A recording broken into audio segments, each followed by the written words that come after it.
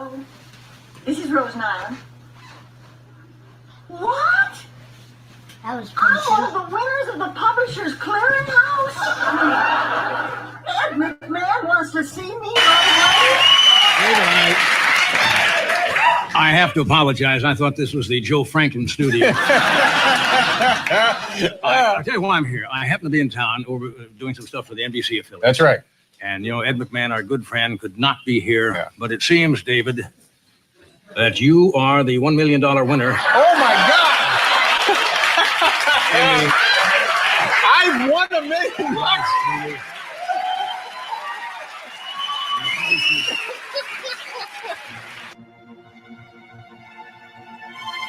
Shout out to my people. This is Ed McMahon, rolling slow through the suburbs in an unmarked van. I ran the strip in the 80s, brought big fat checks to the ladies. When showed up at their door, they would start screaming like crazy. Raked it in hand over fist, was on the VIP list. I was a verbal gunslinger, and my shots never missed. But now the bills have come due, and my credit score's whacked. So I'm hitting up the winners to get my checks back.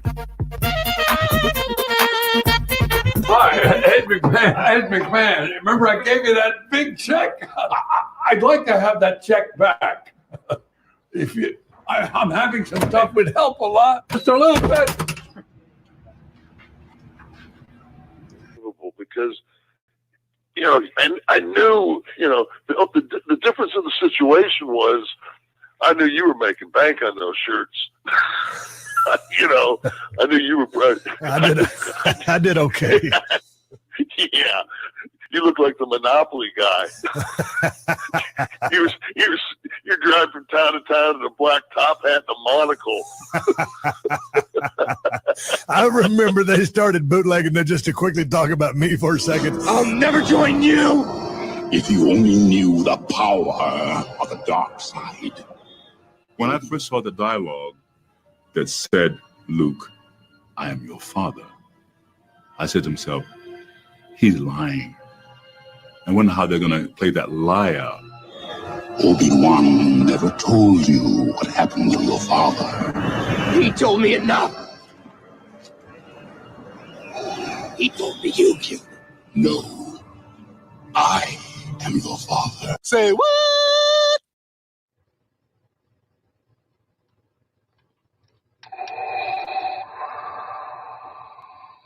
Join me. Together, we can rule the galaxy as father and son.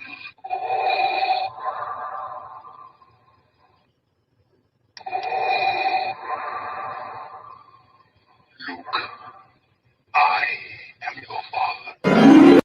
Mirror, mirror on the wall, who's the baldest of them all?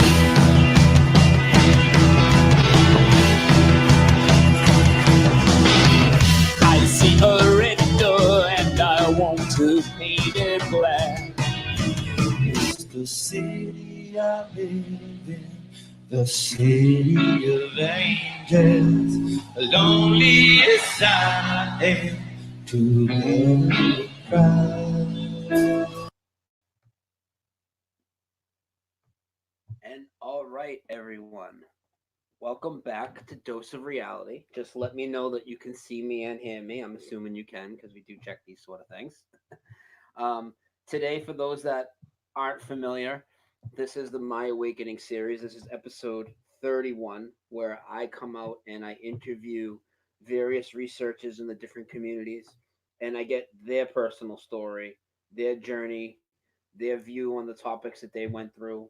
It's not about debating people point by point or if I agree or not. It's about pretty much going from the beginning to now, how it's affected them, how it's affected others around them. And with all that being said, today my guest is Photohelix. Photohelix, thank you for being on. How you doing, sir? Thank you for asking me and having me on. Can you hear me okay? Yeah, I can hear you. Yeah. Awesome. Yeah, I'm just going to start at the beginning. And I know you've gone a big spiritual journey probably for a long time as well. So what I usually ask people, I start people off is, when did they first realize, because I don't like the word awake. We're all on the journey still. We're all awakening. Nobody is awake, in my opinion. But there is that kind of pivotal point for people. Like, to me, it was when I first questioned 9/11, like what that exact piece of footage was that I started to question it, and then where that brought me. For a lot of people, it's an event. It's something to do with the news or the media, or maybe it was a spiritual thing first, if that's where you want to start. But I usually ask people when did they stop trusting the government and the media, and why, and stop researching things. So, if you kind of tell us where you started your journey. I guess, okay, start the journey would be back when I was younger. My parents sort of were, they weren't necessarily anti-government. I was just like everybody else as far as, growing up in school and things like that. But I experienced some things when I was young that put me on I guess, more of a spiritual journey throughout my life. But I had an experience when I was 8 years old, and we weren't like Christian folks at the time. I mean, to be a Christian, you could eat with a fork. You were considered a Christian, I guess, civilized, But when I was 8, we lived at a place in Ohio on the east side. It was in Columbus, 2999 Renfro Road. Never forget that. And I was out with some friends, and we were out there just playing, and I was waiting on the neighbor girl and her little brother to come out. They got called in for lunch, and me and a boy named Doug was laying out on the corner of their driveway. And I had a vision, man. And I seen this, everything just went black. I was looking at the clouds were popcorn clouds, blue skies and everything. And everything just went totally black. It was like if you just closed your eyes completely real hard and held it shut. And in the very center of it, again, we're just laying there. We were looking at the clouds and picking out animals and what we've seen, stuff like that. And I seen Christ standing there with a lamb in one arm and a little staff thing, and I knew who it was, but it wasn't something that, we weren't really being taught that or nothing. I didn't have a Bible or nothing. We had a family Bible, I think, under the table. But it was just, a dust collector. And after that, I asked the kid, I said, did you see that? And there was this voice that came out and said, he doesn't see, he doesn't know anything. And I realized, because he said about the same time, he says, see what? And I said, never mind, so I jumped out and run home. And that's where I got my first Bible. After that, my mom and them, I was beside myself. I wanted a Bible. So they got me this King James Version Bible. It was a little brown Bible. And like you'd see maybe in a church or something where people carry the smaller youth type Bible. And that's where I started as far as studying. Shortly after that, not too long after, Dad had an accident at his work, and we ended up having to move, and we moved from the house to apartments, and he was flat of his back, had some different experiences there, surgery and all. And we went in the middle of a blizzard. My mom had heard a voice from God. I won't get into all that necessarily, but we went to this church. She was ill of asthma. This is a woman who I remember I was taking her to the hospital with her fingernails and lips were blue, because of lack of oxygen. I mean, we carried oxygen actually. And she was healed of asthma and started singing and stuff like that. It was pretty amazing. But at 8 years old, I was seeing all these things. And so it was a real brain boggle. And after that, Dad, he had a visitation from an angel. And while we were gone during that blizzard stuff, there's just so many different little things that from a kid's perspective, you're thinking, okay, to hear it from an adult would be a total wipeout. People say, oh, yeah, they're lying or whatever. It's just crazy. But this was stuff that molded my life and gave me the reason or a belief in God, that I knew that there was something bigger all my life. Even though I later, went in the military and did all this stuff, I walked the wild path and all these things and lived a life just really, that was me. But I always knew there was a God. And there was no, denying that part. So then later in life, I ended up going into the ministry. I had given my heart to God. Trying to, after I got out of the military, I was trying to get myself straightened back out, because I was into drinking and drugging and partying and women and the whole works. It was a lifestyle. And got into that, man. And then because of some experiences I had that were, again, on the supernatural level, things that man couldn't do or comprehend probably, but that really put me back in touch with God. And so at that point, I really began studying on a full-fledged. Well, during all that time, believe it or not, we were always looking at what was going on behind the scenes on the bigger scale. I was taught to not believe. Besides just in religious things. Government, yeah. Yeah. So you kind of probably started to see their anti-God agenda. Is that what? Yeah. When I was young, because of the environment that I was brought up in, and because of the people that we met throughout the East Coast, I was introduced to a lot of different belief ideas and a lot of different concepts, especially when it come to how people believed in the politics. You had Democrats and Republicans and things like that. And I was just never one to buy into a lot of the jargon. I mean, yeah, you're a regular American, woo-hoo, and that kind of thing. But we were always, or I was always taught that you don't believe anything that anybody says, and not to trust anybody, but trust God, and not to fear anybody, but fear God. So I grew up with a strange aspect of trust and fear. I mean, you would develop trust by being friends with somebody until they lied to you. Lying was evil, man. You just didn't lie. And so sometimes the truth would make it harder, You would tell people something, but if there wasn't a proof aspect to it, you really had to question.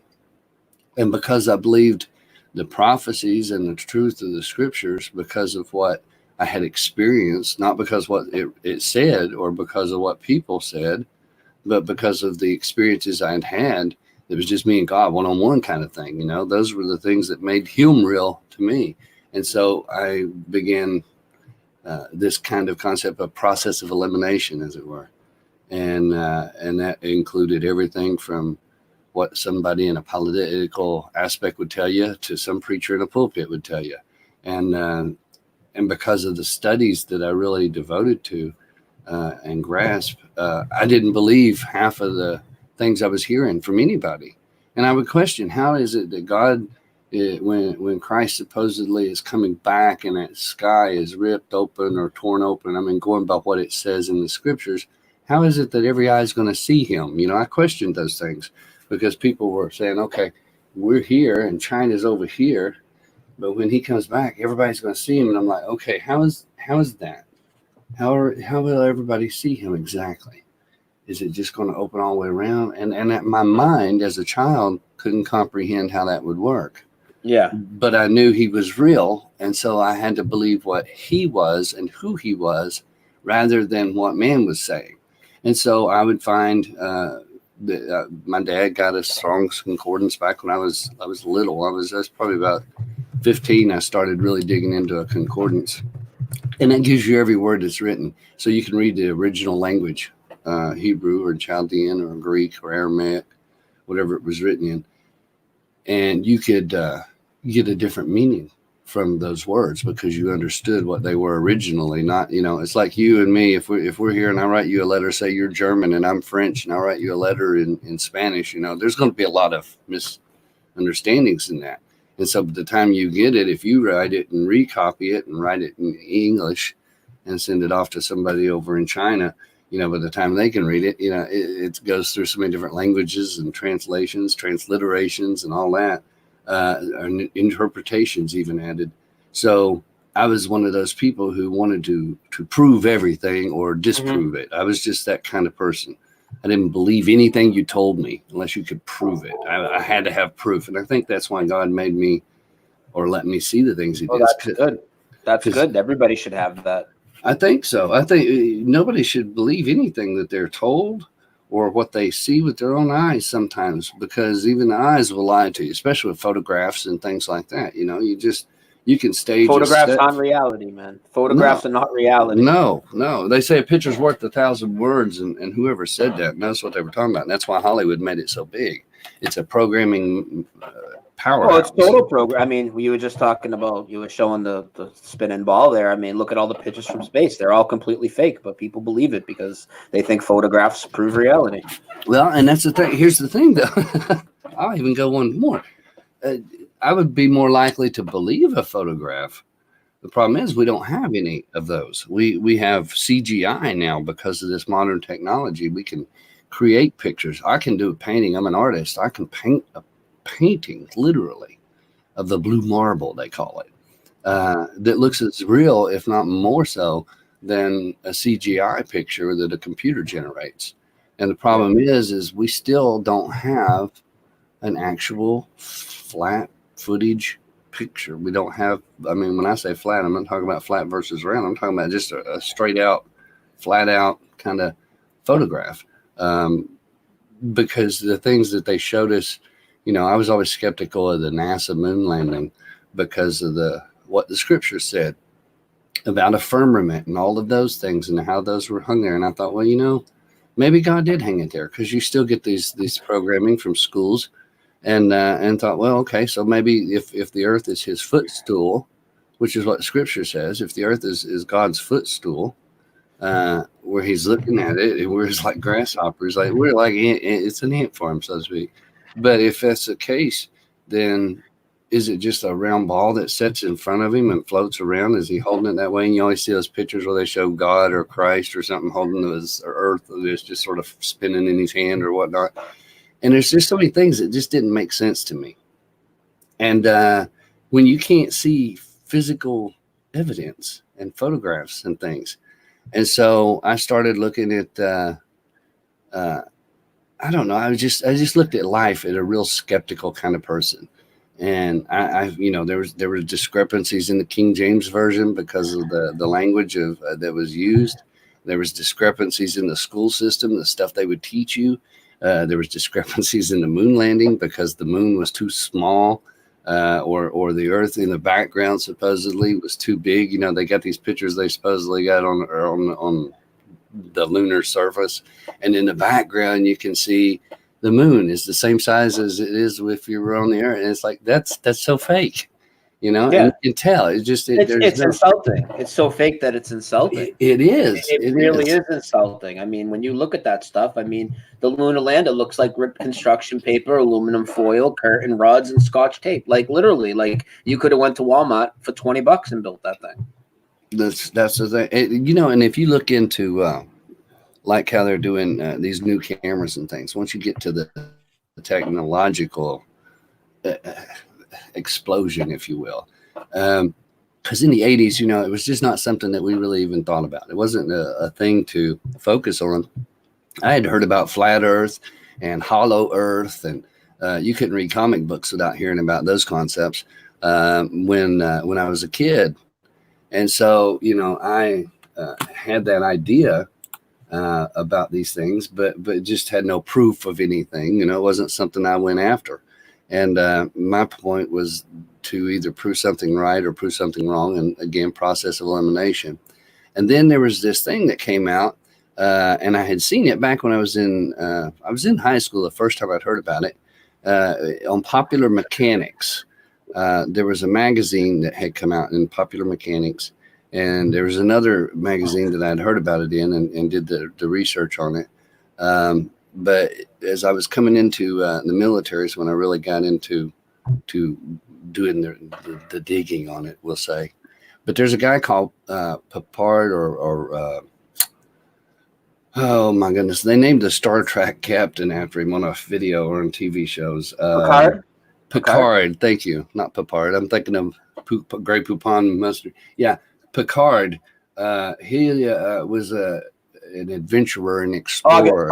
August Picard. That's him. And he was the first person to reach the super height that he did. Stratosphere, and stratosphere, like a weather balloon. Says he hit the firmament, because when they even showed recently, they've showed a video of a remake of that, science, and they hit the water. But which is interesting because right after he had went up, I'll tell you that part first, but he goes all the way up, man. Now, this was in popular mechanics. We didn't have NASA. There wasn't people launching rockets to space. We hadn't come to that point. This was way back. And this guy had this metal ball. It was sealed up like a submarine would be. And later after this thing, his studies went to submarines, and his son became popular for that. But Picard went up there with this big hot air balloon and was going to see how high he could go, and went way, way up. Forget what the actual final was. And it busted out. It came back with parachutes as it came down. But he said in his recording that as it went up, because they had one window that he could look out, and he watched the window as it went up. And he said the whole thing just had a blue glow to it all the way around. And he says as he got way up there, right before they had hit the top or wherever it was they hit, he said it looked as if the Earth were an upturned plate. Like you were looking at an upturned plate, like it had edges that came up. It looked as if Earth was a flat disc with an upturned edge. Yeah, with an upturned edge. Yeah, and that's where that study and that research was shut down. Now that was posted in your popular mechanics, and people at the day, it was the first proof people had of the environment that we live in, and it was buried for the most part. You can still find that, and it's worth a ton or a mint to get the actual book or those copies of those magazines. But sure enough, it was a really big event. And shortly after that, we had the NASA program with the whole Antarctic move with Admiral Byrd and all that came out. But once he spent 30 years down in Antarctica. And he finally found something, and all of a sudden he came back, and then they set up NASA, and they sealed off all the edges and whatever up top. Yeah, it's crazy stuff, man. Crazy stuff. But see, let me throw this at you too, and then I guess we'll get into that effect thing and how that came to be. When I was a kid, the scripture was a big player in my life. Okay, as I'm growing up, and again, with the experiences I've had and being, as you get older, you try to rationalize and make everything fit and figure out and understand. And I hadn't seen contradictions in scripture, even though that we can see some of those now, but I never did when I was studying before. And the only things I would see was maybe mistranslations of certain words that were used, and you could understand by whichever the author was, like if it was King James and that grouping. But one of the things that when I was talking about where understanding the earth and trying to figure out when he came back, how everybody was going to be able to see him. If they're underneath the ball. Yeah, exactly.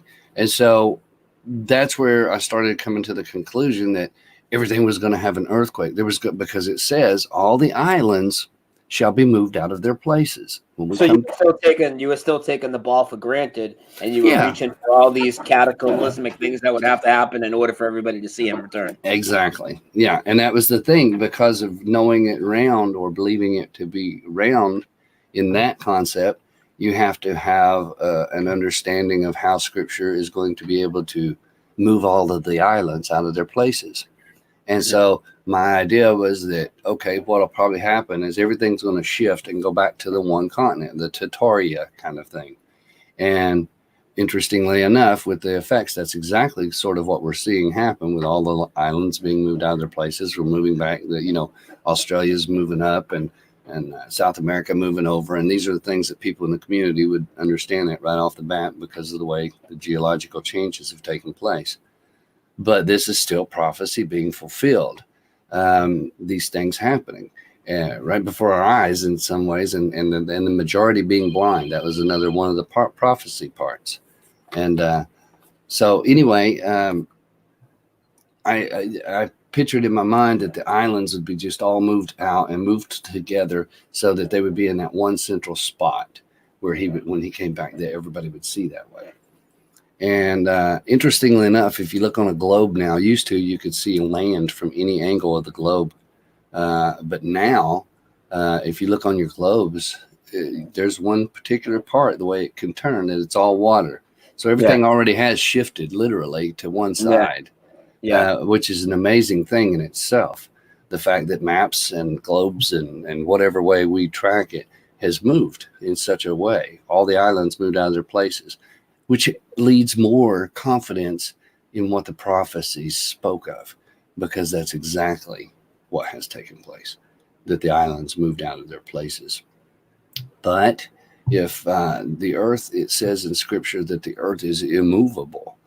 And Immovable, fixed and immovable. The earth has no curves. I mean, that's right. there's all sorts of, I mean, some people say there's up to 200 passages that kind of relate to that. And I've read through most of them, and none of them actually say the word flat earth, but they all say, absolute things that contradict the world. They don't say round in the sense that it's a ball either. It doesn't say a ball or anything. It does say round as in a circular. Sitting upon the circle of the earth is not mean it's a ball. But it also says four corners too, see? Mm-hmm. So those are things you have to consider. Again, and this is something too that I point out to people. I don't think that the first video I ever made about round versus flat kind of concept, and threw in the hollow as well, was that to me personally, I didn't see how it would matter. Now, again, understand this: before I actually come to the true understanding that I believe in now, I've seen the effects first, the Mandela effect and the quantum effect. So before I go into that complete understanding, I guess, of where the platform is that we're on, or realm even, then I would have to say, we'd have to discuss how I come to the Mandela effect, I suppose. But just prior to the videos of the effects, I did a flat realm because it was a big thing at the time in the YouTube land. And my point was this: one, anything that you say that is opposing to the normal belief system, such as flat versus round. And I said this way back in the earlier part of this explosion of understanding of flat and round. I told people then that you watch, because the people that are saying it's flat, that this is going to become a government thing. There's a reason that this information is now coming to the top, as it were. And when we say stuff coming to the top, we talk about like when you're making cream or milk, the stuff floats to the top, the impurities come out and everything comes clean. And so as this comes out and stuff, I made a point that, first of all, it doesn't matter if it's flat or if it's round or if it's a triangle or a square. It doesn't, the shape, it could be hollow, whatever you believe, doesn't matter when your breath leaves your body. Now, we just had a death in the community. Jerry Rourke passed away the day before yesterday. And I did a video about that, reaching out to people and announcing for his family because they need some help. And he was a good friend of mine. But him and I would talk many times, and I've said it many times, that our breath, we're not guaranteed our breath. That that next breath or heartbeat, we could die at any moment. And sure enough, in saying that, understanding that we could go, it was my point that it doesn't matter what the shape is that you're on. It matters where you stand with God when it's all done and said. And so that video went over decent enough, but the final point to it was that you mark my words, this is going to make anybody speaking against the round earth a government target. Now, I said this way back before anybody knew that flat earth and round earth was a threat of any sort. And that video's still up, flat versus round or something like that. And does it really matter, right? But I did make the point that if you're speaking things that the government's against, like NASA is sort of a government pushed kind of thing, and the round is a school-induced public thing. And so anything against that is going to receive harsh criticism from the right or the left or whatever it is that those people are on the extreme side. So here's the thing, though. Sure enough, now the federal government, the FBI, has posted a literal readout, especially to YouTube and Google and Facebook and places like that, that people who are speaking about flat Earth are to be considered as a dangerous, possible domestic terrorist threat. Yeah, and did you see what they did the other night? I know you probably didn't because it just happened on Saturday Night Live this past Saturday. They did a skit where a so-called crazy person in the crowd rushed at Trump with a handgun, screaming they were a flat earther. So, but this type of disinformation has been building up for the last several years now. It's getting bad and bad and bad, trying to make us look like we're batshit crazy. But I think that you would probably also, would you agree like I do? Because you were already on a spiritual journey and knew that God was real before all this, correct? Right. But somebody like me didn't, and me coming through that and then wanting to know why these people are lying and then seeing that they're hiding God, then for a lot of people, it is very important. Exactly. You know, because I was looking at it from that perspective of already knowing, because I mean, I'm that kind of thing that I see it as everybody should do it. Okay. Yeah. Hold on one second.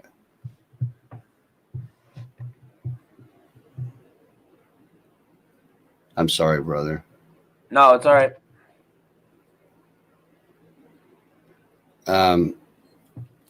Anyway, when you see it from my perspective, or at least when I was seeing it from my perspective, assuming that everyone believed there's a God, you know, some naivety to it, I guess. I was that way.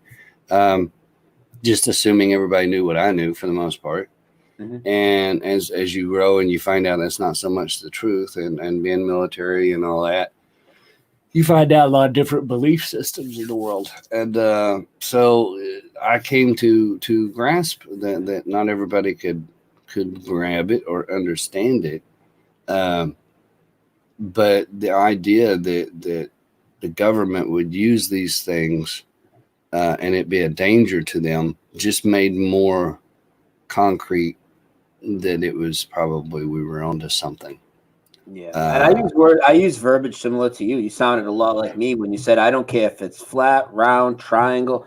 I say the same thing, but the thing is, the fact that they're lying to you about it, and you can't accept these lies, and they're lying to you about your cosmology, how we got here, where we are, if we're special. They're lying about all that, and all that is tied into this lie. So I try to get everybody started on that journey. I don't want anybody to come away from watching my shows and say, I'm a Mandela effectee, I'm a flat earther, I'm a 9/11 no planer. I don't even like labels. I think the labels hold us all down, and unfortunately, they box a lot of people into certain beliefs. They do. And that's the thing. You know, I try and tell people, don't take my word for nothing. A lot of the videos I did, all the videos I did, probably were just to make people think for themselves, to try and go out there and find out, to prove God's real for themselves. Not take my word for it. I can't prove to you God's real. All I can do is share what I know, what I've experienced. But what I've experienced, and if you haven't experienced what I have, how are you going to know?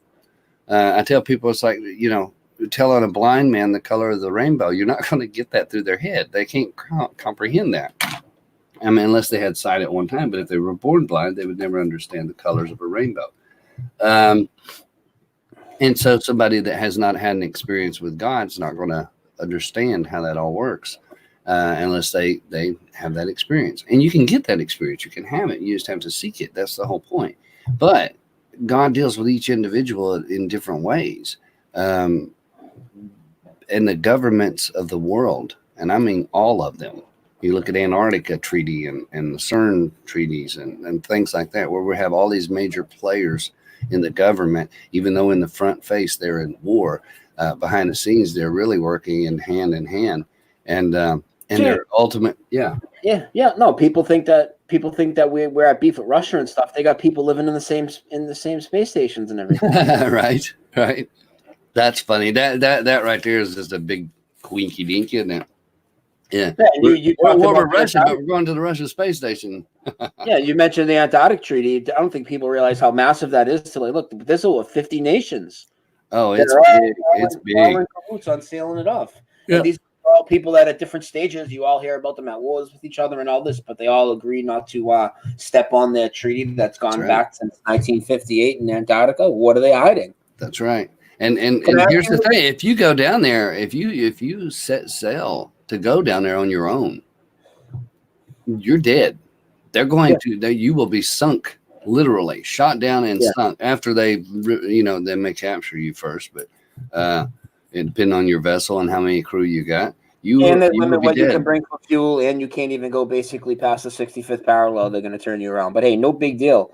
Nothing to hide here. But hey, before we even get into the Mandela stuff, while we're still on this, and what do you think about the North Pole in relation to a lot of old stories of Eden being there, Shambhala, Mount Meru, all this type of stuff? You have any opinions on any of that?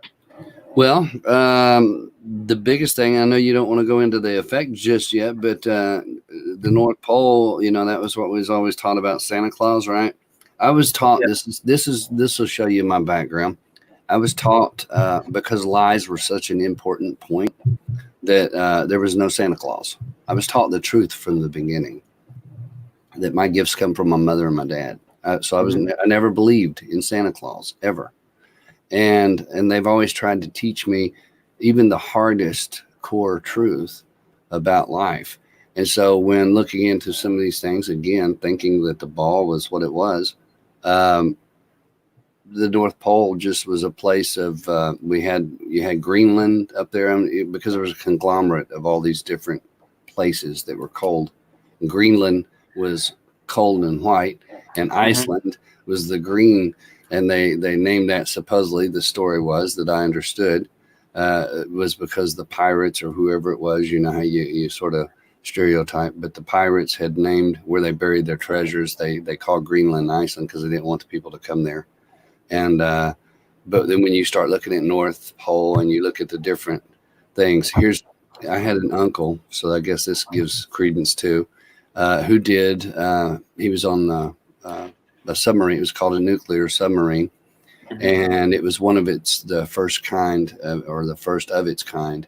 And they did 6 months under the Arctic ice of North Pole and northern ice. That was one of their big things. They stayed under that, and because of having access to that information, I just believe that the North Pole was just what they would tell us it was, the big ice sheet that was frozen over and stuff. And the deeper you go into being programmed or believing the things that they tell you, you start to assume that it works. And the math doesn't work. That's the biggest kick for me.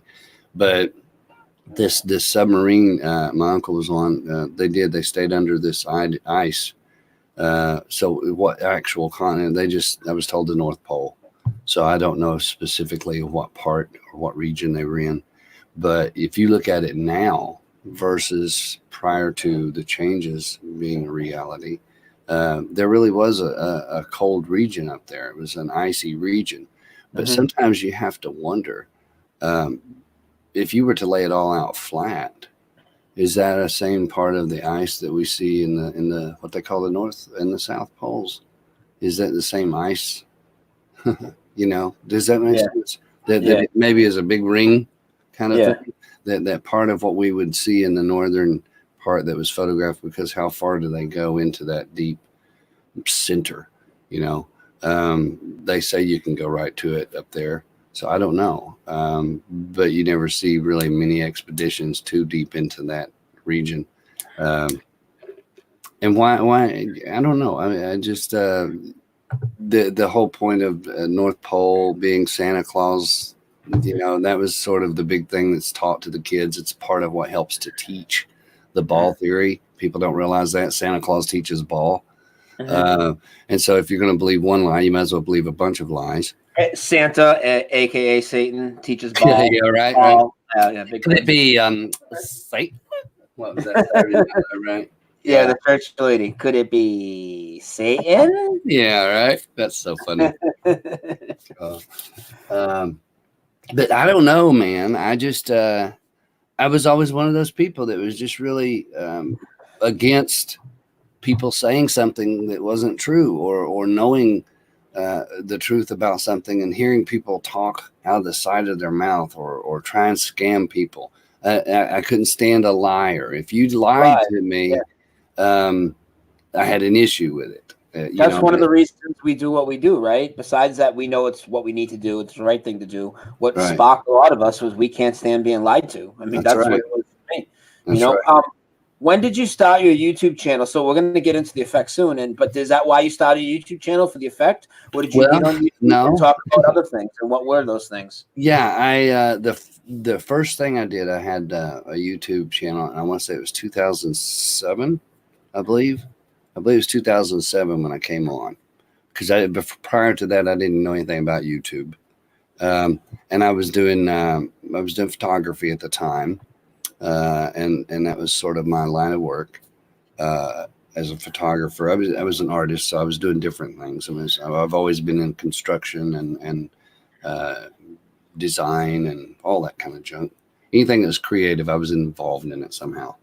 And so anyway, because I'd had some movie business kind of stuff going on with different videos and things, that sort of opened the door for me with the YouTube thing. But how it happened was I had a dream. And when I was in the military, oh man, made me think of Jerry Runk. I haven't shared this with a whole lot of people, okay? Jerry, the one that just passed away, he would call me Dreamer. He'd say, "Hey, Leo, what's up, Dreamer?" And that came from me sharing this story with him, and it stuck with him. That's amazing. How about that? When I was in the military, I was RPO, which is Religious Petty Officer during boot camp, and how all these things fell into place. Just amazing, really. But I used to have dreams, and I would tell people who would ask me what I dreamed, because I would tell people things that were going to happen in that day, or the day before, or rather the day after and stuff, because I would have a dream, and my dreams were really accurate. And if they were a specific person that was in the dream, I could tell them what I dreamed, and that literally they would watch it come to play. And some people considered it a witchcraft thing, and it wasn't witchy or nothing. I wasn't into that. That wasn't what it was happening. It was God-given dreams. Listen, all these potentials, all these powers that we're unlocking, and the potential it's happening to, they want you to think it's witchcraft, new agey, all this shit. Oh yeah, because it keeps you away from it. It keeps you away from the spiritual side. It's all gatekeeping our spirituality, man. That's right. Now don't get me wrong, there is some witchcraft. I mean, that stuff's real too. But my point being is that I was just having dreams, man. And it got to where it was such a regular thing that once I was on board the ship, we had what we called the chicken coop. It was like 6 coffin racks on one side and 6 on there. So you had 6 men in one little small space for sleeping only. And you had your racks, and you had, they opened up, they're called coffin racks, because that's where your locker was inside of it. It's just a thin mat. As a matter of fact, more confined probably than a prison cell in each chicken coop. And it was under the flight deck of the aircraft carrier. And it's called the coop. And we that worked up there on the deck, that's where we slept. So I had the bottom one on the rack, and I would wake up and people would be standing there looking at me and going, "What'd you dream, Dreamer?" Because they were curious about what I would dream. And I would just tell them, what my dreams are. Sometimes it was just a nonchalant kind of thing that we didn't, oh, that's sort of strange. And then it would come to pass, and it was like everybody jaws drop, so-and-so, man, I had a dream that so-and-so left and somebody died, things like that. I mean, really serious things. Or I would have a dream that one of the guys that everybody thought was funny, that he found a wife, and sure enough, things like that. I mean, things that were just out of the ordinary, that it was more of a joke kind of thing. But because it would happen, and little things, sometimes it would be just really weird things. And it got to be such a regular thing that people would just ask me. And so I had shared that with Jerry Runk, and he was calling me dreamer. I hadn't thought about that. But yeah, so while I was in there, that's how I came to be that way about telling dreams. So over a period of time, a lot of dreams I would have, I kept to myself because they seemed prophetic in nature. Some of them really scary about things that I would watch unfold. And I've literally had dreams and watch them unfold in ways and I keep most of that to myself. Scripture says not to cast your pearl before swine. And it's not to say people are a bunch of pigs, but ultimately people can't appreciate those gifts of the Spirit, I think. So jump ahead, 2007, I had lost my dad. He'd passed away and in 2004. And so I was still dealing with that because he was a best friend thing. I went through a lot of different issues. In 2007, trying to get your life back together and you're, trying to do things and just normal issues of life, I guess, for everybody has their own. And I had a major, major dream and I hadn't had one in a while. And it was really scary. And in that dream, though, there was a vision of this angelic that came talk to me. And I'd had those things happen before and always had been true and always come true. But in this particular one, it said, tell them. And so I'm looking out and in the dream, and it's the video dream. The dream is still up and it's just called Prophetic Dream. So I left it up there because I don't know how that's going to play out. But I still believe that's going to be a reality. Honestly, I do. And there's certain parts of it that I had done another follow-up video to it, but I went ahead and took it back down. But it was because it gave some details that are left out of the original. This is my first YouTube video, the very first YouTube video I did. And I think it was like 10 minutes long because you could only do 10 minutes at the beginning, So it was a short video, and I tried to cram as much into it as I could to explain the dream. And it was real fresh in my mind.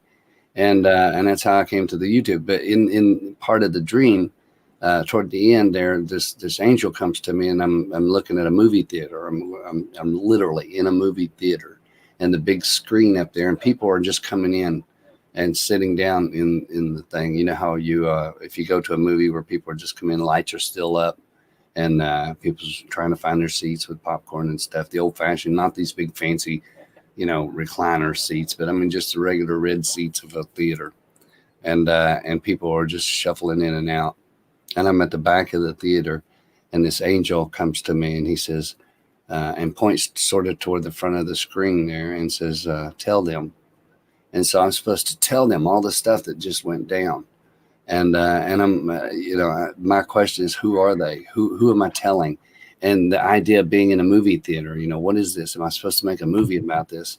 And so, sure enough, in pondering that, I stumbled across YouTube. It's the craziest thing, how that all happened, which was confirmation to make this video. So I went out there and realized I can tell them, I can show them. And so I went and made the video, and I tried to cram it in to tell about this dream, which I believe is prophetic. I believe it's still going to happen. I believe it's coming. I really do. And that was my first YouTube video. And that's how it started. I didn't know anything about flat Earth. Was not an issue at this point. Again, that wasn't even a topic in my mind. Furthest thing from my brain. So what other after making these dream videos, well, first I want to know how the response was from people, but then after that, you must have went down like the 9/11 rabbit hole or some of these other big topics, chemtrails. Yeah. So go ahead, you continue. But let's hit them all. I need to fill my coffee. You want to give me 1 second? We don't have to take a break. I just go ahead. All right, well, go for your coffee, and I'll just tell about how I went down that rabbit hole. Or do you want me to wait for you so you don't? How about this? Musicians for Truth has been telling me for a month or two he was going to make a Mandela Effect song, and it's really awesome. And he made it. It's only 3 minutes long, so I'll just play that song while I fill the coffee. There you go. Well, do that, and I'll fill mine too. Does that work? Yeah. All right, play the music. Key the music.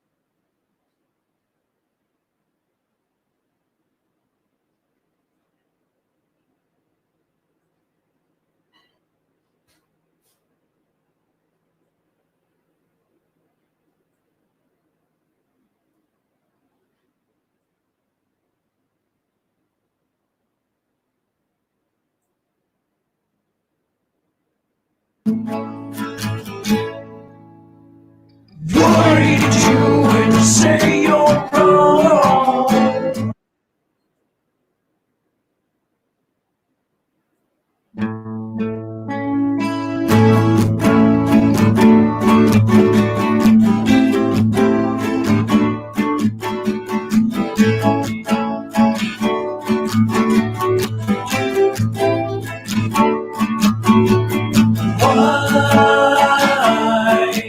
Why do I remember any man with a big jack in his hand?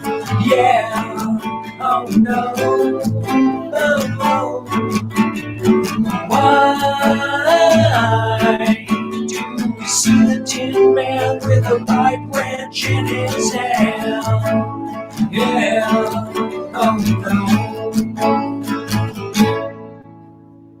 What do you do when you say you're wrong? That your mind is gone. What do you think when you change your song? Hold your breath. Hold your breath. Trust yourself.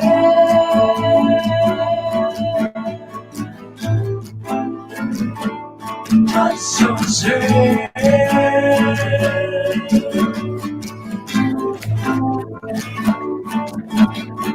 Why? Your recollection's not in line. Things are changing overnight. Yeah. Oh no. No, no.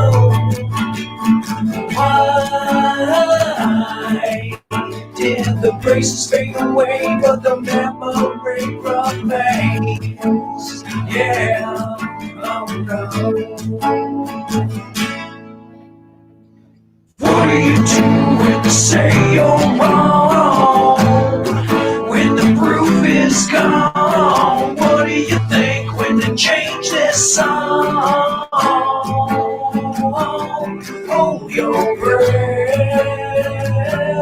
Hold your breath. Hold your breath. Trust yourself.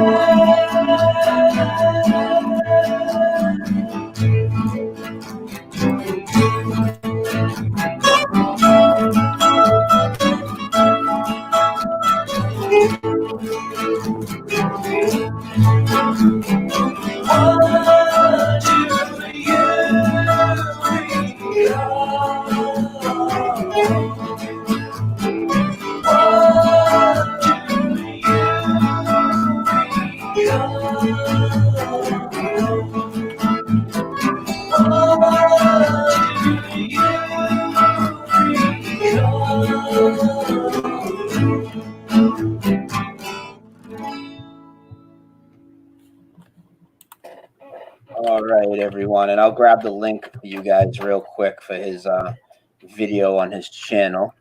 And this is actually it right here.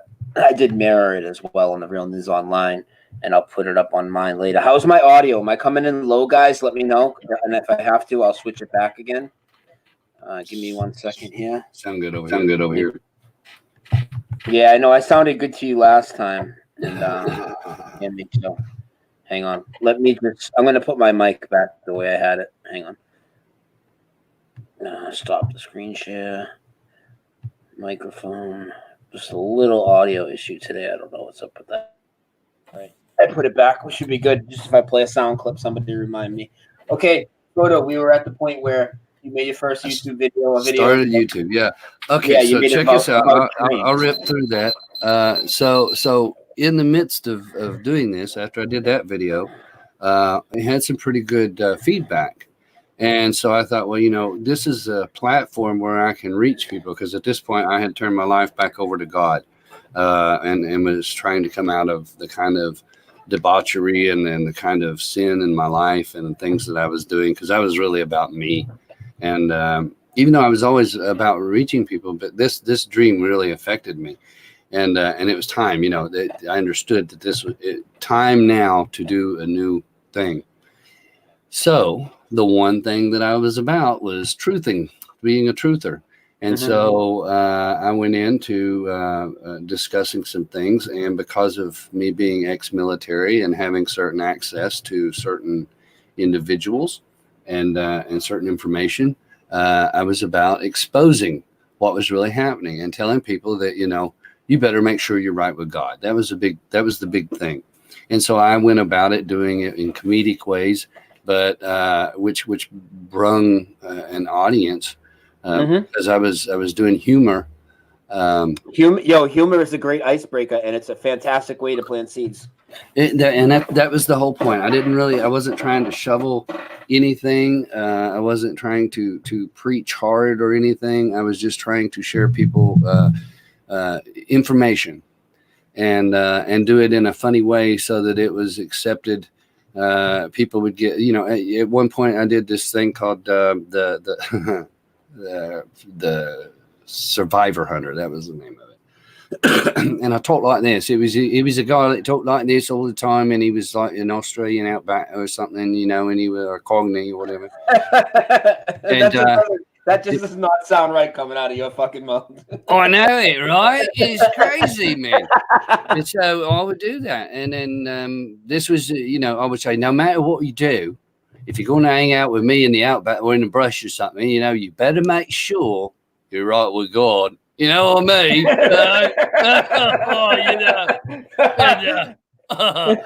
So that was it, and oh my God, I would tell people that. So it was a humorous thing, and people liked it. And sure enough, man, that was the way I was doing that bit. It was almost like there was a show called Green Tomatoes or Green Tape or they used duct tape on everything. And that was the idea. And I would do things to show people how to survive and what not to do. Because I was using that character to show things that were just really ignorant. I would climb up a tree so that you could see distance. I would show people how to find your location in the woods or where you were at so you'd know which way to go and things like that. But in that process, I would fall out of the tree, of course. And then I'd say, hey, you don't want to do that, and I would teach them about certain weaponry or how to get lights or how to make a fire and things like that in worst case scenario. So people had survival techniques because the majority of America can't grow a tomato. And it was in that realm or that concept of doing that that I would show. I did a series of what if videos.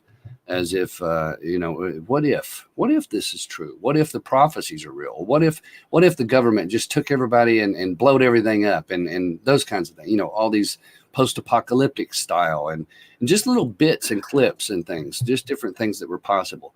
And the problem is I was putting enough information in there, and I did something in 2011 exposing everything from CERN to scalar technology with do weaponry and frequency weapons and all kinds of stuff that were really not on the wide plate for the majority. I was explaining things that were being done right under people's noses. Fermilab and some of these other things where they were doing experiments and things that were spraying. Chemtrails was another big thing I was on. And anyway, in the midst of all that, I was talking to people from around the world. And so the videos were really going pretty good, and people would ask me different questions, and so that I would do little bits or little clips or tidbits, just talking about scripture, because somebody would ask a question, what about this or what about that? And so I was trying to help people find their way to God, and the whole time explaining to them that everything that they're hearing and seeing, whether it's in the political arena or geopolitical or governments that are around the world that are doing things that people just, and of course 9/11 was what became a part of that as well. And because of the things that I was exposing, I got visits. Literally, I had 2 black helicopters. Now, this ain't no joke. I was on the phone, and the phone I had was one of those flip phones, so I didn't have a camera on it. And I was talking to a guy in New Mexico, and we were discussing some of these things that I had already been warned about. I mean, I'd had people warn me. I did death threats, all kinds of stuff. And the whole point that fueled me, that made me go even stronger. You threatened me, by gosh, I'll expose you and show you some more. And I was exposing sensitive information. And so I had these 2 black choppers come in, and hover. I thought they were going to land in my yard, or we were going to have troops coming out of the side because they were that low. I mean, they were just right here, and spotlighted me on the porch. They come right down in the middle, and I thought, man, they're going to land right here.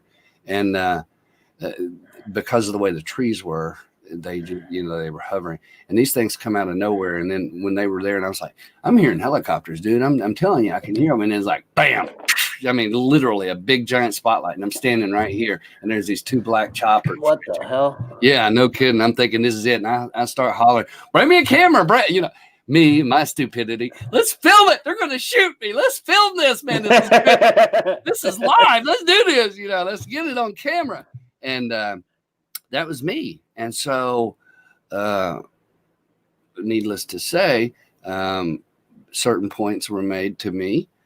Certain things were made and happened, and then I was set up to experience some of the falls, and they tried to shut me up.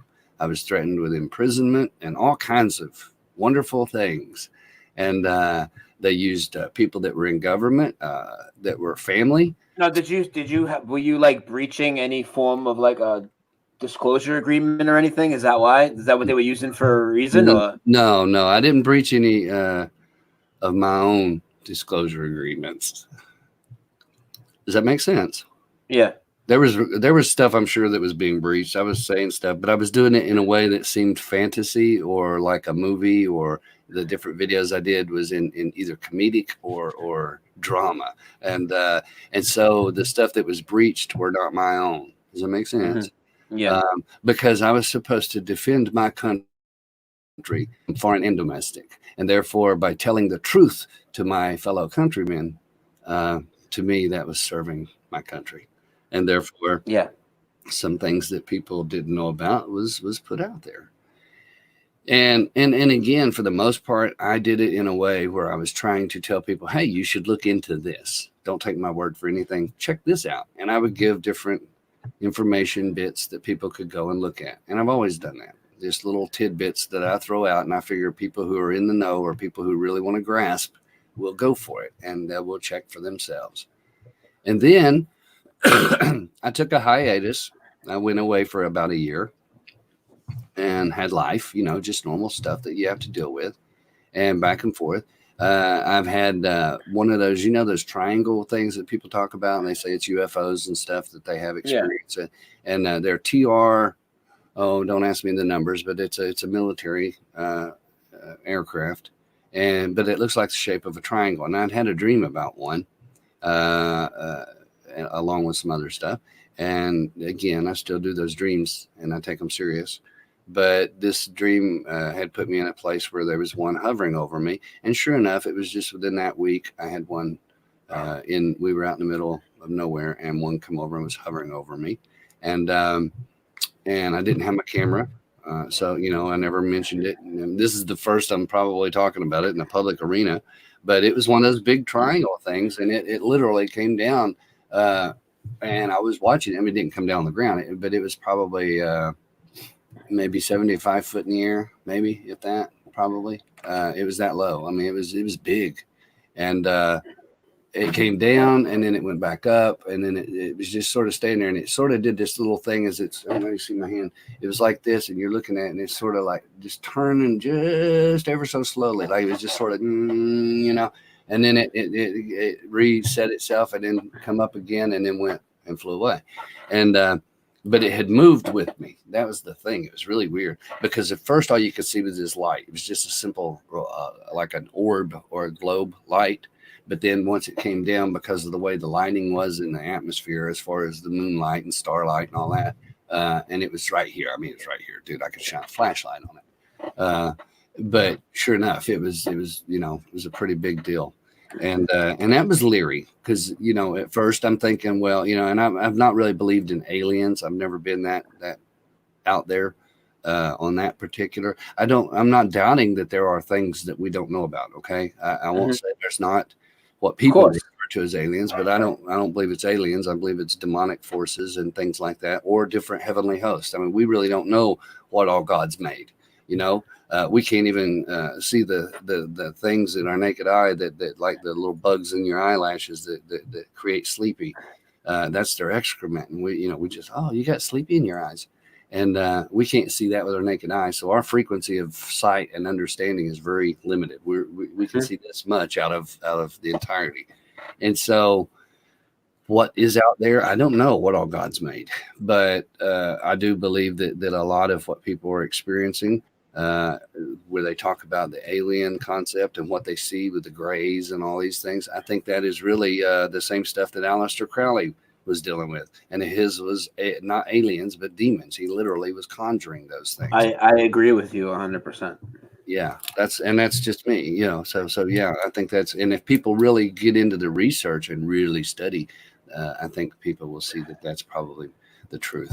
Well, the part of the alien agenda, in my opinion, isn't just to push this endless, godless universe, which we know is a huge part of it, right? And the whole space fantasy. But I think it's also to cover up for demons that they know have always been here and are going to present themselves maybe even more in these times. And then everybody will brush it off as aliens. And then they won't even look at, then again, you're still in the physical and you're not even looking at the spiritual aspect of the whole realm. That's right. That's right. And that's the whole thing right there, is everybody's really hanging on to this. Now, I think this is where the effect probably came in to really help a lot of people understand that. But this physical, you've heard people that are spiritual or Christian or whatever, all of that throughout the ages, talk about how we're to walk in the spirit, not in the flesh, that this flesh is going away or back to the dust of the earth from whence it came. And that spirit, the ruach, the soul, the breath that you are, goes back to him that gave it. And so who you are, and we've had people with out of body experiences that give an understanding to this, near death experiences, people who have had all kinds of different experiences from all kinds of walks of life that give credence to what we're saying about that. We are not this flesh. We are a spirit that dwells within inside of it. The flesh is the house of it's a prison house. And if people would read, this is another thing that's been kept from the public eye, is people say, well, the Bible is wrong, or the Bible has different things in it that really could be taken different ways and whatnot. But they're very limited with what they read, because you've got 66 books, interesting number they would choose to put in there, in the actual King James Bible. But if you look at the Ethiopian Bible, it has the book of Enoch. Or you look at the Bible that in the original King James includes what's called the Apocrypha, with the book of Maccabees and Jasher and all these extra books, they're extracurricular books, we call them, that are still scripture, but were not put in or not canonized, as they call it, because they were kept from the public. The book of Enoch, you cannot believe the earth is what they say it is if you read the book of Enoch and believe the book of Enoch. It's impossible. It's totally impossible, because it's very descriptive. It's very much. And but that's a reason they didn't want that out there.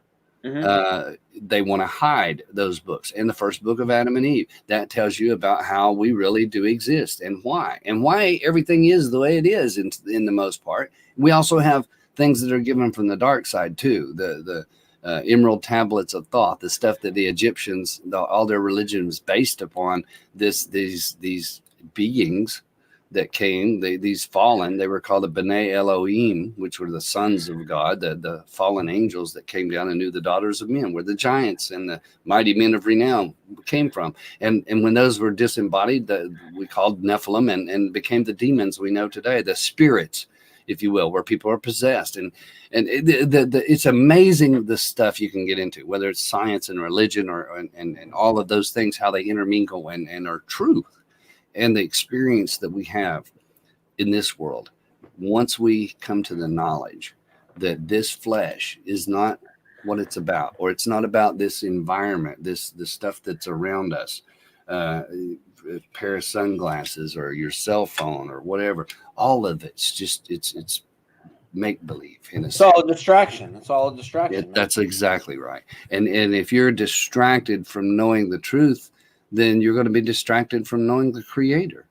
And why wouldn't you be? Why would you want to know God if you think you're a God yourself? If you think you've done it?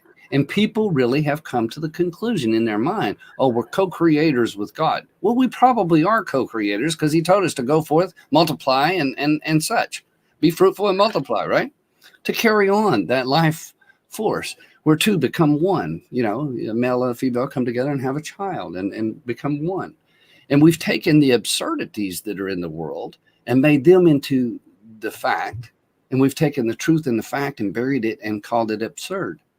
And the fact that the majority of people only have a knowledge or a belief that there might be a God rather than that there is a creator, even though science itself now is proving that there is a creator. And then along comes this Mandela effect, the quantum effect, the changes, and all of that was prophesied thousands of years That's what ago. did it for me. Like with the flat earth stuff, like I said, see their agenda, their anti-God agenda is what made me realize that they were definitely hiding that. I mean, it was very, very blatant, but until I really went through the Mandela effect hard, I didn't really grasp the supernatural aspect and the spirituality of this realm.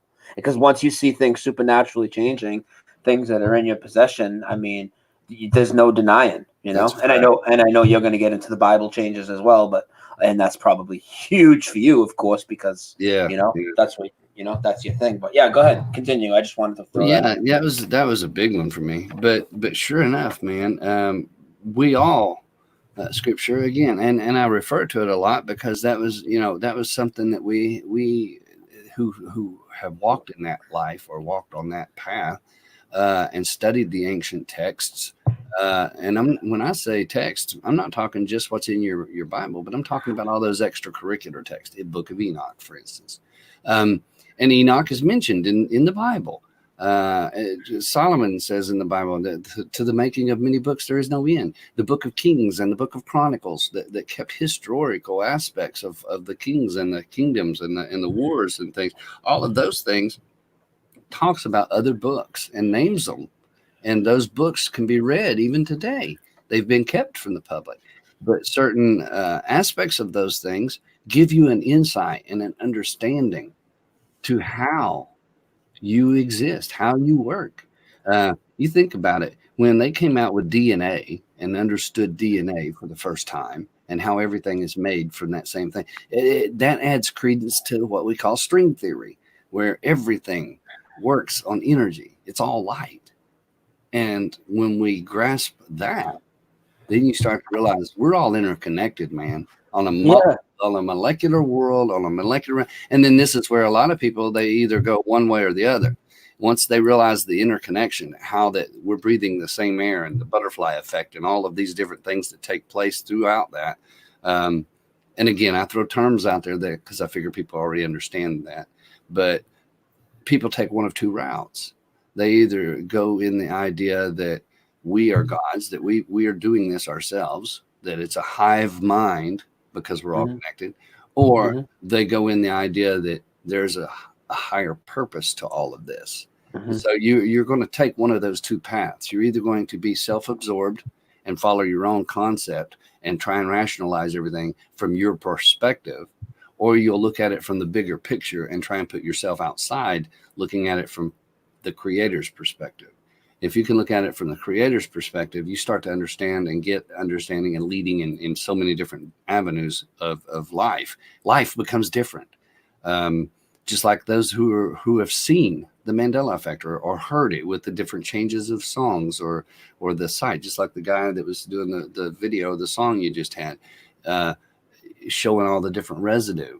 And a lot of the residue that we had is not there now. And some of the greatest residue we have were the Bible changed things, because people that were into that were putting out statues and things, even though I don't think that's probably a good idea, but those become residue. And just like the Lord's Prayer, almost everybody knows the Lord's Prayer just from going to a funeral home. You know what I'm saying? And people are taught that from childhood. Forgive us our trespasses as we forgive those who trespass against us. But now it's not in any of the Bibles. And for a long time, even at the beginning of the changes, it was still in the Catholic Bible. Now it's not even in there. Yeah, that's the thing, too, is when you try and point these out to people, they'll be quick to get into, oh, it's a translation issue, this, that, the other thing. Now we know, hey, we can pull it off our own shelves and it's changed. But also, if you people would just pay attention, especially with the Bible changes, you see them incrementally seep across all of them. Like you can watch it happen. Right. And some things changed it, like the wineskins was the big one for me. That's what really turned me on to this effect that proved there was something bigger going on. And that's when I realized the prophecies concerning this that are embedded around these changes that we're seeing. And again, some people say, well, it's not really even changes. And in a sense, it really isn't a change. It's literally a different timeline in the sense that time is divided. And what happened, what they're doing, and how it's happening, and all of that, everybody's got different theoretical ideas. But if you come at it from the biblical aspect, from the prophecies that told you these were going to happen and told you how people would react, it tells you why, you start to get a better grasp and understanding of the bigger picture. And then it doesn't seem so scary or bizarre. It's almost expected. And but for centuries, these prophecies were closed. They were sealed up because we didn't have an understanding. It's just like the first time that a person drove a car without horses. That's a prophecy. Horseless carriage kind of thing that they're running around here. And this is something that 100 years ago, we didn't have cars running around like that, and airplanes. My, how we've come a long way in such a short time, and knowledge abounds. And the smarter we get as humans, the dumber we get. When the greater the technology, the more we want to use it as a weapon. We want to population control and destroy humankind. And for those that are at the top that think they're gods, literally. And it's a sad thing too, because, people are just so far from the truth, and it hurts because all you want is for people to understand what's really happening. And because so many people have been programmed to rationalize, which you should be, you should try to rationalize. You should be very skeptical of everything. But the main number one thing is, just like you said, the number one thing that they do in all of it leads back to the same, whether it's the quantum manipulation or Mandela effect, you want to call it, whatever, or the flat earth, round earth, where your realm is, what you exist on in your situation there, or your political and all, whatever the realm is, all of them try to hide the truth of God. That's a fact. They do bury that, because if they distract you from him, it's just like you and me, okay? If we're friends and we talk, and you and I do, we talk on occasion, and you got my personal phone number, and I've got yours. We've texted back and forth. Here we are. We have developing a friendship, okay? But if you and I never speak to each other, that friendship's going to die. We'll grow old. We may be acquaintances eventually, but right now, we're developing a friendship where we listen to each other and we glean from each other. We may not agree on everything. We may not see eye to eye on everything. We may not understand as each other. But that's what friends are about. That's where you come together and learn. We're all together in this, that we're all going through this. We're all going through this. We're all going through all the lies that we're fed. We're all being oppressed by the same people. Who cares if we don't have the same damn theories, especially when I just started looking at Mandela effect, flat earth, these things in the last 4 or 5 years. Are we going to agree on everything? I mean, there's so many different ways to come at everything, and we've all been lied to so long. And plus, we all come from different perspectives. I come from a media fakery background. You come from a biblical or a spiritual type of background. Of course, you're going to have different perspectives, and hopefully we can all lay the stuff on the table together and put pieces of the puzzle together. And that's it. Don't you think that two minds are better than one in any case?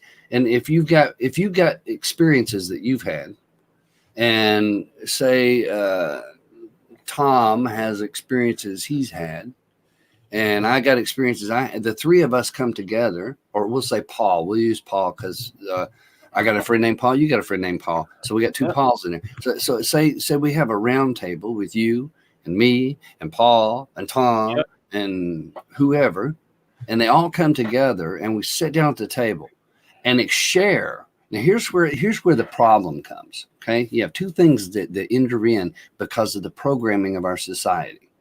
One is speculation. Okay, we can come together and all of us speculate together and say, okay, what if, or how about these kinds of things? We can do that. That's normal for humans to do that. That's how we learn, because we can come up with new ideas and have that enigma moment or that epiphany moment and be like, yes, now it comes together. But if we didn't come together to start with, it wouldn't work. That's one thing, okay, where we can have the ability to speculate. The problem with people coming together is that people will use speculation as their truth or as their fact. Well, that's why speculation, me and Paul used to say this all the time, and I would say it on the show, because there's a lot of people in these so-called truth movements that used to, I had to leave all these Facebook groups and all these places because I would talk about things that are just too far out for them, but they always almost turned out to be true. But these people they just want to stay on no spin, no curve. Or they want to stay on, hey, there were no planes on this day, but they don't want to go any deeper than that. And then when I go deeper, it's always, oh, that's a psyop. That's a psyop. All these people that won't look. The thing with speculation is, if speculation is stated as such, it's a great thing. How else are we going to figure stuff out? Right. But you don't just throw, like, for instance, I tell people, like, in the flat earth discussions, like, let's just say me and Paul and a couple other people, we're having a show on my channel where we're trying to progress the conversation. Well, to progress, we speculate. But I wouldn't go into a debate with somebody that believes in a globe and put speculation out there. Right. You know what I mean? Yeah. So there's a balancing act. But here's the thing, and it's just like that. I'm friends with people who believe the earth is round. I'm friends with people who believe it's flat. And I'm actually, believe it or not, friends with people who believe that it might be hollow. And some people that actually have the concept that it's just a realm rather than an actual physical place of that we understand as far as dimensions. Scripture even says God's creation's above measurement, man. We can't measure and find out all of his creation. It's impossible. So that right there gives us a heads up, I think. But here's the deal. If we assume something is real or true because you have an idea about it, or you've speculated, if you will, you've made a speculation and say, hey, this is my theory, and we're going to call it real, then you're no different than the science garbage that's teaching the theory of relativity or the theory of what is it? I mean, just pick one, the Big Bang theory or the theory of evolution. People have all these theories that they say is real, that is fact. As a matter of fact, the Big Bang now is considered more fact than it is theory, even though it's still a theory. Nobody's there. Nobody's been. And I mean, being a guy like you that comes from a man of God, I mean, that must be really the biggest spit in the face. I mean, well, not really, because I just look at it like, okay, well, maybe it was. Let's look at it. God said, "Let there be light," and Big Bang, there was. How do we know that God didn't create the Big Bang? Something started it, right? And then you have to ask yourself this, and this is the one that people seem to stop. Okay, let's say you go to the Big Bang. And what was the Big Bang? Where gases came together and collided and created some thermonuclear kind of fusion or explosion and started this mass growth, right? Yeah. Okay, so let's say that's the fact. Say we could actually go back and key into that major explosion. So here's the question. Where did the gases come from? Yeah. What started it? It didn't start from nothing. Nothing comes from nothing. That's fact. That's science fact. Nothing comes from nothing. So what caused that explosion? Or where are the elemental aspects of it that began that?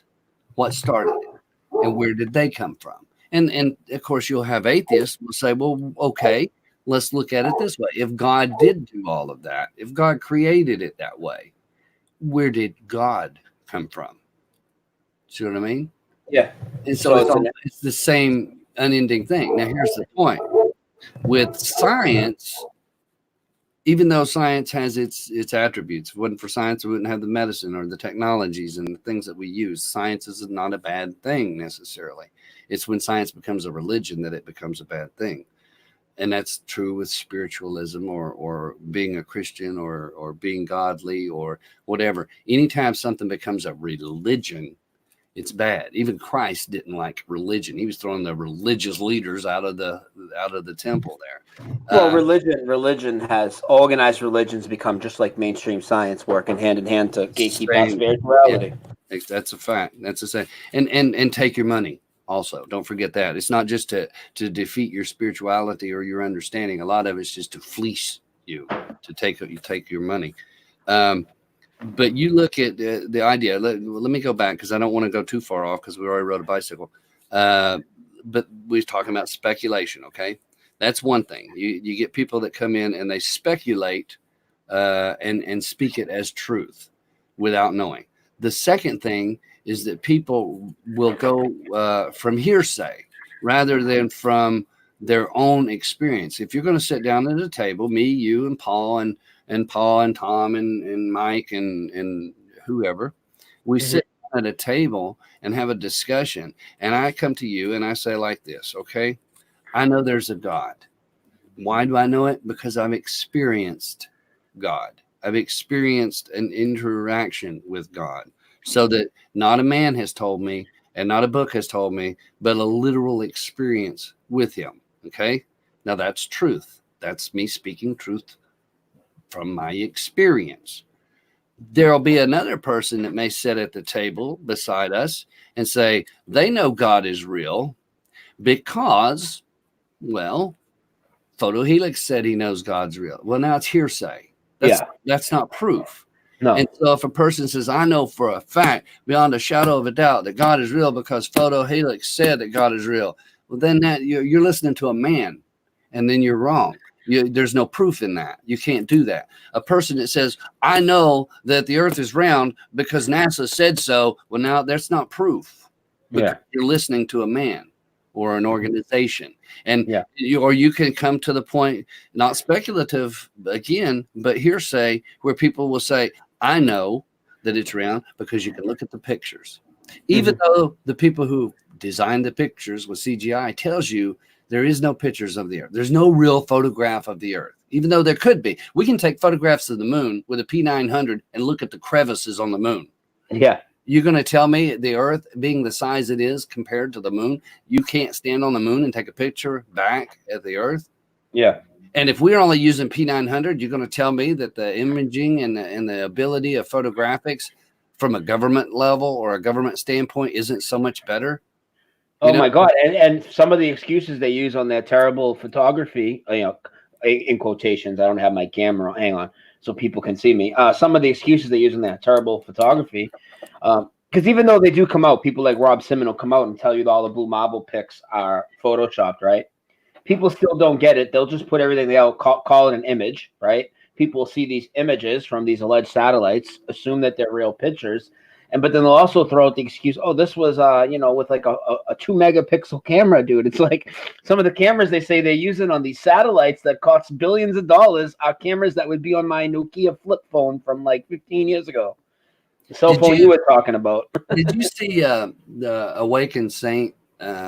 He did a video, had to do with the hair gel or something. I watched it. How they do the hairspray thing. And he did the side by side with the commercial. Right. If you do the gravity thing, right? Yeah. Or anti-gravity or whatever they call it, with the float or lightweight airplanes where they do that, almost like a roller coaster ride.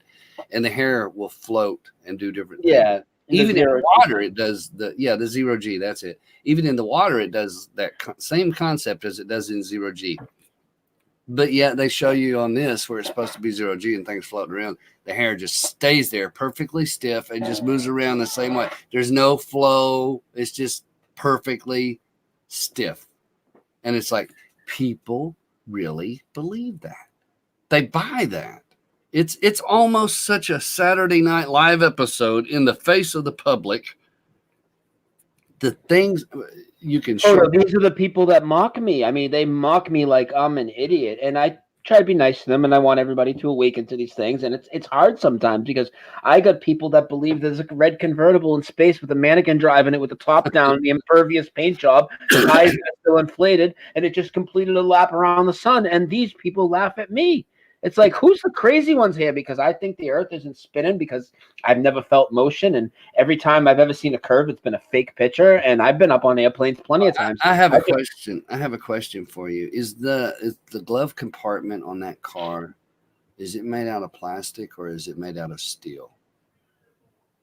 I have no idea what it's made Think- out of. think about this. It's If allegedly road stock. He said he didn't do nothing to the car. If it's a road stock vehicle, okay, That's what he said. Other than No- the exploding no- tires, yeah, No modifications for space. They just because threw the it up tires there, dude. would actually, with the oxygen that's in the tire and that rubber, they're probably going to collapse inward rather than exploding outward. They'd probably just suck them in if there's that kind of compression, as they say, in space. Again, this is their own words. So if there's that definitely it would decompress, because it's just rubber tires and steel belts, I'm guessing. And then the plastic, if it's an open convertible, then everything that's in there is either going to suffer extreme cold or extreme heat. So one or the other. You can't have both in the same thing. So if it's cold or heat, it's going to cause that plastic to either break and literally crack. The whole thing would have ice all over it if it's going to be cold. If it's going to be hot, then the plastic's probably going to melt. I mean, there's so many different things from what they say the temperatures are one way or the other, and the extremes. Part of the reason I think that they put extreme on anything is because it creates the concept that you, as a normal person, cannot experience that. You can't go to space because of the extreme temperatures or the extreme environment. You can't go to Antarctica because it's too extreme without the guidance of the government. And the extreme, alleged extreme, everything alleged, okay? But with the extreme environment of space, right? They can use that as fear porn in a million different ways. They can go, there's going to be a hole in the ozone. Here comes an asteroid. The sun, this planet's coming too close. I mean, it's endless. And you know what's funny too is they use these fear events. They actually blame these on God. I've seen Neil deGrasse Tyson come out and say how imperfect of a place this is because all these things that could take us out. He starts off with an asteroid wiping and all this stuff that has nothing to do, but there's science fiction. Well, I got one for you here. You talk about Neil deGrasse, and that guy is such a joke. He really is. But when you take people like him, okay, who his big thing is to be an atheist. You gotta talk against God, and then he'll turn right around and say, it's possible because of what they're finding out in science with coding and all of that, with AI and understanding the molecular realm and the quantum world, that it's feasible that the whole universe is literally an illusion or a simulation created on a computer by a 12-year-old in some basement somewhere. So in reality, that 12-year-old would be the creator of our year. If that were the case, he just admitted that there's a God, even if it's just a 12-year-old. You got to think about that. If our own scientists tell us that everything that we see is showing some creationism, and again, you can't believe the Mandela effect. If you really believe the Mandela effect and you're a truther, there's a God. Whether you think that God is an alien, because a lot of people want to go that route, because that makes them a little more free to do what they want, or whether you think God is some 12-year-old in a basement somewhere on another plane of existence, ultimately, there's a God. There is a creator. Because if you believe in the Mandela effect, or you've seen the effect and you see the changes and you have accepted the reality for what we see that it is, then it's impossible to accept that in the same breath as saying there's no God. It literally, you can't be, you may be agnostic at best. You may think, well, there's some sort of God. You may not have an understanding of who God is or what God is. You may not have that comprehension, but you can't deny there's a God. You just can't do it. And the same with the flat earth thing. If you think you're on a flat earth and you accept that as the reality because of what you've read in ancient text or what you've seen from your own studies and research about flat or whatever, you can't accept that without acknowledging that there must be a creator. Because what happens with the flat is it puts the earth as the center, which is exactly what the creation story tells in the ancients, is that earth is the center, which puts you in the center in God's eye, that you're lined up, that you're here for a purpose and a reason, whatever that is. And once you start to understand that you're here for a purpose, there's something higher than us, that a God has made all of this for his purposes. Then you have to question why you exist and what is your purpose, because you want to either know and fulfill and become what it is you're supposed to be, and maybe understand the next part of this chapter or the next chapter to this story, that there's an afterlife, and that maybe God made us as this is our trying ground. This is the prison house, that this flesh goes back and the soul goes to him, that there's a new beginning. All of these things come to the table. They have to, if you're going to believe that the Mandela effect's a real thing, because now we're saying that man can manipulate time. And scripture said it would be given into their hands to do such. But what is the whole point of time manipulation? It speeds up the process, and yet it's turning back things as well. What we're seeing actually happen with the Mandela effect, I believe, and again, this is my speculation and my understanding from what I've experienced and from what I see. Doesn't mean it's a fact 100%. It just means it's my theoretical ideas. And I like to put that up front. Don't take my word for it, but look into it. Because I have, in my channel, when I first seen the Mandela effect, mine was about the wineskins. I had seen the changes in the store, and I just assumed it was like other companies just changing the name brand on things, or that I'd misunderstood, or that I misseen Berenstein and Berenstain. I got a daughter, so she gets to watch. Yeah. But the beautiful thing with the Mandela effect is it hits every spectrum of life because it's so encompassing. So it hit what resonates with you. Just like a woman that goes grocery shopping for her family every Saturday, she'd probably be the one to notice the grocery changes. Exactly. You got a Bible. I noticed Black Tom because I came from the 9/11 route, and that's how this whole thing works. That's right. Everybody's got a wake-up call. And God is all encompassing, so that it says in the scripture, these days that was prophesied, it says that he would pour out his spirit upon all flesh, that your sons and daughters would prophesy. Your young men would dream dreams, your old men would see visions. And we're seeing, or vice versa, your young men would see visions, your old men would dream dreams. All of these things that we're seeing as it's come to the table, whether you're seeing in Fruit Loops or it depends. Why did we have certain jokes that we used to make, All the time, it depends. Your mama's so old, she has to wear Depends. Yeah, exactly. It all depends, man. So here's the thing. When we see things that are iconic to us, whoever we are, and we see that changes, then we have to question our mind. That's part of the deception here. We question our own reality sometimes when we're seeing these things. And once we realize other people are seeing the exact same thing, it does create a dilemma, doesn't it?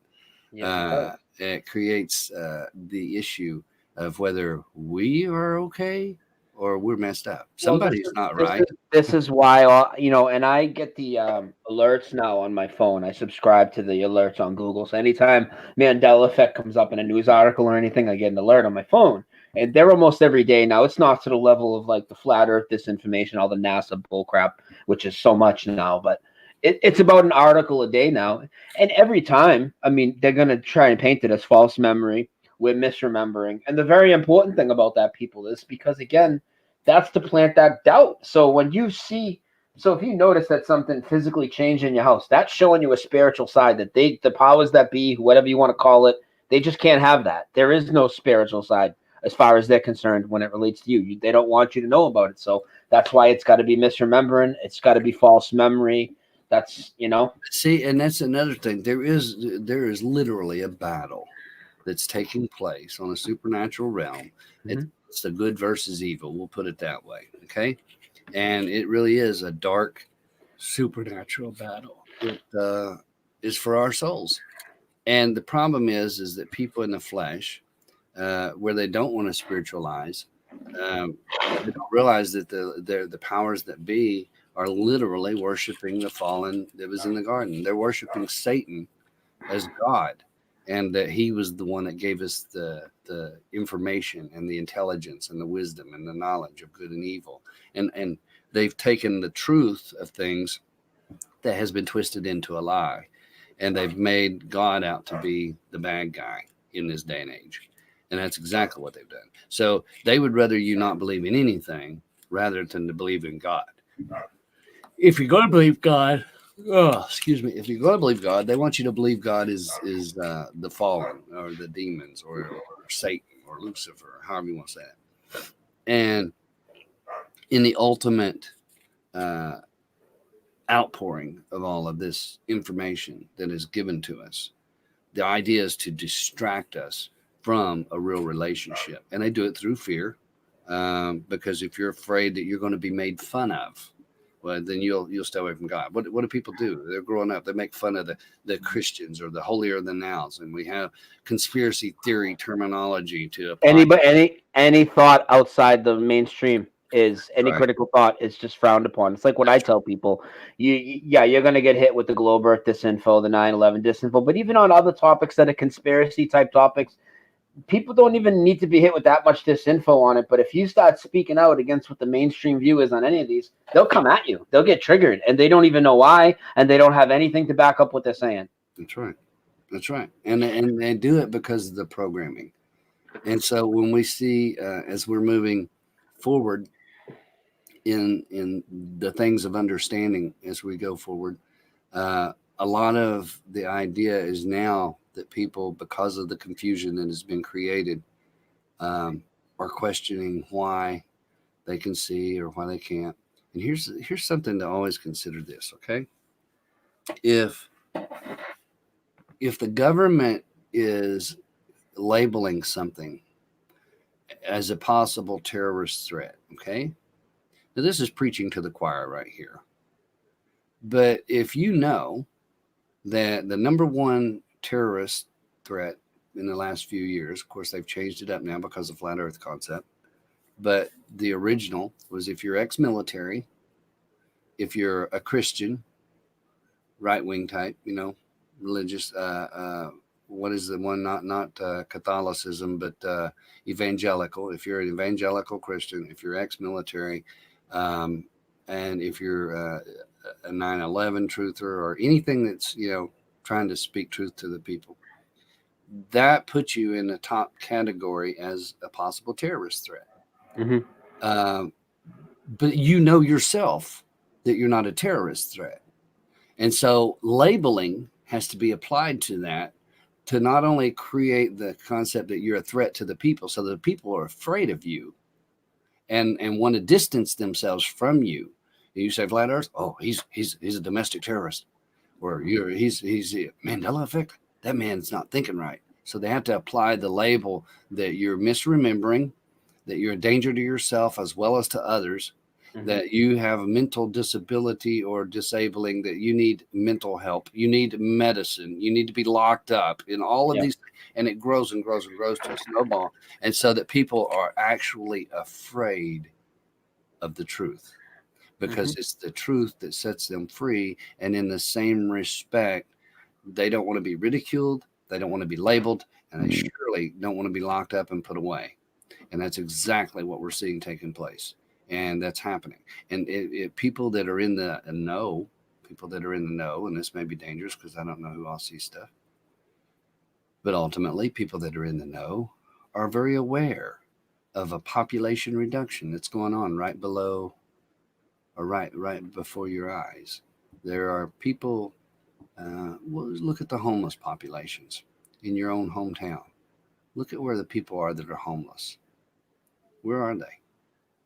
Look at the things that are happening in California. The ham radio law, so that you can't have ham radios to call out, and fires everywhere, mandatory evacuations, and fires that are burning the houses down and not leaving a thumbprint. I mean, literally taking out even porcelain bathtubs and things like that that are gone, just down to nothing. There's no debris. It's just a black spot. And yet the trees are fine. Mhm. Why is that? How is that? What technology is actually being incorporated to make these things happen? And where's all the population? Where's the 50,000 people from the fire out there in what was that place? Paradise, California. Where's that 50,000 people? Where's the populations of the air? If the Mandela effect is real, then there's 30,000 people in New York that can't be accounted for. There's another 30,000 in New Mexico, I believe it is. 30 million, you mean? 30 million that the population's wrong. So where is all of the population happening, and what's going on really right under your nose? Mm-hmm. Is there more things happening? I know there is. We know there is, but we're very limited to what we say, because if we come out, if we really did, those of us in the know, folks, this, if you don't get nothing else, get this. If we really told you what we all know, or what many of us know, we'd be dead tomorrow. And the channels would be gone, and the videos would be shut down. Now that's the truth. And just by making that statement alone is enough to get us dead. But there you go. You need to wake up. You need to realize that all the things that are going on around you, there is a God. That's true. You better make sure you know him. That's right. But there's a lot of things that are happening to remove you from this planet, or from this realm, or from this platform, whatever you want to call it, whatever you think. The ultimate goal is to have a population reduction to a certain number, to bring forth a world leader that runs over their world, their man-made world, the new world order, if you will. That's all real. That's all real. And things are getting ready to take place, because all those prophecies are going to fulfill, just like they have been. Just like with the quantum effect, the changing of time, the manipulating of time, all the islands moved out of their places, the dividing of time, the dividing of time. All of this is taking place right before your eyes. Matter manipulation, time manipulation, time reduction, time speeding up seemingly when they're trying to move it backwards. Your whole body seemingly changing because of it moving backwards. It's a crazy thing to wrap your mind around, the things that are taking place. This is called the time of lying signs and wonders. And now it says wonders and lying signs. It's even that's a change. But these are the times that we're foretold that we're going to experience, that we're going through now and getting ready. Because here's the big kick. This is the big one. It's because of all of the things that we've been able to see unfolding all the way throughout in prophetic clockwork, from the emergence of understanding of flat versus round, to the emergence of the Mandela or quantum changes or manipulation, to time itself being adjusted or rewritten, history rewrites, the Black Tom incident, all of these things that we're watching unfold right now. And the great lie that is NASA, your government, prosperity religions and gospels, all of these things to distract you from what's next on the platform. And you hear of politics, and this guy's that way and this guy's that way, or this woman's that way, and vice versa, and all of that to distract you from taking time to get to know the Creator. That's all true. That's all true. And ultimately, because those of us who have been watching the prophecies, and because we've seen dreams fulfilling on a regular basis, or because we've seen the scriptures in certain avenues fulfilling on a regular basis, and because of those experiences, it's not speculation. We speculate because of the prophecy, sure, but because we have a sound program or a sound batting average, we'll say, then one of the next things that is going to take place, and the truther communities will probably tell you this, those that are in the know, military boots on the ground, people like that will tell you there's a war coming. A major war outbreak is going to take place. But people will say, oh, don't buy into that. That's all fear porn. Okay, go talk to the people that got bombed out in Syria. or Iraq or any other country for that matter. Go look at the people in Libya. Go ask Gaddafi if it was all fear porn when they beat him in the streets. Think about it, folks. You're going to die eventually, whether it's in war or a car wreck. It doesn't matter how you go, but it matters where you go. And so that's the whole point. As you come down through this, and I know I'm talking to the people. I don't even know if I really got into the point of how I came to be into the Mandela effect and that stuff. But before, I was about trying to get the people to truth and to lead them to God, because, no matter what you think in this world, you are going to die. This breath goes away. That's a fact. That's reality. I just told Jerry, me and him was just talking about that last week, and now he's gone. It's just that simple. It happens. Everybody's got that appointment. And so my whole goal, Brian, has just been to really try and get people ready to meet their maker. That's all. Mm-hmm. And in doing that, you have to touch on certain avenues of truth that are so imperative for people, because you don't want nobody to believe a lie. That's one of my prayers is, God, don't let me believe a lie and don't let me speak a lie. And if you know the truth, you can't. How can you keep it in, man? That's if you're it. a good person, how can you keep it in? I can't keep it in, dude. You can't, because I care about everybody too much. When you know something for a fact. Now, listen again. We know we have speculation. There's things that you and I can theorize about until we're blue in the face, because we're not. But it's still so easy to prove the stuff that everybody buys into is a complete lie and meant to manipulate. That's it. If you can do process of elimination, you can eliminate even speculation, just like the NASA farce, because you can look at all of the lies that are instituted into it that are provable lies that they're pushing on the public. And then you can go from that to prove why they're doing it. Not just how, but why. And once you have grasped that concept that you're being lied to by the majority of people, even the preachers in pulpits are lying to you. They want your money. The government is lying to you because they just want control. The main behind the scenes are lying to you because they pretend they don't exist. Everything. Almost everything is a lie to such an extreme that you believe it's all a lie. And to where then you can't even exist and believe in love or a God that loves you. You can't believe in your brother or your sister, those around you. You'll have issue believing in things that I say or in things that Brian says, even though you experience some of those very same things.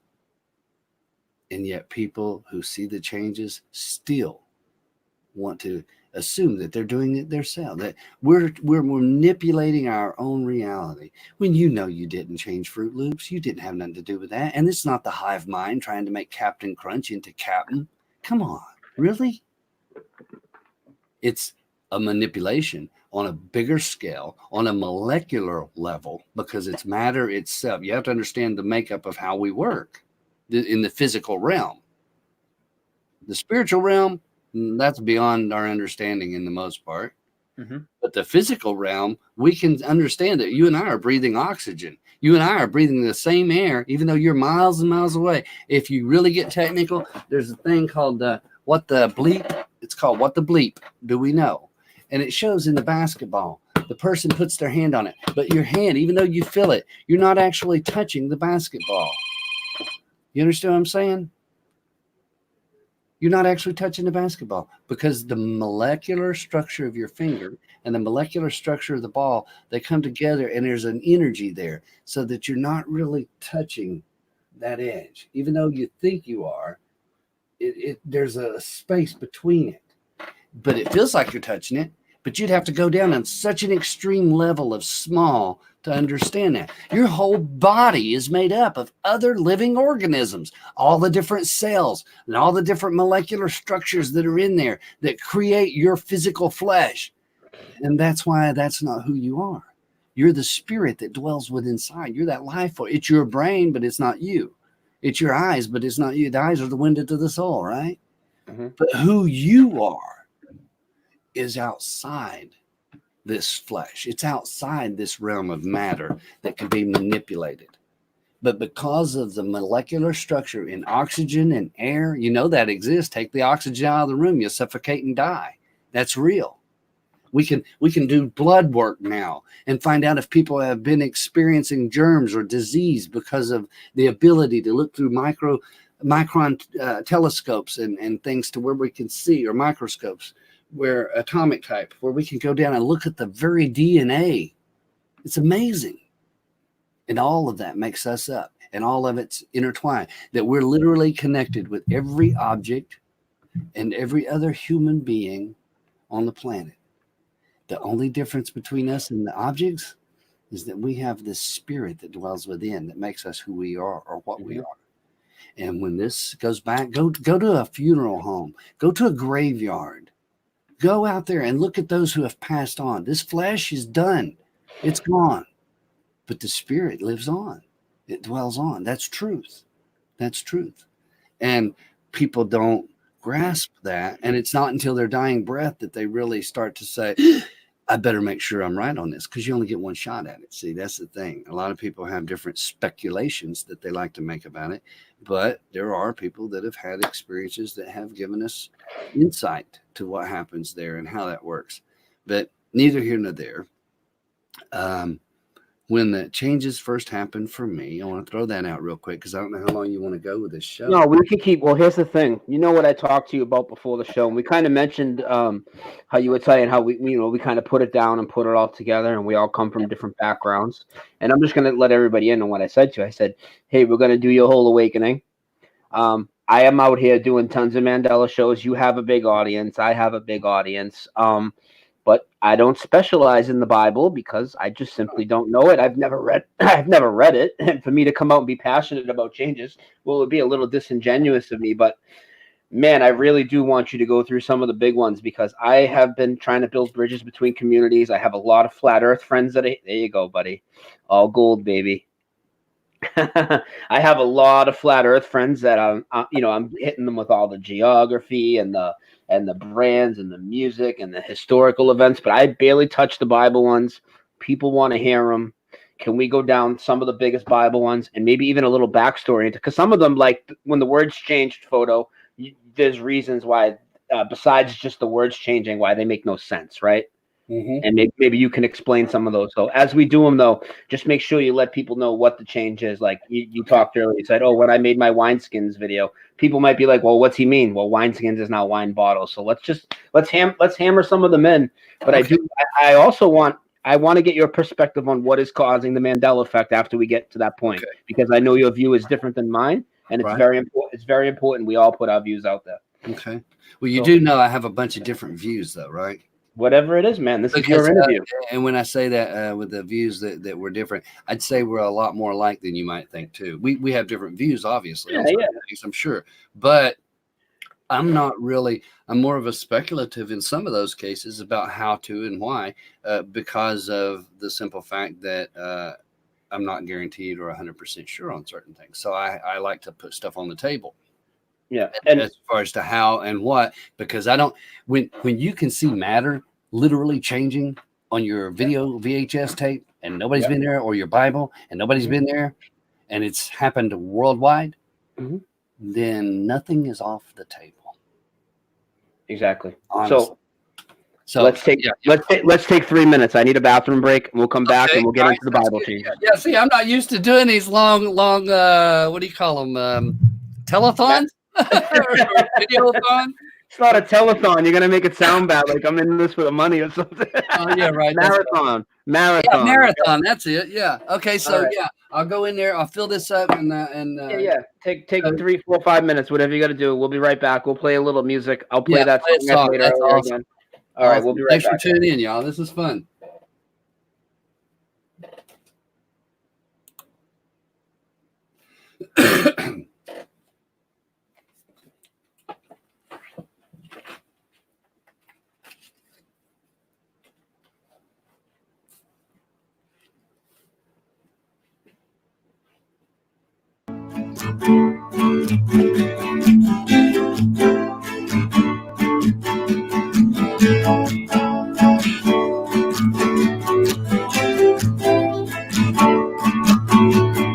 What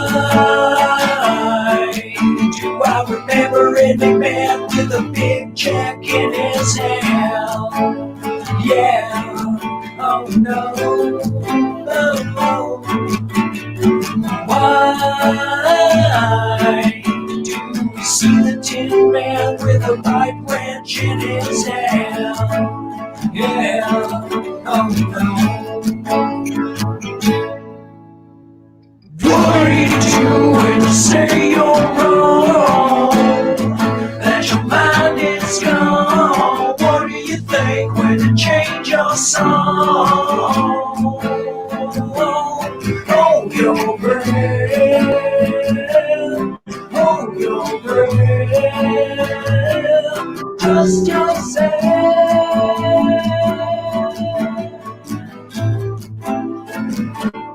Trust yourself.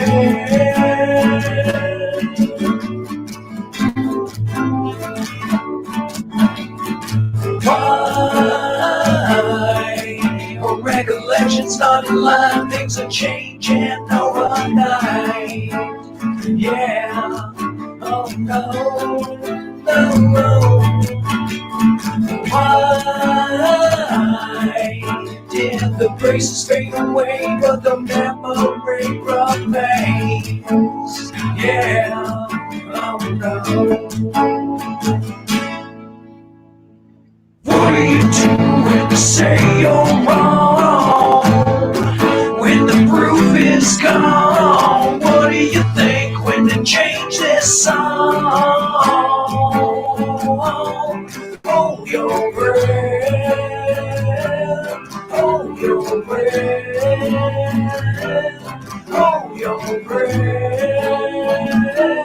Trust yourself.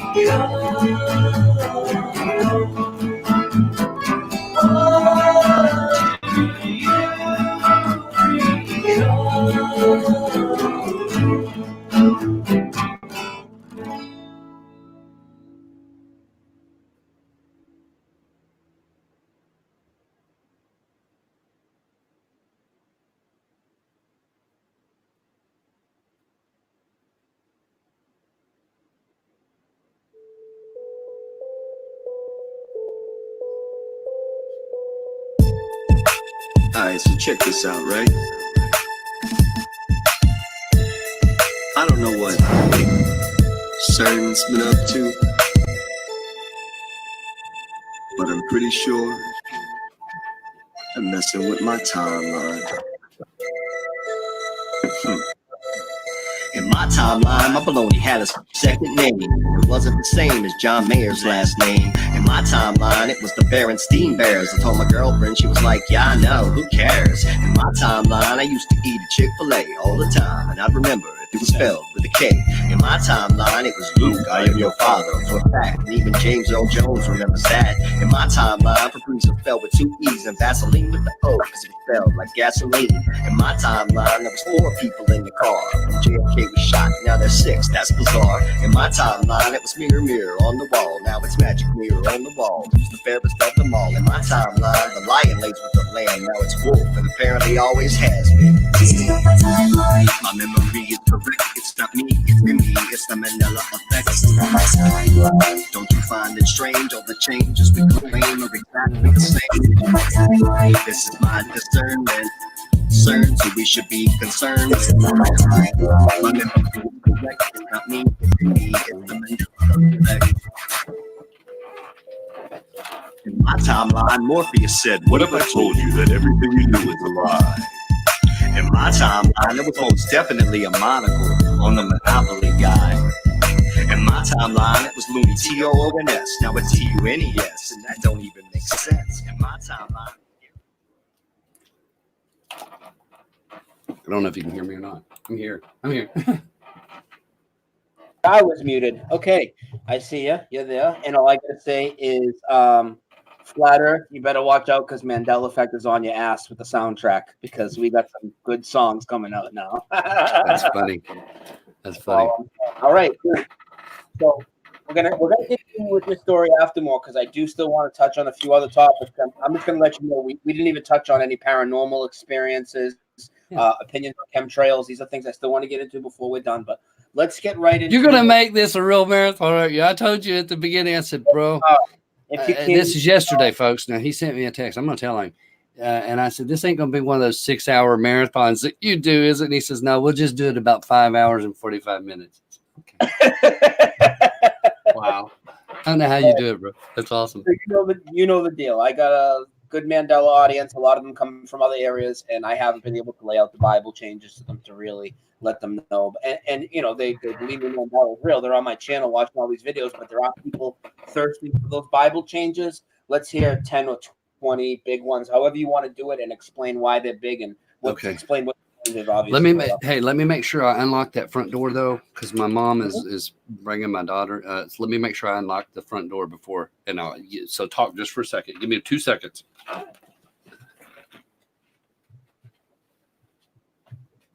I really did tell him about 5 hours and 45 minutes.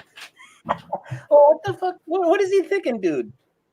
I mean, you've heard this guy talk. Anytime he's called into my show, me and Paul might have been getting ready to get off at 3 hours. This guy calls in all of a sudden the show's going. I want to make sure the door's unlocked so she can get in case she didn't bring her key with her. We are wearing the same headphones. Do you know that, right? Yeah, I took your advice and I went to the $5 store and I grabbed a pair and they're actually the same thing. They're just white.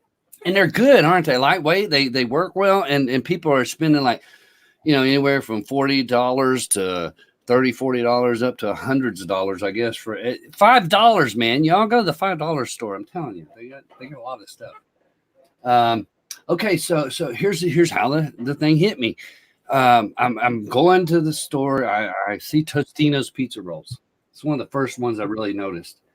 I used to live on Totino's now, but it's Tostino's is what I remembered. And I used to live on pizza rolls, man. I just loved them. They were you could pop those in the microwave and you were set, you know. And if you baked them, if you did it in the oven, if you really took that kind of time, you could get a brown crisp on them. And man, God, talk about popping some stuff and just eating and maybe watching a Super Bowl party or something, you know. And so Tostino's had been around for a long time. I went to the store and they had Totino's, and I said, well, it used to be Tostino's, and I thought it was an off brand or something.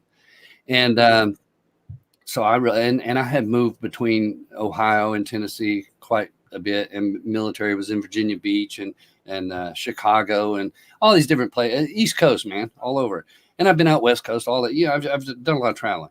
So anyway, I thought, well, it's just a label change. It's a tax deal. It's a write-off. You know, change the company name, and they get away from lawsuits and different tax owing. And Fruit Loops was a big one. And I just thought it was label changes, bro.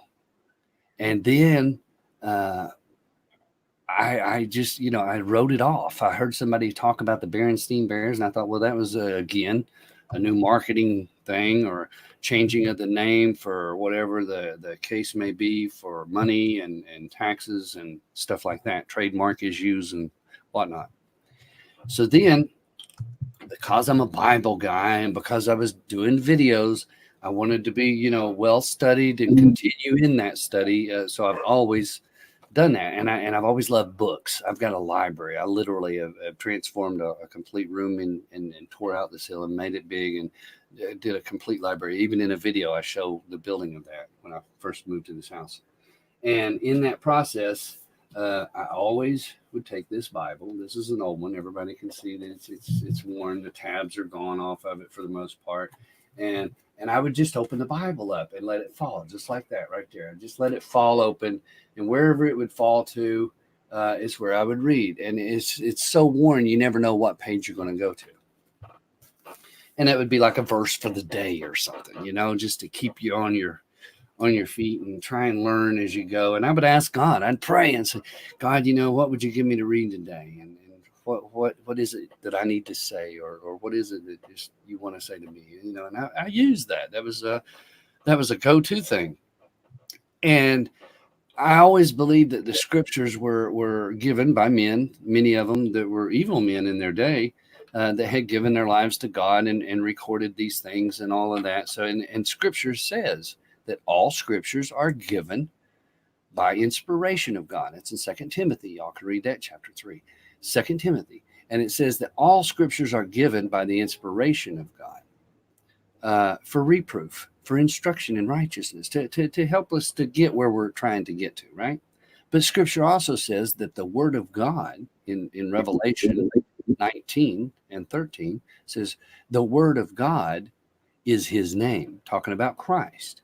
It says in the beginning, First John says, in the beginning was the word, and the word was God, and the word was with God, and the word was God, and the word was made flesh. And so we understood that Christ himself, this is where God had created in this way and created himself to become flesh and so on. There's a lot of intricacies that people have confusion on, but if you really go in there, it's not as hard to understand. It just sounds hard when we try to explain it, especially when we're using English, another downfall of mankind.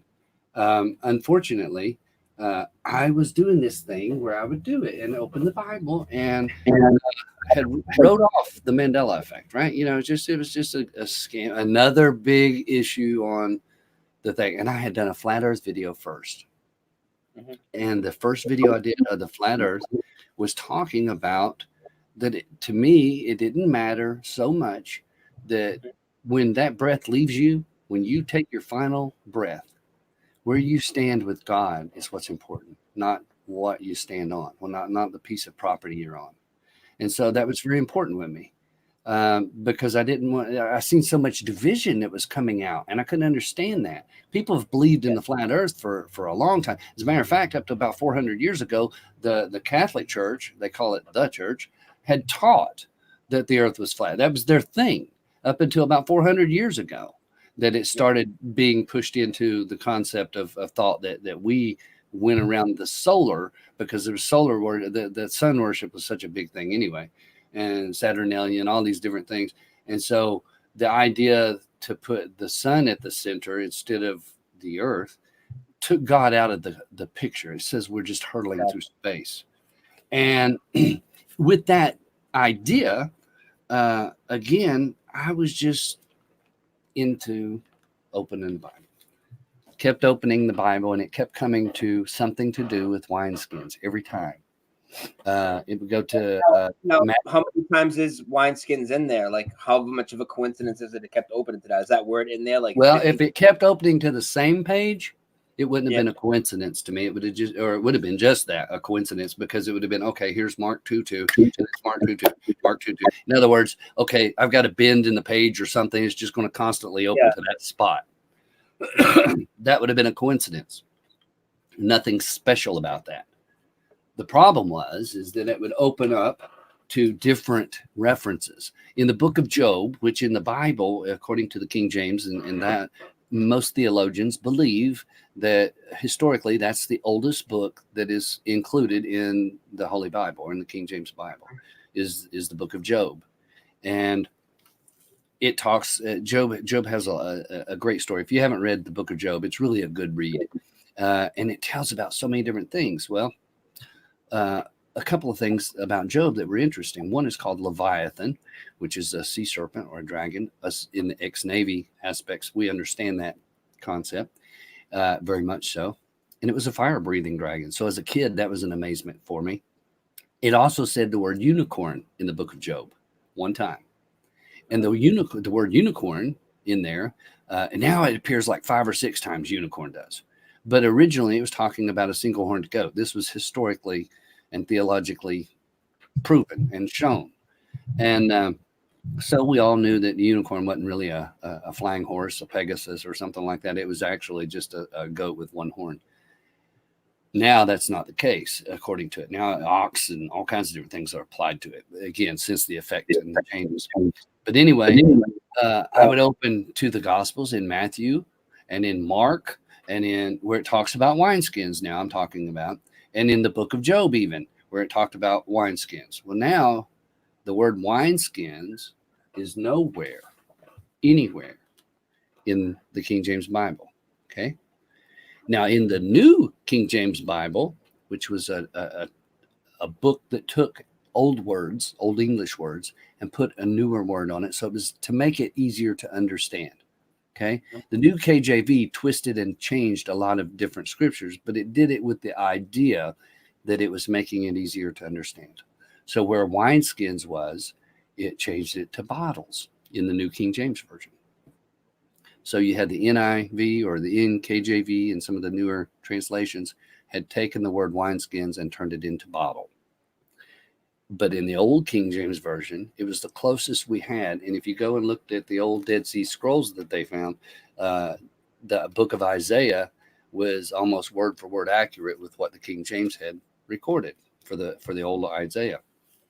And so we had this as a proof, or as a stability. We said, this is the old one. This is the first one. This is the closest that we got in the English. That's the one to go with. Easiest to understand. It was poetic, even in its writing, almost like reading a Shakespearean kind of thing, because of the thous and those and these and all of that. Okay. So I come to the point where I was opening it up, and I did this for almost 3 weeks. I was into the third week. And every time I opened it, it kept opening to the word wineskins. Somewhere in there, my eye would drop to wineskins, even in the book of Job. So it was like from Job, then over in Matthew, then in Mark, and back and forth. Okay. And it would have something to do with wineskins. So I told my wife, and this becomes my anchor, because I'm telling her, I said, I don't know what it is, but I think God is trying to tell me something about wineskins. Now, brother, I hadn't said that. And within 2 or 3 days, I went back and it opened up, and the same scripture that I looked at now said bottles. Now, dude, we're talking about the very same book, the very same pages, the very same scriptures. And I was like, jaw drop. This was like, bam, right in the face. Talk about side swipe. And for the first time, the understanding of prophecies ancient in the book of Daniel came to life. Now, the Bible says in there, in the book of Daniel, when Daniel's recording, he's told by this angelic being that comes to him and says, seal up the words of this book until the time of the end. Okay? So that the book, a seal is to protect it, to close it up. And a lot of people didn't study Daniel. A lot of people that have studied it have different concepts of what it meant throughout time. But all of a sudden, when this effect took place, when the changes began, something happened. Now, right prior to this, let me say this. And again, this is where we may differ. But I'm not saying this as a factual anything. I'm just telling you what the scripture says according to what we're seeing in some of these experiments. Okay. One, let me quote these. Proverbs says that as a man thinketh, so he is. Okay.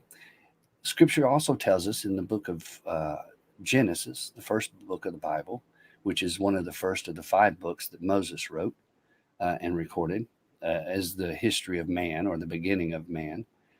He writes in there concerning the time of the flood and things up in there to and after. And he comes to this point where he's talking about the thing called the Tower of Babel. And the Tower of Babel was located in Babylon at the time, or there, built around it, so to speak. Babylon comes after that, actually, but the Tower of Babel is confusion. Babel, that's what it means. And this is where, prior to everyone speaking a different language, everyone spoke the same language up to that point. And why wouldn't they? You understand what I mean? Everybody was built and made and whatever, and we progressed.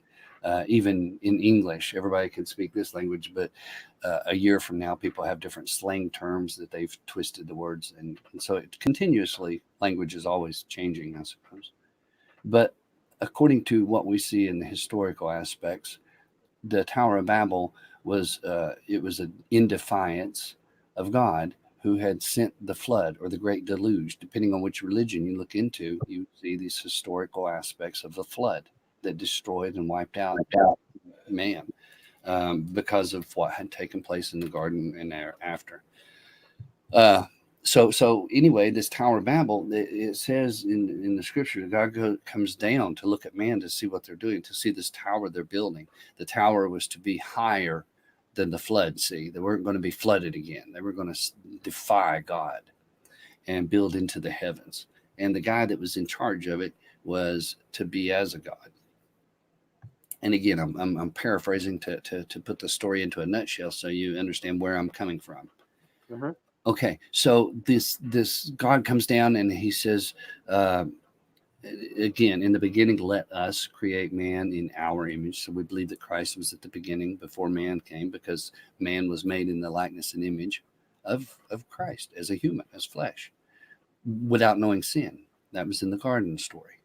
So he comes down, and man is in this situation where they're building a tower, and God says, whatever enters into man's mind, this is in chapter 11 of Genesis, you can read, whatever enters into mind of man, he'll be able to achieve it. Okay? Now, we can see that taking place now, where we can take and push one button, and we can communicate around the world right now with anybody in any language, because we have AI to completely translate it for us. At the push of a button, I can talk to somebody in Chinese or Japanese. And you don't even need to type it these days. You can talk Google I can text speak. translate. Right. I can just sit here and talk. That's right. That's exactly right. That's the technology, how man has come along, if you will. So at that time, it wasn't time for, of course, the end. And so God dispersed all the languages and confused their tongues so that they couldn't work together anymore. Okay. Now we can work together with the world. We've gone back to that. We're there now. But in that time, you couldn't build if you're holding the end of a 2x4 and the other guy on the other end of it speaking another language. If you don't understand or can't communicate, you can't tell him to hold it up or drop it or whatever. And so it confused the languages. So people went their own way. This is where people started separating in the land masses, and different countries coming from a lot of that. Okay, that's the Tower of Babel. So the point being is that whatever a man thinketh, however a man thinketh, so he is. Scripture even says every man's ways is right in his own eyes. So people have their own thought patterns and whatever they want to put in their mind. You think about it. Who invented something like this? Just a touch phone. You can just touch it and it will give you whatever you need. Like if you want to just push a button here and you can light up the screen and have, your dog wearing glasses. And all of this is such a way that you can slide things on a screen, on a piece of glass that's flat. And there's more technology in this one phone than there was in all of NASA at the time of the launch, the first moonwalk thing. Okay. More computer knowledge right there in that. That's how far we've come in technology. That's all fact. That's provable. That's all provable. That's what I like. I like stuff that is provable so that you don't have to take my word. You can go and prove this for yourself. Okay? But that means if that's that much technology, that I should be able to launch a rocket to space and put a man on the moon with that phone. Okay? That's not going to happen, obviously. Neither here nor there. The point is that we have advanced. Now, is it evolution? Yeah, we've evolved in some sense of the word, but not from apes. Okay? So we come to the point of the Bible. God says, let's shake them up, because whatever a man concedes in his mind or perceives to do, he will be able to achieve. So he puts a stumbling block there for a moment to slow us down. Man comes on down through time. We get to the point of where Christ comes. He comes speaking truth, trying to tell people, look, you can have this relationship with God, but they wouldn't accept it. Just like it is now. So they killed the prophets that came before Christ. They killed Christ, who didn't do anything wrong, and then all of the apostles that came after him, trying to still lead people. They crucified and killed them all. Okay? Just like they do with us now. If you tell people there's a God, Brian, you go on your channel and you tell people that there's a Mandela effect and how cool it is, they're going to say, okay, he's lost his mind a little bit, but that's all right. We'll give him that one. That's a great theory. It's fun to watch, right? But you tell them there's really a God behind everything, that there's a God in control. Well, now you're hated. Now you're hated. If you go on there and tell them that the earth is flat, they're going to call you a lunatic, and the government wants to lock you up or call you a domestic terrorist to put fear in people to be afraid of you because of what you speak about flat earth. Why? Why is that? Well, Scripture says that they're going to deliver people up for these very things, for speaking the truth. It says in these days that they will call good for evil and evil for good. And that's where we're at. That's what we're seeing. So, back to my story. I seen these wineskins and I told my wife, honey, God must be trying to tell me something about wineskins. I had preached in Columbus, Ohio in a pulpit about wineskins because whenever you put wine into a wineskin, the expansion, as it starts to ferment, the gases expand and it causes that skin to stretch. And eventually, after it's done, the skin has gone from being a bag, basically, to a hard bottle. As it dries, it becomes a hard vessel. Now, if you take and put wine in that, new wine, into that old skin, it will expand again. And when it expands, because the skin's dry now and hard, it will crack it and burst it. And then the skin ain't good for a drinking bottle, and neither is the wine. It pours out on the ground. So if you put new wine into old bottles, it will destroy both. It's no good. You need a new bottle, a new wine skin to put new wine in. And that way it expands and works together and preserves both. And that has to do with how we are accepting with the Holy Spirit. That's what the whole story is about.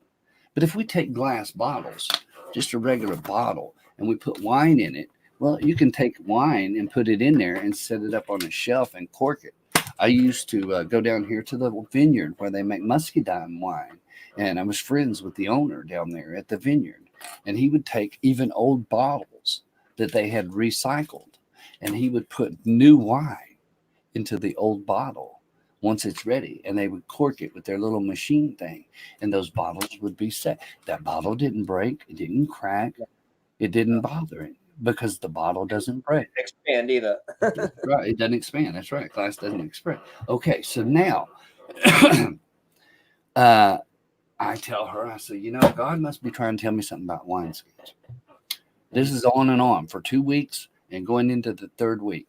And when I got there and I told her, and it was about the third week that I told her, because I said, I don't understand what's happening here. You waited until the third week to tell her about the change? Yeah. Well, no. I told her about the change as soon as I seen it. Okay. I'm saying for 2 weeks, I would do this. I said, Gun, what do you want me to look at today? And I'd open it up, and there was wineskins. Then I'd do it again. And of course, I didn't do it like that. I would do it with my glasses on because I'm hard of seeing. I'm wearing contacts right now. I do this and wineskins for 3 weeks. In the book of Job, something about wineskins. Over here in Matthew, the book of Mark, and on and on and on, talking about the Holy Spirit and wineskins. And I told her verbatim, honey, because I call her that sometimes. I said, honey, I think God is trying to tell me something about wineskins. And she looked at me and says, why do you think that? I said, because every day that I open it, it keeps coming to the wineskins.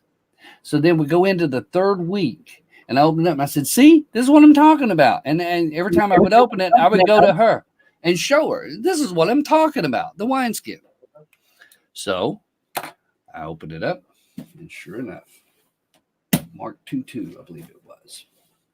And it said bottles. And my jaw dropped. And I was like, wait a minute, what? Bottles? Okay, so now I'm thinking I'm having an issue, right? I'm having a meltdown. Something's wrong because I know this scripture. I know it for a fact for the last 2 or 3 weeks with a witness. And it said wineskins or said bottles. And so now I'm thinking I'm either losing my mind or, something ain't right. So I went and asked her, and her jaw dropped too. It was just one of those things. Uh-oh. Hold on. What's up? I hit a button there. Could you hear me the whole time? You're good. Oh, yeah, okay.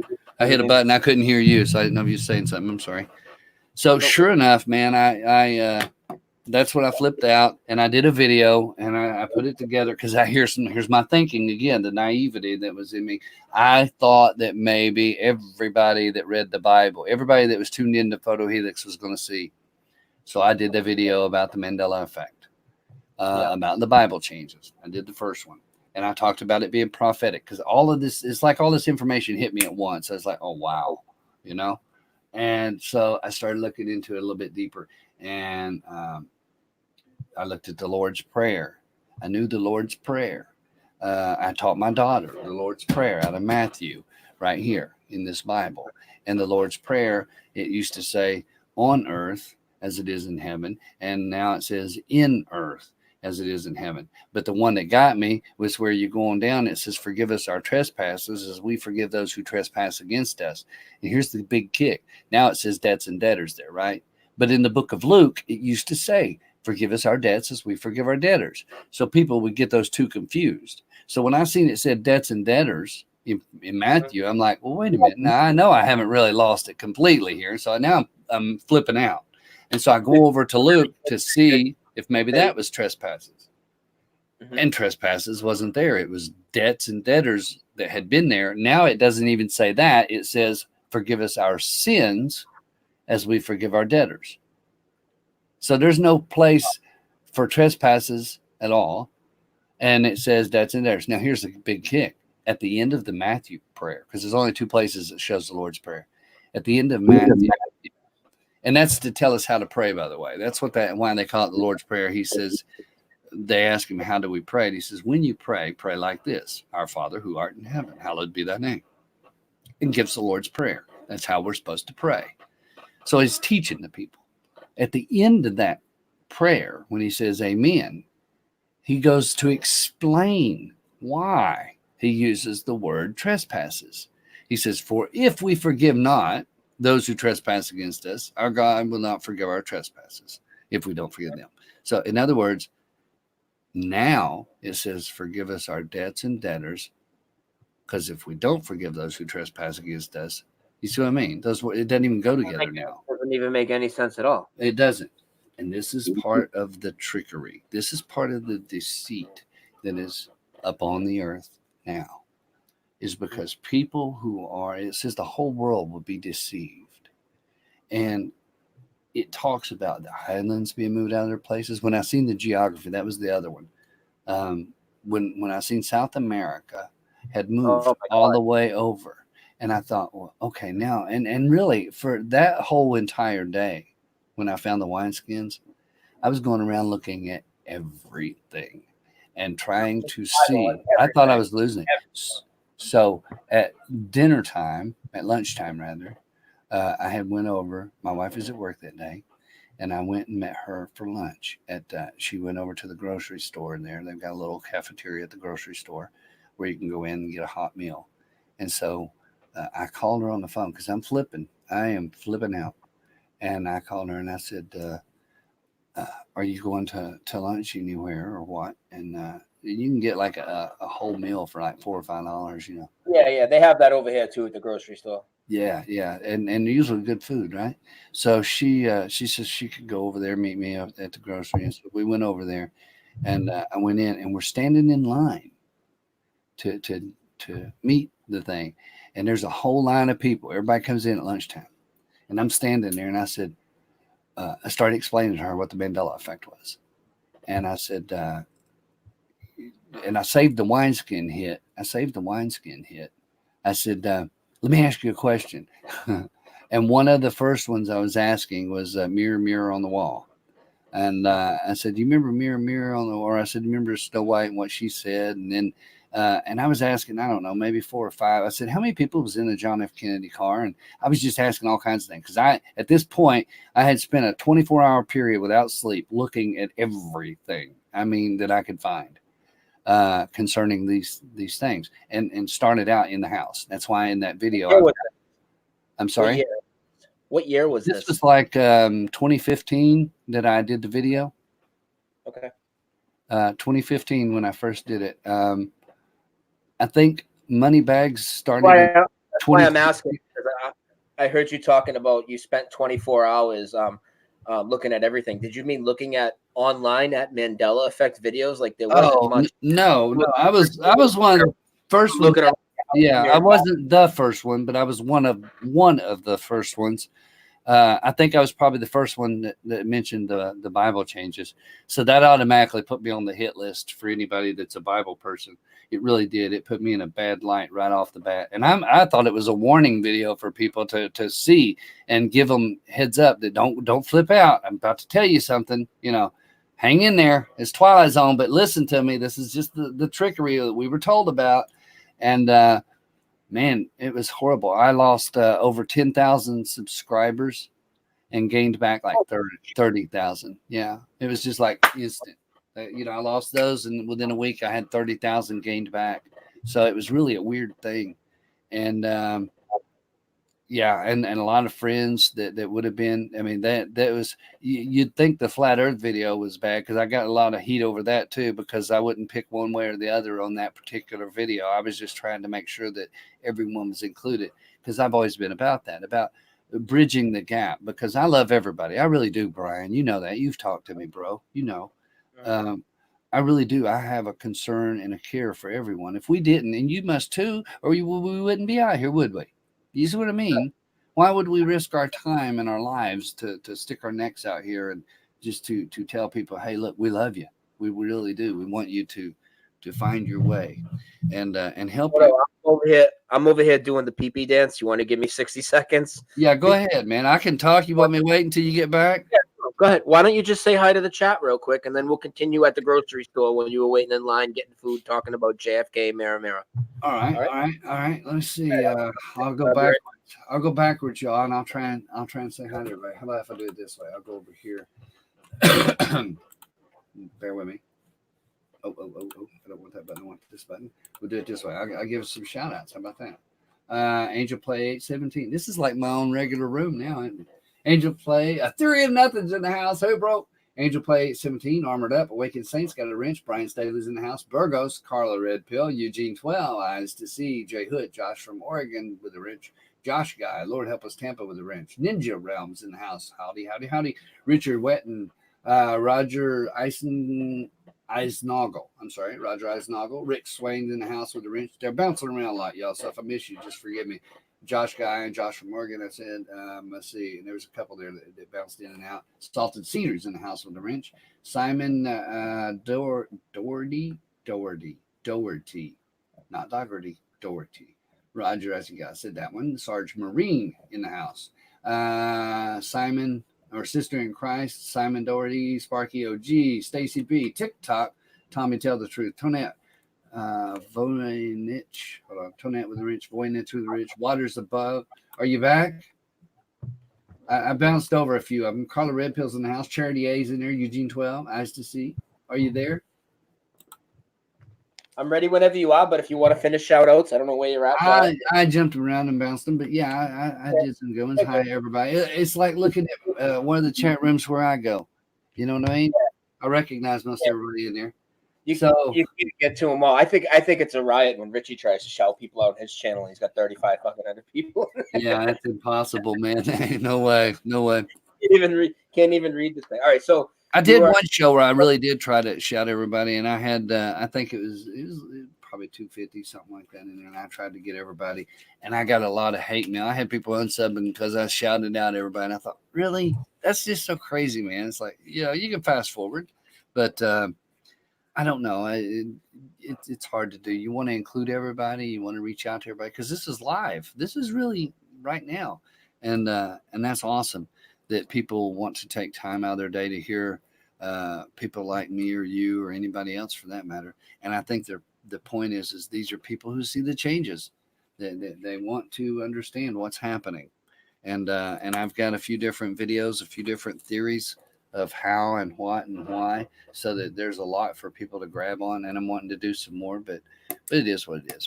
Anyway, so sure enough, man, when the wineskins happened, I flipped out. I went to that lunch with my wife, and we met there, and in the line, I was going off. I was doing the whole Mandela thing, and all the people in the line, I was getting them to do. I'm in the Bible Belt area, so asking people the Lord's Prayer is not a hard one, and everybody was saying forgive trespasses. Everybody was saying mirror, mirror on the wall. Everybody was all in the line, and people.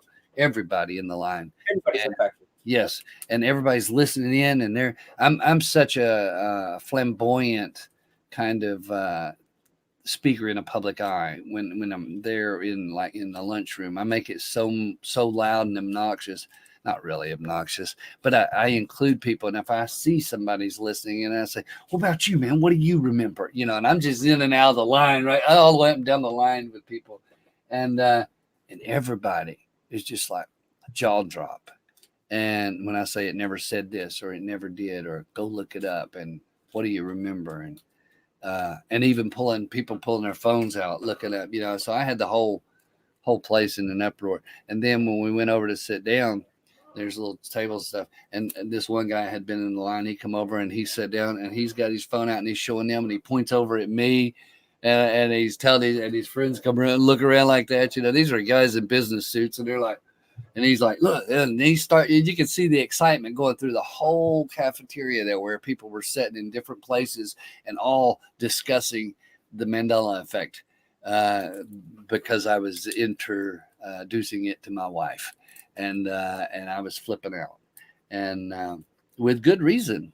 And I thought everybody is going to see this. They're going to realize that something isn't right. And it's going to make a difference in people's lives. They're going to realize the prophecies have been true and real. And come to find out, people still are hard-headed. They don't want to know the truth. They say they do. They say they're truthers, but yet they deny the fact that the Creator put us here and told us through different prophets and prophecies over the ages that these things were going to take place so that we didn't have to be afraid. A lot of people started out in fear. And I'll admit, I was sick to my stomach, man. That first couple of weeks, I was like mind boggled. I'm like, how in the world? But I had been people coming into the Mandela effect are in fear for a while. Yeah. Really, but I'm always trying to steer people away from the fear. But here's the thing: like, we can all have our different theories on this, like I said, and what we're all going through. We're all on the same team. And I know some people say, "Oh, he doesn't push the fear because he believes it's this, that, or the other thing." But it's not about that. It's just like with any topic, don't default to fear. You know what I mean? If your research takes you there and there is something to be afraid of, fine. But don't default to fear because then you're just falling into the trap every time.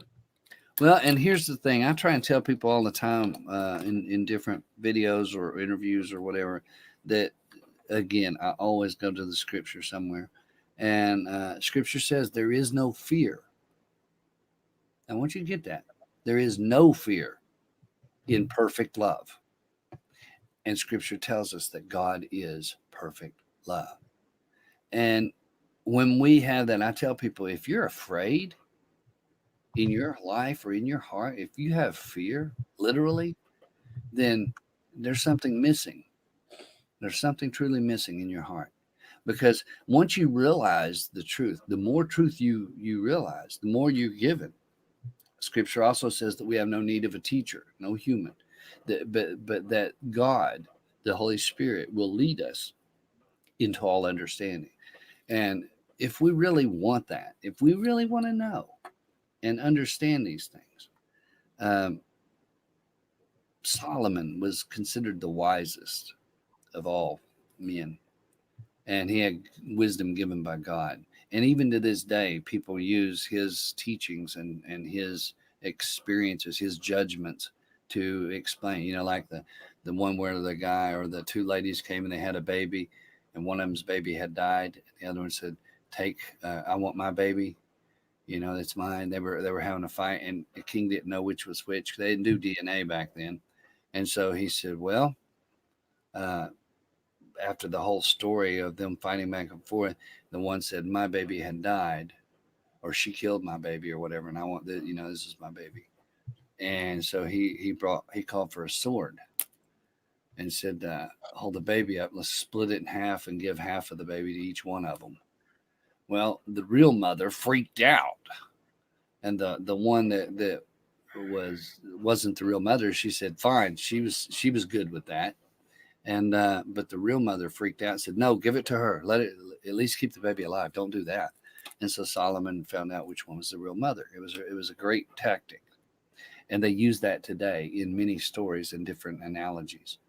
And if you look into the people who are considered the enlightened ones, the like Illuminati or the Masonic ritual kind of people, those kinds of things, those secret society groups, many of them use things like grimoires called the Keys of Solomon, or they teach about Solomon because he was the wisest, he was the wisdom guy. So whether they're spiritually religious or correct, or whether they're evil, people still resort to the wisdom of Solomon.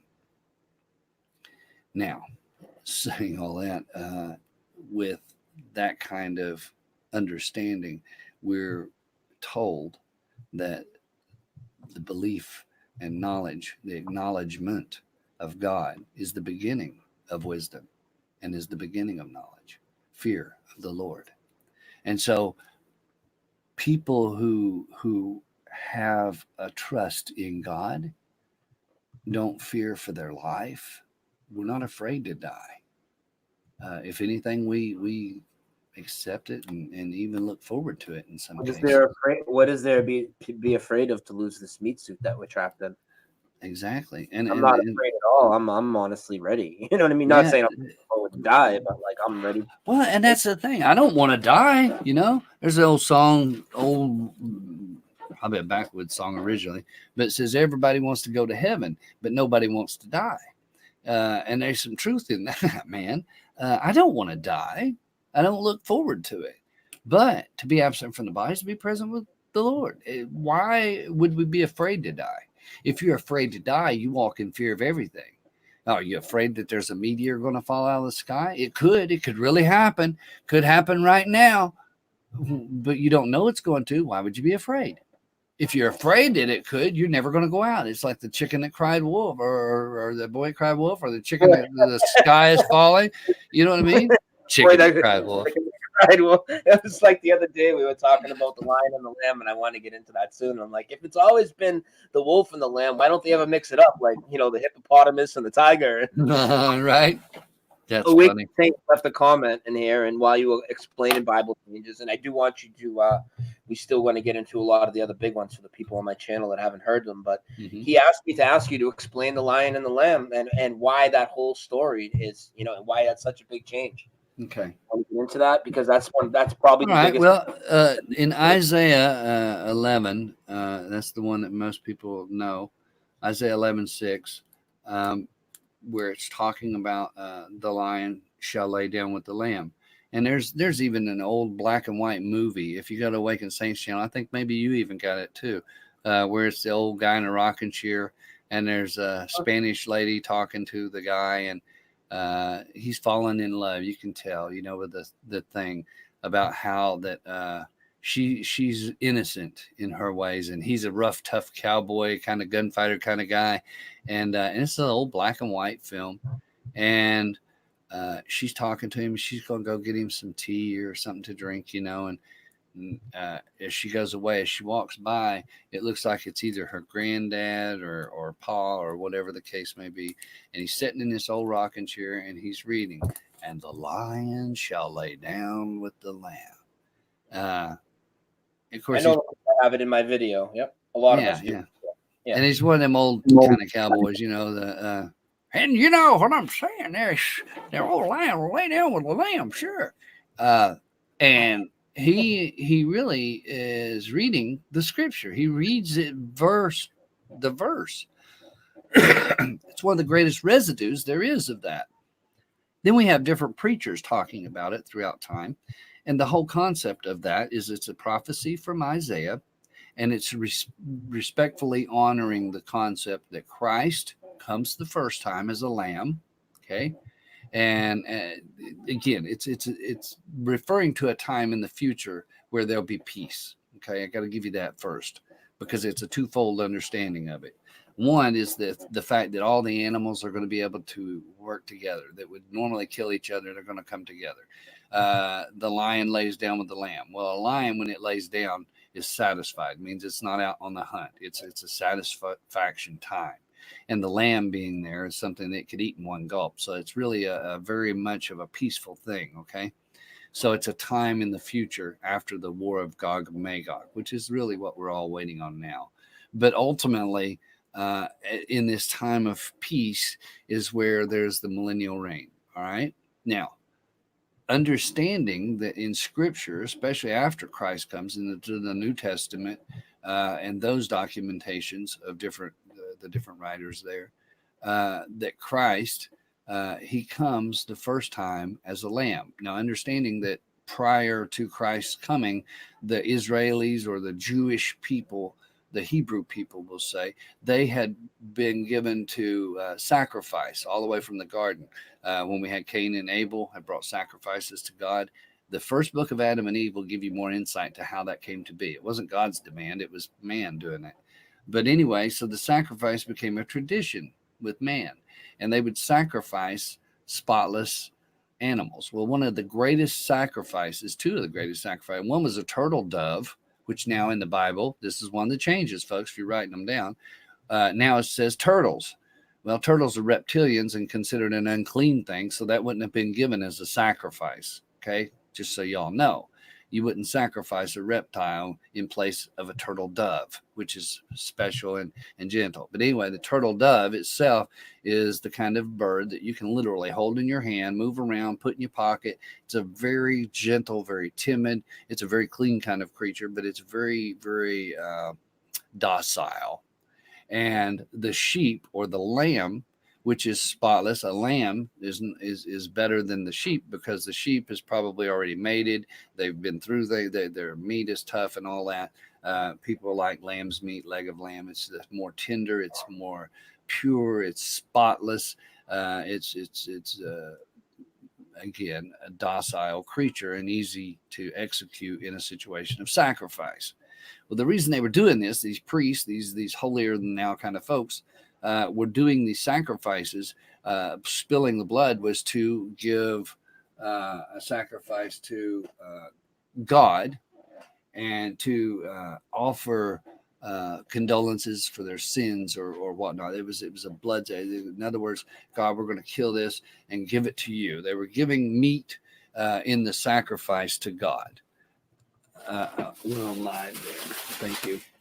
But they were given, so that's how the lamb come in, the lamb and the turtle dove. And the turtle dove, we find out later, represents the Holy Spirit. So every animal that's spoken of in Scripture has a double representation. The wolf, we're told that people will come in sheep's clothing, because the sheep will, I'll tell you about that in a minute, that people will come in sheep's clothing, meaning they're coming in a docile way. They're coming in a holier way, or a way that would be sweet, or even just like us as the sheep. But it would be a wolf in that clothing. In other words, to tear apart. If you ever watch a wolf, when they tear up sheep, they'll kill one right after the other. They're not eating them. They're just killing them one right after the other. It's a game for them. They may eat some of it after the fact, but once they get the bloodthirst, it's just a ravenous thing they do. So wolves have always been told, just like in our little fairy tales, Three Little Pigs and the Big Bad Wolf, Little Red Riding Hood and the Big Bad Wolf. We're always told that the Big Bad Wolf is the devil incarnate. He is the bad guy. And so the people are like wolves. That's the evil side. And the lamb is the good one. Mary had a little lamb. Its fleece was white as snow. So the little lamb is the beautiful sacrifice, the one that is pure, docile, and loving, spotless. Well, Christ, when he comes, he says that he's going to be the ultimate sacrifice for the sins of the world, because man has not kept up with God's rules and laws and regulations. God made a covenant with man, did the rainbow thing. Now we wave that in his face, all kinds of things that God has done, and man keeps failing. And so there's no way man can repay what God has given. What would it cost you to pay for your life, for the breath that you breathe? You understand what I'm saying? Yeah. I don't want one of those. Thank you. But for the breath that we breathe, there's no price tag, right? And yet people will spend millions and millions of dollars in the hospitals trying to make sure they keep that breath going. They'll pay for oxygen tanks or life support systems and all of these things, because we really do cherish life. And yet when God gives us life, we just throw it back in his face as, hey, I am the Almighty, and God ain't nothing, even though you exist because he's allowed it in his creation from the beginning.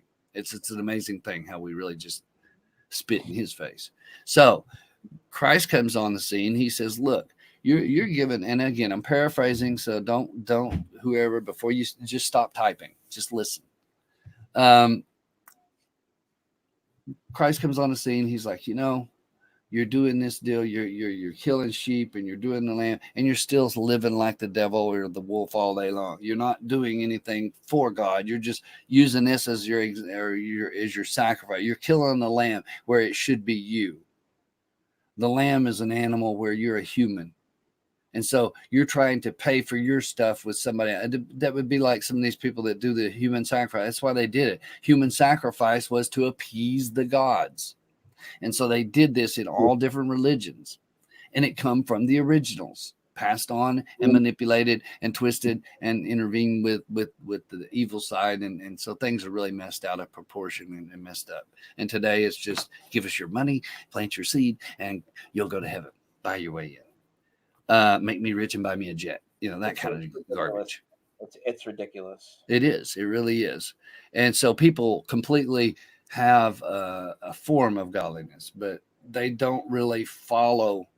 They follow a tradition rather than a relationship. And that's why religion's such a bad rap now, because they were doing it then and they're doing it now. It's the same thing. And it doesn't help the people. It takes them away from God. It just says, okay. They put themselves in between. They're placing themselves right in between you and God. That's exactly what they're doing. That's exactly what they were doing there. And that's what they're doing now. And they have been all along. That's exactly the truth. And go ahead. No, I was going to say with the Lion and the Lamb one, we've seen many people make videos, and people have called pastors and all that. And, they go into they freeze up. They'll say, no, there's no way it's changed, and they'll get it out. And they go into metaphor and all that. Have you approached or called any of these types of people? In this kind of situation, I find it better not to call. I've talked to people on the phone. I've talked to a lot of people. But I do talk to a lot of people in person, and I have made mentions of it. And the way I do it, my approach is a little bit leading the witness kind of thing, because I will open the door for them to talk about it. I don't go in there saying, hey, do you know this change or that change or whatever? Just like with my doctor, I said, one of my doctors, I said, you know Lord's Prayer, don't you? So, yeah. I said, you remember in Luke where it used to say, forgive us our debts and debtors? He said, yeah. I said, is that the way you say it, or do you do the other one? And then he says, well, I usually say trespasses. And I'm like, oh, okay, that's what I was wondering. I said, that's in the Bible, right? And he's like, yeah. I said, okay, well, let me ask you a couple questions. And really, we just had an off the record kind of conversation. And Lion and Lamb was the one that got him. That was the one that just messed him up, because it happened to be a verse that he knew. And this is just like you do in the pop culture. Some people know music. Some people know certain groups. Some people know cars and automobiles, like the Ford logo or the Chevrolet with an E and the logo and the little chevron and all that. Some people know movie titles or movie lines, where some people will know scripture. But people that know scripture may only know one verse. And so if they know specific verses, then it is only going to give them that information from that perspective. They may not know it all. You understand what I'm saying? And yeah. Well, a specific verse they know. You just lead them. You don't give them any answers. You can say, hey, exactly, and have them read it to you, just like you would with the Mandela Effect movie line. It's fill in the blank. It's not give them two choices. That's right. And so with the doc, I did that, and the Lion and Lamb got him. So let me finish that Lion and Lamb point so we can answer that question. Yeah, sorry. I didn't mean to throw you off. Oh no, you're fine. But with the Lion and the Lamb, so Christ comes on the scene, and he's, because God says, I demand a more pure sacrifice. Because mankind, I love man. I want man to be made whole. I want man to have freedom to live and be in life abundantly and no fear, and to be able to know that I really am God, to be able to communicate with me, to wipe out the middleman. That was the whole point of Christ, because people would go to the priest, they would take their sacrifice, they'd give them a lamb, the priest would take it in there, slaughter the lamb, do their sacrifice incense, and then eat leg of lamb that night. And while the peasants who had to use everything they had to get that lamb or pay the money changers at the front, money changers now is bank. That's in Luke. That's a change. It's ridiculous. Money changer says bank now. Yeah, in the book of Luke. Don't ask me which chapter. It's one of the, is it chapter 16? No, 15, 14, let me think. Might be chapter 9 even. In the book of Luke, I know that. Just look up in a concordance the word bank, and you'll have your verse. But it used to say, deliver your money up to the money changers. And now it says, deliver your money up to the bank. And there's a few changes in that verse, or in that chapter. Anyway, so with the lamb rather, Christ says that he is going to become that sacrifice. Okay, he's going to be the Lamb of God. If you look in Revelation, we have that after the death and resurrection, where John has it, and he refers to him as the Lamb of God. This is God's lamb. In other words, God is the one giving the sacrifice for us. Okay, man has tried to do sacrifice with lambs and sacrificial lamb and all of that to appease God, or to basically offer up our lives to him. And so rather than offering up our own life, because man is greedy even in life, whether it's we want life or whether we want money or finances or homes or cars or whatever, man is greedy. And so we want to talk about loving God, but we really don't do it in our heart. It's easy to say with our mouth. And so that's what they were doing. These priests were doing this. They were saying, well, here's what we're going to do. We will sacrifice life for God, but we're not going to do our own. Let's use this lamb. Yeah. So there was really a lot less earnest truth in it. Nobody wanted to die for the cause. And so Christ comes. This is where God says he would make himself, his own son, a begotten from him, to be pure and untouched by man. And so he was born of a virgin through the Holy Spirit. If God can speak in the existence of everything, why can't he speak in the existence of somebody being pregnant? And so since then, many religions have tried to replicate that concept of the virgin birth, as it were. So anyway, this way it was without man's DNA. There's differences in man's DNA and woman's DNA in flesh. There really is. I mean, obviously, we know that. Not just the physical attributes, though. There's stuff to do with the blood that is different. Interestingly enough, we got Y chromosomes and X chromosomes. We know how that all works now. We've really come a long way with understanding in science that in biology. So anyway, so he's born, Christ is born, and he becomes that lamb. That's where we get the song, Mary Had a Little Lamb. That's why that song was made and written that way. It could have been Teresa had a little lamb, or Bartholomew had a little lamb. No, it was Mary had a little lamb. His fleece was white as snow. And so that's where probably watching right now. I had a lamb. I had a lamb. That's funny. That's funny. So sure enough, man, that's how that song kind of be. Mary had a little lamb. Sure enough. So a lot of the things that we see in our society, whether it's the tales, Mother Goose stories, or things we're learning in school, a lot of the stuff we're told and taught actually has an origin in the biblical scriptures and history that way. But anyway, so Christ comes to be this lamb. Okay, he's the idea is that he is man that is pure, free of sin, who goes through all the temptations that we do, who suffers everything, and shows us how that we can live in a way of love, how we can have power over all of the things of this world, not to have power in the way that man wants power, but to literally have supernatural aspects given to us, to be able to see and understand things. And ultimately, the main thing, to be able to talk to God without having to have a priest or without having to have a sacrifice. Christ was going to become the ultimate deal. He's going to sacrifice himself.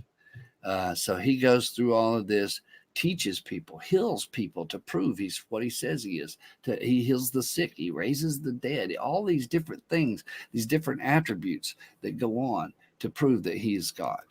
or the Son of God. And sure enough, let me get this. My dog, hold on. Give me 2 seconds. Get out. Yep.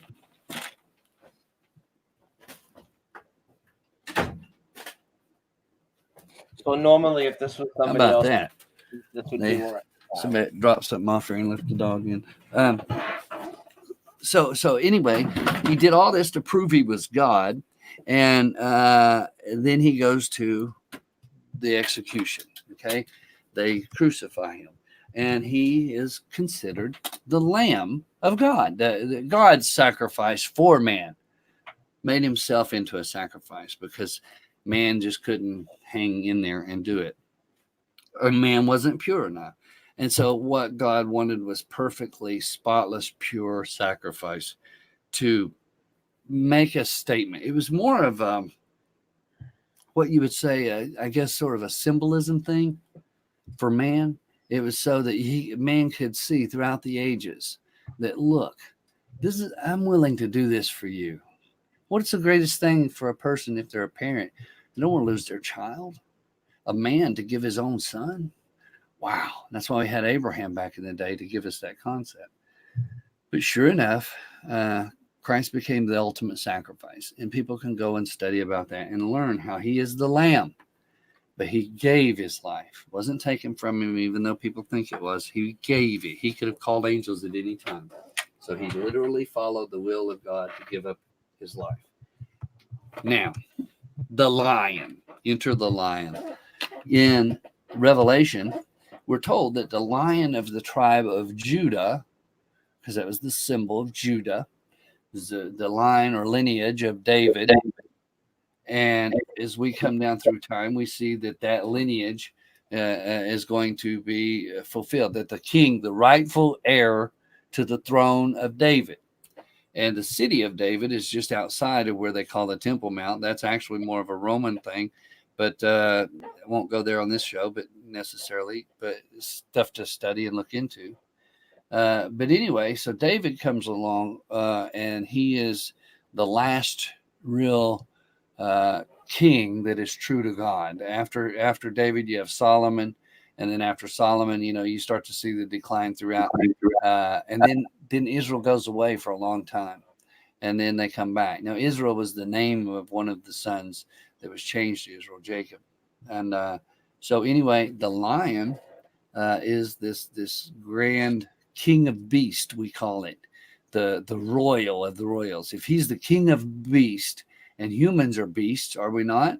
Humans are still beasts. And what does MGM use as their thing? The lion that roars in the middle of the thing.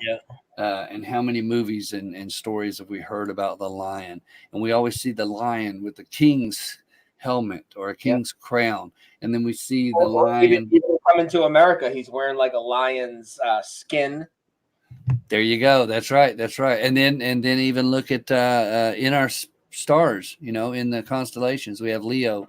It starts in the Virgo, and as it goes around, does its little thing, or however that works, like a clock, that comes around to Leo. So what starts in the Virgin ends with Leo. And so there's a lot of that in the prophetic aspects too, because the stars and stuff are given to the concept of Seth writing that or pinning it. But anyway, Leo, the lion that comes around, the king of Judah, is the rightful heir. And it tells us that Christ, he came the first time as a lamb. And the second time, he will come back as the Lion of the tribe of Judah, as the King of kings and Lord of lords. And why wouldn't he be the King of kings? He's overcome death and all of it. You see what I'm saying? And so he suffered and bled and died for mankind to be that sacrifice, so man could stop. After that happened, we didn't need the priests to do sacrifice anymore. That was sort of God's way of saying, look, y'all are getting stupid with these incense and killing every animal that I make. Let's do something here. Let's put a stop to this. And let me show you. I'm going to give you the ultimate sacrifice. Make my own son to go down and take this on himself. Now, quit with the foolishness. There, price is paid. Done. Now come and talk to me. And people still don't do it. They don't get how simple God made it. That's what this is about. And so Christ is coming back. God said he would fill his kingdom with the innocence of children, because adults basically are too brain dead. We're just too stuck on ourselves and our way of life. We don't want anything to do with God. And what helps create the confusion and the disillusion is the fact that Satan, who was Lucifer at the beginning and cast down, became Satan. He has convinced people he doesn't exist. The people that are ruling the world know he exists. That's who they're worshiping. And they're in total hatred and complete offense and even defense against those who profess to know God.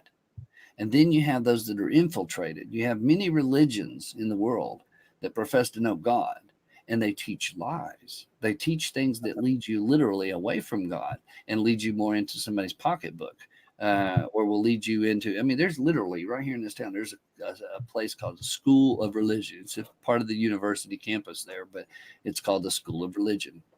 Thought about shooting a video there in front of that sign.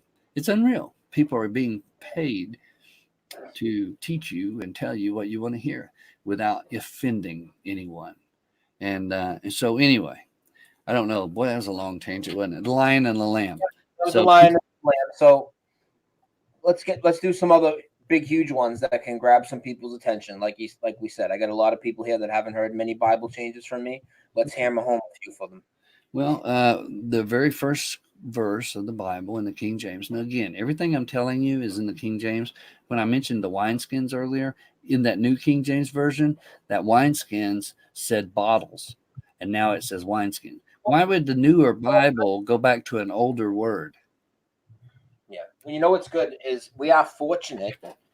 If there was going to be one Bible that's, because there's no doubt about it, the King James has been way more Mandela affected than the other Bibles, and it has been Mandela affected in most cases first, and then things will spread out. You would agree with that, right? Yeah.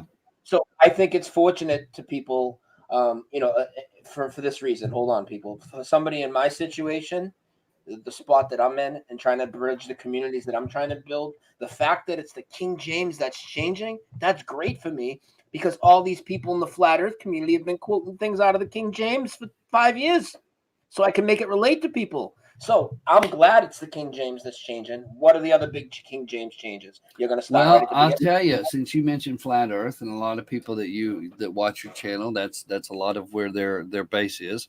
A lot of people come to the concept of flat earth once they realize the mathematics aren't right, or they realize the science isn't right, whichever way they come to that understanding. And then they eventually plunge into scripture. And a lot of people that are Christian oriented, or at least biblically oriented, will quote the scripture, Psalms 119 about the stars of the heavens, and even in Genesis and stuff like that about God creating and all of these things with the firmament and stuff. So people really have been able to use the Bible to try and prove that there is really more like what Enoch says about it being a sort of a flat plate, if you will, or a upturned disc, upside down frisbee even. So people see that or have that concept, and the scriptures would validate that, because many people believe the scriptures before they believe anything that man's wrote, even though the Bible was written by man. Don't get me wrong. It's just people's minds. But ultimately, the Bible said, I believe it was in the book of Job, about, and you can quote me, it might be in the book of Kings, about the word constellations, talking about the stars in the heavens. I'm actually going to tell you something about the Bible. Imagine Kings 23:5 is the one. That's it. That's the one. Yeah.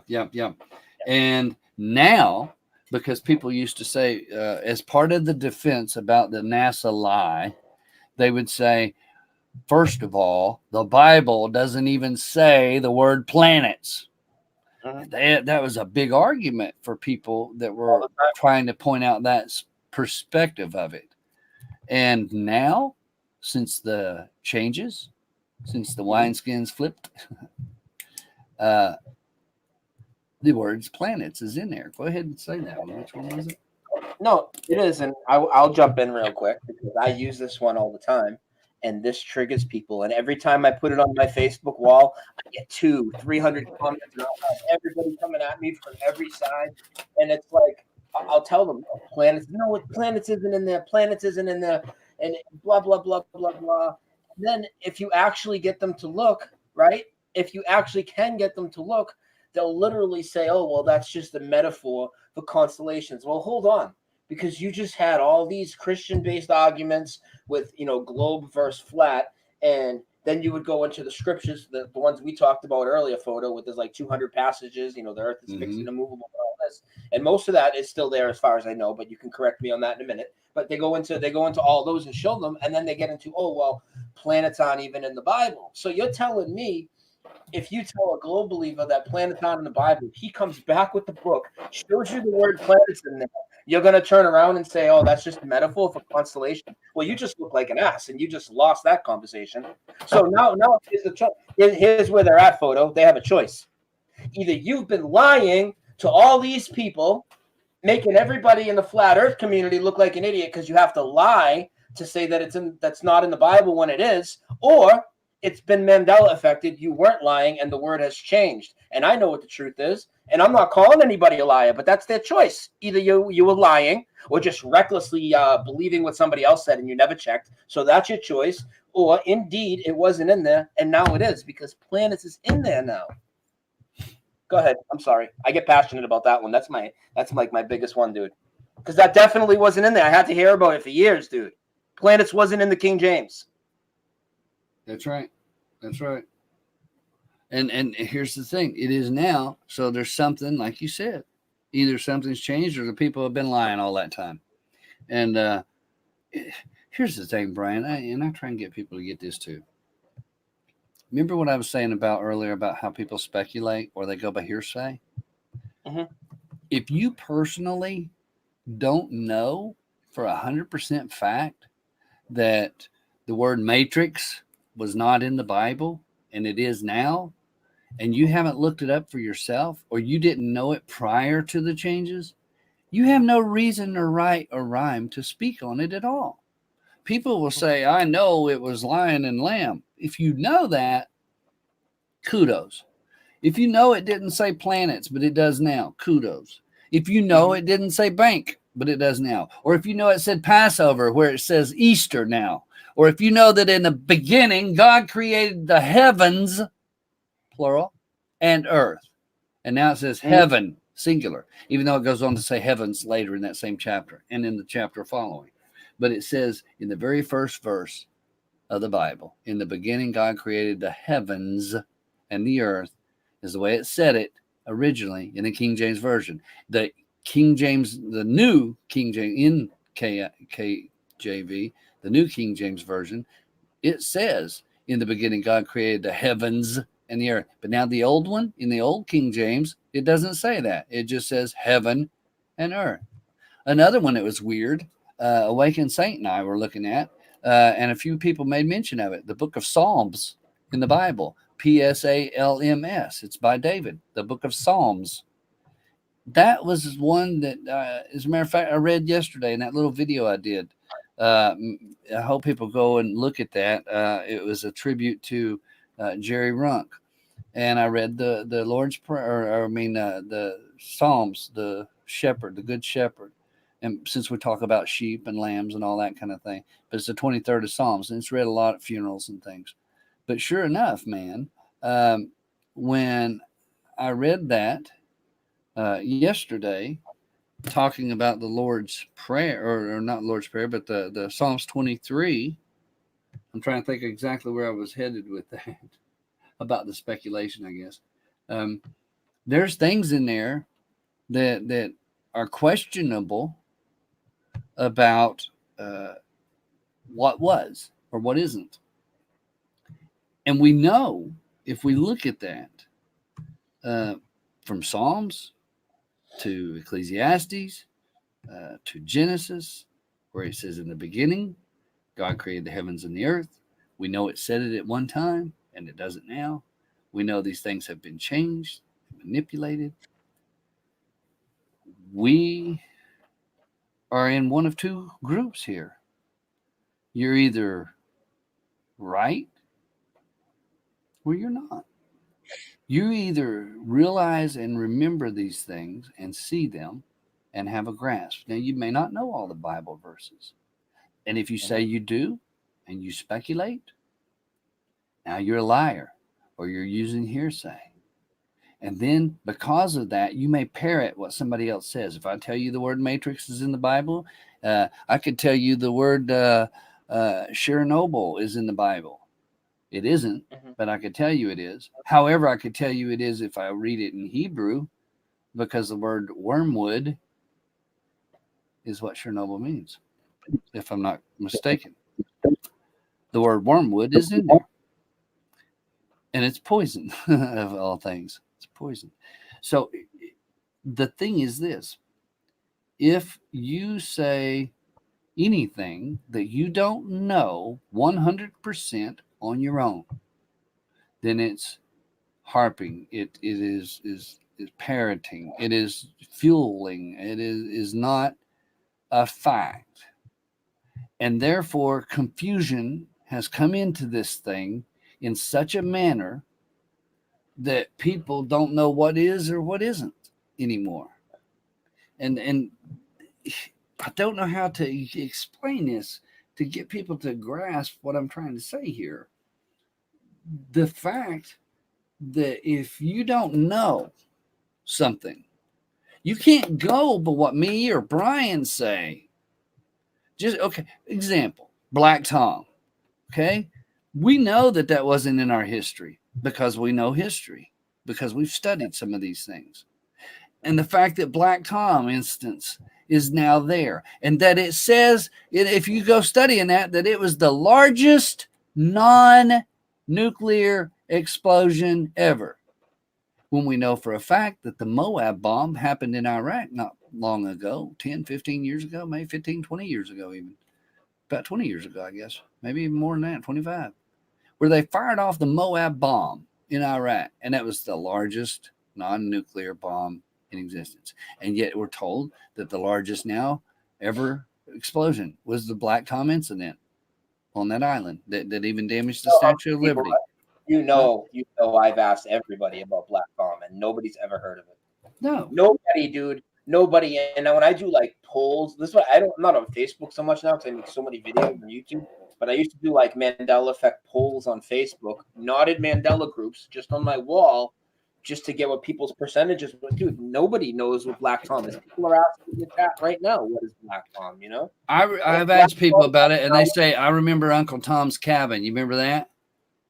Yeah. Something about that in history. We've got these different little tidbits that we can tell you, like Eli Whitney and the Cotton Gin. We've got that, even though there's changes there too.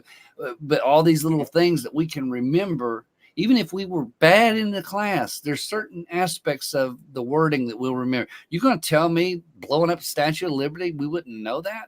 Dude, really? It's ridiculous. And to not ever to have it brought up in 9/11 when it's down the street. It's the first. That would be number one. That would be the number one right there. That would have been bigger. They brought up Pearl Harbor, though, didn't they? Yeah. They brought up Pearl Harbor, but they don't bring up the other attack in New York, which damaged the symbol of American freedom, allegedly. Basically, everything I say is in quotes with these people, but you know what I'm saying.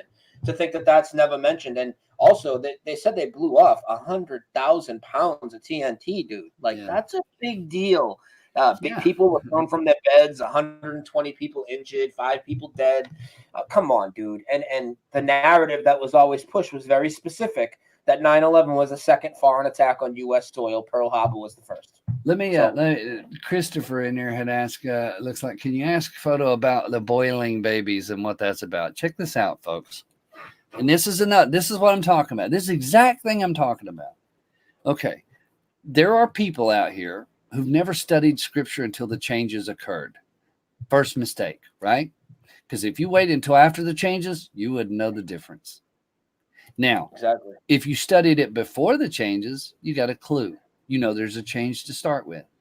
However, some of these people who never read the Bible or didn't crack it until after the changes are now all of a sudden overnight Bible scholars, and they're telling you things that aren't true. The word matrix never was in your Bible. The word pisseth was in the book of Kings. It pisseth against the wall. It was a King James time period that it was written. It would have been urinate or whatever the case would have been. Don't know what the Hebrew word is for that necessarily, but that word was there. I know when I was little and young, 14, 15, sitting in the back of the church looking in different verses and sort of, kids pointing out, yeah, because you ain't allowed to say that, right? And it was in there. Now it's in there like 5 or 6 times. So yes, there's a multiplication going on that wasn't there. But this is about boiling baby. Dude, there was a time when Israel was surrounded and they were encamped and all the people inside were starving to death. That was the way they used to bleed people out in a war. You wanted to live, you tried to stay alive until the thing was over and they took everything down. Otherwise, you opened up the gates and you're going to die. Real simple. I mean, usually brutal. And if you were a mother or a woman or something, you may end up losing your children or yourself to being a sexual slave and things along those lines. It was a brutal world, folks. And so here's the thing. The women boiled their child. There was one said, let's boil your child today and tomorrow we'll eat mine. They were in starvation. That's always been there. There's people out there telling you that just don't sound right. It might not sound right, but it doesn't mean it wasn't there. It was there. It was showing you the devastation and how bad it is. When people are in starvation under a wartime scenario, rather than watch their child die and the rest of the family die, they will take that one that is already on its way out and rather than let it suffer because there's no way to feed it, it's easier to kill it and feed the rest of the family. In people who crashed in an airplane, it's the truth. Yeah. People who crashed in an airplane in the cold Alps resorted to cannibalism to stay alive. They were eating the body parts and they took off of the dead bodies. They cut the elbow parts off from this part down to here and use that to put on their feet to keep their feet warm. Folks, people can get really grotesque. And once you realize that this flesh is just really a temporal thing, then it's no big deal. There are people that can't stand the concept of eating an animal from a farm, but yet they go to the grocery store and they eat chicken all the time, or they'll go to a restaurant and order. It's like, where do you think that meat's coming from? And I'm not saying they're eating people. I'm saying that the fact is that meat is meat here. And people in those days resorted to cannibalism. It's not something that God wants people to do. It's frowned upon. But it doesn't mean that people do what God wants them to do. Let's look at you for a minute. Let's consider this. And I'm not talking to you, Brian, necessarily. I'm just talking to people in general, whoever the shoe fits. Maybe I'm talking to myself. Maybe there's a reflection here somewhere. But think about this. If I go out here or you go out here and you say somebody threatens you. Okay, you're out driving and somebody hits your car and jumps out of the car and they're ready to shoot you and your family down or your friends or whoever's with you in the car. And you have a split opportunity that you can literally kill that person or you can have all of them, everybody dead. Okay, and you don't know in the heat of that moment how it's all going to work out, but you know that if you don't take if you don't take that opportunity at that one split moment, that your whole family in the car is going to die because this guy's maybe drunk or drugged or whatever the case is, and he's just a wild road rage kind of person. Okay, in that split moment, are you going to kill that one individual or are you going to let him murder your entire family? Somebody's going to die. It's one or the other. Okay, yeah, you and your family or this one guy. You're going to make that split decision. Now, whatever the case may be, whether you're saving your friends and family, when it's all done and said, do you think God is happy about that? Are you going to blame God for somebody's free will to be stupid? And are you going to blame God because you had no other choice, as you might think? You see, everybody wants to blame God for man's fall and for the ways of this world. That's what they do. We all blame God. Oh, it's God's fault because the world can't see. And that might be truth. There might be some truth in that one, actually, because of the delusion and what Scripture tells us about this that's going on. But anyway, go ahead. Go ahead. Yeah, I thought you was asking questions. I think I covered that about that. The whole point of people perceiving and saying things that are changed when they're not. Yeah, well, that goes to show in this community, just as much as any other, we need to use discernment, and that's the reason why a lot of people say to me, "Oh, Brian, they'll send me a ton of emails and be, why didn't you show this on your show, or why don't you go through all these new changes?" I only go through stuff that I'm 100% sure about. You know what I mean? There's very few things that I call Mandela effects because I've never heard of them. Black Tom is one, because I would have definitely heard of that. But as far as I didn't hear of that, that's a Mandela effect. I didn't know this was there. I go on things that I knew really well that changed. That's right. Because see, if you tell me that pick one. Captain Crunch. Okay. If you tell me Captain Crunch has always been Cap'n Crunch, and or that it's changed to Cap'n Crunch, and even though it's real, even though you know that's a truth, okay, unless I've experienced that cereal particularly, I couldn't tell people that that's changed. If I don't know for a fact, I could say, well, Brian Staveley has said that Captain Crunch used to be Captain Crunch, but has never been in this history or in this rewrite, in this reset. That's now Cap'n and has always been Cap'n since it's in beginning. Okay, and you said that. So if I go to Paul and say, "Hey, Paul, did you know 100% fact that Captain Crunch used to be Captain, or Captain used to be Captain?" What's your proof? Well, Brian Staveley said it. That ain't proof. That's no proof. I can tell you what the scriptures say because of what I know. Just like you can tell me, you can name stuff about sports events. The boxing. I remember the Tyson thing. Remember that? Yeah. The biting of the ear. That was one I knew. But you can tell me sports about certain football plays or certain baseball or basketball plays that took place. And because you watched the game. You know what the thing was or the outcome. And you can tell me, and all I can do is take your word for it. Or I can go and look in some research and see if other people back up your story. But if I don't personally know it, and I'm only going by what people have told me, I might as well believe what NASA says too, because it's the same thing. I'm telling people to stop saying this is a change or that is a change because someone else has told you that. There's a lot of people out here causing conflict and confusion more than the change itself, because they're telling you things that aren't true, and they're twisting and manipulating things and putting it into a way that makes you question not only the reality, but question things that aren't true. They're calling good for evil and evil for good. And if you don't know it for 100% fact on your own, if you don't know it yourself, don't go by what somebody's telling you. Just because somebody says it's a change doesn't mean it is. Just because it doesn't agree with their remembrance or their memory, it doesn't matter what their memory is. What you have to look at is what you personally remember yourself. It's about you, not about the other people. I can tell you all day long the Bible never said matrix. I can tell you that. But unless you know that, it's not going to matter. But what matters is what you do know. Maybe you know that Kit Kat never had a dash, or that it always had a dash. Maybe. But see, if you don't know, why take my word for it? My word ain't worth nothing. Neither is Brian's. Neither is anybody else that's speaking. Because what matters is your own personal experience. Albert Einstein, the best proof is experience of anything.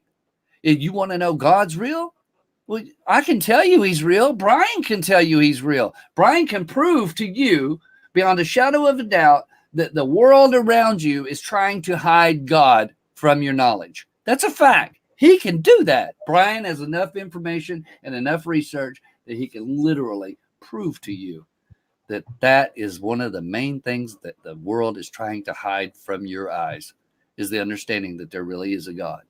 Now, that's a fact. He can do that. But it doesn't prove to you that there's a God. Just because he can prove it, or because I can explain to you or tell you my experiences on a supernatural level, and I can tell you why I know God's more real than we are, doesn't prove anything for you. The Holy Spirit can lead us and guide us and direct us and give us into all understanding. But if you don't experience it, you don't believe it, you don't know it. Unless you experience it, unless you have a memory yourself, unless you can comprehend, there are things in your world right now that only you are going to understand or comprehend as a change. Maybe it's a photograph that you took when you was a kid and now there's an extra person in it, or maybe there's a person missing, whatever the case may be. Or maybe it shows you at one place when you remember it being somewhere else. Maybe it's a bad memory. Sure. And maybe it's the quantum effect. Sure. The point is you yourself are the only one that can be true about it. We are sharing with you, people are content providers talking about these different effects. We're sharing with you things that we remember ourselves. A big one, like Brian said, his big one, look where he lives, man. A big one for him is the Statue of Liberty with this whole Black Tom incident. He knows that from firsthand experience.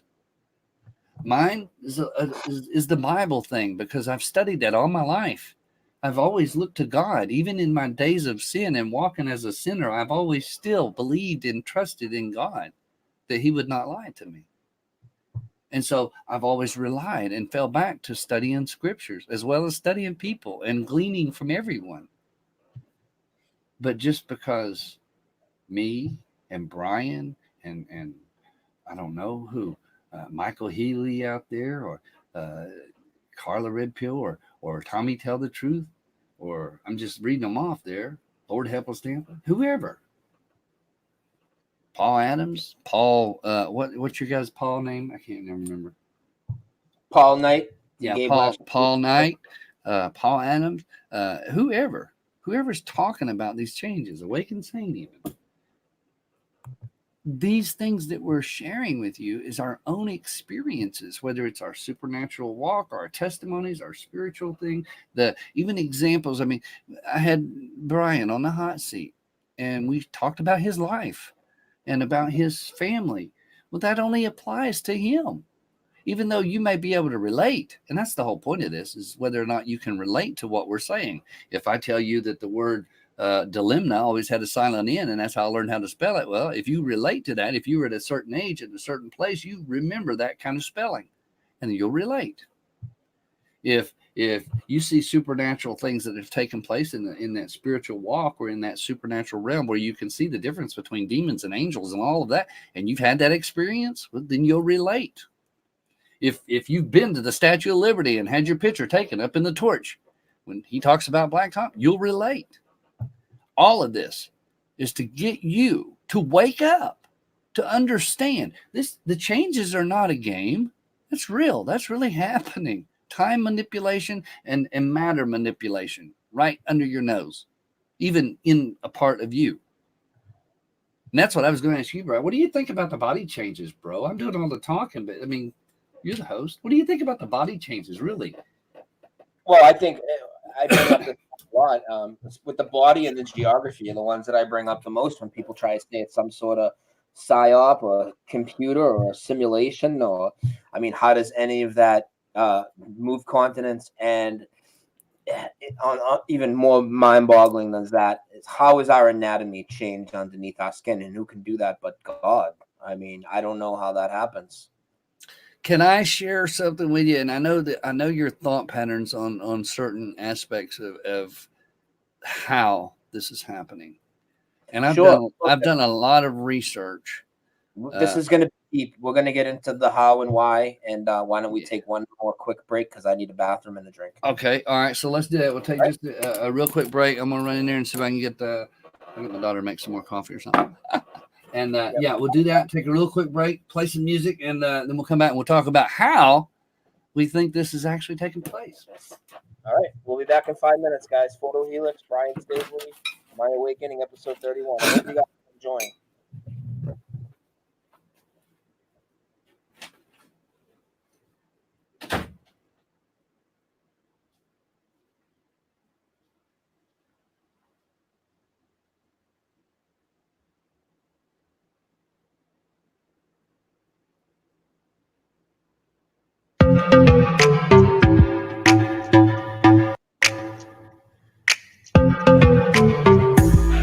Happy take on the role of the bridge to the communities. Might as well, since y'all wanna try and walk all over me.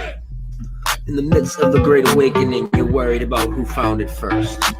Drop your ego, cause it's not a blessing, it's a fucking curse. The real true detriment to this awakening is fellow truth is fighting over such petty things. It doesn't matter if you're 9/11, Mandela, or Flat Earth. Even if you talk about the alleged non-stop from Chile to Perth. Even if you know that no airplanes came even near the towers. By not researching other topics, you're only enabling the ruler's power. Hiding knowledge is how they got to rule over us. Yet even knowing this, amongst each other we still fight and fuss. It's time to stop the finger pointing, anointing someone as the next shill. You make baseless accusations, and you claim you took the red pill. I am the bridge. I'll help put together the puzzle. You have a piece, I have a piece. So why go and apply our own muzzle? Let's progress the conversations and ignore the trolls. We already know their stories are completely full of holes. Not their fault, it was pushed by satanic assholes. Let's pool our research and drop that in fighting. We can clash down on these bastards like a bolt of lightning. I know your reality shifting around can be so frightening, but don't be down, our consciousness is in the process of enlightening. Here to fight for the cause, we are all soldiers. Let our voice be heard as we outnumber them, head over shoulders.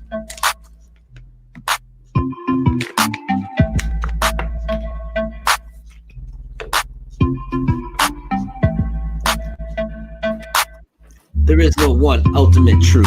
I thought that was 9/11. This was before digging into NASA and all their maskings of heaven. We don't know what happens when we die, or how the celestial bodies even hang in the sky. Don't act like you know it all, you're starting to sound like Bill Nye. We need to know who put us here and why. Do you see what I'm saying? The game is far from over and we're all still playing. In the grand scheme of things, we don't know shit. But at least we admit NASA and this did the opposite. And with the truth, they always hit it. Our strength is the truth is on our side. So our differences are futile. These are the people that showed us ridiculous debris pile. Planer, no planer, dome or no doma. Who gives a fuck from here to Oklahoma? We know it's flat. We know it wasn't Arabs. They had our minds in a coma. We know we had been deceived. Time to have a triumphant battle like Superman, Chris Reeves. We don't have to sit around and sing Kumbaya, but open your mind and research more than one topic, would ya? It's all interconnected and essential to our progression. So I deal with all the infighting and pointless aggression. Voice your opinion, but respect others. And when you hear a topic you think is nuts, don't just hide under the covers. Where's your discernment at? Isn't that what you told that girlie when your gums would flap? Another thing you should know is we aren't having false memories. Time to trust your senses or get caught in their web and be stuck in their trenches. I'm here to knock down the fences of borders for them to hold us into some camp, give us some stamp. Come on, that shit is straight out of Alex Jones' FEMA poor camp. Mark of the beast, you already chat like that. Don't believe me? Where the hell's your motherfucking cell phone at? I'm here to broaden everyone's horizons. If you don't agree with all my points, I'm just fine with it, as you should be, able to sit down and still discuss it all with me. Sharing knowledge is the key, and ultimately how we're gonna finally break free. Like what I'm saying, I'm Brian Staveley, host of the rawest truth show around, Dose of Reality.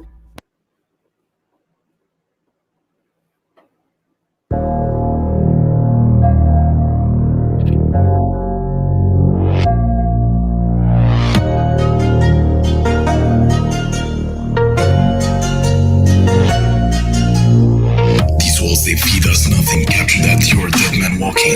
Them chains with trust are calling, close the line, there's no time for talking. Still breathing knowledge, capture that and your feet start running. Big dreams are pending, there's no time, all the clocks are bending. Light pulsating, bloodstreams coming, replace the anchors, steps are flooding, there's no... All right, we're back. Hey, we're back. All right, thank you guys for being with us. Let me just get situated here before we get rolling. 1 second. Get my windows back where I need them. All right, let's have it, man. Everybody's heard my opinion a million times. So how long have you think this has been going on, and what is causing it, in your opinion? And where's it heading? All right. Just put it out. Everybody's heard my theories. We don't even need to, you can tie it into what I think however you want, and, we can go back and forth. But this is about you, so go ahead. Well, check this out. I've always been into the physics of things, okay? You can't have a pair of glasses or a watch or your bottle of water. Okay. Without looking into physics and the aspect of the molecular structure of things. And if you just look at water, just water itself, you can break it down that we can make explosives out of water because it has hydrogen. It's hydrogen and oxygen. And hydrogen, you can make a bomb out of it. It's very flammable, very explosive. I've worked in a chemical plant, and I've done a lot of research and studies in physics and chemistry and even what they call the old form of chemistry beforehand with the different dark side of things, how they would mix different aspects called alchemy. And they would mix. Alchemy was the idea of applying the spiritual and the physical. So they would use the molecular stuff we know about hydrogen, oxygen, and we come up with things in experiments like phosphorus is one of the things. X-rays actually was learned through alchemy. And so now we can take X-rays of people, and it's all about using high energy. It's about electricity. Is one of the greatest things that we use. We have electric. That's how we're doing all this, is electrical lines and electric wires and all of that. So what I'm about to share with you is part fact and part speculation. You got to understand that. Now, what I'm speculating on is facts that we do know. Versus again, it's a theory. It's my theory or my concept and my understanding. And in my channel, I got on the YouTube videos, I do different things according to prophecy, as well as the sciences, and all of the different ways of things, how it is even possible to do things and to make things happen. Now you can there used to be 3 forms of water. There was the solid, the liquid, and then the gaseous. So you could take water and freeze it into an ice cube. And that ice cube, after it's thawed out, becomes water. And you can put it on a pot and boil it. You can take the ice cube, put it in a pot, literally all in one place.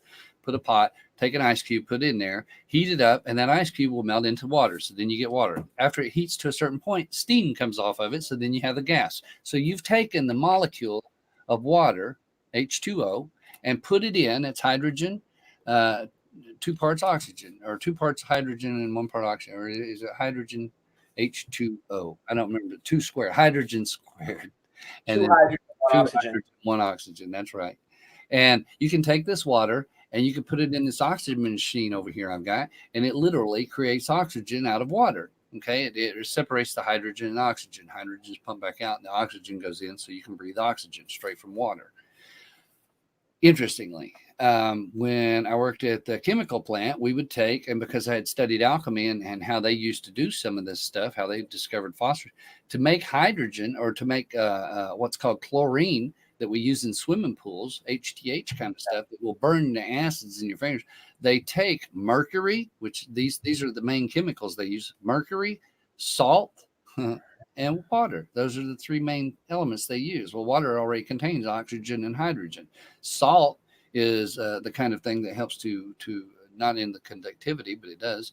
It purifies and things. I don't understand the acidic breakdown of it.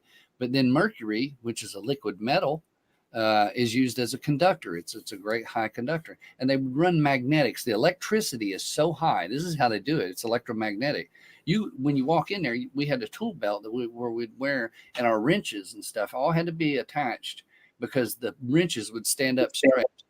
Yeah, you couldn't wear a watch because the hands would go backwards because of the magnetics, depending on which way you would turn as to whether the magnetics would go backwards on your watch. Your ring, if you had a ring that was gold or gold plated or a necklace, you couldn't wear those in there because the gold would melt off.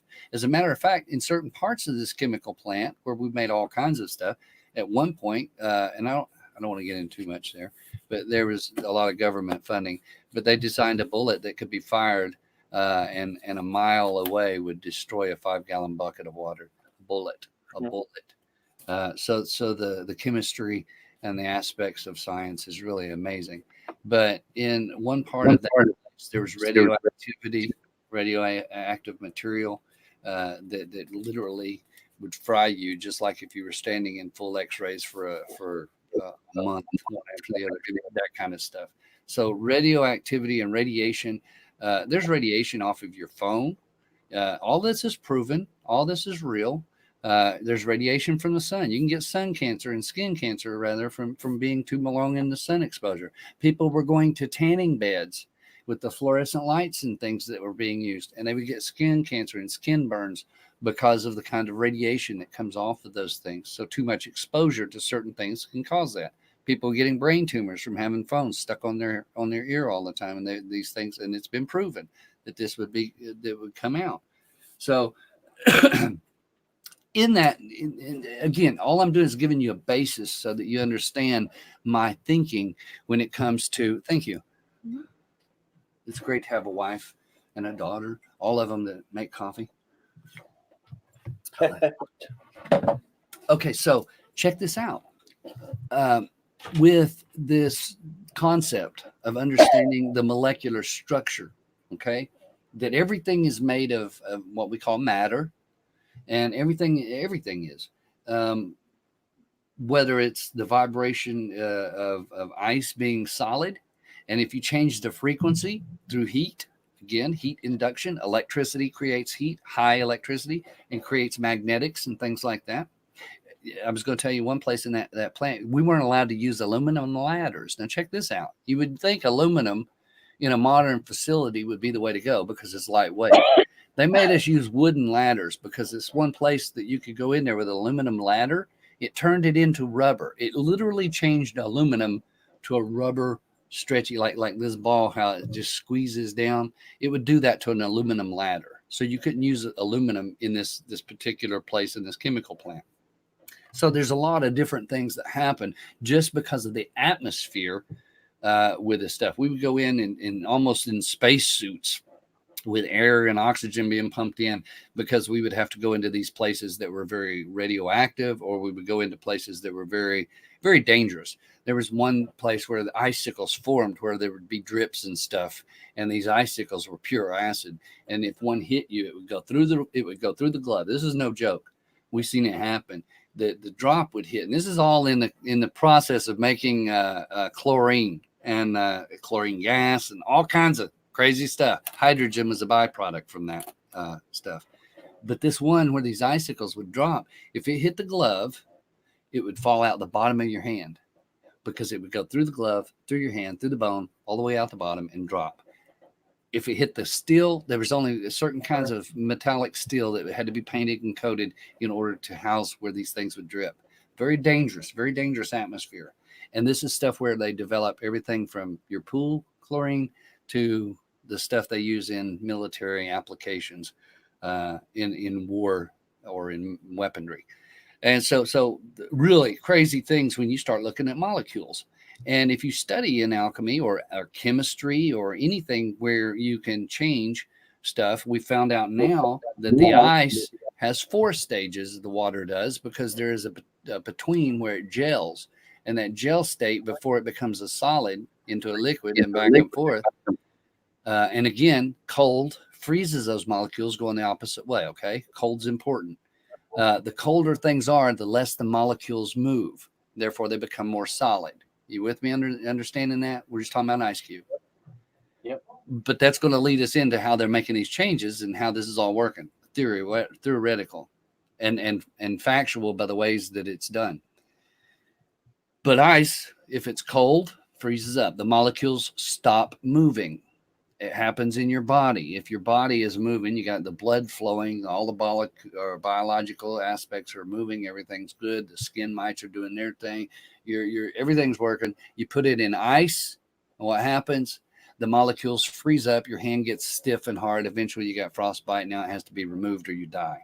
Gangrene kicks in because it kills everything, freezes it, freezer burn, or what they call it when you get frozen like that. What's it called? Frostbite. Yeah, frostbite. Thank you. Frostbite. However, you can go into a completely hot environment, super heated, and rather than getting hard and solid to becoming brittle, it gets very fluid-like. It melts, and your skin will literally fall off the bones. It will pour off like water if the heat is high enough. Now, that's facts of physics. Okay, that works on everything. Super, super, super cold causes the molecules to stop moving. They have a thing called absolute zero. If you get to absolute zero, everything is frozen solid and still. It's almost like stopping time. Bear with me. Everything I say can be related back upon itself. So try and take notes. If it's frozen, you can freeze it as if all the molecules moving and doing their regular thing, all the cells moving, everything vibrating at whatever frequency. And we use gold and silver and certain kinds of copper because of the idea of it being a conductor for electricity. Gold is one of the greatest, and that's why Radio Shack did as good as they did. They used gold plate to conduct a lot of their computer plugs and all that kind of stuff, because gold is a good conductor. Certain metals are a high conductor. Mercury is a high conductor, but it's liquid, so it can be laid out. Okay. Mm-hmm. Now, again, this is chemistry now as well as in the alchemical origins. And we can see now that in understanding with electromagnetics, again, the magnets were so strong. They were over 10,000 volts on each piece or each thing. They were laid out like in base where we're making the chlorine and stuff. Okay. Under high pressure, really crazy stuff, man. But the heat was extreme and the electricity was such a high voltage that it created a magnetism. So when you walk through, even the hairs on your head stand up, just because there was a tingling. It was like walking through a time warp or something. It was just a strange feeling. Okay. This is an electromagnetic aspect. Now, fast forward. Knowing that, we also know that not only does water change according to the molecular makeup of heat and cold, but electricity and the nodes and things that we do to it, not only separating the molecules that are in there and breaking those down, even to the atomic aspects where we can break the atom apart and look at the nucleus and all of the protons and photons and all these different little whatevers that make it up. And we just get smaller and smaller and smaller as we go. But we find out that water has to do with the way we're made, because our body, at one point, I remember it seemingly 80 to 90% water. Now it's only like 75% water. So evidently in the change, our body has taken and become less water. That's an interesting concept if you want to look at changes that, and again, that's my memory. But now I'm told that water is only 75% of our body, or our body 75% water. Either way, we know that if we put the water under frequency, and I'm talking not heat and not cold, but sound, under certain sound waves, the vibration and frequency causes the water molecules to change. Now, if your body is 75% water, you did a video on water, I believe, about how it's smart and alive. It's amazing. And all creatures require water to live, even water. And even how it happened through the different frequencies through the water, the way that it would change the structure of it was actually independent to each observer, which is also fascinating. That's right. That's right. And so when we start looking at all of these attributes that add to the human nature or our human existence, we have a thing called the Schumann resonance. It's another point that we have to make. I'm trying to give you all the bases so that when we talk, we can bring all these things into one umbrella so you can understand exactly what's happening with the changes, how it's happening, and even why. And I believe this is something, again, take it, leave it, but at least put it on the table. And that's an important thing. And that's why the videos I do cover a bunch of different kinds of theories. So the Schumann resonance is something that was discovered that in the ionosphere above our plane of existence here in the earth, in the atmosphere, in the heavens above us, within the constraint that we have in the dome, if you want to call it that, or the firmament. Within that area there is called the ionosphere. We know from research like HARP program, again, I'm naming a bunch of big government programs that you need to understand in order to gather what's actually and how. But The Schumann resonance is the frequency, the vibration and frequency because of electricity that's constantly firing. There's always lightning firing on the earth. Okay. We know this. This is all scientific. This is all fact. This is all proven. It's not just scientific garbage. It's a proven fact, regardless of scientists. It's literally the electricity that is resonating in the ionosphere above the earth, like static electricity. You can take a balloon and rub it on your hair and your hair will stand up, that kind of thing. And we have storms and electricity that's always being generated. The earth is electric. There's no questions about it. You can even take an electric meter and put it on a tree and register electricity. There's no kidding. So before man is using water and magnetics and all of this stuff, electromagnetic things were already taking place in nature, the way God made it. We have the Schumann resonance at a certain frequency. It's what, 7.84 or 7.64 or something. I can't remember. It's 7 point something, I believe, is the original normal. And people refer to it as the heartbeat of the earth. Okay. So our bodies, the physical attribute of a normal human being, has the same resonance frequency. This ain't new age, folks. This is just facts. This is facts. If you're going to talk on one of these, it has a frequency to it. It has a certain, like AM and FM radio, certain frequencies on the dial that picks up certain sound. You can have 1,000 different radio stations with the same radio.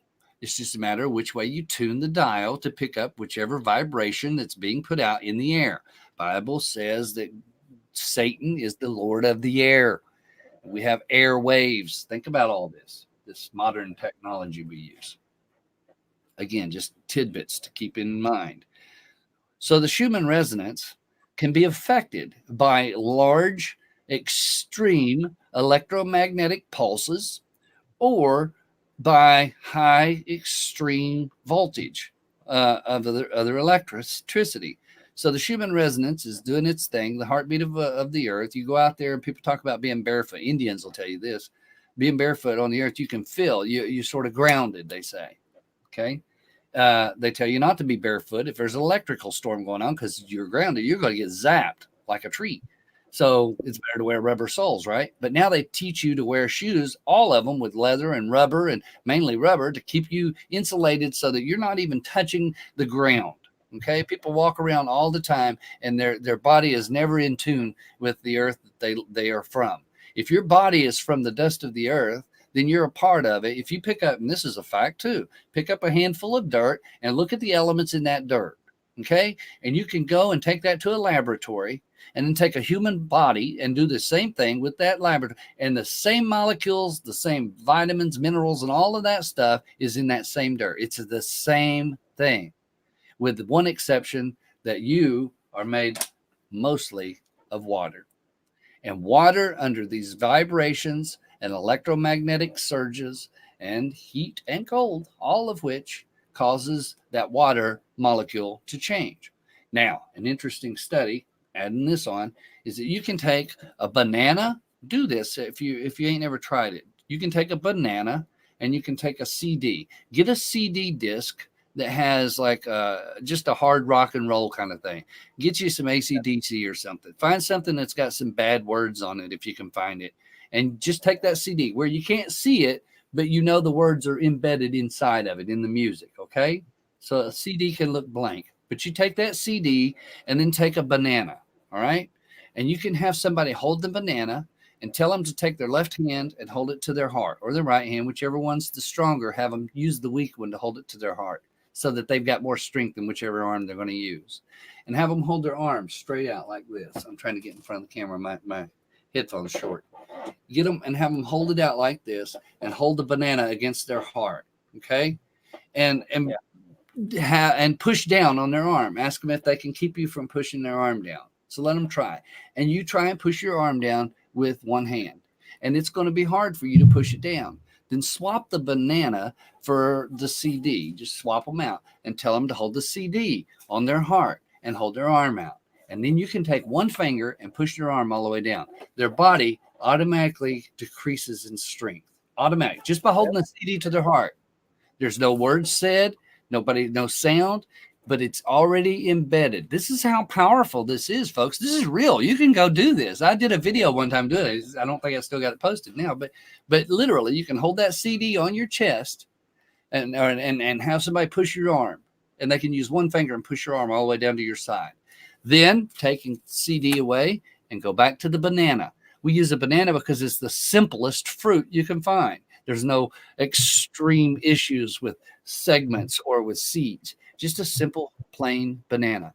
Have them put the banana back on their heart again and hold it on their heart and put their arm out and try and push their arm down. And their energy, their strength increases, almost triples.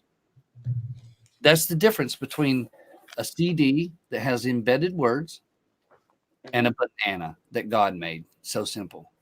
Okay, point being, the molecular structure of your body being all water. Another proof to this is Dr. I don't remember. Hiramoto, right? Hiramoto, thank you. Did a thing and a study about water and looked under a microscope while they were doing this. And words that were put on there that said love or hate. The words hate caused the water molecules to turn spiky and darkened, even poisonous looking. And the words that had love on it, or hope and help and health, all those good words caused the water to crystallize and look like snowflakes, even the way they were done in the molecules, okay, under the microscope. Again, don't take my word, don't take their word, go study and look it up. You can do the experiment yourself. One of the easiest experiments, get you some rice, make a pot of rice, boil it up where it's done. When it's cooked, take the rice in two completely different jars that look the same, 2 mason jars. Make sure everything's clean so there's no bacteria getting in, and use the same rice, take it and put it in both jars. Okay. After you get it and seal it, take the jar that's good, or take one jar and say, I love you. Talk to that jar. Put the word love taped on the jar and set it up. And take the dark jar, or the jar you're going to be the bad one, and put the same label, but put hate instead of love, and seal it up and set it up. And see, after 6 months, the good rice is still good, could still be eaten. And the one that you talk to, that you say you hate it, you say, I hate you, and talk on the other one where it only hears love, or just the words just taped on there. The one that has the hate side, just the word and the idea and the intent causes it to rot and rot faster than the other. The other preserves. So the point being is that the water is very much influenced by even words themselves. When scripture says, let your words be yea, yea, or nay, nay. Don't get into long, stupid discussions and conversations about foolishness. He says, be ye holy in all manner of conversation, for it is written, be ye holy, for I am holy. And most of us, our water molecules of our body are probably so messed up from chemtrails and some of the other things that we're breathing in, the different things that cause us to become more magnetic like an antenna. And the reason, when they fired off the HART program, it hits the ionosphere with high electric voltage, and it can literally open it and bounce off into another area, causing earthquakes and all kinds of different distortions. And when they spray the ionosphere with the chemtrails and the things that they're doing there, with barium and strontium, magnesium, aluminum, all of these things are heavy metals that aren't good for your body, literally. But when you breathe them in the microscopic aspect, the nanotechnology, nanodust particles that you breathe in, microdust, all of that stuff, as it settles down into your food and on your food source. Think about the world that you live in now and what it was 20 years ago and 40 years ago, how much you've seen the decline, trees dying everywhere. Look at California. High wind was never a problem before, and now we got winds and fires. Something ain't right there, folks.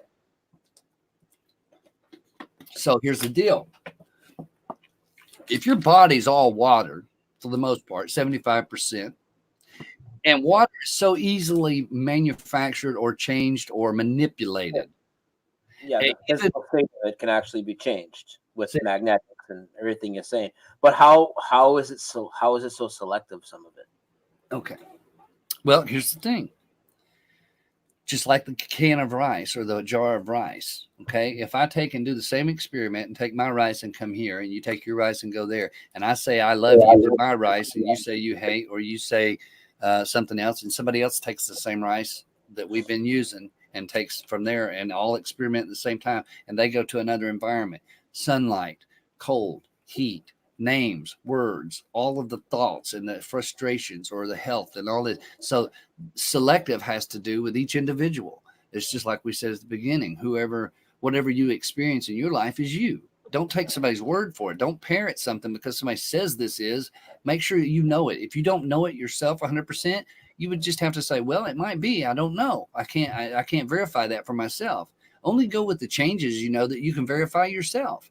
And once you see one, that's all you need. Then you know the truth. You've already got it. Now it's a wake-up call. Move to the next level. It's not about the next change. It's about how that affects you and why. And what's really the reason or the cause, which is where we're headed with this. The point being, folks, is that things are changeable. Matter itself, even the water that keeps you alive, because every beast, every creature, everything, even the plants, need water to live. Life-giving substance is water, and your body is 75% water. If you take water and dirt and put it together, it's called mud, and you can form it into clay. You're made from that. Think about it. So if I tell you good stuff and happy stuff, the molecules of that water that make your body will put you on a higher frequency. It's not new age, folks. This is just facts. But it puts your body, the literal molecules, on a higher frequency. It makes your immune system go up. It makes you stronger. It makes you happy. You can be content. And the better your frequency, the higher, the more positive. That's why when Brian says, don't talk about the fear porn, well, he didn't tell me that, but I mean, he tells you that he's not into the fear porn. And I tell you, if you have fear, you're already missing something. But if you understand the truth, if you have a relationship with your creator, there is no fear of anything, of nothing, really. There's no fear. We suffer heartbreak and things like that. We have discomforts and all these different things. But ultimately, we're not afraid of nothing. But the water that you're made of can be manipulated and caused to fear just by the words that it's constantly bombarded with. Look at the news media. There was this lady, she took a photograph. You've probably seen this out there on YouTube. She took a photograph. It was a selfie deal. There was a selfie craze there for a while. And in the background, her TV was on. It had news on it. And I don't remember what the news channel was, but ultimately it was just she had been watching the news. She was there with her baby, and she just did a little selfie. And in the background, at the split moment that took a picture, in the back, it either said murder or kill or hate. I can't remember what the word was. But come to find out, these words are being flashed subliminally on their news channels, causing fear, causing discomfort, causing people to get gloomy or downright horrible. Think about back in the old day, people used to know who their neighbors were. Now everybody's afraid of their neighbors. And I'm talking even in apartments. Yeah, and they do that on purpose. Everything they do is to keep us divided, so we don't just having these conversations they don't want us to have, especially with your neighbor, because you're over there. Oh, well, my neighbor's a Mexican. He's here to steal our jobs. Or my neighbor's a Muslim. He's going to fly a plane into a building. My neighbor's a Puerto Rican. He's going to steal my radio. You know what I mean? Like, right. I'm just making stereotypical jokes. I don't really believe anybody's anything. That's how they want you to think. My neighbor's one of them Jesus freaks. Oh no. Run. No, but seriously, man, if everything is changeable, okay, matter itself. Let me throw something at you to think about. You look in the mirror sometimes, right? Everybody looks in the mirror. Now, you okay, like I got this squeezy ball that she gave me, right? It's just like what you call a stress ball or something. And you can squeeze it and it changes its position and its shape. Okay. But it goes back because it has a certain texture to it or a certain molecular makeup that causes it to go back to it and resume its original. I could take and undo that by putting it under heat, and it would either become blobby or freeze it up, and it would be like a rock solid so that it would lose the texture to be able to go back. I could squeeze it down, put a weight on it, freeze it, and it would be stuck that way. As the molecules warmed out and went back to its natural state, it would eventually expand. Enough treatment to it and it wouldn't be worth it. It would never hold its shape again. That's the physical manifestation of our bodies as well, that we can be instituted into these different categories with the water and the words and the things that we do and the different things we can experiment with to see how we can manipulate matter. Oxygen you breathe has matter. It's you drink oxygen and hydrogen, and you breathe oxygen or carbon monoxide that we put out, and that monoxide or dioxide, whichever it is, the trees breathe it in, and the trees produce oxygen and breathe out. So we swap breath with the trees. It's an amazing thing how it all works, but people don't look into these things. These are the wonders of God and the creation. But we like technology. We like in nature, there's nothing straight, no straight lines. But in everything we make it streamlined, sharp, and crisp. That's just man's way. Ultimately, with the abilities to change matter, and if you look into the studies, look into the experiments, we now have a thing called multiple or malleable matter, where they can literally, it's programmable matter that is molecules on such a small scale that we can literally, there's great footage out there. Look at making atoms dance or something like that. I can't remember how it's termed, but they have footage where it's on a high microscope so that you can literally see, and they can turn one atom and they've caused it to be interlinked with the others. And so all they have to do, because they've created this thing where they're connected, quantum entanglement is what we refer to it as. And they turn the one atom and it causes them all. And they can make the atoms turn in different ways. Okay. And I don't remember if it's lead atoms or iron. I can't remember what the particular atom is. Might even be silicone. I don't remember, but it's very manipulative, and they can do it under magnets and frequency. And once they've gotten one to do it, all they have to do with the quantum manipulation and stuff, they can cause these things to change, so they can interlink them. So you can take this atom over here once it's done, and then whatever you do to this one, because it's entangled, once react on the other. Yeah, the others will do it. So you can go to another lab with this one, even another country, and this one over here will still do whatever you do to that one. So that's quantum entanglement. Mr. Albert Einstein called it spooky action at a distance. And we can see this now because we have such technology. We can take the dust mites that you can't see, the bed bugs on your body or dust mites on your skin, and you can look at those under a micron telescope or high powered and literally look at these things and see them, and they look like alien monsters or something, or giant crazy thing, and they're all over you. They make up your body. And we can look at the blood cells. We can see the little red cells in our body and the white cells, all under these microscopes. And it's amazing. The single hair of your head. And we have technology now on the dot of a pencil, literally on the pencil lead. Once upon a time, it was really where they could put the whole Library of Congress on the pen dot of a pencil. That's how great the technology is. Look at the phone you're using and think about how much technology is there on that. What tells that screen to be able to be touchable and to be, you understand what I'm saying? The technology is amazing, and they can take and put the whole House of Congress library on a pen dot of a pencil. But guess what? That was then. You know what they can do now? They can put every book on the world on a pen dot of a pencil. Every book of every country have ever been written on the pen dot of a pencil. That's the ability of technology now. It's so small. See, we could only go so far out in space, and which is going to take us to where I'm talking about the ionosphere. Remember, we're talking about how they're doing the quantum change. All the information I'm giving you now is to build that basis. Okay, does that make sense? Mm-hmm. So that we have a grasp of what is able to be done and what isn't.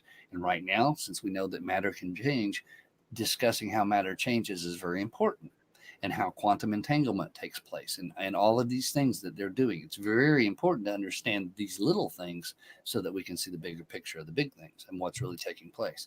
A lot of what's happening is not by man's design. A lot of it is accidental butterfly effect. I believe that.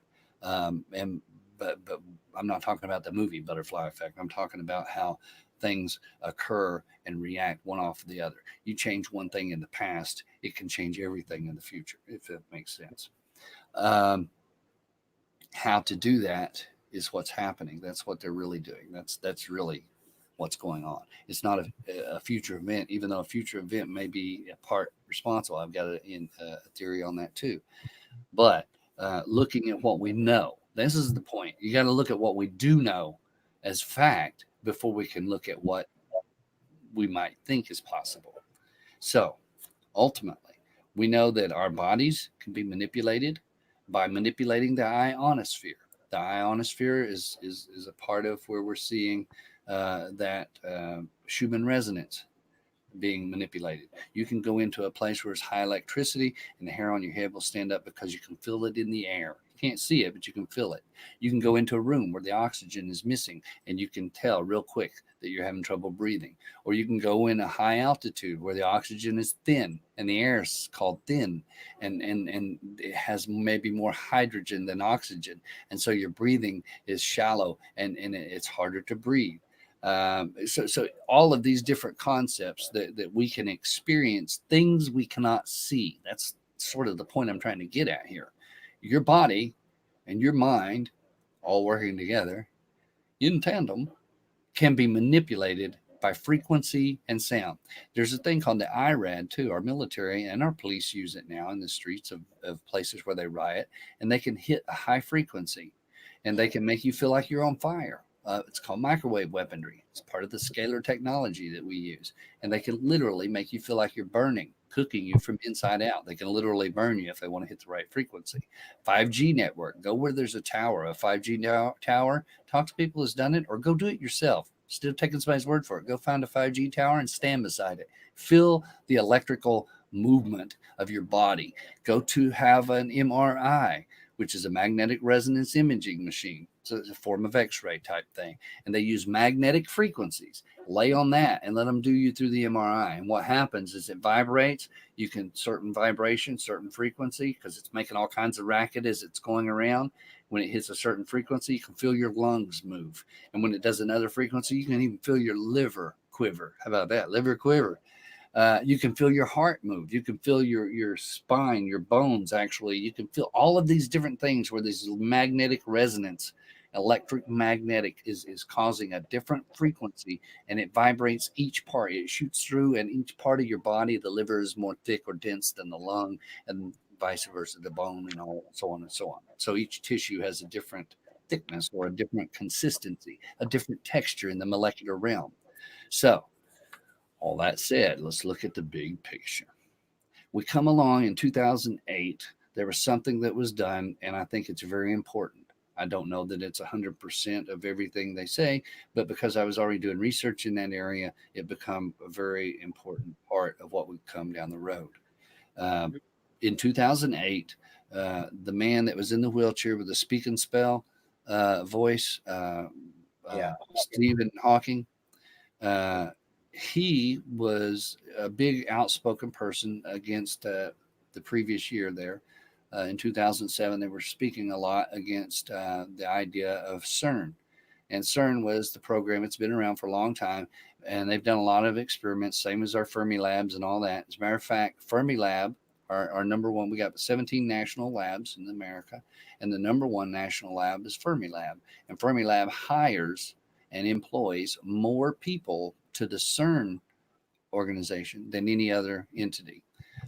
So that would be interesting. So CERN plays a big role intermingling with Fermilab. Fermilab's the number one. We have special politicians that go in there and have discussions and things. So look into Fermilab, sure enough. But CERN is supposedly what they tell people. They're looking for the Big Bang. If we can go back to the Big Bang, which is a big bunch of garbage. It's not what they're doing exactly. And where it's located is biblical, according to the book of Revelation, because it's on the temple of Apollyon. And we know that if you read the Revelation, it talks about the thing that would come forth out of this pit. And it would be the place of Abaddon or Apollyon, which is the destroyer. And the statue they have there as their reference is called Shiva. And Shiva is also called the destroyer. So they interlink all of these things. So it's interesting, a science facility linking into prophetic religion. But it is what it is. They chose that place as the gate to hell. It's what it's referred to in history and always has been. And so here they are trying to open the gate of hell. There's a book out there also that I'm going to make a mention of called The Key Clavis Inferni, which means the key to hell. And if you read that and look at it, it has marks from the Jesuits and the Vatican, as well as Masonic numberings and things from the Knights of Templar and all these different things that are added into it. And it's a very satanic and very dark grimoire used in bringing forth or calling forth demons. It's an alchemical type book with its symbology. And if you go in there, the fold out page is an exact diagram of CERN. This is something that was written back in the medieval period, and very much the writer and author of it is considered by the Catholic Church to be a great demon summoner. And there is artwork in France and museums in different places that actually can give credence to this. It's facts as far as the Vatican historical archives, as well as just regular history. So this guy was known to call forth demons. He's the one who wrote this book, and that book is an exact, like I said, layout replica, even into the concept of the magnetics that are involved to bend the light. That's very important. And this is it's almost verbatim, and it is pretty scary when you really dig and find out exactly what's taking place. Now, the people at CERN, they wouldn't know. Most of them are atheistic in their belief systems anyway. They're just trying to figure out their different science projects to prove that man is God. It's also understood that there's only about 4%, 4 to 6, somewhere within there, of our own known universe. And I mean literally, of everything from the bottom of the oceans to the top of the sky, wherever it is, there's only about 4%, really, 4 to 6, depending on who you ask, of our known universe that we understand or have a comprehension of. That means there's a lot. The majority of it we don't know. So might as well say 95% we don't have an understanding of. And so anybody that tells you they know it all, really? Yeah. Anybody like that, we still. Right. So anyway, so we look at this, and this Stephen Hawking guy comes out, and he's speaking in 2007 about how CERN, with what they're wanting to do, could cause a black hole, and it causes a threat and a scare. Now, let me explain, because first of all, black holes are theoretical. However, we actually have footage of just what they were referring to, even though the majority of people don't know it or will not see it. You're going to hear it here, and I'm going to show you right here, if you will, just for a moment, the concept. Grab the screen share. You can go into screen share, and I'll put you on the screen. I'm going to do it right here. I want you to look at something, and y'all can look this stuff up, but I'm going to do this. Okay? All right. Y'all get the idea. When this is going up like this, all right? All right. And this is the smoke going out. All right. When we see, I was going to ask you if that's a tree or an explosion. So go ahead. Yeah, it's a tree explosion. If I put triangles on it, it'd be a giraffe with his head in the clouds. Ultimately, we're looking at this as an explosion. Now, the Bible tells us there's going to be pillars of smoke and blood and fire. Pillars of smoke and blood and fire. Now, previous to explosions, that wasn't a thing. But check it out. In this concept, the mushroom clouds, what I'm looking at, okay, for a moment, we have footage of these things. Now, people say, well, there's no such thing as a nuclear bomb and all this and that. I beg to differ. I'm ex-military, and I do believe there are nuclear bombs. Is the fallout a big thing? Probably not as much as they say. Is radioactivity or radiation? You get radiation off of a dynamite stick, just so people know that. Like I said, your phone emits radiation, so much so that you can prove it with ants. When a phone call comes in, it even intensifies. Really, so people have a misconception of what radiation is versus fallout. If there's a volcano, when a volcano goes off, it hits the ionosphere. This is where the fallout is, folks. The ionosphere, which is electrically charged, electricity is like rampant there, okay? And it creates a magnetism, electromagnetism through the lightning.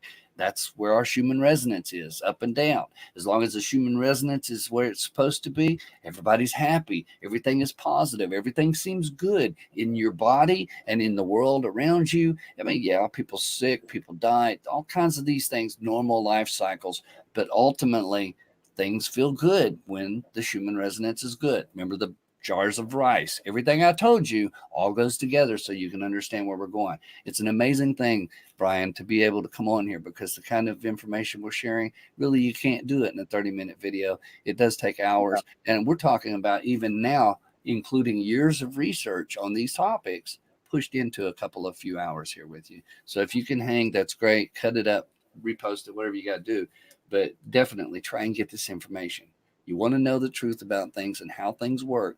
Doesn't mean we know exactly everything, but this is one of the theories that I think and should hold strong, because this is stuff that we can literally put down, hands-on, tangible kind of evidence.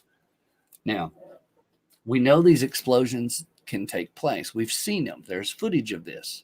What I'm talking about is not the explosion. I just want you to understand that. I'm showing you the cloud because this is what I want you to look into. In some of the explosions that they've done, and you could go back and look into what was called Operation Fishbowl. This is all prior to the NASA big jump, okay? It was very important that NASA was developed and Antarctica was locked off. CERN is doing work and Fermilab is doing work in Antarctica. Go figure that one out too. Check this out though. In the explosions that we were able to see during the testing, remember Hiroshima, Nagasaki, not a lot of footage of those particulars, but there is some. And it would come up in a big mushroom cloud, like a regular explosion. The only difference was the explosion was so tall, it was so high up, that when it hit up in here in the ionosphere, in that area, it looked like a big hole comes out of nowhere. If you ever look at it, it almost looks like what's called a hole in the ozone. Okay. And that happens above the actual explosion. And this will roll out and get bigger and do all of its number. This pen is not made to write upside down, but it'll get bigger as it rolls out and pour out and stuff like that. Okay. Y'all are with me. But right here is what I want to talk about. What happens right above that explosion. And we see it in more than one. Okay. And there's places where they've got the footage above the explosion where you can see it from a distance. And even the ones where it looks like you're looking at the big cloud and you can see it like this, where it's a big cloud like that. And up here at the top, it will open like a hole right through here somewhere. Okay. And it opens up into this atmosphere up above the explosion. It's like it just goes like a hole opens for a split moment. Now, when you put it in slow motion, that's exactly what happens. It's like somehow a molecular thing takes place with the electromagnetics at that high altitude, high energy. The reason we have nuclear concepts of bombs is because you can take nuclear reacting with uranium and cause, just like we use TNT, we use nitroglycerin for TNT to make dynamite. Okay.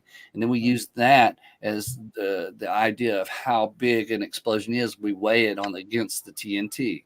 That was so many megatons that we call it of explosive. If you look at the Black Tom, it was the largest explosion in history, according to what they say in our history now, which is so crazy since 9/11 never discussed it. And you just told me something I didn't know about Black Tom. I didn't know that was allegedly the largest explosion.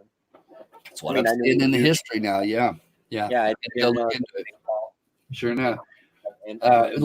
What they said, the largest non-nuclear explosion, which made me automatically go, wait a minute, Moab. In about 5 minutes, we'll have to take one more break. Okay, that's good. I'm not cutting you short. We can come back and continue where we are. I'm just letting you know in 5 minutes, I do have to take a quick break. Okay. That's fine. And if you want, you tell me, because it's your show. I'll try and wrap up here real quick. I want to go longer. It's on you. Like I really still do want to get into at least if you've had any paranormal experiences. Touch on yeah, man, boy. And then it has a marathon. I knew you was gonna do this to me. Yes, I love it.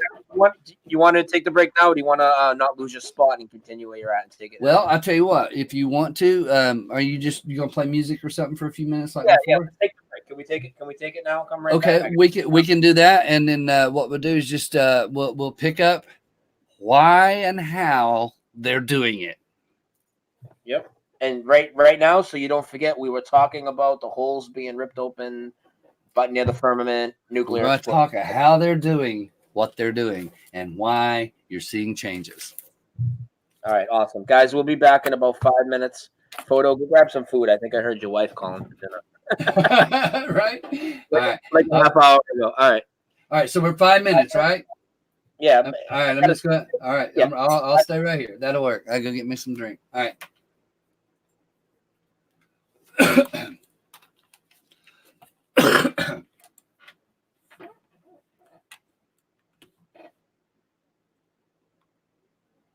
Obvious fact is that sometimes we're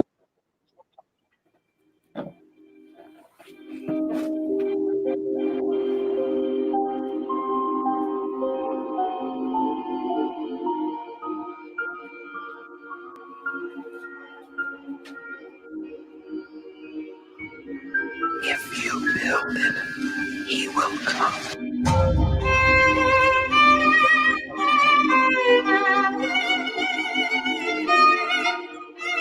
you build it, he will come. You're going to see that this is having an effect, this awakening. It's having an effect worldwide. It's not going to be stopped. I've never seen so many people starting to question their reality.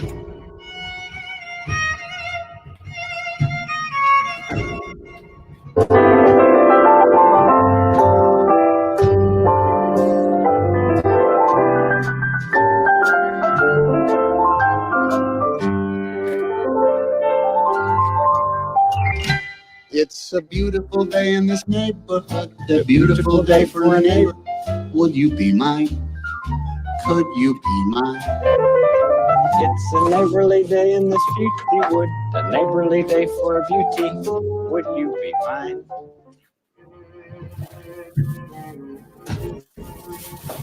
Do I know exactly what we live on?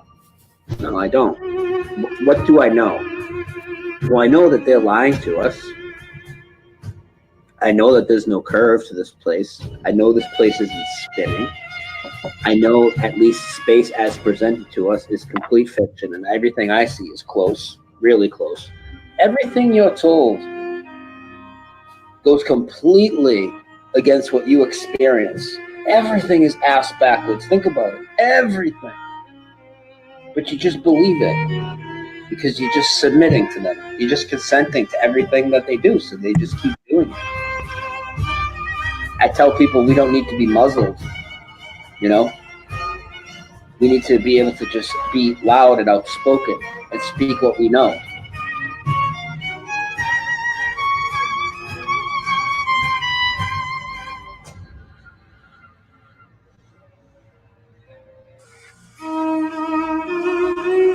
What wouldst thou know, my queen? Magic mirror on the wall, who is the fairest one of all? Is simply people misremembering stuff. But maybe this is actually evidence of a parallel universe. Wait, what?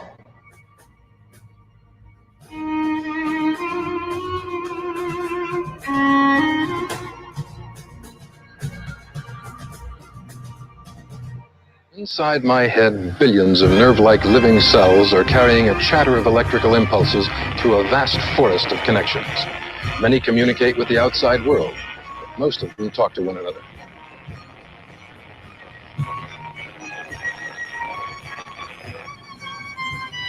These differences in collective memories are actually evidence of our universe somehow becoming intertwined with another, if not identical, then very similar universe. So people's memories are correct. They're just remembering something that happened in another dimension. Hence the discrepancies. That's science. Messages passing from one brain cell to another have to jump a narrow gap between them. The electrical impulses release special chemicals, transmitter substances. Traveling across the gap, they stimulate the brain cell on the far side. That means the brain is a chemical machine too. How can we connect that microscopic bustle with our conscious minds? One obvious fact is that sometimes we're awake and sometimes we're asleep. For sleeping and waking, and for dreaming too, switches have now been located here in the stem of the brain. They're among the first parts of the brain to start working. No matter where you think you live and what conclusions you come to, you're going to realize that science is completely lying to you. NASA is completely lying to you. And with any lick of research, you'll come to the conclusion that all the nations are in cahoots and lying to you. When it comes to where we live and the space programs and all of it, and they're all tied together. So then it's up to you to take it from there. Because if that's true, what I just said, then obviously whatever the agenda and agendas, because there's many agendas, whatever the agendas behind these lies are, it's obviously huge. Look at the effort. We don't have time for a meeting of the Flat Earth Society.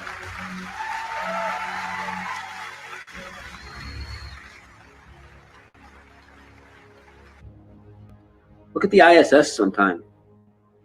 I mean, if you enjoy media fakery, looking at glitches in the media and fuck ups and bloopers, let's just say you're that type of person who likes to look at bloopers online. Go watch some ISS clips for a while. You'll see plenty of that. Green screens, Y harnesses, people in gorilla suits, people doing experiments. They're actually mocking you. And you accept it, and you ridicule the people like me that try and open your eyes up to deception. I'm not trying to tell you what to believe, what theories to have, where we are, where we're going. I'll certainly give you my ideas, and I'll give you my strong opinion why, which I disagree with and whatnot. But I welcome any ideas, and I don't really know. But it's time for you to think about it.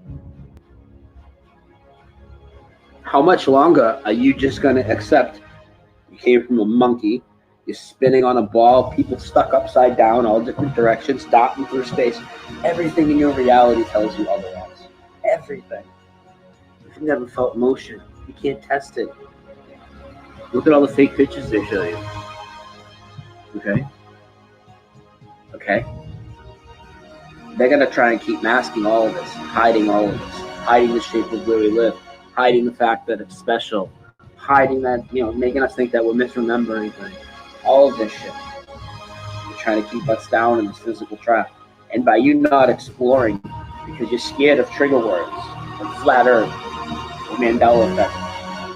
Our universe somehow becoming intertwined with another, if not identical, and very similar universe. So people's memories are correct. They're just remembering something that happened in another dimension. Hence the discrepancies. That's science. Theoretical science at best, Mulder.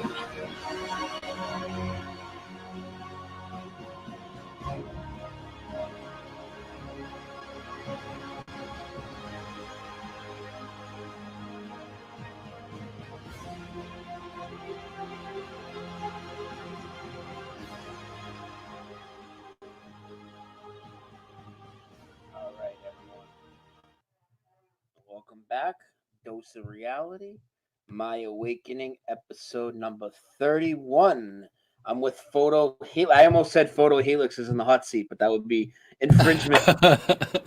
Yeah, you go ahead. Yeah, it's fine. That's funny. Oh, Yeah. wow. Sorry about all the breaks, buddy. You want a marathon show. I'm still taking my break. There you go. That's okay, man. That's fine. Want us to stay on, so I thought, I thought we was going to do like an hour or two. It's the hot seat thing, right? F out of here. You thought me and you were gonna do an hour? What on a Right. on an intro, maybe. Right. Yeah. You were. That was funny. I remember before I interviewed Awaken, he was like, "Yeah." I'm like, "How long can you? We'll do like an hour." I'm like, "Dude, we're not doing an hour. Like, you're gonna give me at least 2." And I already knew I was gonna push him to 3. There's no way to do an hour with me. Come on, dude. How long have we been? I don't even know how long we've been. 4 hours and 42 minutes so far. Okay. Yeah. So you got an hour. You got another hour at least, right? Hey, I could keep going. I'm just gonna have to eat dinner at some point, but I can even eat on camera. I don't. That's care. right. Check this out. Hey, I was delivered a sandwich and some chips. Look at that. Is that not nice, huh? That was that was mom and the youngin brought that by. So, but I'll wait. Okay, so where do you want to take off? You want to go and talk about?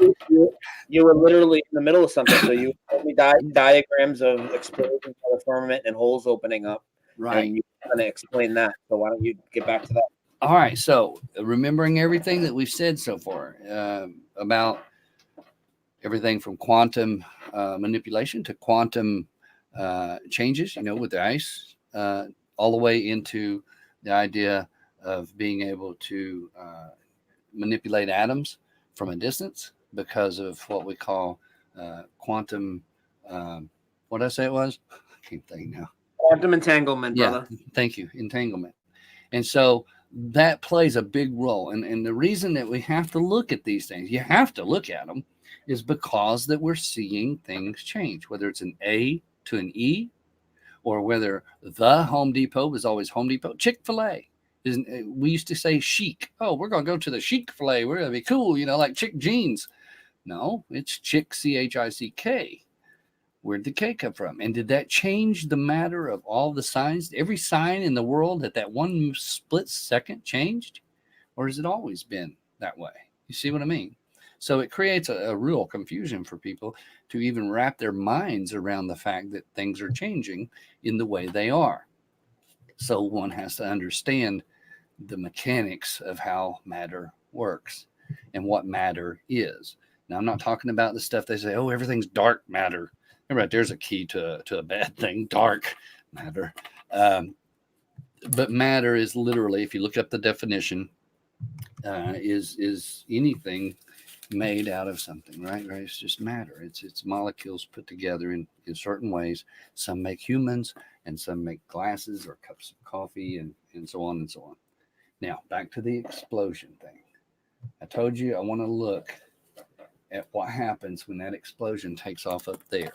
And this is the part right here where, oh, wrong pen. Thought I had my green one. I was going to show you this. Right here, something happens, especially right there, okay? In that spot. This is where I need my colored pens, right? I need to get one of these red ones, right? So y'all can stay with me.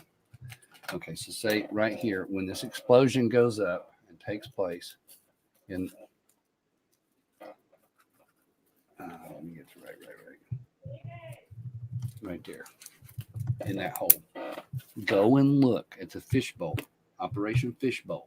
Go and look at where these explosions are filmed, where they've taken place. That's real. Whether you believe there's fallout in it, or where, like with the volcano, when it hits the ionosphere, it causes a radioactive. You can even see lightning. When a volcano hits a certain point, lightning starts flashing because it's hitting that high energy field. And those energy fields play a big part of what we're talking about. Everything from the time manipulation to quantum manipulation with matter itself. So how are they doing it? Where are they doing it? Another question is, when are they doing it? So real quick, if you look at that, keep these things in your mind. You look at the explosions and see the ones where they've shown this, where these explosions take off. I can't remember the specific one, if it was a Russian explosion. I think it was an American one when they were doing this. And it was on an island. I can't remember the specifics of it. People are living there, inhabiting it. It's not radioactive or anything like that. But the explosion itself, it was such a high altitude when it hit that it does. We have the footage of where it opens that spectrum of a hole. Now, imagine if you can take atoms. The whole concept of a nuclear explosion was the idea of splitting the atom by being able to fire molecules together on such a small point. What happens is it gains weight. It becomes heavy, just like we see with mercury and some of the other metals, that they become heavy under certain electromagnetics or electricity. High electricity and voltage causes that to become weight. Uranium and plutonium happen to be two of those things that causes a really big explosion if you can put it under. Do you think they were literally able to open up the firmament with this? Is that what you think it literally was? Well, Project Arctic? I don't know that it opened the firmament necessarily. That's what they were trying to do. They're trying to make a hole there. It happens so fast. If you almost all those video footage that when you look at those explosions is not real time. It's in slow motion, so that you can literally see the tear or an open. I know exactly what you're talking about. So let's say for this conversation, the explosions are legit and the footage is legit. If the footage is legit and we can see a hole opening, like you're saying, right? Yeah. Why did they ever stop? Well, that's the whole point. Once you get to a certain point of exploration, look at the guy we were talking about earlier that went in the balloon, the first one that went up, and then it's in Popular Mechanics. Picard. What was the first thing he did after he went as high as you could go to the highest of known at the time, and described it the way he did? The very next thing he did, he went into studying submarines, because there was a high pressure on that ball that he was in, and he went into doing deep sea submarines. His son became famous as an explorer undersea. So he went from one firmament or one water concept to the other. Why would he change? Why wouldn't he just keep trying to get higher and higher? He hit the top. He went into studying how to keep that thing pressurized. Another reason that NASA supposedly studies underwater, because they can use in that swimming pool high pressurized suits and things like that. Now, if you look at real deep sea divers, which would use the kind of equipment that really would be needed, they've got machines or things. It looks like, you remember the robot that used to be in the day, and it would go, danger, Will Robinson, danger. We have, you remember that guy wrote Bobby the robot? And he's actually Mandela affected now. He doesn't do that the same. Really? Oh man, that's one I don't know about. Yeah, you know how he used to go danger, Will Robinson, with his arms all quickly? He only does that in one episode now. Really? Now he used to do it all the time, and that's what he was known for. That's crazy. Yeah. So anyway, the kind of suits they have for underwater exploration now are those kinds of suits. It's like being in a miniature man. They have to be that hot and for the pressure, so it's almost That's like right. That's right.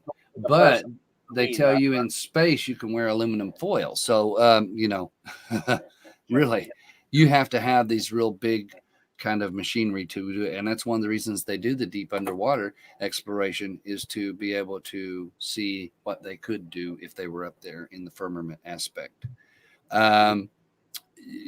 Again, looking at that explosion, or those explosions, we understand, because again, we're looking from a scientist perspective here.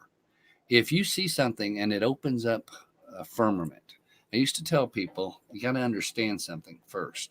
And you got to have a belief or an understanding or a comprehension that the space that we are here in, this dimension that is us.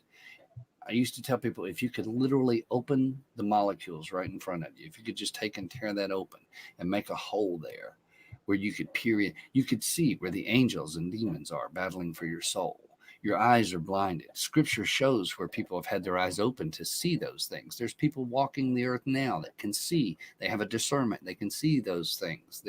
You hear people talk about being able to see the auras on people, how you have an aura about you. If you're a highly spiritual and a highly positive or a nice, sweet, loving kind of person, or a godly person, they'll say the aura is bright or light, cool in color.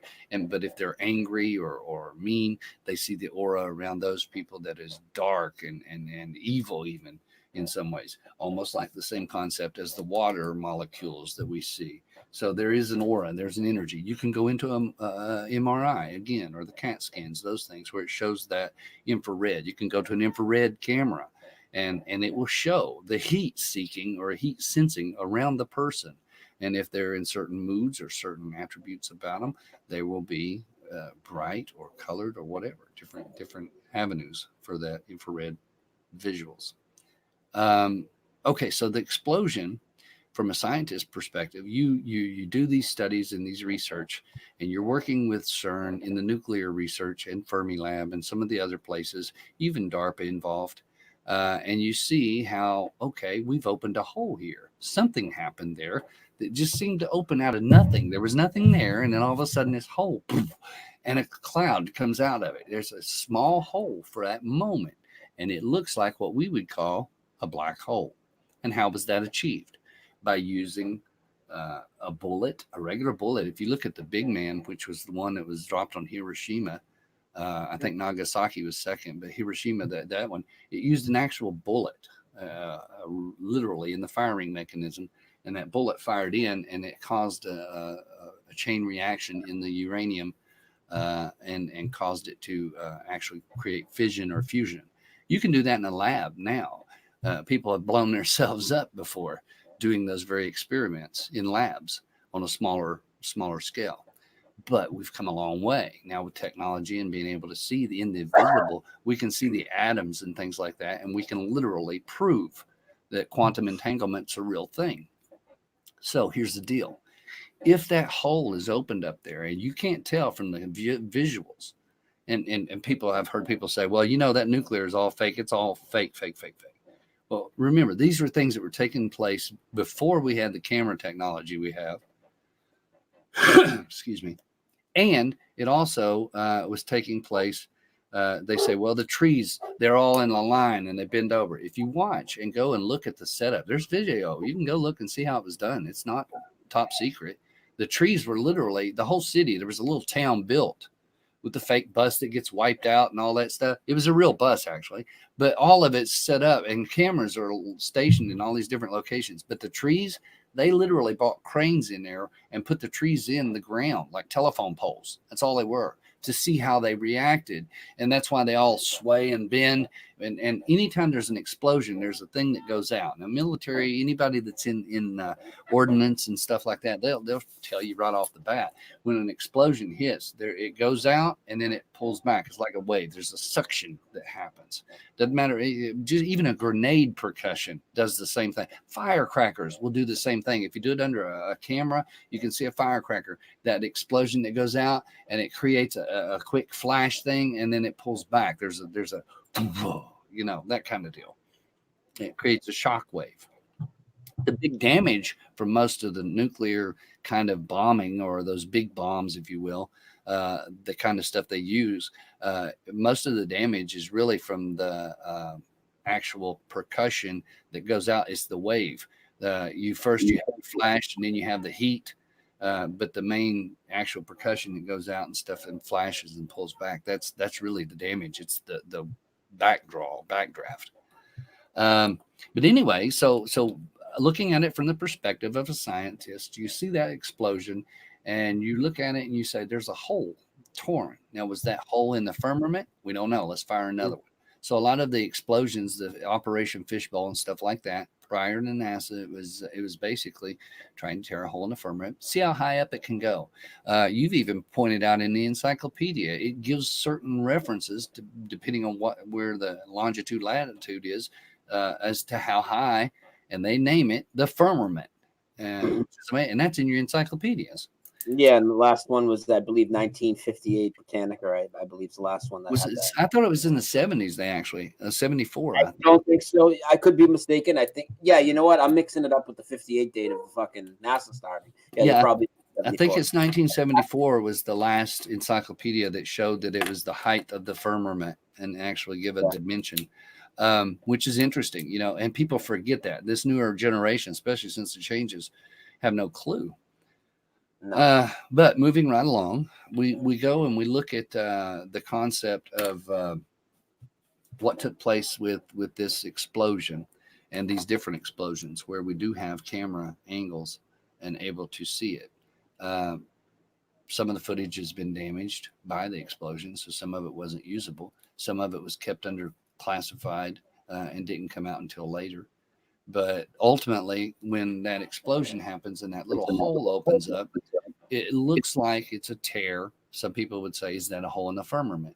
I think it's a hole more in the dimensional aspect of space that's there. Now, when we say space, I'm not talking about outer space. I'm talking about the space like right here between us. If you can tear that open, this space.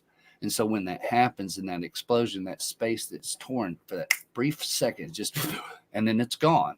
And this is where they come up with the concept that we could tear a black hole if we take atoms of some sort, whether it's lead or whether it's a plasma form that we use from hydrogen or whatever, something highly explosive, if we could beam that together, okay, and crash it together. So then you have this concept using that same theory up here. Is this a black pen? Yes. Okay. Where they fire these things in a laser and a beam going like this, coming together. And when they hit, right where they hit, boom, you have this explosion. Okay. And it's the same concept, but it tears a small hole. If you keep beating this together over and over and over, eventually it's just going to make a hole. It'll tear a hole in that space. It's like just keeps going until it just sort of grows. And the idea is to keep doing that until it holds something open. Yeah. Okay. So what you're saying basically, a black hole isn't. I mean, a black hole. We got to stop thinking about the fake NASA black hole out of space, but they can literally do something here. Right. And that's why Hawking even said that his fear was that it was some sort of a black hole that could be open, and he called it mini black hole, like MINI, the little mini black hole. the mini me thing. The idea was that by beating something together, the energy that in that right there where it's hitting, that it would cause something to open up. And that's basically what they were talking about, black holes. But because of the scientific or the science fiction idea, and the black hole theory really is used off of Einstein's kind of contraption as far as his numbers and things like that, and his theories, and came on down and has been pushed into science fiction with the movies, the black hole and all of that kind of stuff. And then they have this theoretical aspects, because everybody likes theories. You can do it with numbers and make anything work, right? But even the numbers we use for where the moon's at and how it doesn't turn around and all of that, the math doesn't work.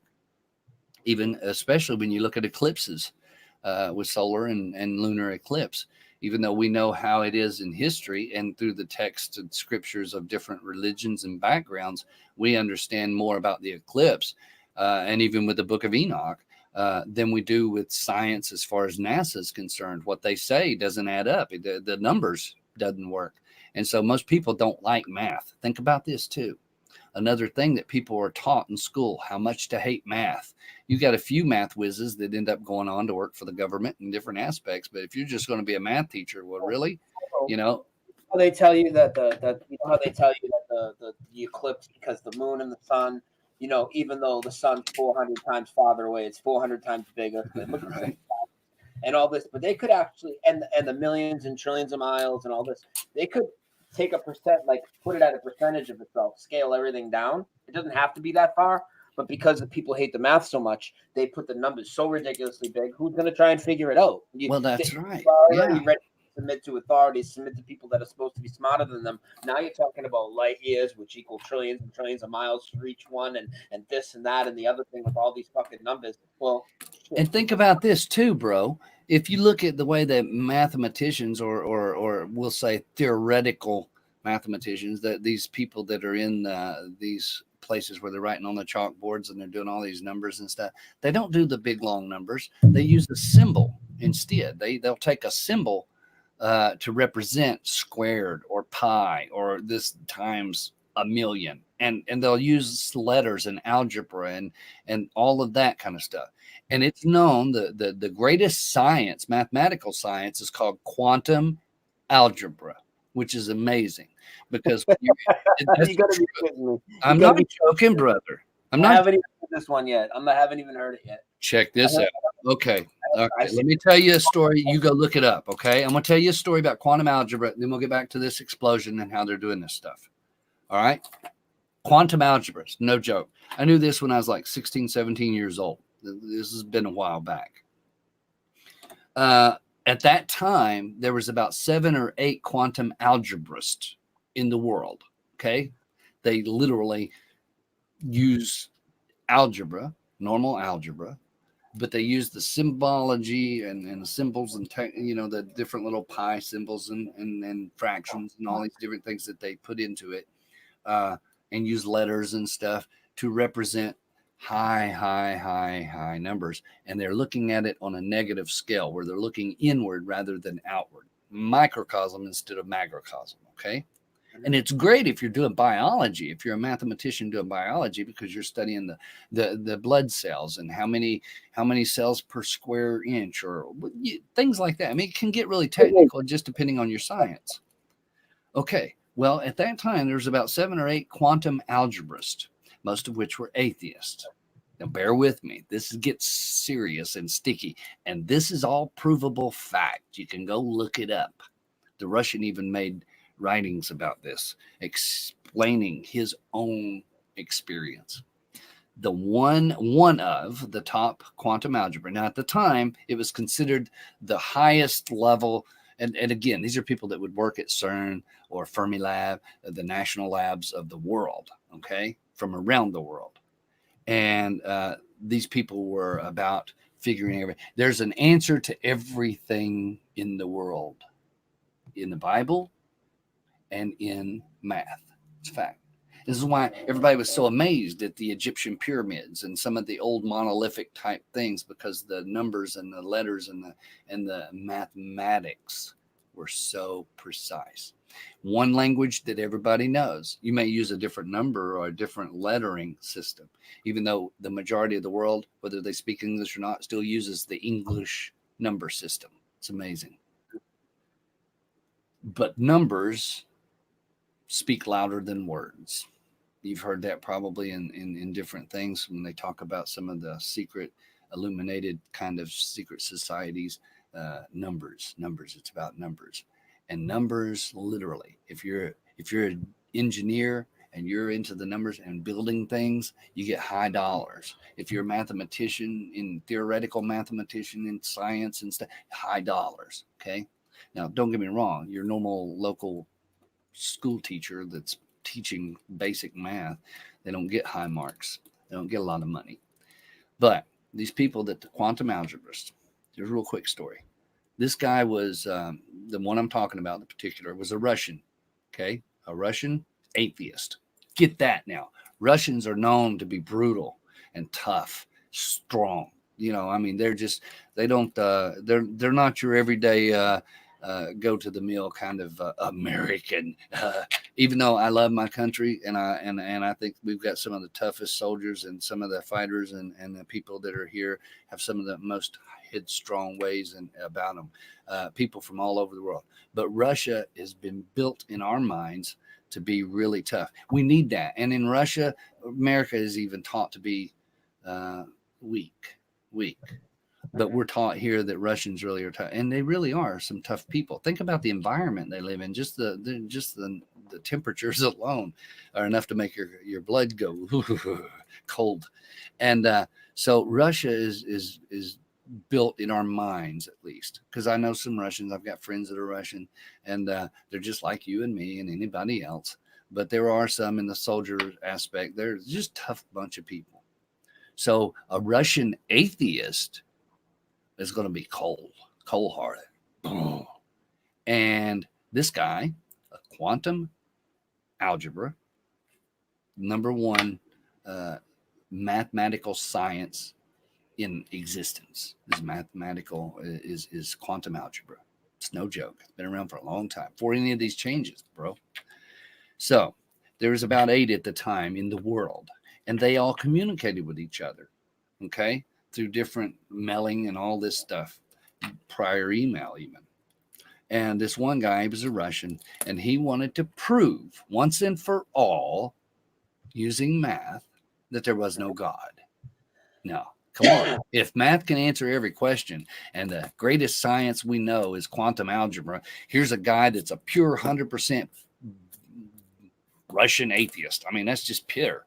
And a genius in his mind with his mathematic abilities.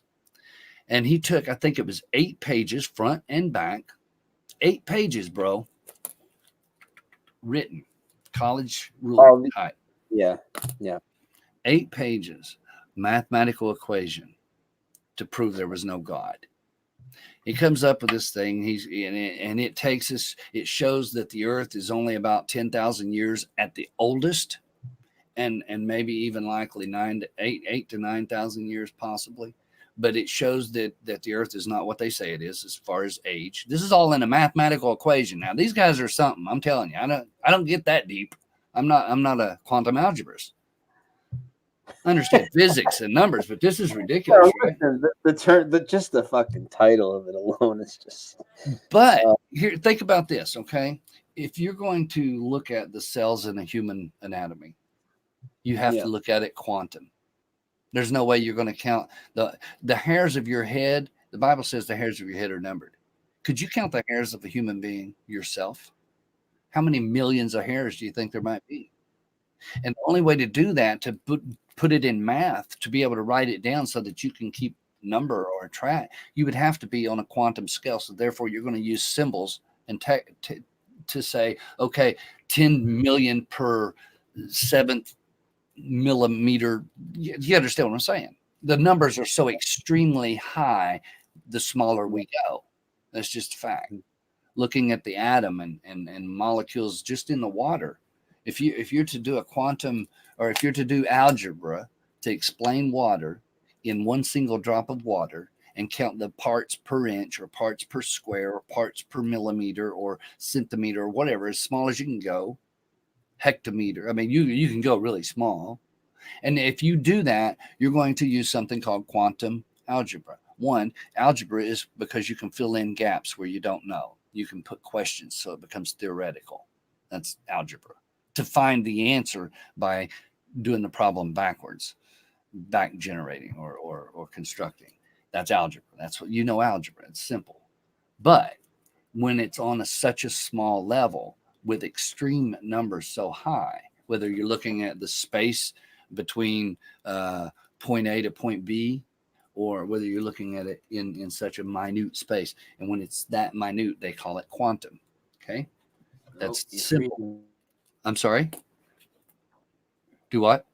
No, you were freezing on me for a sec. No, you're good. You froze on me for a second. Oh, okay. Okay, sorry about that. Okay, so here's the thing. This is one of the reasons that when these changes started, when I did the very first one, I coined the term, and I still believe I'm the one that coined it, but others may have. But me and Paul Adams were discussing a lot of this, and I said, brother, this isn't the Mandela effect is a trigger word for sure. It's something that talks about when people thought somebody was dead and found out they weren't. Okay, that's the concept. Yeah. The reason they call it Mandela is because he was one of the examples. It could have been the John Wayne theory or any other theory for that matter. I think Mandela was specific for this very cause. If you look at his history, look at the sayings it's given and quoted by him, as well as the word Mandela and Mandela. It sort of has the same connotation in English as to being a magic circle. It's very important that people grasp that, but they don't for the most part. But here's the deal. I said, because this is doing something to matter, this is changing the literal makeup of matter. Okay, the pen is changing, or the fork is changing. The fork was a pen, and now it's a. You understand? Matter, literally, from ice to gas, water, whatever. That happens on a quantum level. And all quantum means, bro, is small, super, super, super small. Quantum. It's on a super small level. And so algebra, knowing that we can answer what this property is, how much parts of hydrogen versus oxygen are in a drop of water. Well, you need to know that in order to know how to separate the oxygen. How much oxygen's in the water? If it's got too much hydrogen, now you're getting something that could really hurt you or mess up your bloodstream. Or if you get too much oxygen and no hydrogen, you understand what I'm saying? There's things that we understand through science that's helped us with medicine and helped us with even this. You can't have a cell phone, brother, if it hadn't have been for quantum algebra, because there's so much information in this small, just the internet alone. You with me? It's just, and so the quantum, and here's the reason that we now see quantum as a word in our society. Is because it's talking about something so small. And I coined the term. I believe it was me that coined it. Neither here nor there. Doesn't matter who coined it. But Paul Adams and I had been talking about this. Me and him sort of come across that at the same time. He likes physics like I do. And the fact that this is happening on a scale that is more about matter changing. A to E on Berenstain Bears, or the Black Tom incident, rewriting history, the land masses changing, your body changing, the kidneys up inside the ribs instead of a kidney punch being illegal now, heart to the middle instead of putting your hand on the left side. All of these things are happening in matter manipulation, which even goes back to time. And we're talking about space-time now, and it gets really, really intricate. I'm trying to put it in a layman's terms so that people can understand and follow along with where we're actually looking into these things, because very few people now on Mandela Effect channels are doing anything more than, well, they tell you about the changes, the new change, and you need that. You want people to keep you up to date on that. And then you have people that are giving you the pep talks that are helping you to stay focused. And then you have people like you and me and some of the others that are out here trying to interview each other so that we can talk and get other ideas on the table so that we're all looking at the same things and coming together and saying, okay, well, that's a good point. Or that's, where we share what we've learned so far. And so quantum manipulation or quantum change rather than Mandela, because Mandela effect, so I like quantum effect because that's what it really is. Now, are there Mandela effects? Well, Yes. the Mandela effect word is I think intentional disinfo, because there's like 4 different versions of what people remember as far as him dying, right? So there's already confusion right there. It's not like a clear cut one, like an Ed McMahon or something. Exactly. Yeah, and just besides that, it's just. And if you look at the Mandela, it's something that happened in a historical way, so it's very possible that it's misremembering, maybe, or misinformation to start with. I even did a touch on that. What if they cloned the guy? What out of all the Mandela effects, right? Now think of all the residue we have, right, for all the different topics, right? Yeah. Out of all the topics, the celebrity death ones, we have the least amount of residue. It's the hardest ones to prove. Yeah. I've got just a little bit on a few of them. I've got a little bit of few. I had some on O.J. Simpson before he died, and then he died. To a lot of the other stuff, very small. Very small number. And again, we're talking about the dead being undead, or somebody we thought was dead. But you talk about it really hard for people to swallow. I mean, you're going right. But here's the thing: if you really understand the concept of where I'm headed with this and what's going on, you understand that it's not what we think when it comes to, oh, this person was dead, but now they're not. It's not like that. Or our body's changed, when in reality, it's not what you think. It's not really changed in the sense that we know it because of what has happened through quantum entanglement. And like I said, the changing of matter.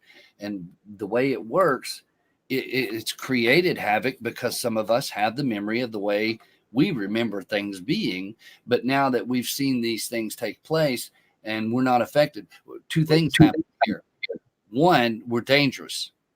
And I mean that because we're out here, even we're not really dangerous in the sense that because really there's so few of us in the overall population, we just seem like lunatics, and the government can really, go in there with their news medias and just say these people are misremembering, or these people are crazy, or when we go to war, we'll blame it all on them because they're the ones that, you understand what I mean, or they're domestic terrorists or whatever. They'll come up, so it's easy to put us out of our misery or out of their misery, as it were.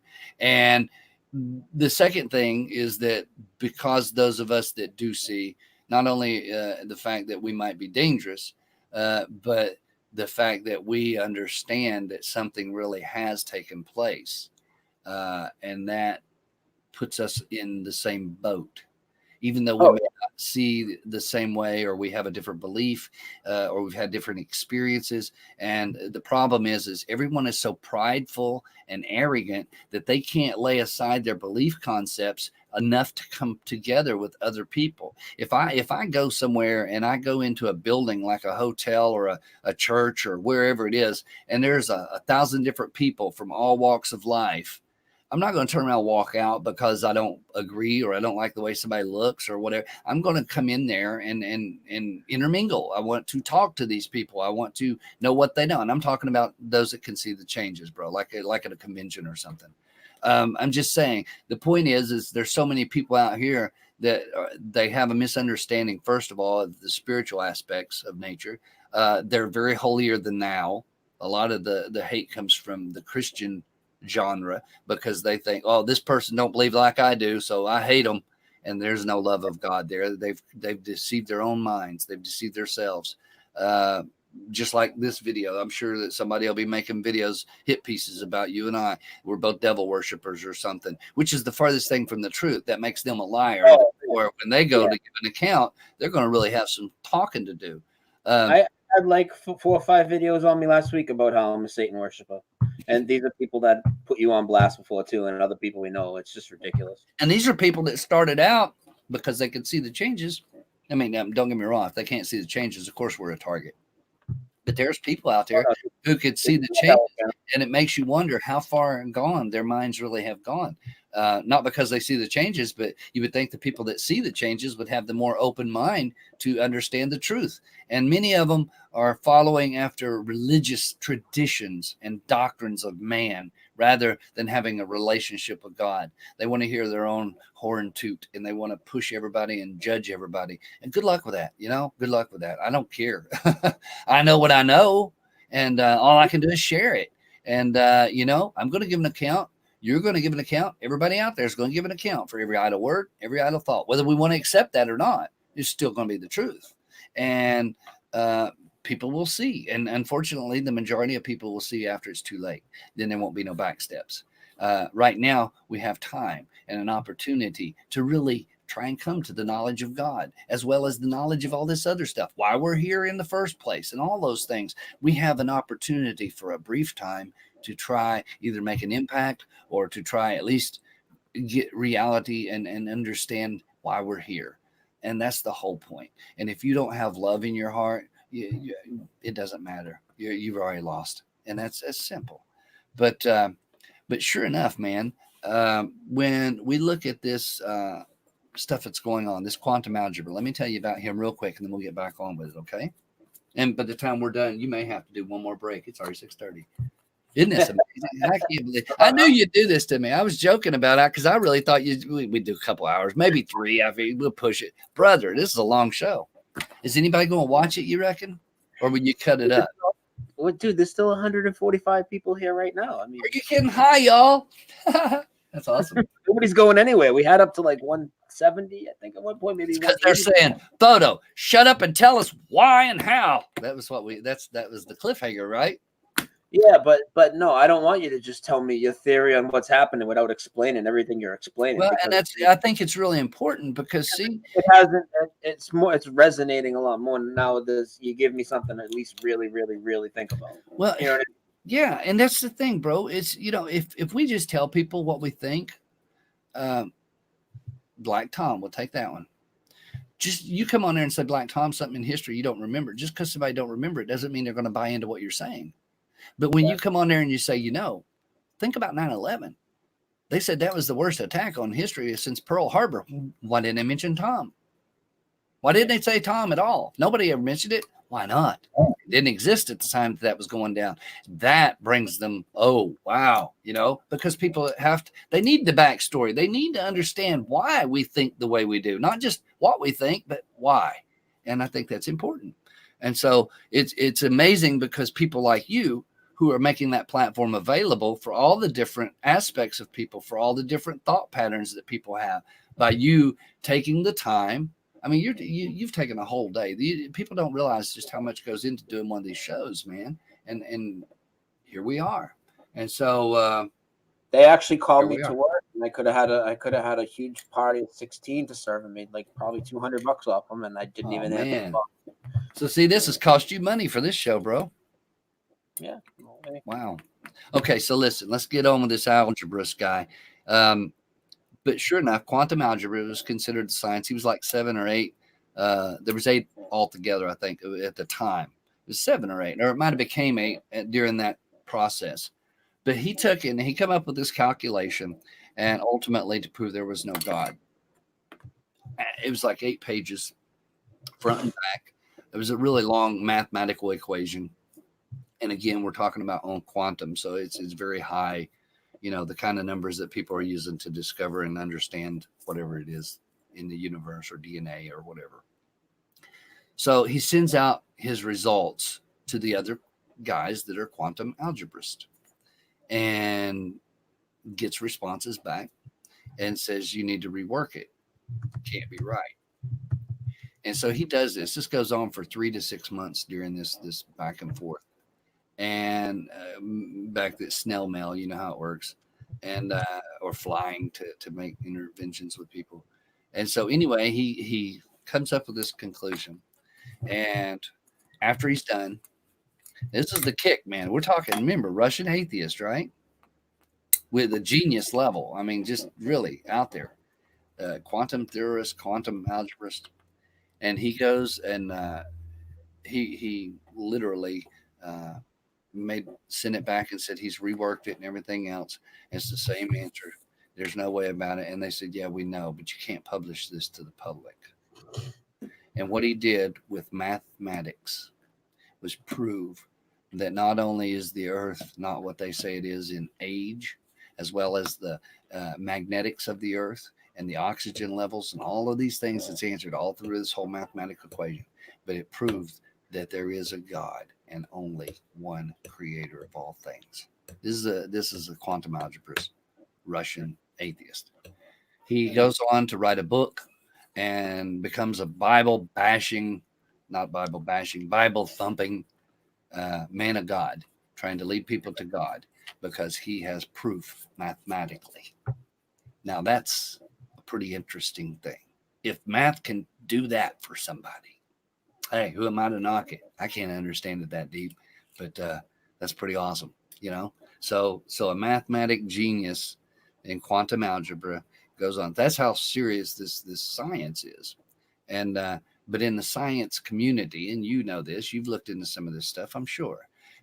In the science community, you have to be cautious. You can't talk about creationism. They want you to talk more about the Big Bang Theory. They want you to talk about evolution, that we come from monkeys or fish or whatever the case may be.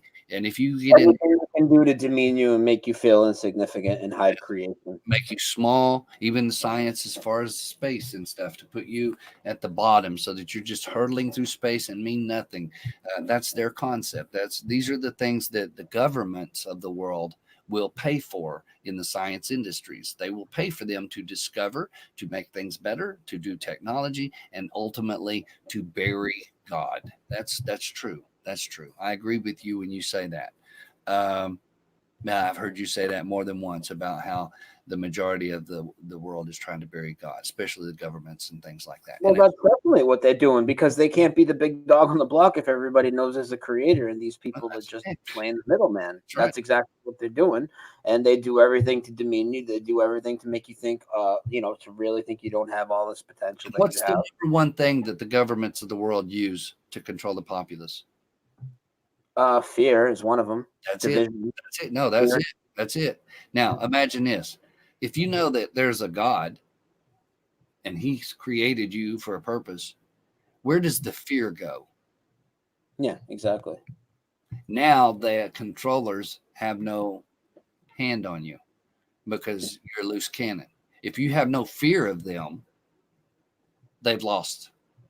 And so more people that come to God, the easier or the harder it is to control them, because they now trust in God and they know the government lies to them, and they don't believe in the government. They don't have fear of the government no more.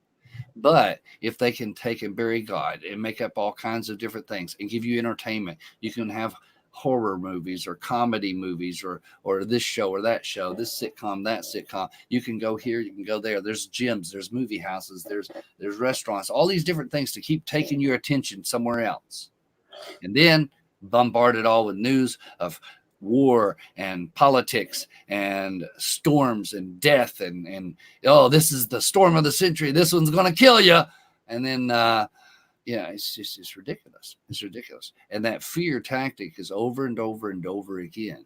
And so once you realize there's a real God, then all of those governments of fear and war and all that stuff loses its impact if you really develop that relationship. And so there is no more fear. And that is one of the reasons they have to bury him. But I was just throwing out the quantum algebrist because we had mentioned about, seemingly a funny title. But what they're doing is quantum manipulation. They're changing matter. The problem is not so much what they're changing.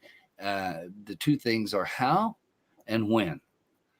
Because we know for a fact that if you go and look at the Dead Sea Scrolls, which is one of the oldest sources we have, as a matter of fact, it was used for Isaiah, the book of Isaiah. It's in the museum in Israel right now. And that Dead Sea Scroll of Isaiah was matched to the King James Version and was almost word for word, except from Hebrew to English, obviously. But it was accurate, is the point. And so people use that to base their understanding with the King James Version and their faith in it and that kind of thing to really be solid. The problem is if you go and read Isaiah 11:6 in the museum, Even though there's a guy, Charlton Heston, an actor, was doing the voiceover and narration for, I believe it was National Geographic, but it could have been a different one, but it was one something like that, one of these world type things, talking about something, religion, or talking about maybe, you know, it was making reference to the Dead Sea Scrolls there. But anyway, they were walking, the camera's panning inside of this museum over there, still there, and he's reading the Dead Sea Scroll, where he's reading Isaiah, and he talks about Isaiah 11:6 and mentions the lion shall lay down with the lamb. That's Charlton Heston.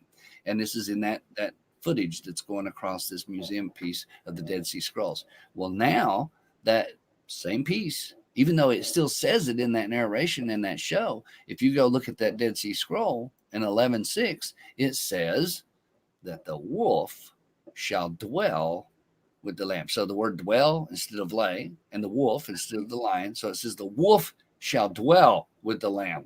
And now there's a leopard in there and stuff too. Crazy. So it went from the lion shall lay with the lamb to the wolf shall dwell with the lamb. That's a long time ago. If that changed instantly, that means that time back then had to be altered somehow for that ink to be written differently.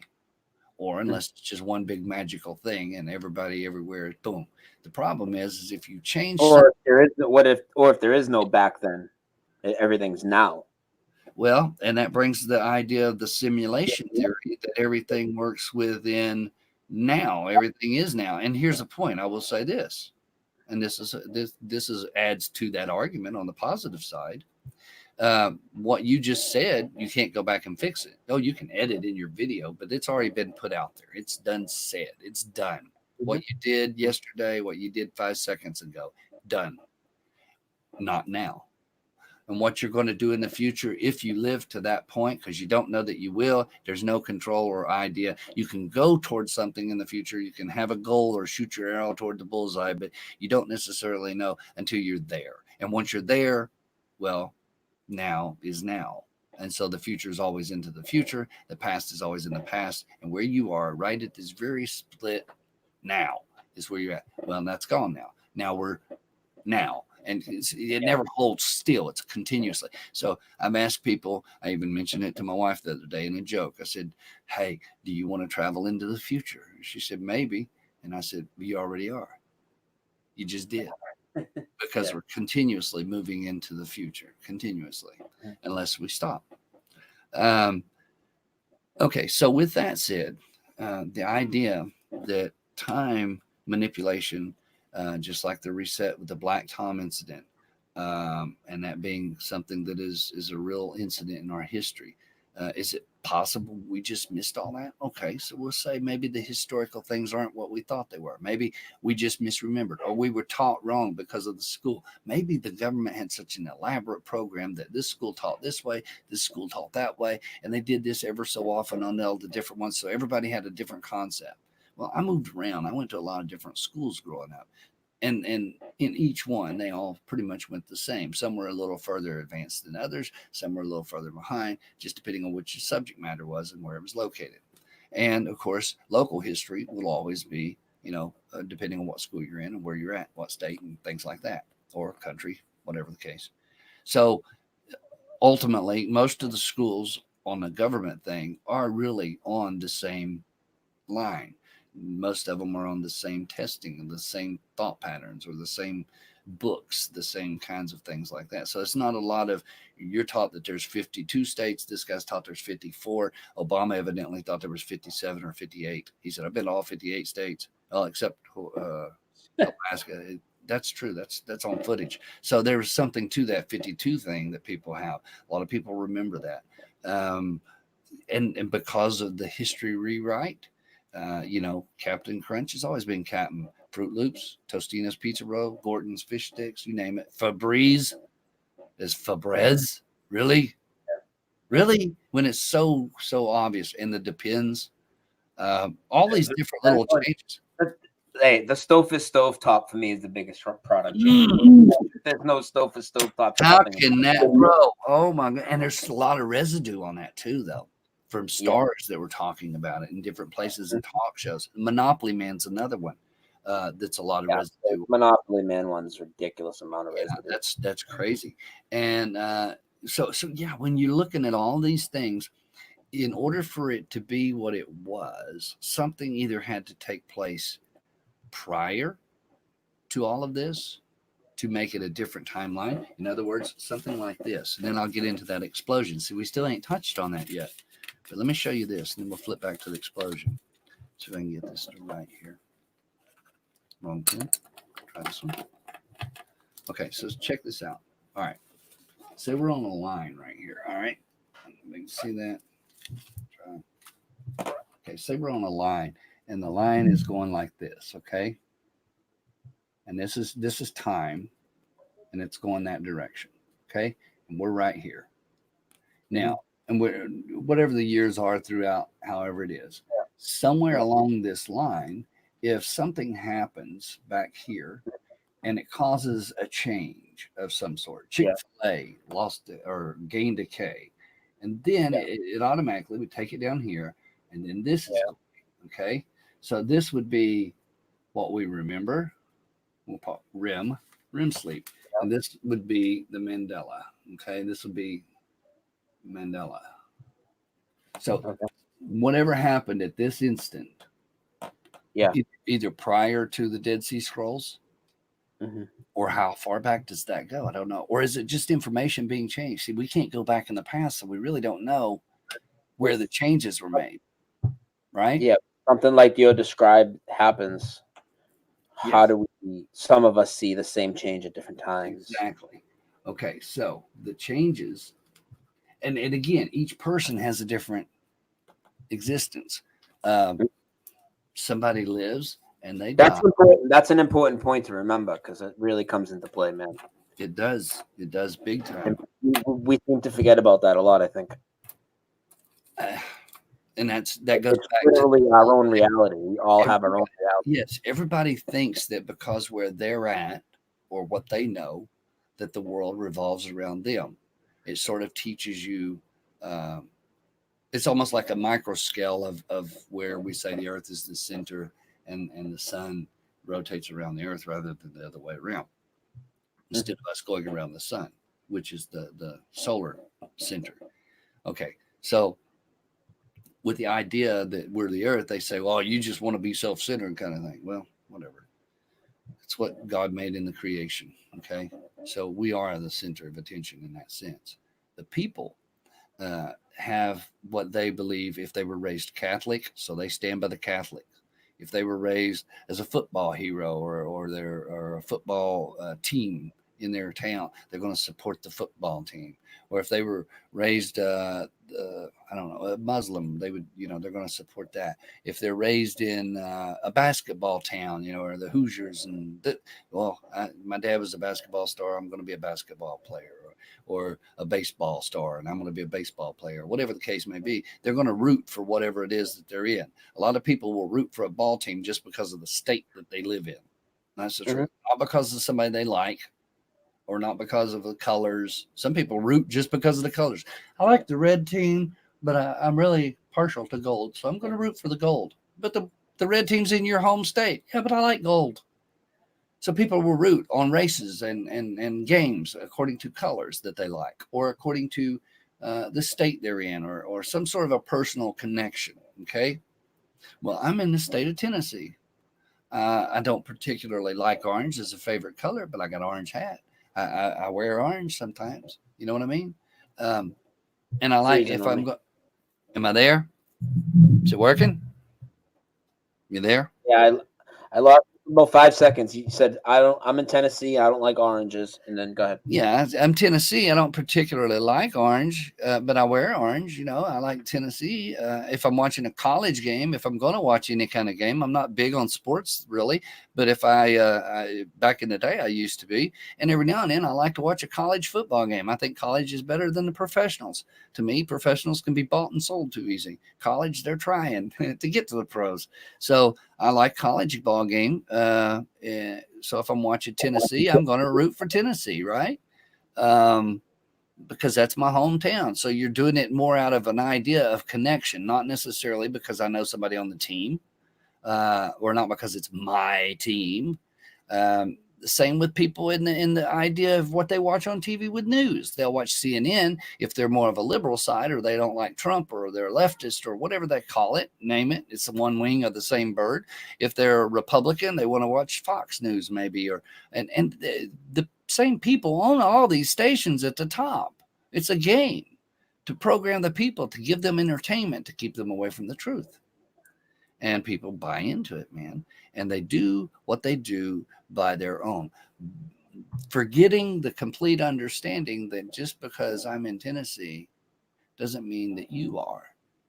Or if I like red doesn't mean you like blue, or vice versa. But people, rather than see the other person's perspective and understanding to glean and share, they think that everything has to be the way they are. That if they understand something, that's the way everybody's got to understand. You see what I mean? And if anybody knows something they don't, well, then that means they're a know-it-all, and they don't want to hear about that. They don't want to have that rational. They want to be number one. Everybody, there's a business book, The Power of Thinking Big, I think is one that I'm referring to. And it talks about the most beautiful sound to any person is their own name. Now that's sad, but it's true. When you go into a business deal and you're shaking hands with somebody, you call them, "Hey, Brian, how are you? It's good to meet you." Well, tell me, Brian, what brings you to the office? So tell me, Brian, how long you been doing this? Hey, Brian, let me say that you understand what I'm saying. And they teach you in business and stuff to do that, to be repetitive of someone's name. Me, I can't remember my own name half the time, so I do good to do that. But it is an interesting thing that people like their own name. They like their own colors. They like things that support their own ideas rather than face the truth. If they were raised and their daddy liked NASA, well, then they're going to want to wear daddy's shirt. My daddy liked it. Don't tell me it ain't real. You get the picture. People follow after things because it is something that they can relate to within their own little circle.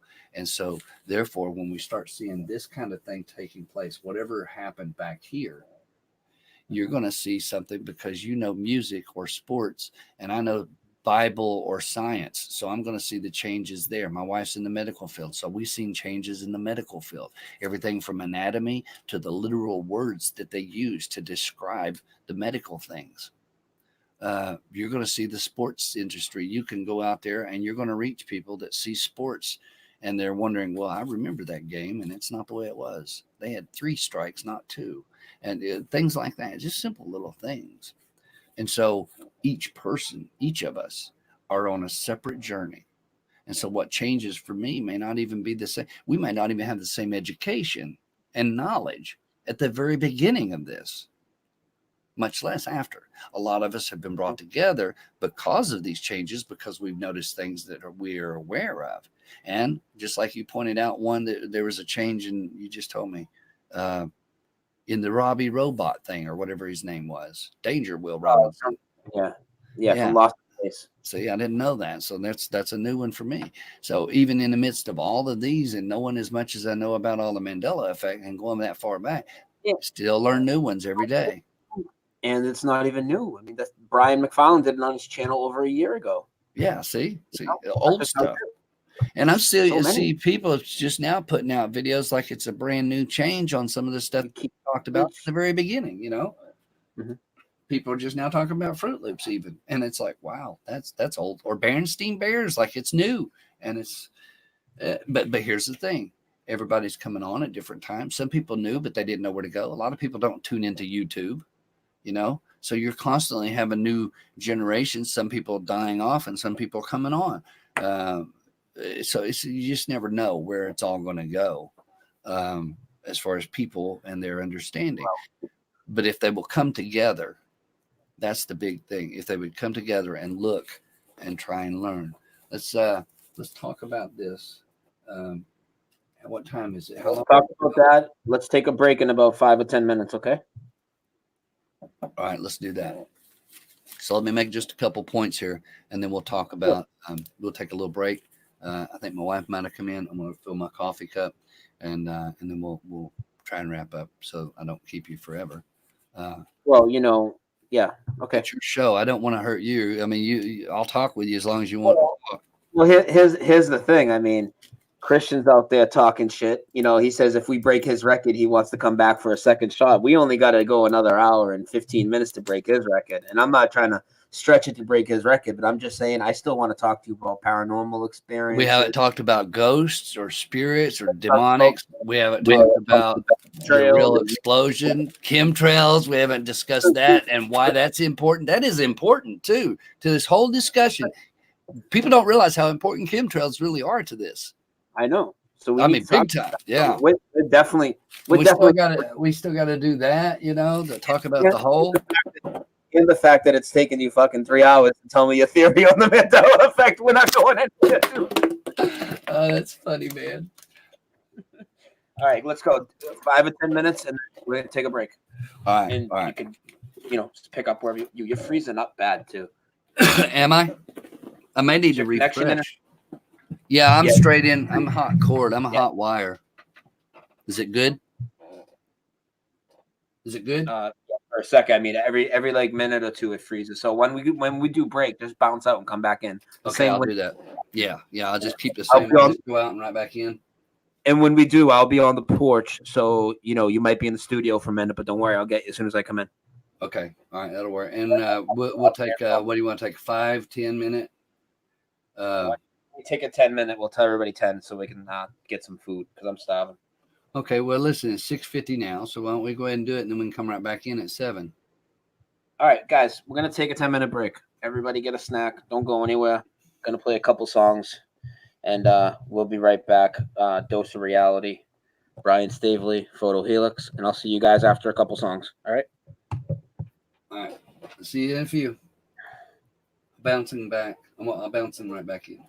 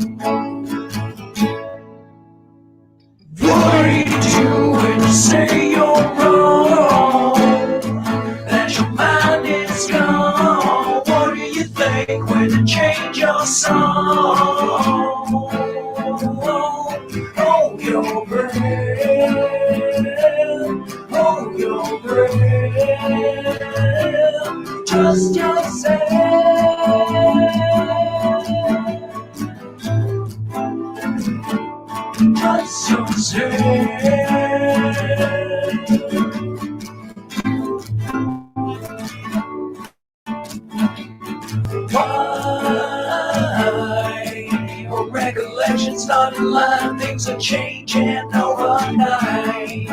Yeah, oh no, no, no. Why did the braces fade away, but the memory remains? Yeah, oh no. What are you doing to say you're wrong? When the proof is gone, what do you think when they change this song? Hold your breath, hold your breath, hold your breath, trust your yourself. What do you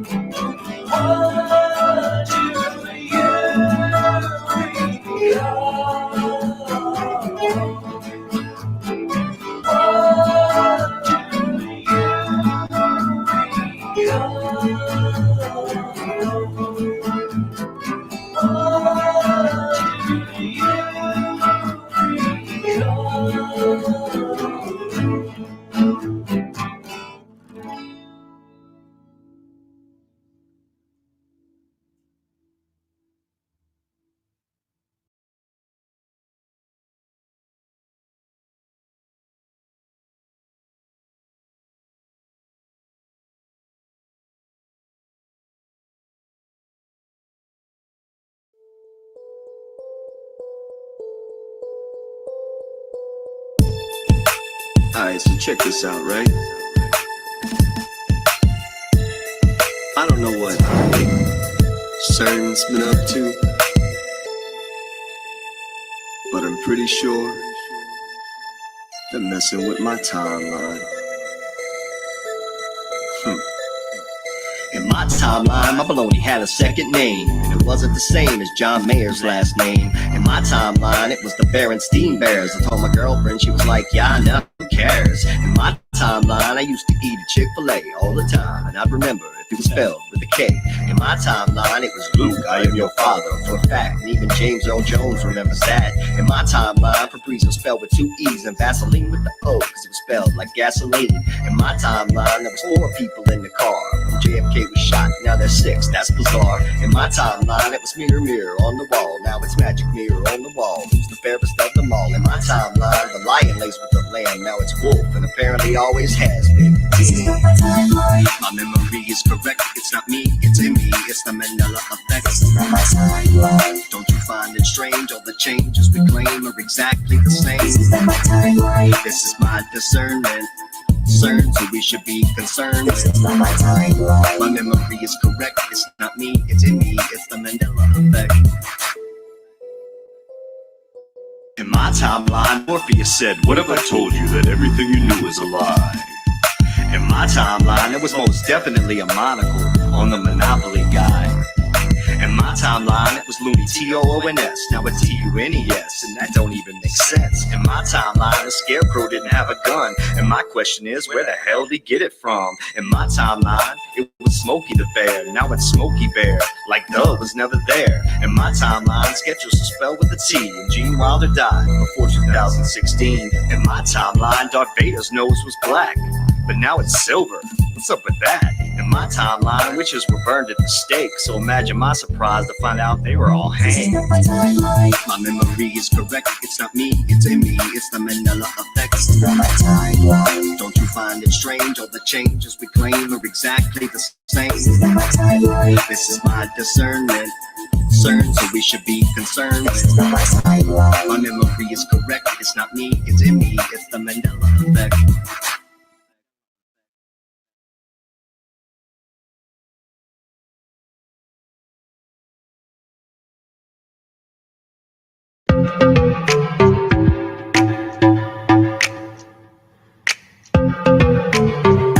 I'm happy to take on the role of the bridge to the communities. Might as well, since y'all wanna try and walk all over me. In the midst of the great awakening, you're worried about who found it first.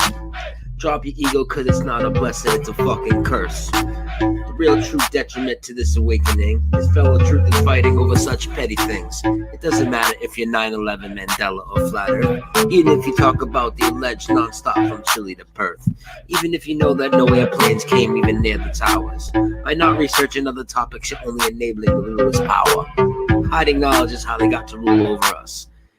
Yet even knowing this, amongst each other we still fight and fuss. It's time to stop the finger pointing, anointing someone as the next shoe. You make baseless accusations, and you claim you took the red pill.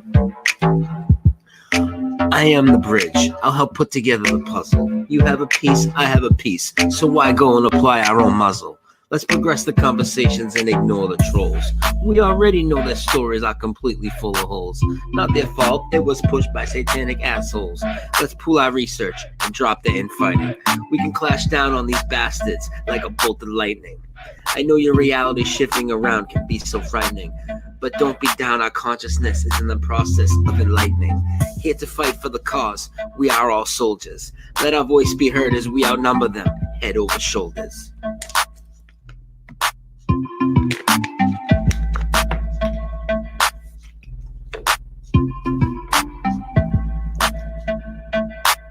There is no one ultimate truth. I thought that was 9/11. This was before digging into NASA and all the maskings of heaven.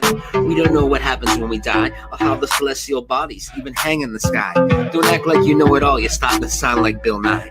We need to know who put us here and why. Do you see what I'm saying? The game is far from over, and we're all still playing. In the grand scheme of things, we don't know shit, but at least we admit NASA and this did the opposite. And with the truth, they always hit it. Our strength is the truth is on our side, so our differences are futile. These are the people that showed us ridiculous debris pile. Planer, no planer, dome or no doma. Who gives a fuck from here to Oklahoma? We know it's flat, we know it wasn't Arabs. They had our minds in a coma. We know we had been deceived. Time to have a triumphant battle like Superman, Chris Reeves. We don't have to sit around and sing Kumbaya, but open your mind and research more than one topic, would ya? It's all interconnected and essential to our progression. So I deal with all the infighting and pointless aggression. Voice your opinion, but respect others. And when you hear a topic you think is nuts, don't just hide under the covers. Where's your discernment at? Isn't that what you told that your gums would flap?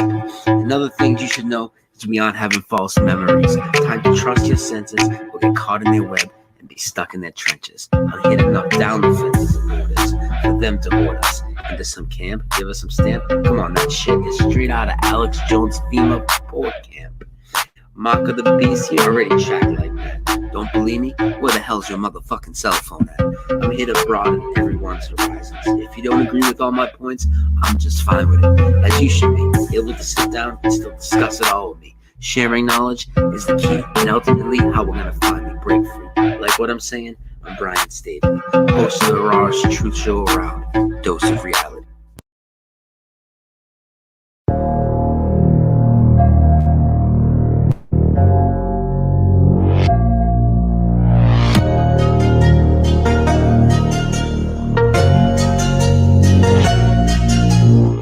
These walls, they feed us nothing. Capture that, you're a dead man walking. Them chains with trust are calling. Close the line, there's no time for talking.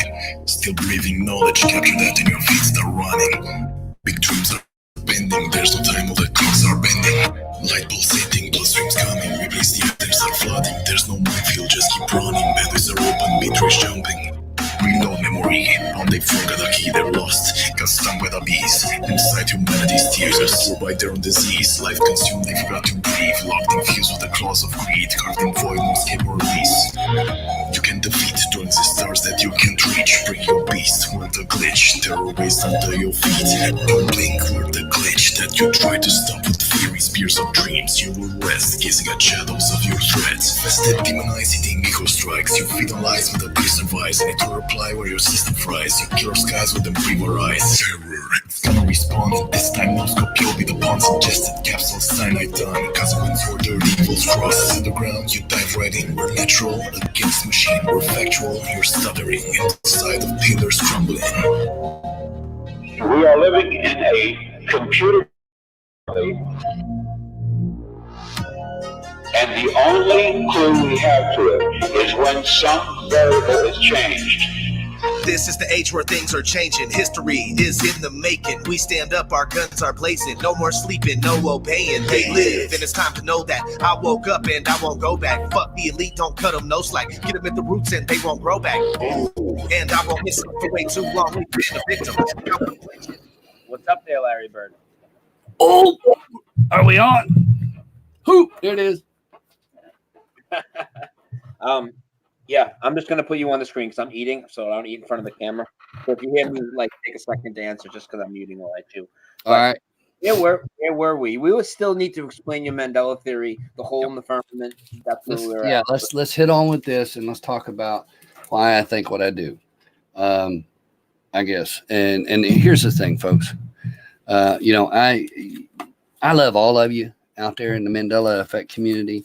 I got it when I started doing this particular genre with the effects. Once I seen those, it changed my world, and I know it's changed the majority of y'all's world.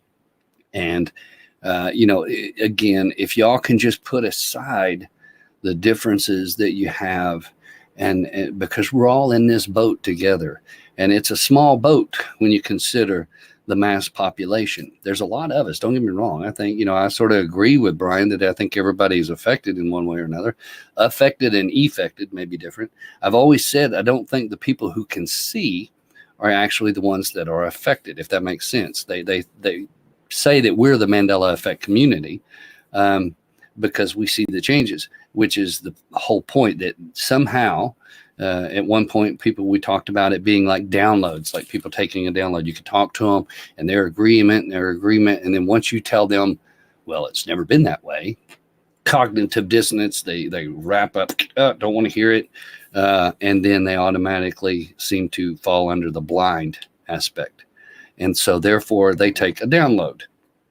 And we've had it referred to that way before. And there's maybe some truth in that sense. But I do want to, again, make a point of reference as far as scripture. And that is that we are in this world. We're told this in these prophecies and these things, that we are in this world, but we are not of it. And therefore, this flesh is made from this earth, the soil, of the dust. And but who we are is within it. We're that spirit, that soul that's inside. That's who you are. And so understanding that, knowing that this is a major thing. The fact that matter changes or history rewrites. There was even the Illuminati card game. Remember that, when they talk about all these different things, and they talk about the rewriting of history. And by rewriting history, they can change what you know now. He who controls, this is the 1984 George Orwell thing, when who controls the future controls the past, or who controls the past rather controls the future. And there's truth in that. If I can change what you know or what you think you know and make you question your own sanity or your own reality, now I have more control once again. And there's a guy, Rhodes, trying to remember now, James Rhodes. He's a Mandela Effect guy, and he's very smart. And he talks about the possibility of trademark issues that have happened. In other words, why whoever the powers that be, whoever's causing such a thing as this, why that would be important. If you could go back and know the prediction of say, somebody that's going to win a race, or maybe you're betting on a horse race or something like that, and who the future or who the winner is going to be, and you could go back to the Future. Yeah, something like the Back to the Future. As a matter of fact, the Back to the Future, I think it was part 2. They said maybe it's part 3. I think it's part 2, where the guy that is the bad guy, the tough guy, he's the one who becomes the president or something, or the big leader, and they. Casino. Yeah, he owns a casino. Yeah, owns the big casino, got the big fake hair look thing going on the way. And people, the author of that said he based that character on Donald Trump. Now that's his own words. The guy that wrote that part or that movie had based that character on Donald Trump. And it's interesting that there's a lot of changes in that movie too. And so why wouldn't there be, right, with the time thing? That's one good thing about the Mandela Effect. I think Paul Adams was the one that said that, was making a joke. He said, one good thing about the Mandela Effect, you can go back now and watch all the old shows that you watched in the past. Everything's a new movie. It's all new. So you never watch the same thing twice. Well, I have a short list of Mandela Effect videos, and I have one video per effect. I have a Back to the Future one because there's so many changes. It's like a 35-40 minute video just full of things. It's crazy, isn't it?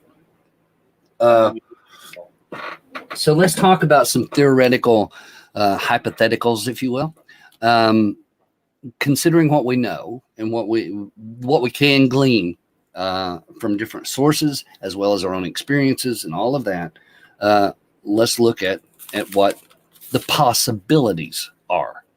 And since there's so many on the table right now, it's important that we do look at it. Now, it doesn't mean that everything that we say is going to be 100% accurate, but if you can hang through this show, if you've done it or in parts or whatever, if you can hang and look at everything we've talked about, from the Schumann resonance to the water molecules that you're made of, to all of these things and how that all works with frequency and vibration. Tesla, as a matter of fact, everything that you're using right now, phone, the screen, everything you got, radios, televisions, all of it, computers, all uses Tesla technology. Tesla plays a big role in all of this. And interestingly, it was Donald Trump's own uncle, Uncle John Trump, who was actually a CIA, sent him from the CIA rather, to investigate. He was an MIT guy. He was a big science guy, and he was sent in by this. He was selected for this purpose to go in there and check out the Tesla papers and all of Tesla's technology, because Tesla back in the day was talking about death rays and things like that. And then when we talk about do weaponry and do technology, which is directed energy weapons, it's all scalar technology. It's all real. You can look it up. I mean, you can see the planes in action, man. I mean, there's so much that's out there, but people will write stuff off as fake. Now, here's the thing. You can say the Mandela effect is fake, but those of you that have seen it know it's real. And so if you can believe that, I would suggest not to write anything off as of yet. Okay, so real quick. With the Tesla technology and the stuff that's going on in the world around you, from your telephones, your phones, and all this stuff that we're doing here, we want to look at some of the things that we were talking about when they busted that hole. You can go and look at the footage. Again, it's not about how the bombs went off. It's not about what kind of bombs, what you used for the technologies, even though Zechariah prophecies give you a specific talking about the lead and everything. It's amazing. But you got to look at it in the Hebrew language in order to understand its original terminology. Hebrew, Aramaic, and Chaldean. Very important stuff here. And it is referring to the Ezekiel prophecies of Gog and Magog war of 38 and 39. Again, very important stuff you're going to see in the future, Lord willing. And you have breath. Here's the thing. Back in 2008, now listen to me real close. There's people right now that will tell you, I seen changes back when I was a kid, okay? And they will tell you how far back they see them, or they've been seeing them all their life, and all of these different things, this different phenomenon, that it's not a new thing. There's no new thing under the sun. I get all that, but here's the thing. Time is relative. Again, we're talking hypothetical scenarios right now so that you can have or base or even come up with your own theories concerning these things. But if you throw all this out and automatically write everything off, then you're going to miss certain bits of information. So people that say they've seen changes all their life, here's what I say. We're talking about time and matter. Time manipulation and matter manipulation, okay? The dividing of time. All of this is prophesied, and that's what we're discussing. You hear people say, I'm from a different timeline. We hear it all the time. It's amazing that the scriptures from thousands of years ago recorded all that in the Old Testament. Really, it's mind-boggling that all that has been opened up to us to understand now. So here's the thing. People who say that they've seen it way before anybody coined the term quantum effect or Mandela effect or any of that. Here's what I say. If you were to get in a time machine tomorrow, if that were even possible, okay? It's, again, hypotheticals. To make a point, you use hypotheticals to create an idea, and ideas are dangerous in this society. But if you could get in a time machine tomorrow, okay, and alter the past, somehow, would it matter that you did it tomorrow, or that you did it 1,000 years from now, or that you did it yesterday? You see, time is relative. If you make the change today and you go all the way back to the Dead Sea Scrolls, because all of us are not that old. You understand what I'm saying? I forget how long ago they found the Dead Sea Scrolls, but the Dead Sea Scrolls date back to way back, okay? And so we're looking at things that are way older than anybody that's on the earth right now. All right. So when they tell you that all these things happened so long ago, you really don't know because you're just taking somebody's word for it. Or you can look at archaeological proof and evidence, and some of that stuff that we see, we find out that maybe is not as old as they say it is. And if we go by those kinds of things, then we understand that much of what we see now is really just fabricated. But if time is relative, it doesn't matter if I change the time today or tomorrow, and to change the past. If I go back, it doesn't matter if I did it 1,000. If it's possible at all, then it's always been, because it's a time thing. That's the whole point. That you can change it back then means that it could have changed before you even were born. You got to understand how that works. So if we're on this time thing here, I'm going to do one more line here. That's what I was talking about. If this is where you're born, let me use a red one here so you get an idea with me and hang with me. By the way, they're going to cut that audio out. You said I'm going to do one more line here real quick. All right. I'll do one more line here, dude. Already did.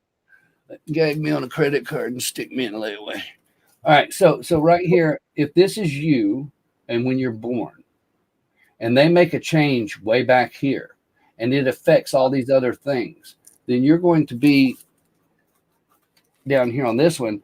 So the line that you were on that you would remember is going to be obviously different, because now if that change is there, and I know I'm blurring that thing, if the change occurs back here and causes the split to rewrite the history, even though you're born here, that birth is here. So you're going to go from what you know, what was before you, all the way into where we're at now. So for people who have been experiencing changes for a longer period than what I'm about to say, it doesn't matter, because time is relative. It doesn't matter if they started it yesterday or 1,000 years from today. It's still going to affect the past wherever they went to in this change, hypothetical time machine. Okay.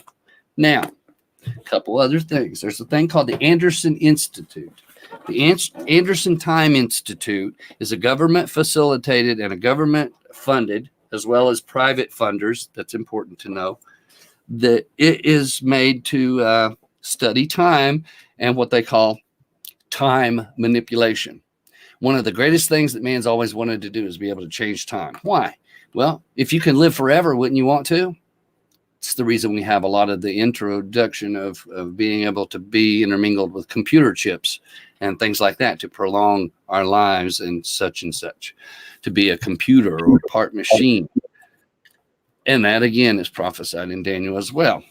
Neither here nor there. The point being is that if you can change time at all in one way or another, any kind of manipulation or change matter with a butterfly effect, it's going to be what it's going to be. And it doesn't matter when they did it. The fact is if it's been done, then it doesn't matter when you noticed. A lot will, for example, if you're 10 years old, then you're only going to know from the 10-year-old date. But if you're 110, you're going to know up from that point. You understand? And so if the change occurs after your birth, it doesn't matter if they went back and changed something before you were born.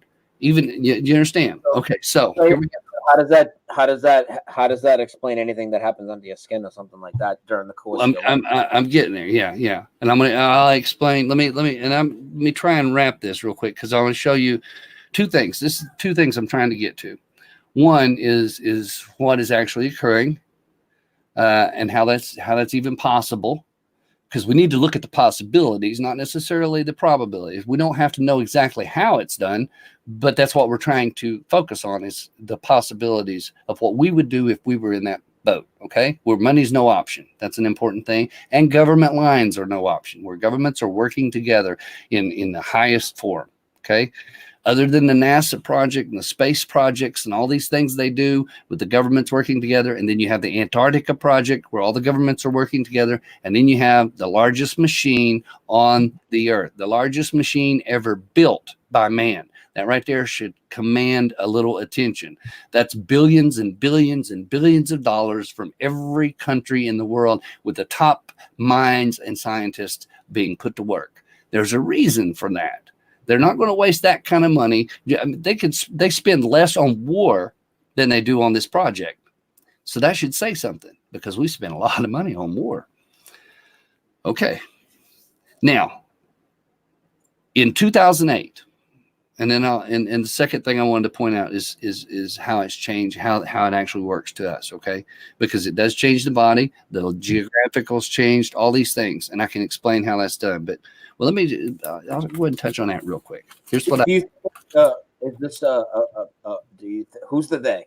Do you want to get to that now, or do you want to save that for after? Is that better for after? Yeah, let's hit the they, whoever they are. We'll just say the powers that be. Is that the easiest way to say it? The powers that be? When I say they, is somebody is obviously responsible. This isn't a quirk of nature. A lot of people. I just know it more towards like maybe a demonic side of somebody controlling something rather than say the figureheads in charge of places. Like it's a lot bigger than the majority might accept or understand. But when I say they, for the moment, I'm just talking about the powers that be. And when I say powers that be, because we're including a lot of different attributes here. One is the heads of state, the different countries, the different money people, that just like we said, Tesla technology and stuff like that. Tesla was a man, okay? And a lot of these government heads and these quietly funded societies behind the scenes, the dark people,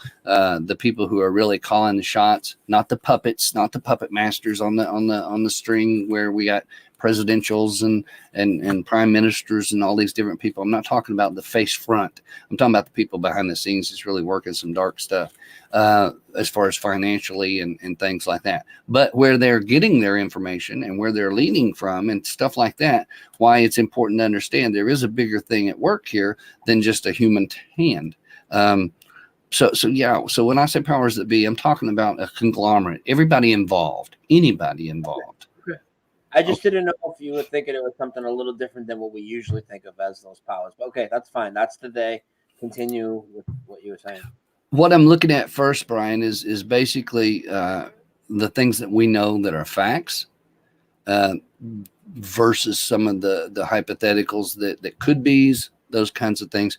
If we just look at what we know 100% that is real, and from a perspective of humans, because there is human intervention. God didn't make YouTube, but he made man who is capable to make YouTube. Does that make sense? So I'm looking at the technical side on a small form, as well as at the ultimate. We'll get to who they really truly are. I think it's important for people to understand that. But real quick, just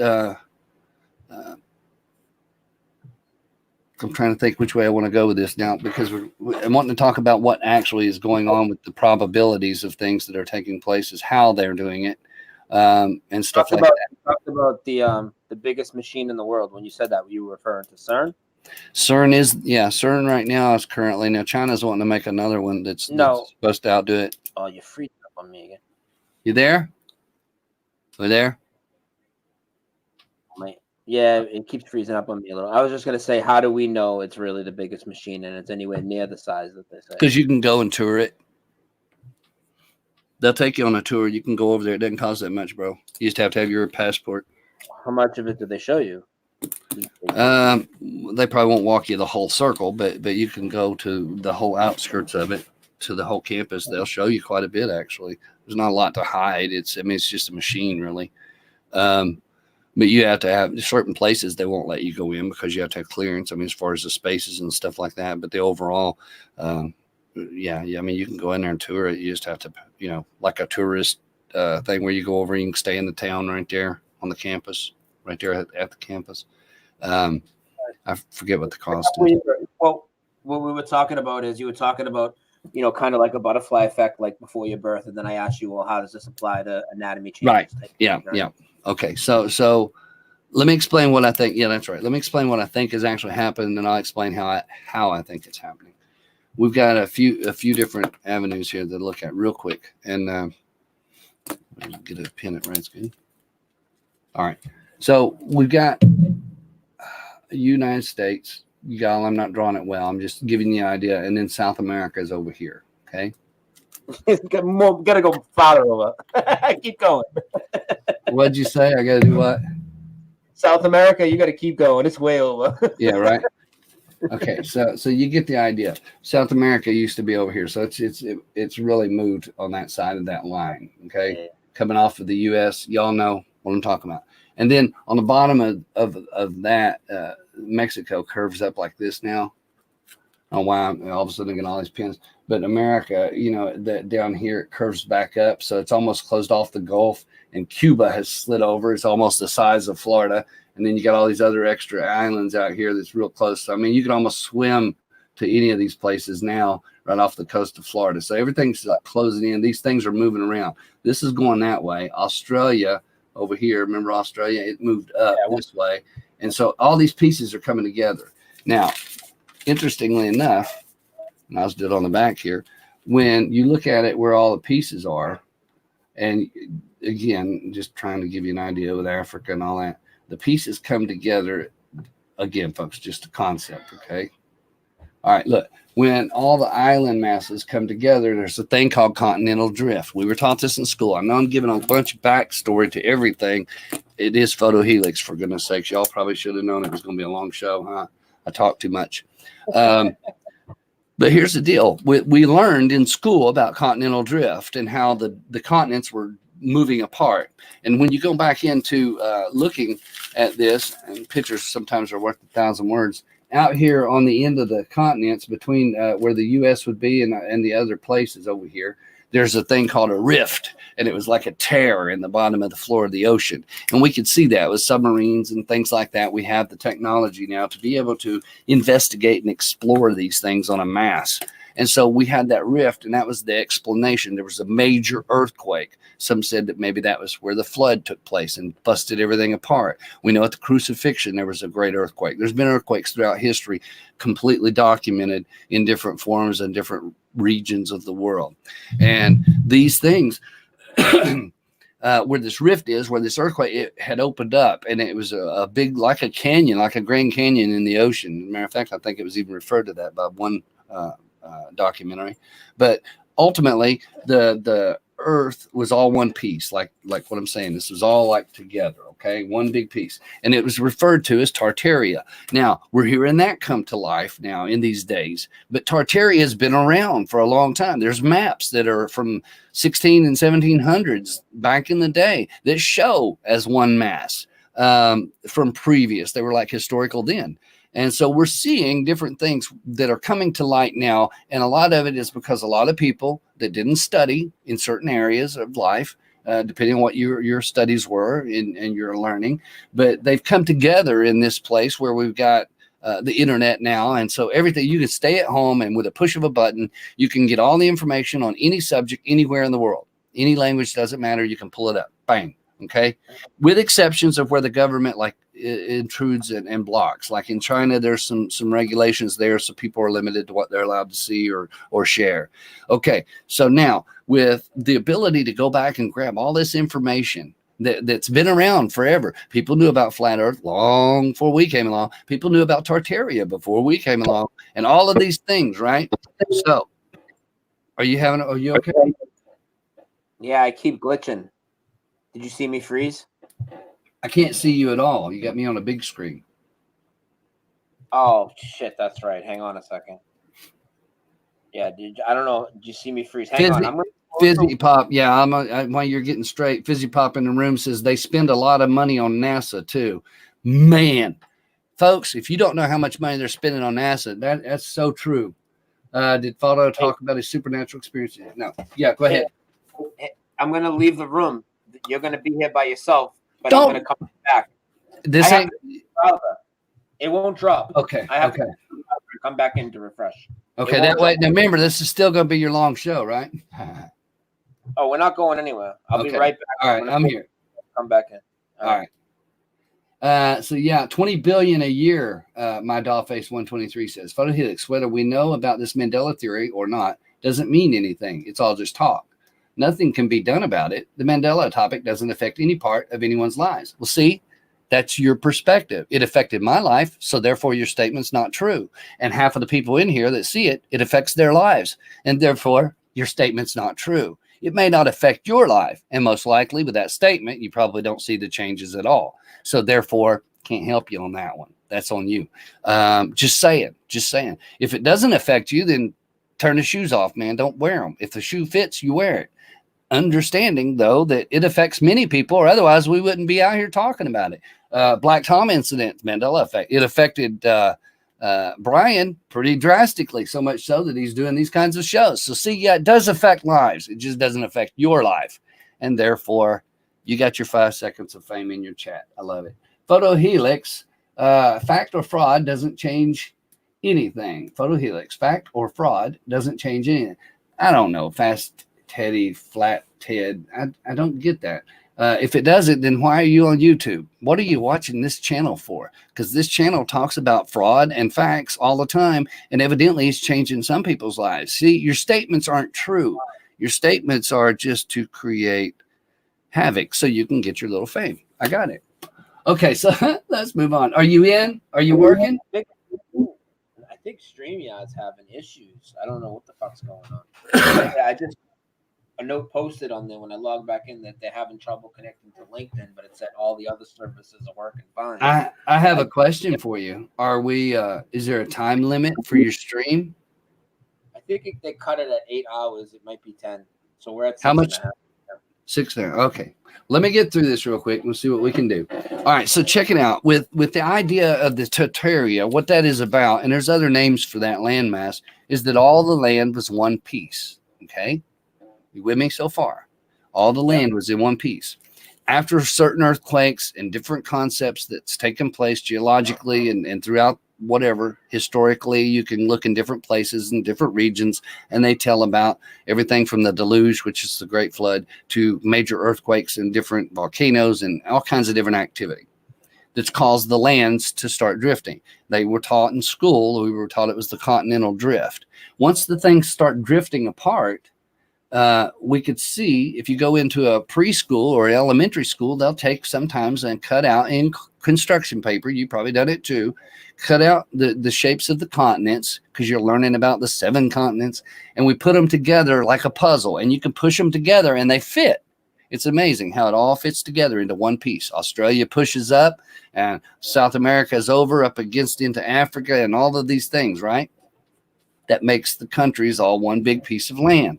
And then for the continental drift, you start spreading them apart and show which way they've gone. And then the questions was always, where do you think it'll be in 1,000 years from now? Will they have gone all the way around and connect? That's what they would teach. And so we understood the continental drift. And the rift is where a big earthquake came and helped to push those things apart. Well, now, according to the Mandela effect, that rift is a big ridge. It's like a hill. I think Scare Performance did a thing on it where it talks about that rift looks like it's now like a scar on the bottom of the ocean. And that scar is, like it's being healed. And at the same time that healing seems to be going on, because this talks about all kinds of different, when you really get into this, we're talking some deep studies. You can do one show just on this for a day. On the continental drift and up on the rise and fall of different continents and land masses, the erosion of the thing, all of it. Okay, so now speed forward. If South America is moving back in, I'm trying to see where my thing is. South America is moving back in and Australia is moving back up. In other words, it's going backwards. You got to understand what I'm saying here. Okay, it's going backwards. So time we're looking at manipulation, days getting shorter, and we're looking at the changing of our physical anatomy, and we're looking at the physical changes of the earth. I'm using the continents first because that seems to be a big one. And most people, anybody that's looked at maps can understand that, whether it's flat or round, whatever they think, ultimately you can tell when something is out of place, like the continents. Okay. Yeah, it doesn't matter what model you subscribe in this case. The geography changes are on both. That's right. That's right. And I get attacked from both sides when I talk about geography changes. I have my biggest Mandela effect video ever is my geography video. That's only 12 minutes long. Photo, it's nothing special. It's literally the ones you pointed out real quick that we all talk about, the biggest ones. I probably did like 10 or 15 of them for beginners, and it got like 80,000 views, which is like a ton. And I have like so many comments from both sides of the globe versus flat earth argument telling me, oh, you can't use that. Map projections are fake, this, that, and the other thing. And I'm just like, these people really just that's so not funny. even listening to me in the video because I totally. And that's another thing. People will see a name or they'll see a color or they'll see something and they automatically have their trigger words and they go, and for whatever reason, there's a lot of couch potatoes. No offense to anybody. I'm just saying there's a lot of people that love sitting behind that screen and they will say all kinds of things because and listen, we're supposed to look at that. That's a part of it, because if people have a true argument or if they have good information or they're sharing, I've found a lot of channels by people that showed up in the chat room because I'll go back and I'll click on them and go to their channel and watch what they got to say. And I've found some fantastic people out there sharing good information that helps us. But anyway, check this out. So where did I leave off? We got to talking about the geography. That's it. Mongolia. That was the one I was going to mention.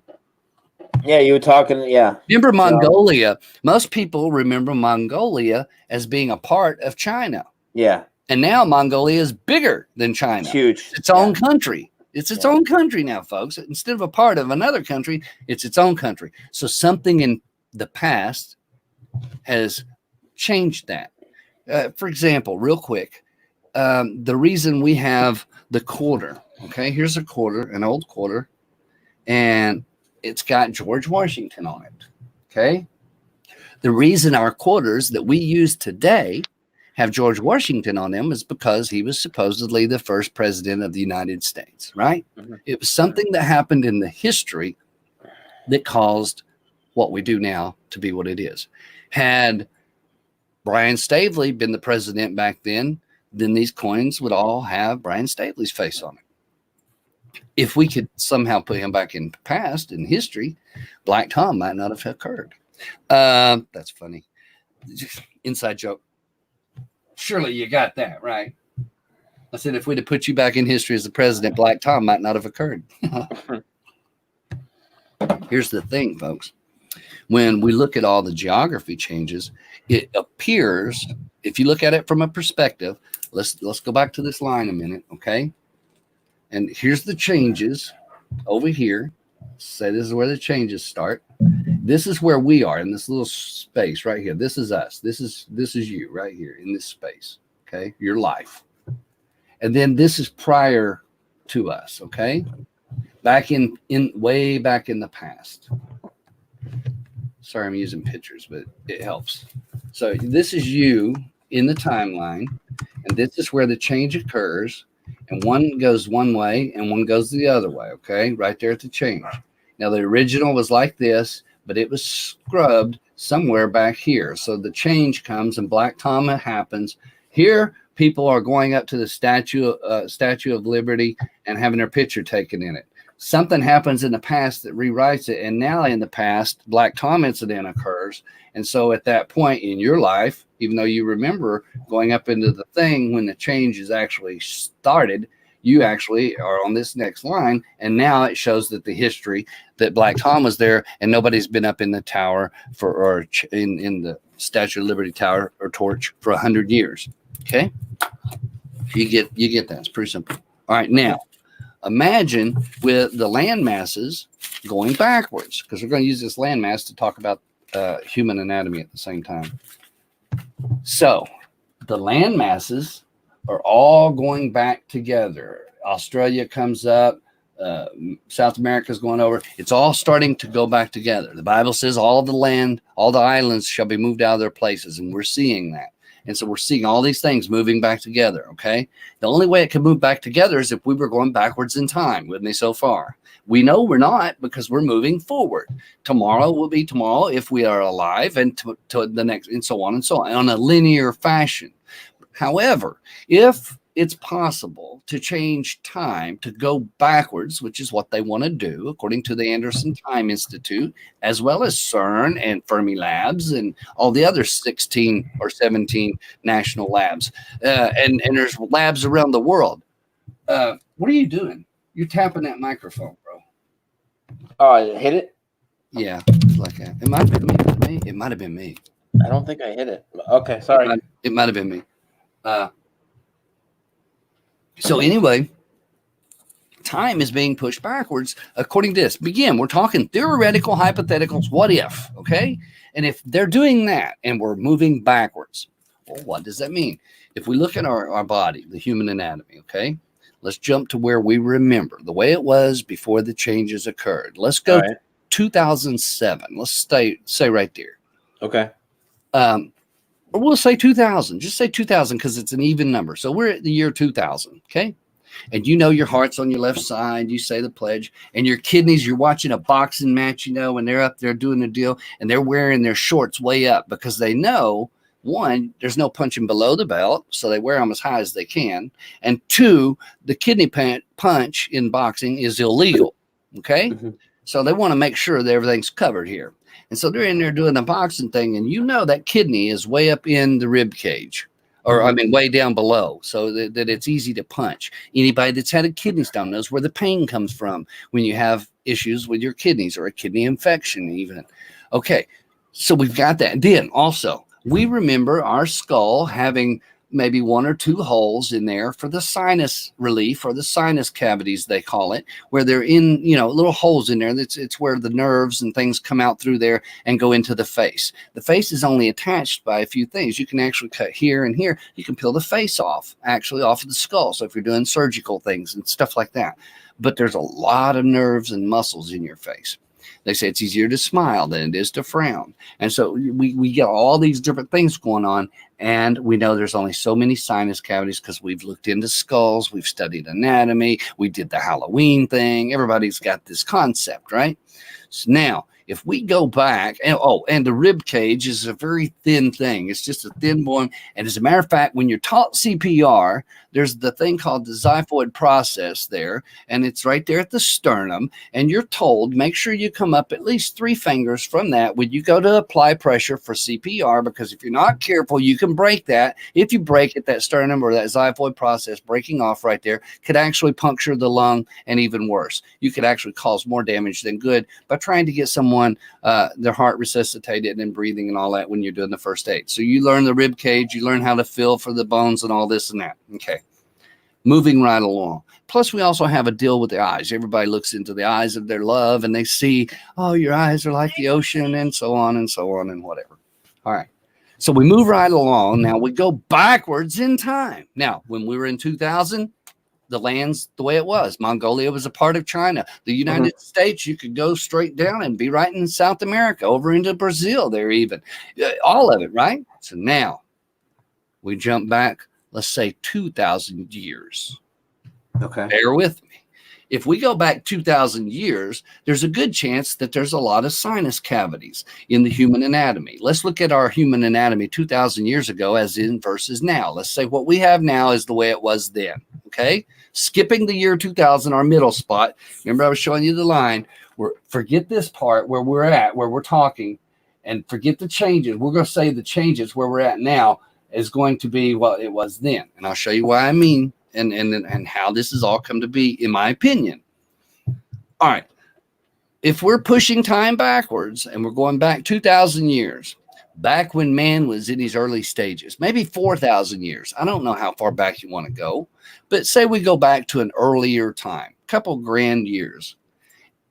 Sinus cavities that we have now, I think there's like 6 to 8 holes in our sinuses, okay, for the nerves and things to run through. 6 to 8 holes. So back then, 6 to 8 holes, we'll say. And the bone structure was a lot more solid. There was less pollution in the environment. Your bodies were stronger. Think about just 100 years ago, how the pioneers and the farmers and things like that, how they really had to be tough, man. Even the women were tough, man. Nowadays, the women are tougher than the men in most cases in the U.S. It's a sad thing, but it's true. And so here's the point. The physical aspect of the body, through evolution, through time, not that we were evolved from monkeys, not saying that, just saying through time. Yeah, our body's adapting, not evolving from other species. That's right. That's right. We're adapting. So here's my point. if you look at that 2,000 years ago, the kidneys were up inside of the chest. The Bible even talks about the heart being the center. We have used that terminology forever. The heart is the center of the base, the center of the thing. So, from the center of my heart, from the bottom of my heart, all in the heart, being in the middle of the chest, which would make sense because it's that way for most creatures, actually. The heart being centered and not over to the side. And interestingly enough, the liver being super large. Why?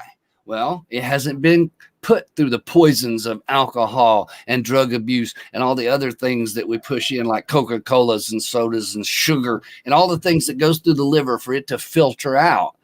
Back then, the liver was big and beautiful and fresh and helped you to withstand the environment. You could drink bad water and get away with it. The liver might filter for you.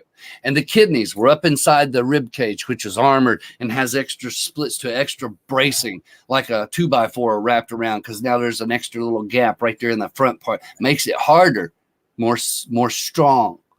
And the kidneys are protected by the ribs themselves all the way back then. Yep. 2,000 years comes along, and along with that, we have the sin of the world. We have poisons to our system. Ain't even got to the chemtrails yet. We're talking about poisons from the stuff we drink and poisons from the stuff we eat, eating this raw or that, and drinking things that probably would run a car, and on and on. And we really poisoned the body. And we're doing more different kinds of labor and different kinds of things. We're becoming a lazier as we go. And remember, I'm talking all the way up to where we remember, to where a point. So here's the deal. In the process, now this is why I told you about the islands. I know it seems like a long story, but I'm trying to get you to follow. You think? Holy shit. You need a fucking chalkboard, people are saying. I know. I do.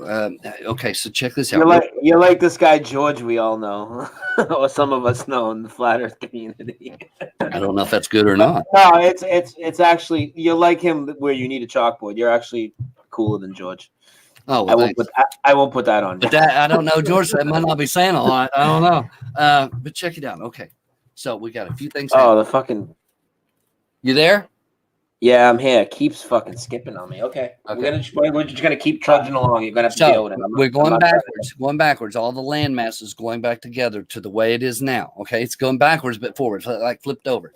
Then we have the land masses and all of that. Remember, we're trying to get to this point. Okay, because that's going to tell you what's happening and why we're doing that. All right. If the body is gone from that 2,000 years ago up till now, okay, where we were, not but before the changes, we'll say 2,000. The heart, well, first of all, the liver has shriveled because the liver is smaller when we remember. The kidneys dropped. The intestinal tract, all these things have sort of sagged. And the heart being up here, once the liver has made itself smaller and the kidneys have dropped, what happens to the heart? Well, it loses its grip and slides over to the left, off center. And we see the sinus cavities that we had all those holes for all of that extra breathing of the fresh oxygen and air. And through the time of adaptation to the year 2000, most of those sinus holes have already calcified over and not even in the newer skulls as they're born. And then we get to all of this stuff happening, okay? Our bodies going from this to this, the way we remember. And then all of a sudden, overnight, we're all back to the way we were once again, 2,000 years ago. And all the land masses that were in the continental drift going this way are coming back. And the rift in the middle is healed up. All of this is, everything's moving backwards to the way it was. The body, it's not that it's changed. It has to us that have that perception, but ultimately it's gone back to the way it was before all of the bad stuff has taken and deteriorated. Now the liver is really big again. Now, is this all prepping us up for what's coming? Maybe. But here's the thing. If they can take and turn back time, okay, if that's their goal, and that is the goal, they've stated this in more places than one, that their objective is to somehow, through a timeline gap, to push back or at least put quantum information back. Let's talk about this just for a second, okay? If this ball is made of certain matter, or let's just take the water. If I take this water and it's clear drinking water, and I drop in, let's say, a couple of drops of food coloring, which is mostly water itself, but it has a dye that's added to it. So the chemical makeup of that dye is a real dark red. And I put it into the water, which would dilute the food coloring, obviously, but just a couple of shakes and it will expand and blends in with the molecules of the water. So now it's not just H2O, but it's H2O plus whatever the red dye molecules are, correct? Mhm. So I've manipulated the water by adding a little bit of information. You can take DNA. Check this out to show my point. They've got a duck and a chicken. They took the DNA. Now, I'm not kidding you. This is the craziest thing I've ever seen.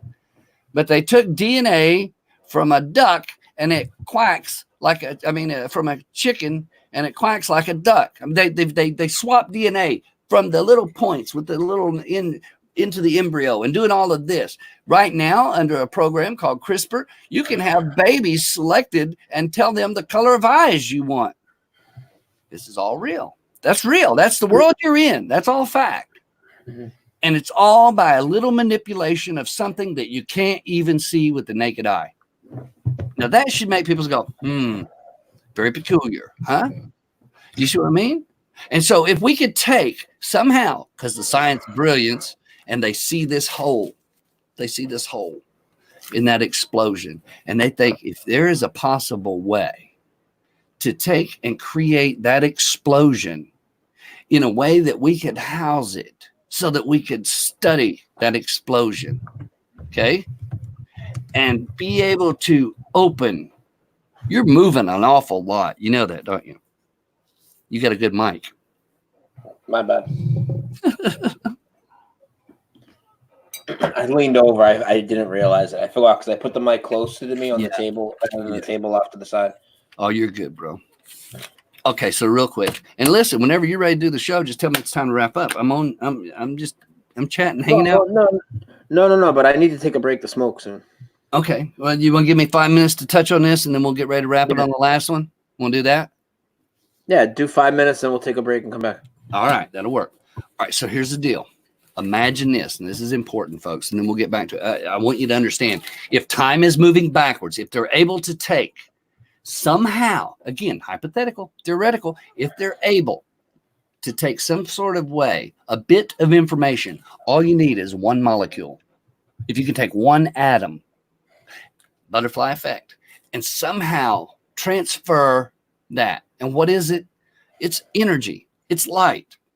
If you can take light energy, regardless of how you get it from a plasma beam of iron or hydrogen, and put that somehow into a time slip, into a past concept, or into that hole. What did they say? If we could open something up, we don't know what we'll send in or what might come out. They're going to try. And here's the deal. If you start firing two beams of light together, they say, well, if you could travel at the speed of light, well, that's what it is. It's a beam of light. It's amazing.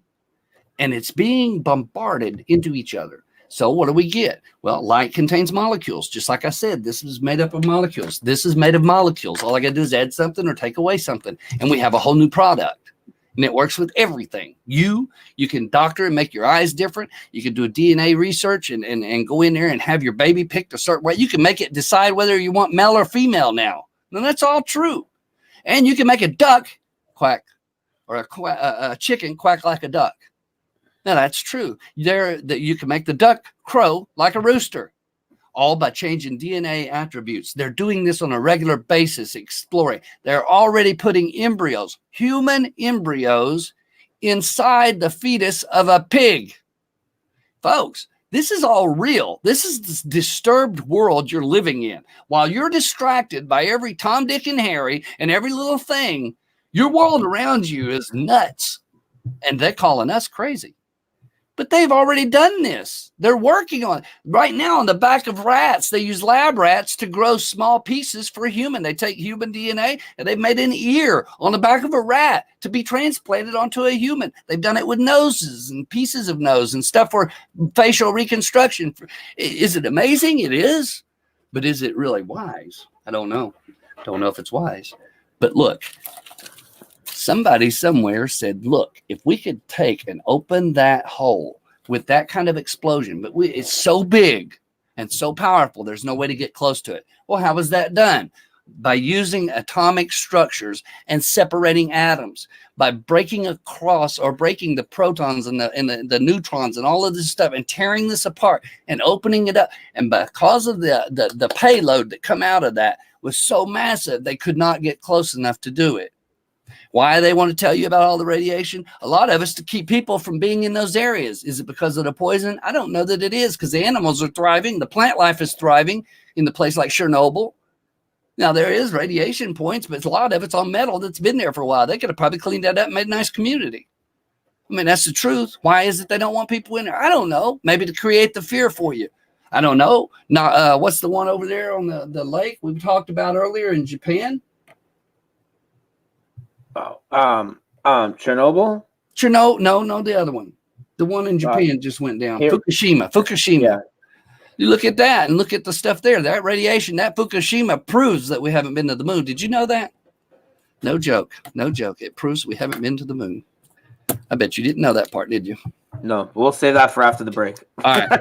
Take a quick break. I'm going to say hi to my wife. I know. It's crazy, brother. Look what you got me into, man. I was going to talk for 2 hours. Oh, my goodness. I love you, Brian. All right. Take a break. We'll be right back. All right. Dose of reality. We'll be back in 5 minutes.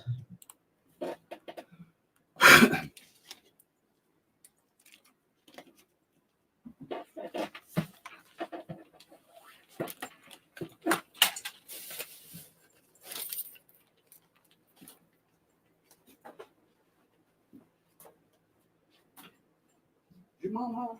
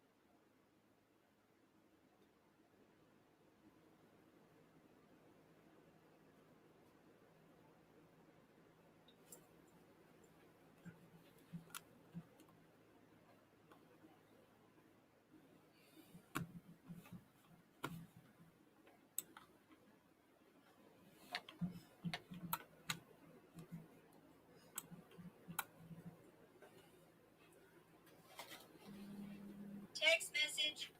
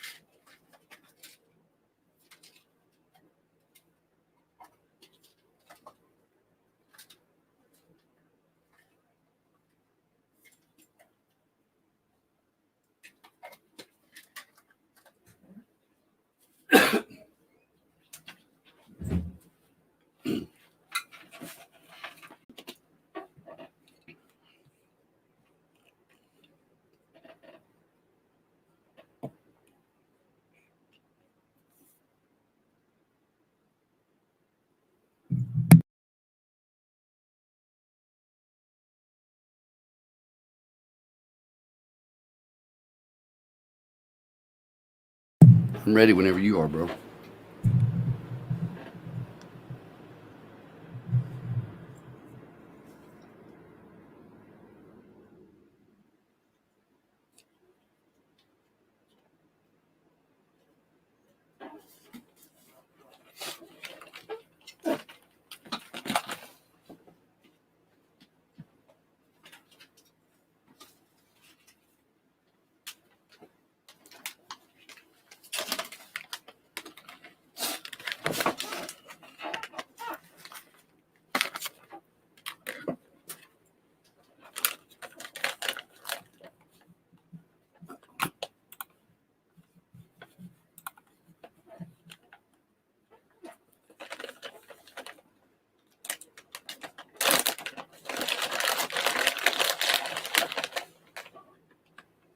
I'm eating cranberries, man. Are you coming back?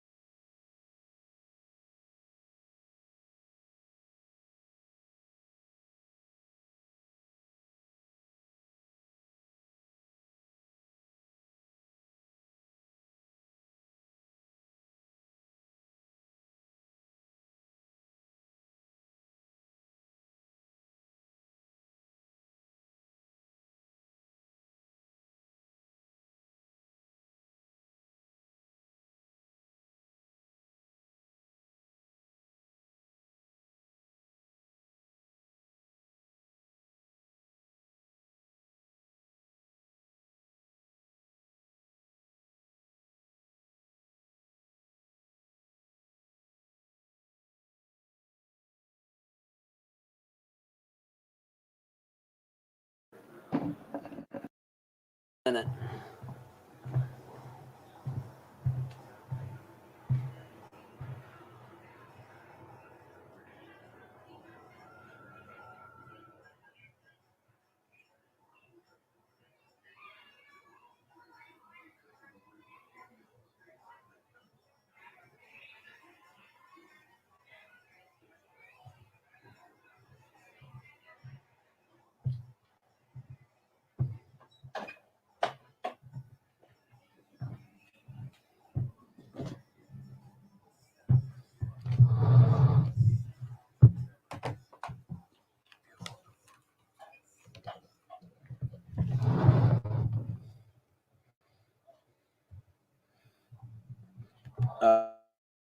Are you there, Photo?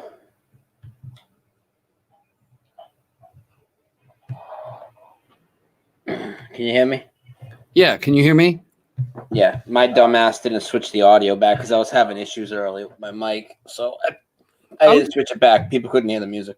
I'm eating trail mix and cranberries. You eat cranberries?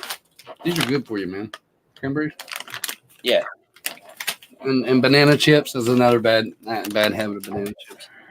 So anyway, yeah, that's my snack. Oh, so we're back. Are we good? Yeah, we're back. We're back. All right, good deal. How you been? Hi, my name's Brian. My reality is shifting. So what are we going to talk about today? Really mess with people. We're just now getting here. Okay. Are you there? Yeah, I'm here. Okay. Making sure I can hear you. So check this out, man. There's a couple of questions. I did see a couple of questions in there.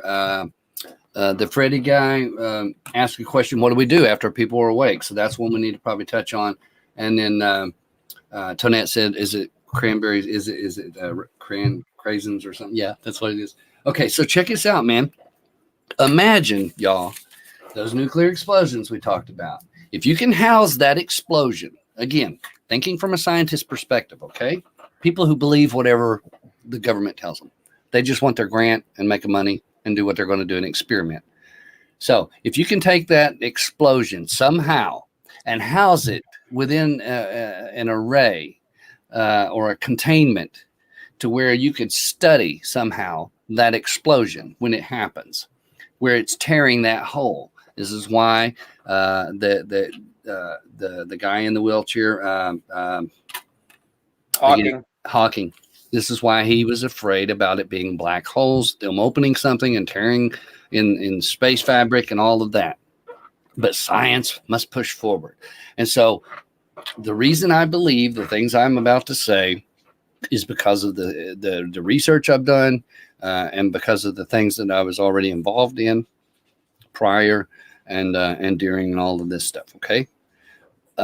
Ultimately, I think the first experiment, the first one that really sort of started opening this doorway to the changes, to the ability to manipulate matter, remembering everything we've talked about, from quantum entanglement to all of it, the energy, the magnetics, the electronics, as far as the frequencies and the Schumann resonance and the ionosphere research with HARP and Blue Beam and all these other things, as well as them spraying the way they are. There's 2 reasons for the spraying, I think, and maybe 3. And we'll talk about that if you want to, depending on how far we're allowed to go. Real quick, if you can house that hole and create this where you're firing together some sort of light source or some sort of beam, if you will, that can hit that and impact right where those things happen, that explosion that occurs, it's going to open that atmosphere just like a regular TNT or a big bomb or whatever. And the ones that they were seeing there, they want to house that kind of opening to see if that really is a tear in the veil or a tear in the firmament or a tear even into that spiritual realm. Now, remember, this is coming from a background mainly of the money makers, the one that are funding this, from a background of satanic worship. They've been calling forth entities and opening these kinds of realms in circles for centuries, for eons. I mean, this is demonology 101. The idea is that can we do this with so much energy that is able to open something even greater, something big? If you're going to bring out the Antichrist and the leader of the world to come, you got to have a big opening, let me tell you. I mean, that's the thought patterns of some of these behind the scenes, the high ups. They're going to pay billions of dollars and orchestrate their governments of the world to come together, and it's all called scientific research for the masses and the population. But ultimately, what they're trying to do is so much darker. So if they can house this explosion somehow, and thus in 2008, there was the unveiling. 2 things occurred there simultaneously, and this is important too. It happened both together. But one was the unveiling of the chronophage clock in Great Britain at the Cambridge University. It's there on display. You can go and look at it. And that clock looks like what's called a locust. It's called a time eater, and it goes across the top of this thing. Now, over $1 million was spent using military technology. This is another important thing. Hard to find residue on all this now, but I put it in videos back then in 2008, talking about how important this was according to what was going on. And in Revelation, it talks about these things about locusts coming from the pit, and it talks about where it's at in the Polyon and Apollo and all of that, the stuff we talked about, the names of Shiva and all of these things right there at CERN. And so at this time in 2008, Stephen Hawking in his wheelchair unveiled, even though he spoke against the CERN project, he was there by the government funding, and they put him there at the unveiling of the chronophage clock. Now remember, if you watch Hollywood movies or shows or certain things and certain avenues, even the gas prices or the war fronts, all of this is ways that the so-called illuminated or Illuminati or the New World Order or the Masonics or whatever, whoever it is in the high ups, that they communicate with each other. Hollywood's real big about it. And they put subliminal messaging. And we can see even on the 9/11 deal that movies prior to 9/11 had all of this insight information, even the Simpsons cartoon, about how the towers are going to fall, all way ahead of time. Well, did they know something prior? Were they able to send information back somehow? Remember, we're talking about the possibilities, theoretical time manipulation. So we see that all of these things in Hollywood where they communicate with each other, they use this big media deal on the chronophage clock in Cambridge University. And the clock, it supposedly does time backwards and forwards. The man's name was John, and I can't remember the last name. Just look up the chronophage clock and look up its history. And the whole thing is designed, the face of it is designed to look like a ripple in time. It's the idea is a drop in the very center, and it looks like a wave of water. Okay. And the idea they use is that there is a wave. It's a circular and it's a CERN mechanism. All of the slots look like serpent's eyes, which is a nice little insight.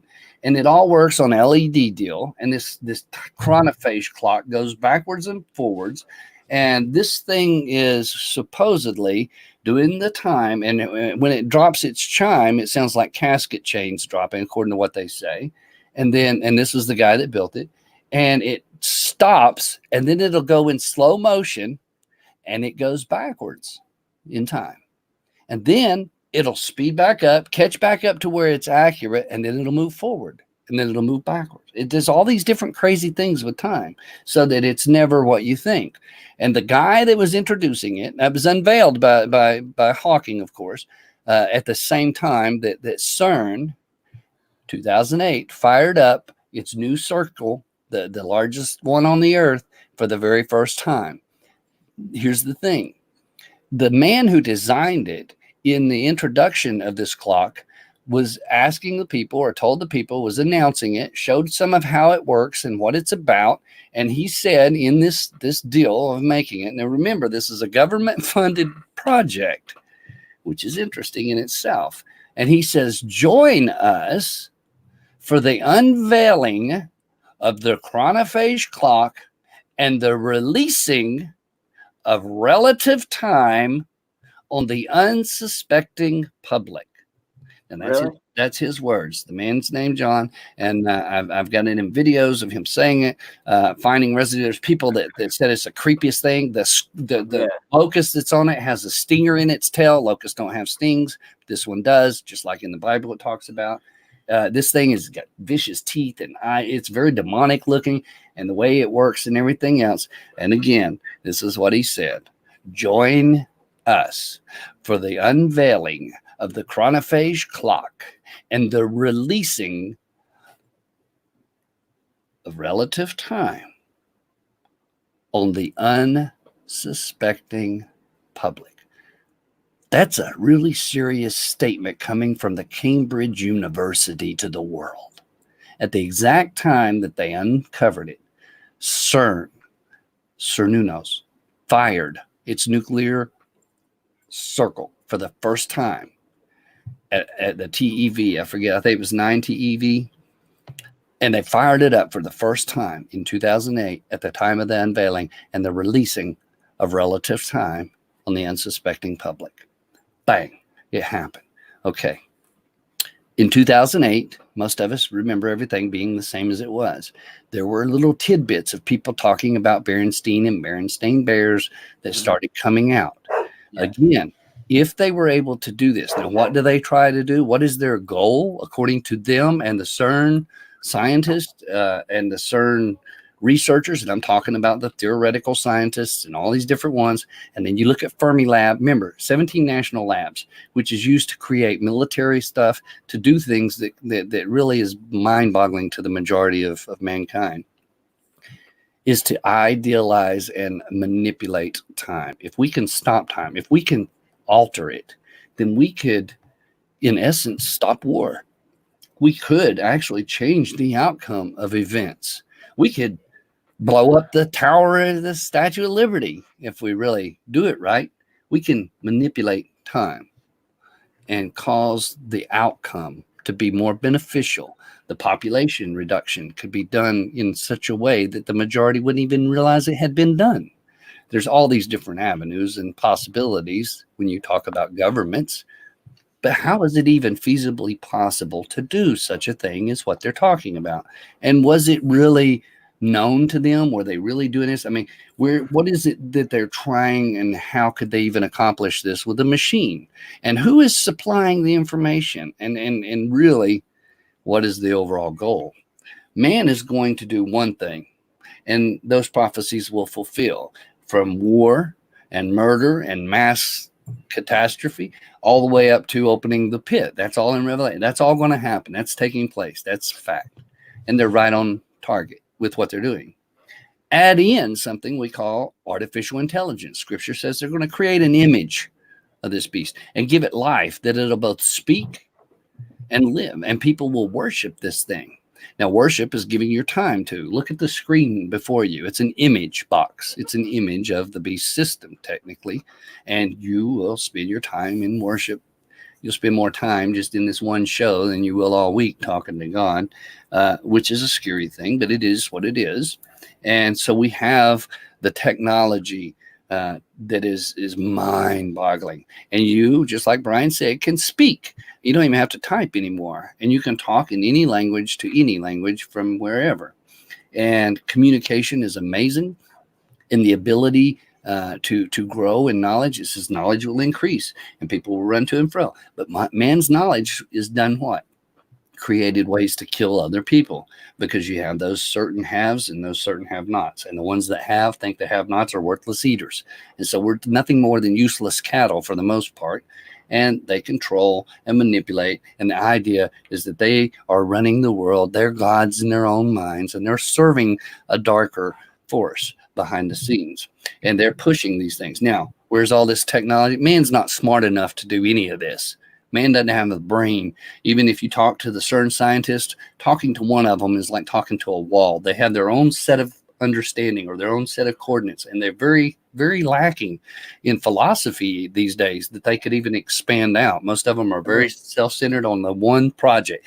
Very compartmentalized, just like NASA. That's exactly right. Very compartmentalized. So when people say, "Oh, well, they couldn't lie about the shape of the Earth," all these people at NASA would know. No, they wouldn't. Like such a small percentage. I mean, less than 5%, probably less than 1%. And look at how many people from NASA. How many people from NASA come out and say, "Well, you know, it really is a flat system. It's not round like we're told." And that's people from NASA, ex-NASA employees. So check this out. Now, remember, we're in that hypothetical realm of discussion here of what they're actually doing and what are the possibilities. So because we're looking to find out how they've made these changes. How is it even possible to change matter? Well, we know heat and cold are two of the things. Jump ahead. CERN didn't have a lot of stuff going on. Anything that happened, because you got to remember, one, it's got the hottest spot on our Earth because of the heat. And I've been in those kinds of places where when you've got electromagnetics that are running at a high voltage, the heat is extremely, we're talking 10,000 degrees and hotter. I mean, stuff that melts the metal that tries to contain it. It's crazy, the heat. And then at the same time, they have the coldest stuff because they have to have it almost positive or almost what do you call absolute zero, just above it.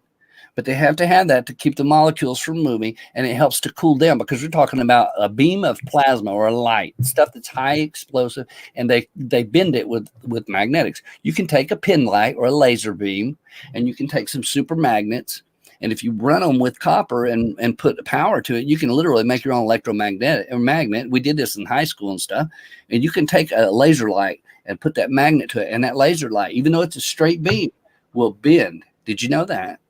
You can bend a light with the electromagnetics on each side, and you can literally alter the way the light does just by magnetics. You can't see this force, but it works. Yeah.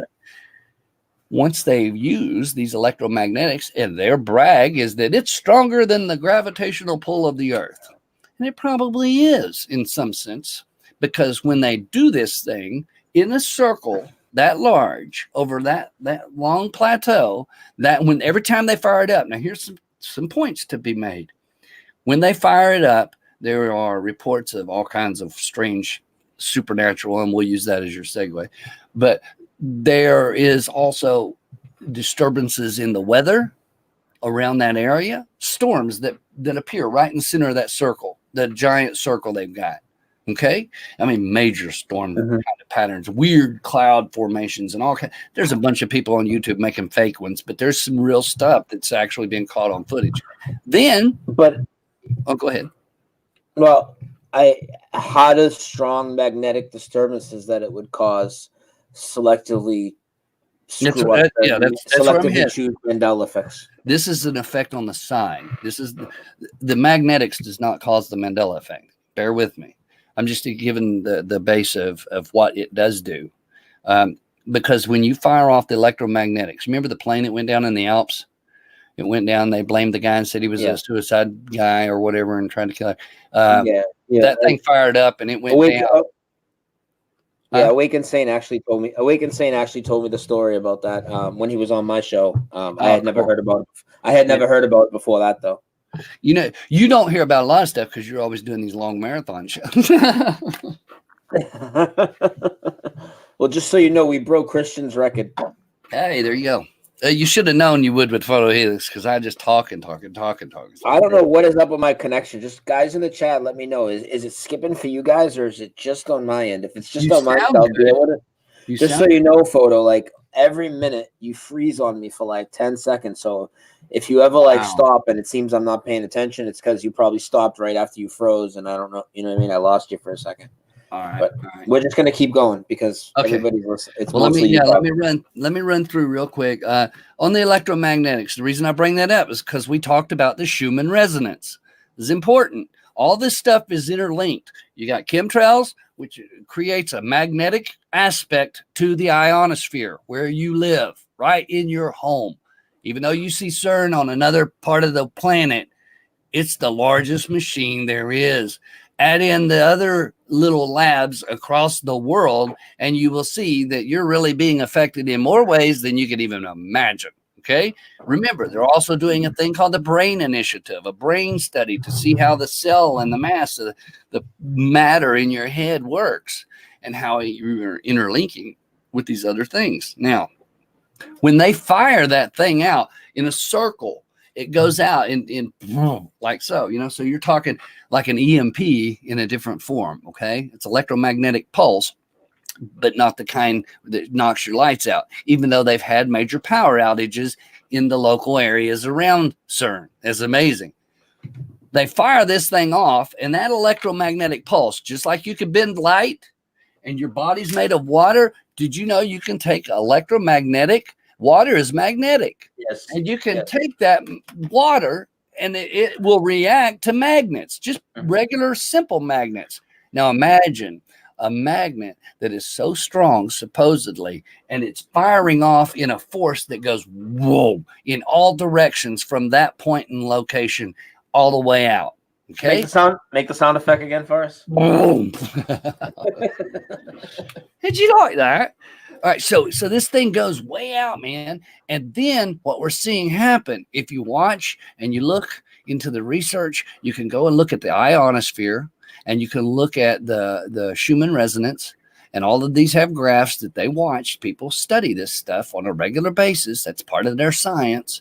And look at CERN. And when CERN fires up and they hit their certain levels of height, when they do this, it shoots this crazy force, if you will, magnetic force across the face of the earth in all directions. And when it goes out, you can see everything from weather patterns being distorted. You can see the stuff because they've already magnetized all of the chemtrails and all of the sky, and even you yourself made of water, affected by the electromagnetics. When the Schumann resonance goes up a certain point, you get irritable. You can get sick. You can get angry. People can kill people because they get so flipped out. I'm telling you. Now, you go and look at Schumann resonance. You want people to riot? Fire up CERN. That's all you need. Boom. When it fires, now it hits that. You've sprayed the right places and the right things in the air. People breathed it in.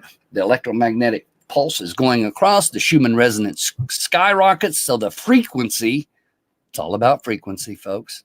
All about frequency. When that frequency rises and goes up, people get weird feelings. People with the Mandela effect, they say they feel when it goes whoosh, or you can feel the popping in your ears and your ears get stopped up. You have headaches. Your animals act strange, like when there's an earthquake getting ready. All kinds of strange phenomena that we see in the physical manifestation in our body, okay? In the physical aspect. Just because they're firing up this machine and shooting out this energy, this is a byproduct. This isn't what changes it. This is the byproduct. And because of the byproduct, it affects all of mankind because we are affected by the Schumann. When it goes and fires, the Schumann goes up and goes high. The ionosphere is electrically charged. They can fire HARP at the same time. All of these different experiments and the ionosphere research and all of these things happening. And then throw in your 5G or your cell phone networks and all the Wi-Fi and all of the things. You're a walking antenna. So your body is controllable. I'm sorry? You got a comment on the screen or request? Ask Photo about Pope John Paul II. Seriously, this fits in with what he is talking about now. How's that fit in with this theory? Well, that's a little premature on that jump. Yeah, that's like getting people behind the strings, right? People pulling the strings. Yeah, that goes into a lot of where the funding. All right. We'll save that for after. Okay, so check this out. Say that they make this change, they flip this switch, and it causes this deal as far as the effects to the human anatomy. And I'm not talking about changes to the anatomy. I'm talking about just your body being at a high tuned resolution to be able to be manipulated if it were needed. Okay, just on the magnetics alone and the frequencies alone causes your body to do things that's not normal. It highlights and increases the magnetics in your system from this pulse, okay, when this thing is happening. Now, remember, we're talking about land masses moving. How did they move from the continental drift? It was a magnetic pull. The way they tell it, it was magnetics that caused the land masses to shift. Now, that's according to what we were taught in school. Remember, we talked about the land masses. So if they're pushing that backwards. Now, go and let's look at what actually takes place where the explosion starts, at the very center of this thing. When those things hit and the atoms, when they bust, okay, when all this stuff is busting and we have all this computers. Now, remember, there's still the D-wave concept or the AI that we're talking about to read it. Man can't read it. We don't have the common sense that God gave a rock sometimes, even the scientists. And so if we did, we probably wouldn't do the things we do. Ultimately, when these things are exploding, these particles and bouncing, we have where they bounce in and out of our vision. And it's data that's gathered by an artificial intelligence, so-called. But it may be not artificial. And when you look at some of these computers, the quantum computers, they're in an encasing. I'm gonna throw this part on the side here for a second so I can go back to the explosion, because you got to understand the explosion's where the change occurs. Okay, and I'll explain how that works, and give you the verifiable aspect that you can look at it and prove it for yourself. It's not all of it. It's not the complete. There is a spiritual and supernatural thing at work here too, on a bigger level. But ultimately, on the physical aspects of it, how this is even possible. Remember, it's a hypothetical, theoretical aspect, right? So anyway, when D-Wave is involved, or quantum computers, because there's Q and there's D-Wave and there's a bunch of others that we're not even aware of ultimately. But the way it works, the people that have created it tell you they don't even know. But they've got it down to almost absolute zero where this chip reads. And the information it pulls from the molecular realm out of nowhere. Think about that. It's pulling it from another dimension, according to what we're told. What do they mean by another dimension? The spirit realm, that hole that they're trying to open, that concept. They can gather information from there and then spit out an answer that tells you all these answers at once to solve a problem. Where's that information coming? Nobody's programming this. Nobody's programmed the computer. This is the big kick. Who is the brain on the other side of it? Who was in the garden that used a serpent to deceive Eve? The same that's using mechanics today with machine works and technology today to deceive man. Now, I'll make you a rich king, or I'll make you this, or I'll make you that. People are studying and pushed and drove and just going. And this information is coming from nowhere, basically. So it's able to quantify all of this different information that is fed into it that a man, even with our modern computers, could not comprehend. Again, we're talking about fallen technology that's been given to man over centuries. That's the truth too. Man would not have went against God and ended up in the flood had it not been for the fallen, and the fallen throughout time. The things that we do a lot of times in war and some of the other things is because of man's own pride and arrogance and greed. And so we've forgotten God completely, and man is allowed to run amok. And who is the better influencer than the fallen himself? And so ultimately he wants to come to the stage, and that's what they're setting up. That's what this is all about. Anyway, by the way, it's just to create a confusion to set up what's coming. That's why it's lying signs and wonders.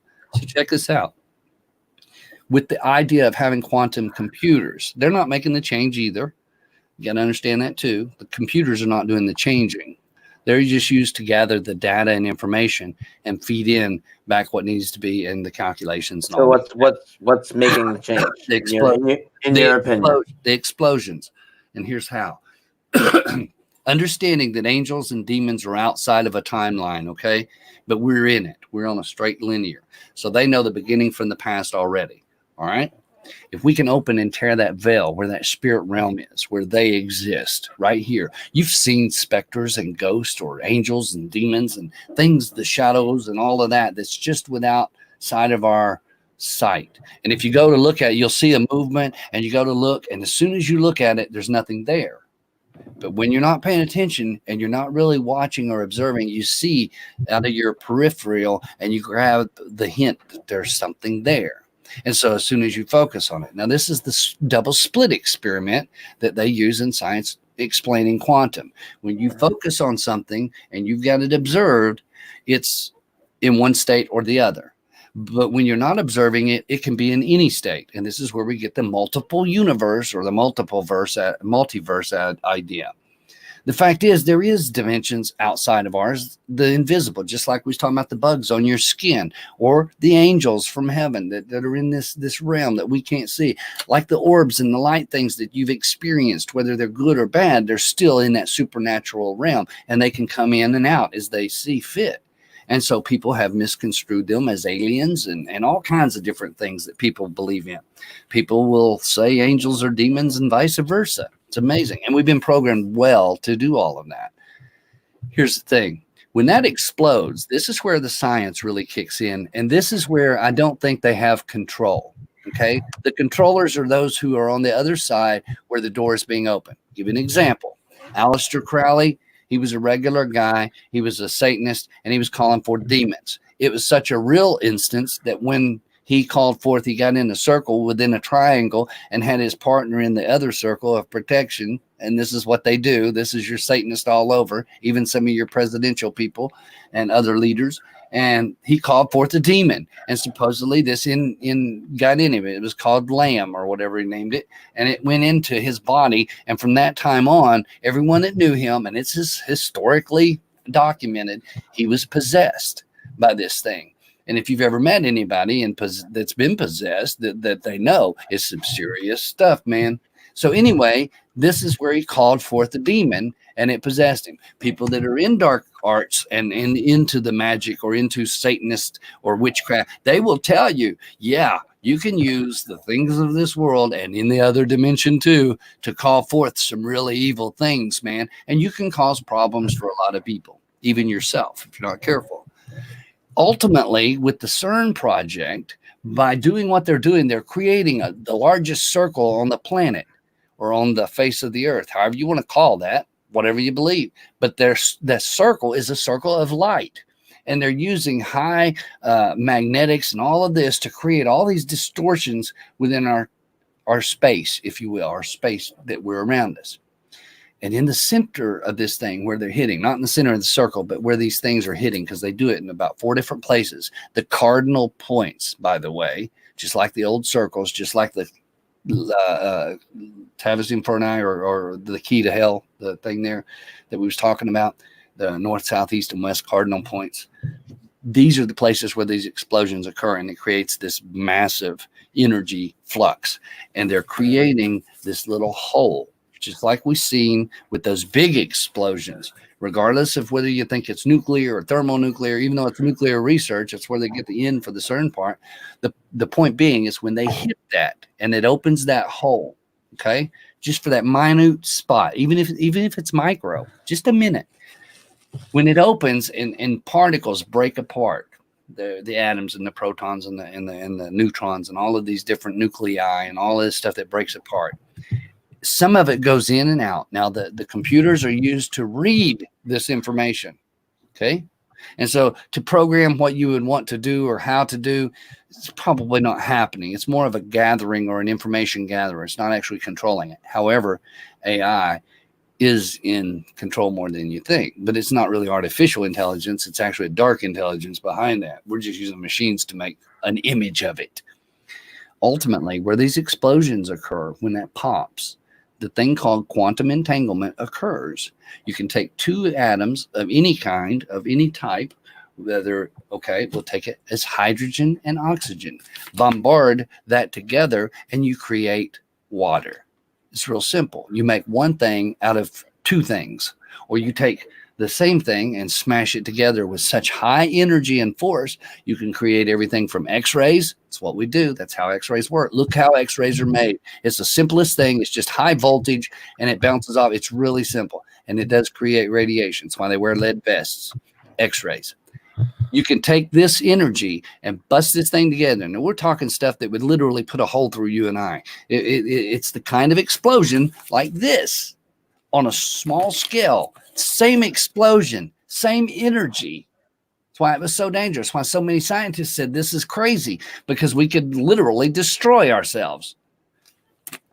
They smash this together, and stuff, when it opens, when it makes that little hole that we were talking about, particles off of this little explosion, some go into that hole and some come out. It's basically doorways into that realm of invisible, where the angels and demons and all of those spirit things dwell. And that is the idea. And if they can open it at all 4 points with a high enough energy, it will create a higher beam in that circle. Again, if you understand the principles of magic and the dark orders and the powers that be and the people that really are trying to make these things happen, you understand how the possibilities of this happen. Quantum entanglement. Let me explain this real quick. This is how the changes occur. All right. Okay. This is it. This is how it works. Okay. I've got a pencil. This is a pencil. And this is a pen. Okay. So we got 2 green objects. All right. Yeah, I guess so. Check this out. This is what we know. All right. After the change, in a split second, all of a sudden I'm holding a pen and the pencil's not there. So it's actually changed from A to E and Berenstein, from pencil to whatever. The problem is I bought the pencil at the store. Okay. But I bought it back then. And so the pen that is here now, instead of the pencil, would have been purchased back then. How can I change things back then? Now, understand this. You can burn down a tree. You cut a tree down, okay? And that tree, you cut it down and you can burn it for firewood, and now you have ashes. Okay? But it's still the same tree. You haven't made nothing new. You've just taken one thing, ice to water, gas, here, tree with fire, adding another molecule or another set of energy. Because think of everything on frequency and energy. All the molecules are the same, but on just different levels of frequency and vibration. That's what makes us different. That's what that's about. And if you can understand on that massive scale, this is why they need quantum algebra, because the numbers are so massive and the probabilities are so massive that our mind can't even comprehend. That's why they need a quantum computer to figure these things. But ultimately, that tree, you've taken an element of fire with fuel and oxygen and whatever to create fire. You take a tree or wood, would you say a stump or a log or whatever, and you burn that. Now that log came from a tree. That exists. It all does. It may even change its aspect. Part of it goes up in steam and smoke in the molecules that go to gas, and some of the molecules will drop down into mulch or into ashes, and you can take that. It's still the same tree. Now, if you want it to go backwards, you have to grab the molecules that escaped in gas, and you have to grab all the molecules that were used to build the tree, to bring from the ashes back to the tree.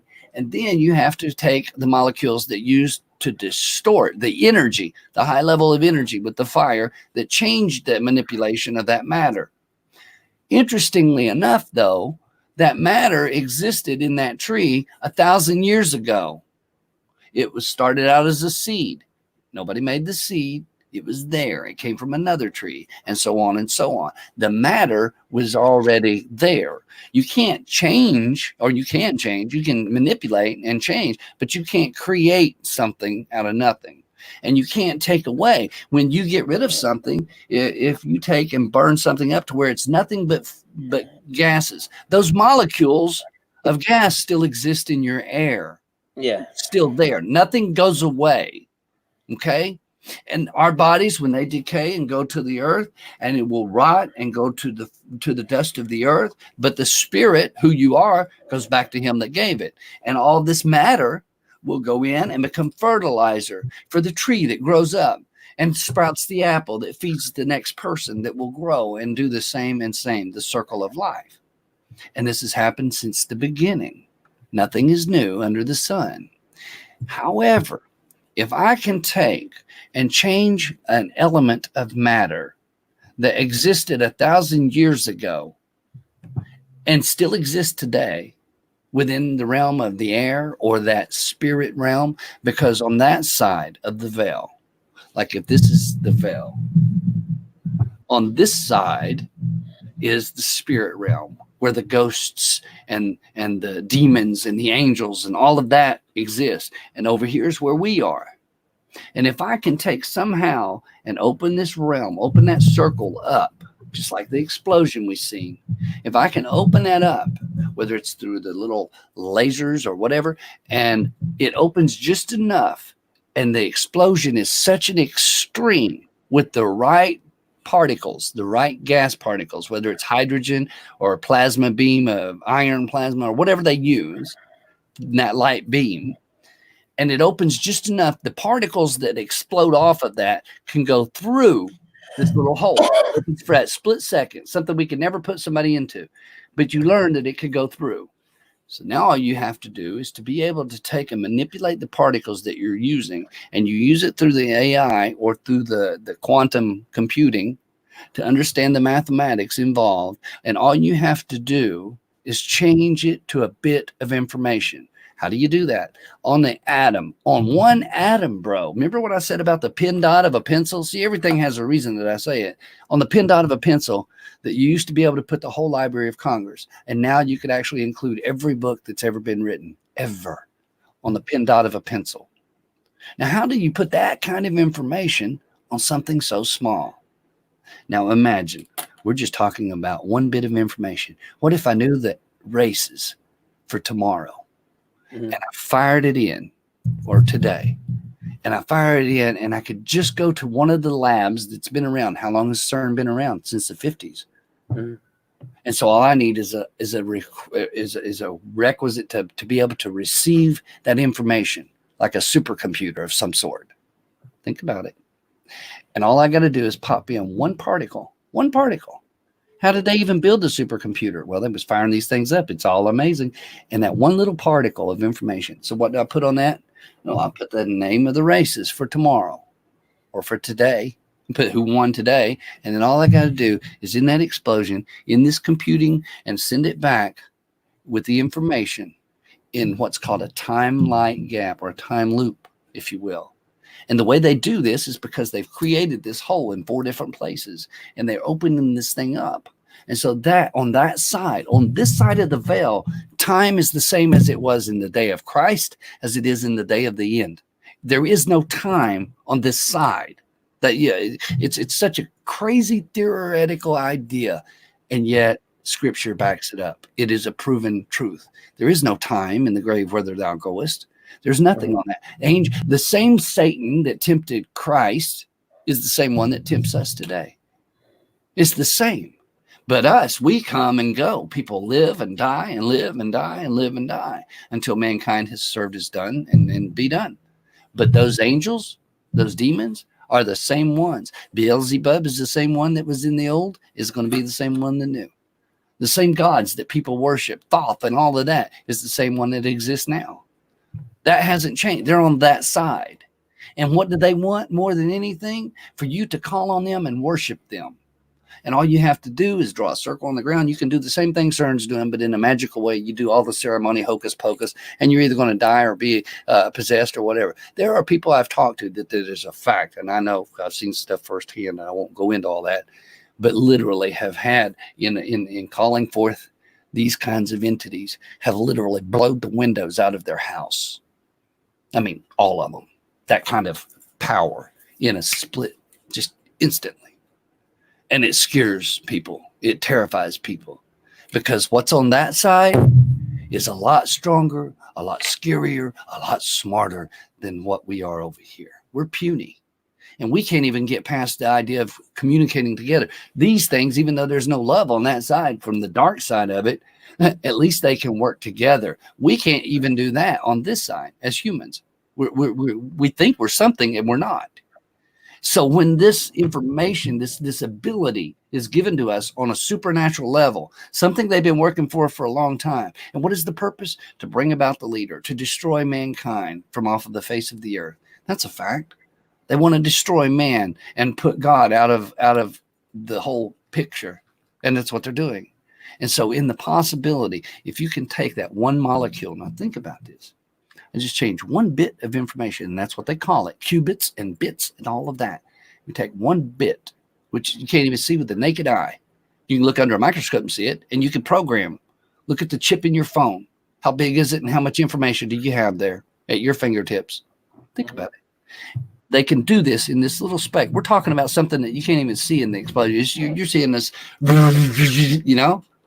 And you can even do these experiments with 2 lasers and magnets and stuff. You can make your own little CERN thing.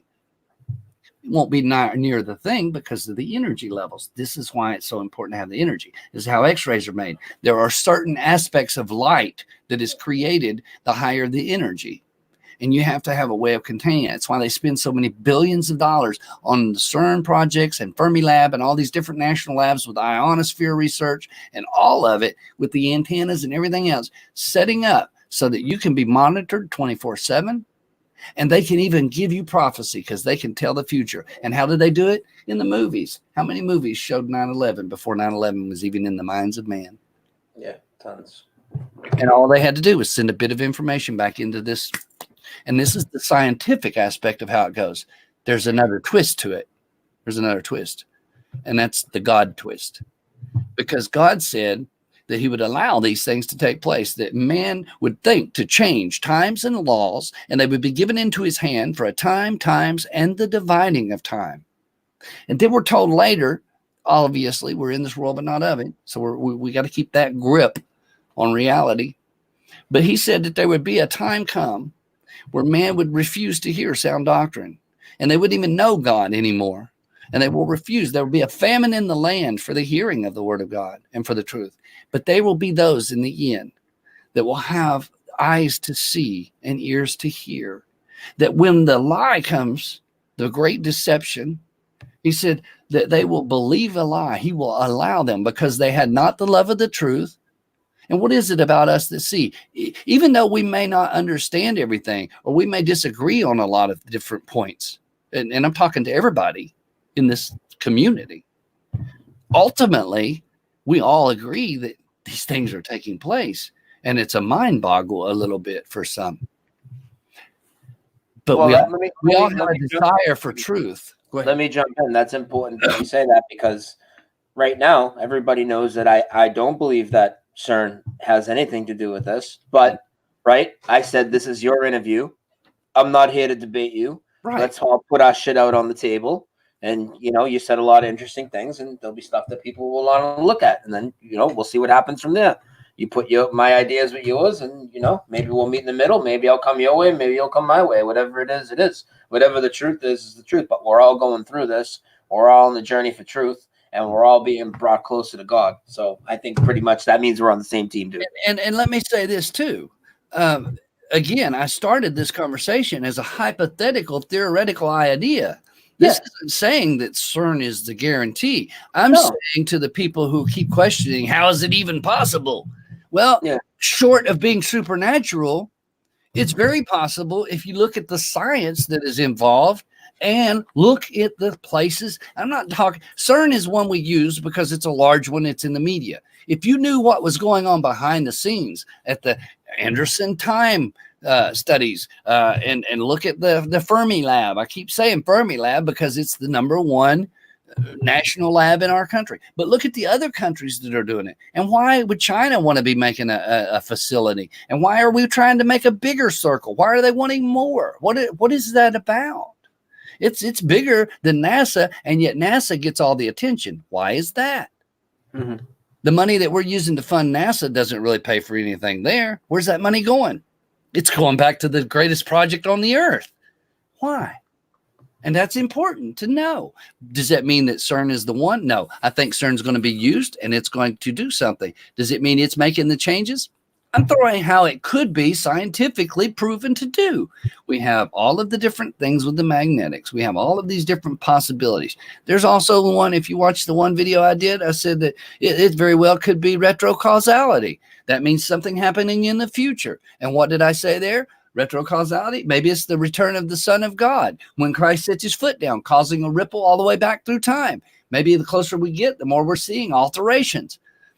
I throw that out. Again, when I tell you that it's a theory or an idea, and just like you do, when you tell people you may be wrong about something, I may be wrong. I'm not telling you this is a guaranteed fact. I'm telling you how it could be. Yeah, I tell people I'm really, really strong in my opinion, but I never tell people that's definitely right. That's right. I'd be pretty friggin' ignorant to come out here and tell you I know how time is being manipulated and all this, and I've learned this in a couple of years, and I'm definitely right. Like, what kind of statement would that be? I will say this, though, that because of my belief in God and because of that relationship, that scripture, the prophetic aspects, again, when we're looking at things changing, we're talking about manipulation of matter, literally. So one of the things that we need to do automatically as a rational human being, I would think, is to look at the scientific aspect of how it's even possible. We know we can melt an ice cube. We know that's real. We know we can manipulate matter. We also know that if you look into the technology, they literally have matter. We have 3D printers, bro. You can put in a program and print out anything you want.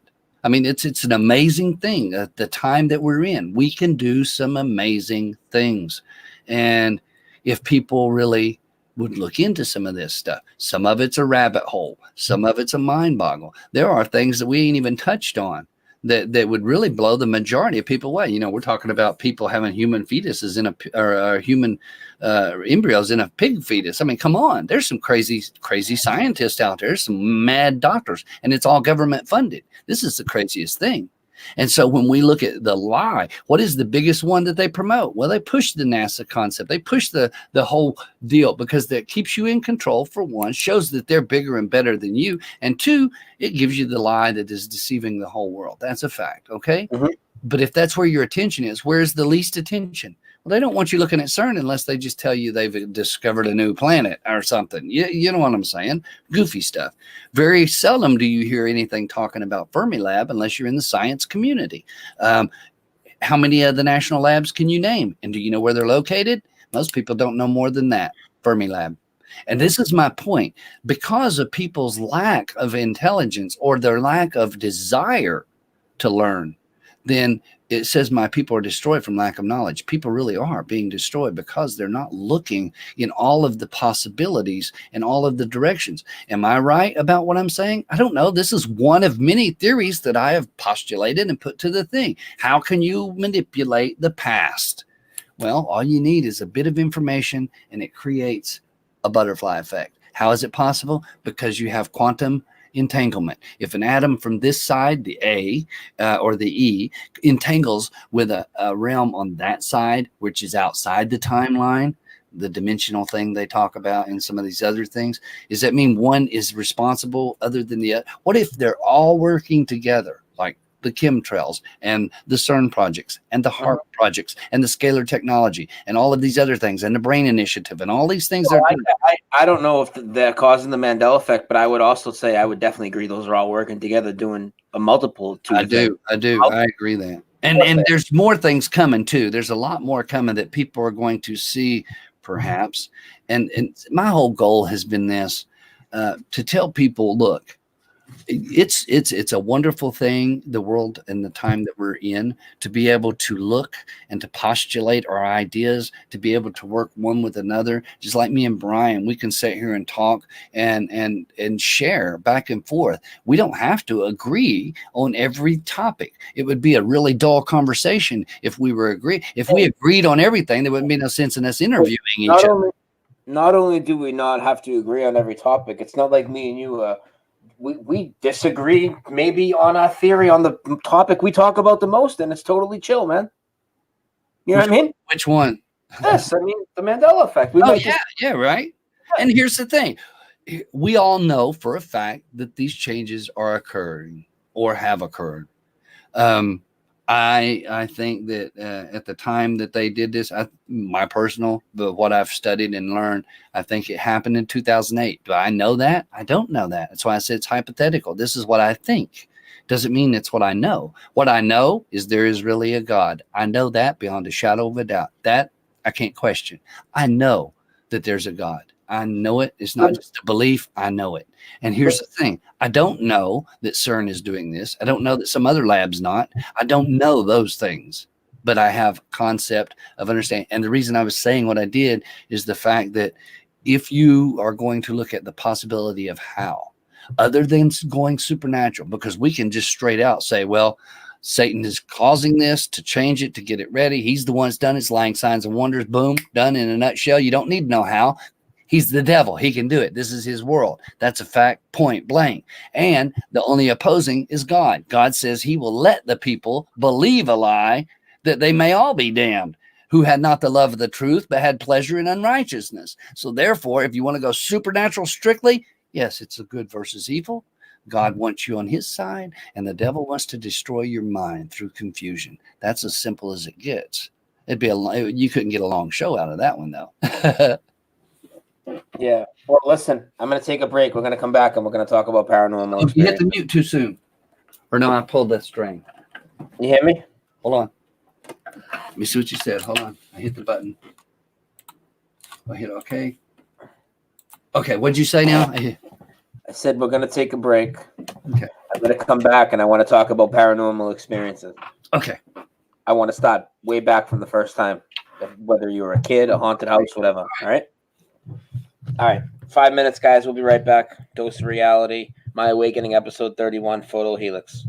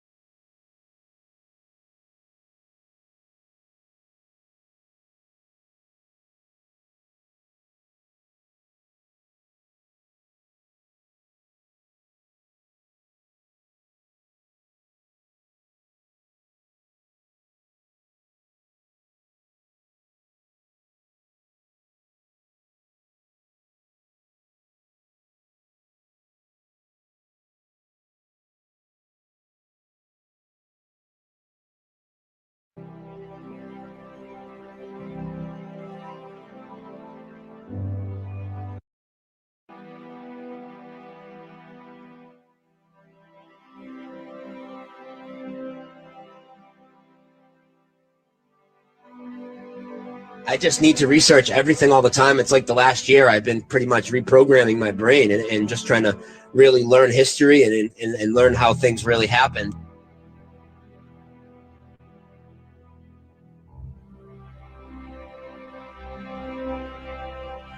Yeah, well, what happened is I was just watching some stuff on Netflix, and I saw a movie called The World Trade Center, okay?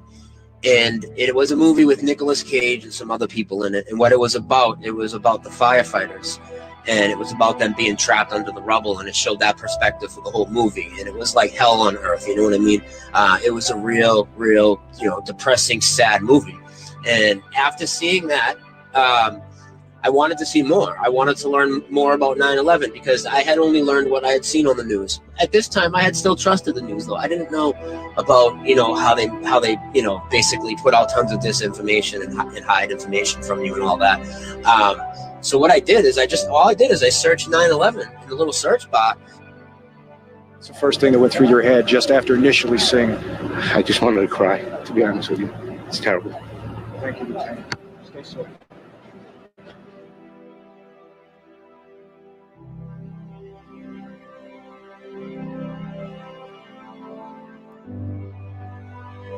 It was if they had detonated. Yeah, If they were detonated, planned to yeah. take down a building. Boom, boom, boom, boom, boom, boom, boom. All the way down. I was watching it and running. Just ran up, and then you just sort of this cloud of shit chasing you down. Could not run it. West Street. I could not run it. I jumped behind a battalion car. You hit under the car. It was waiting to die.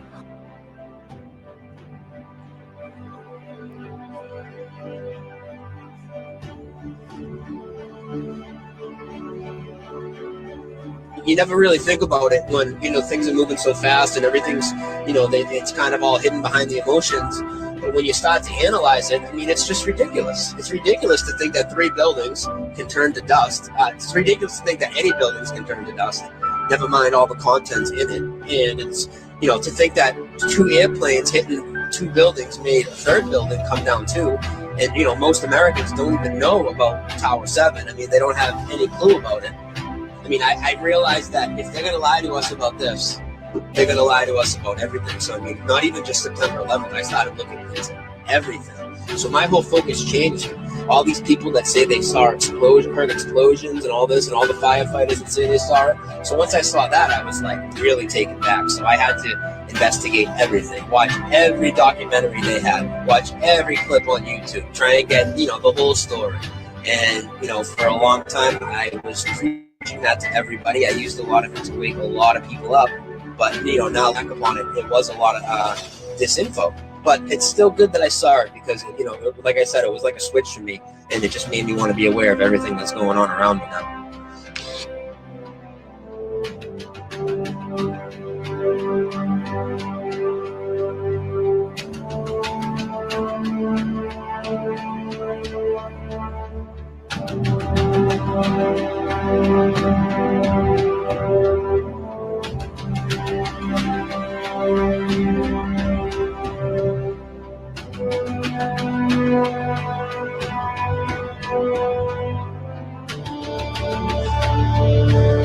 I like to tell people, it's kind of like this.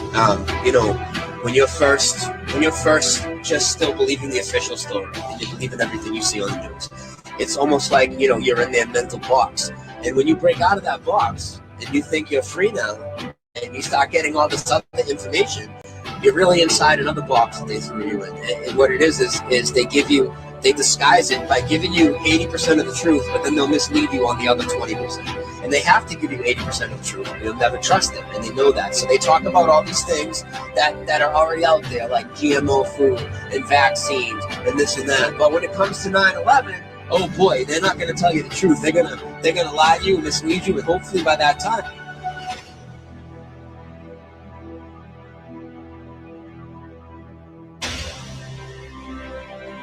So Building 7 was a 47-story steel frame building. And it fell at 5:20 in the afternoon on 9/11, having not been hit by a plane.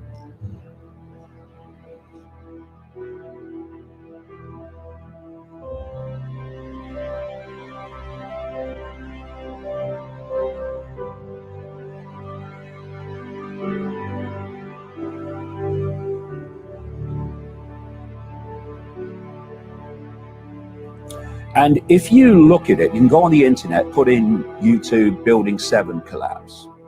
You will see the most obvious controlled demolition you will ever see. This is Building 7 in the World Trade Center area is collapsing. Now, whether we don't even know whether this was something that was engineered for safety reasons or it just happened as a consequence of the two collisions. The first 2.5 seconds of that building falling were in free fall speed, because what was below, as the top fell, had already gone, because it was a controlled demolition. You see, every now and again, you see on the news, you see stadiums blown up and big towers come down, and they don't fall over where they can hit other buildings, they fall on their own footprint. It's exactly what Building 7 did.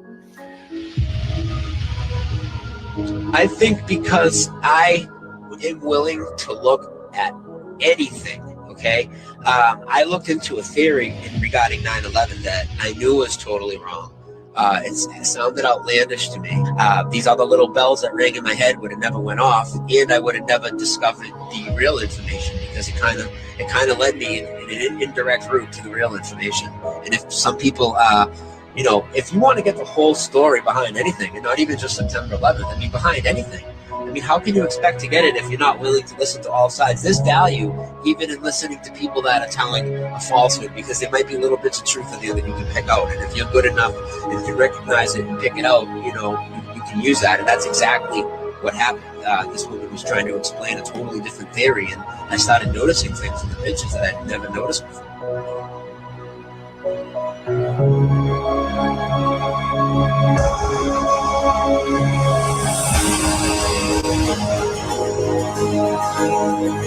And this is the official government explanation of why Building 7 fell, was because of office furnishings fires.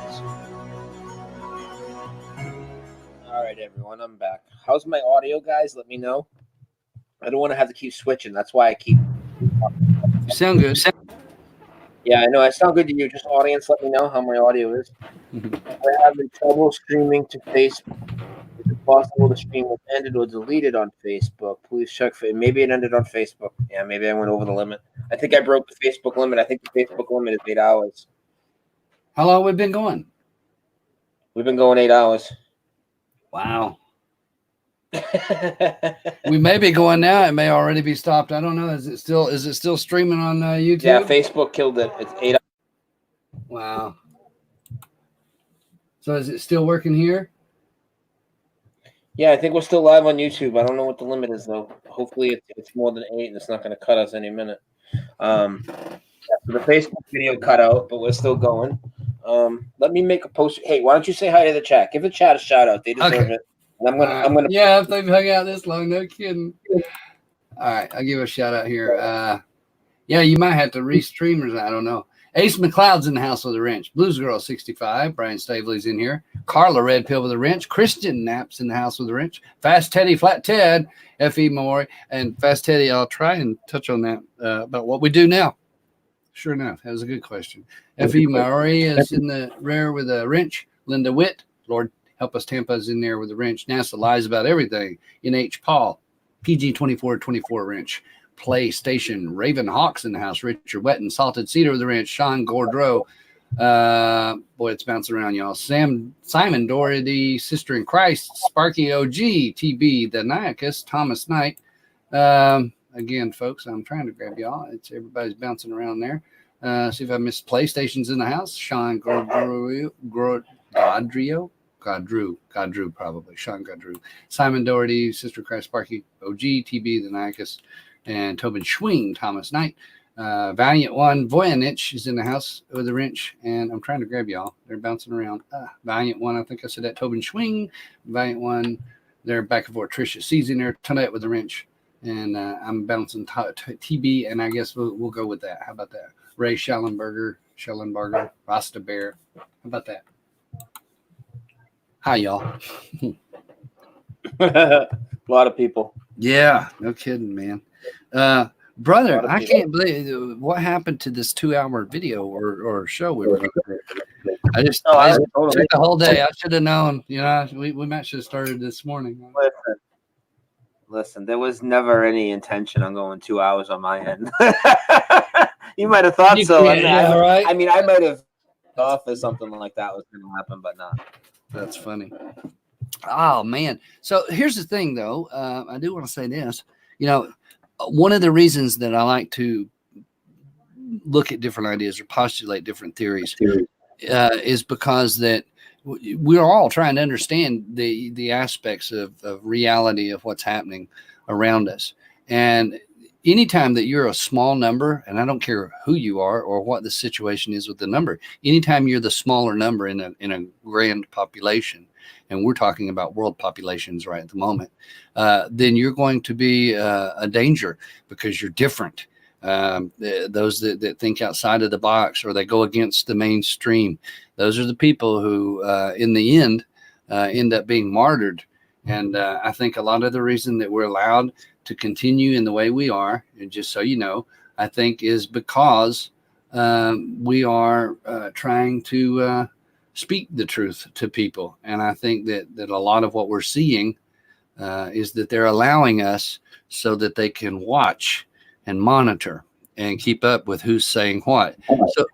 So when the time comes, you know, they may end up wanting to do a gathering or a rapping. But yeah, I don't know. The Voynich says, never mind, we're all crazy. Well, I personally think that, like, for instance, say, let's talk about mistakes on the ISS for a minute, right? Okay.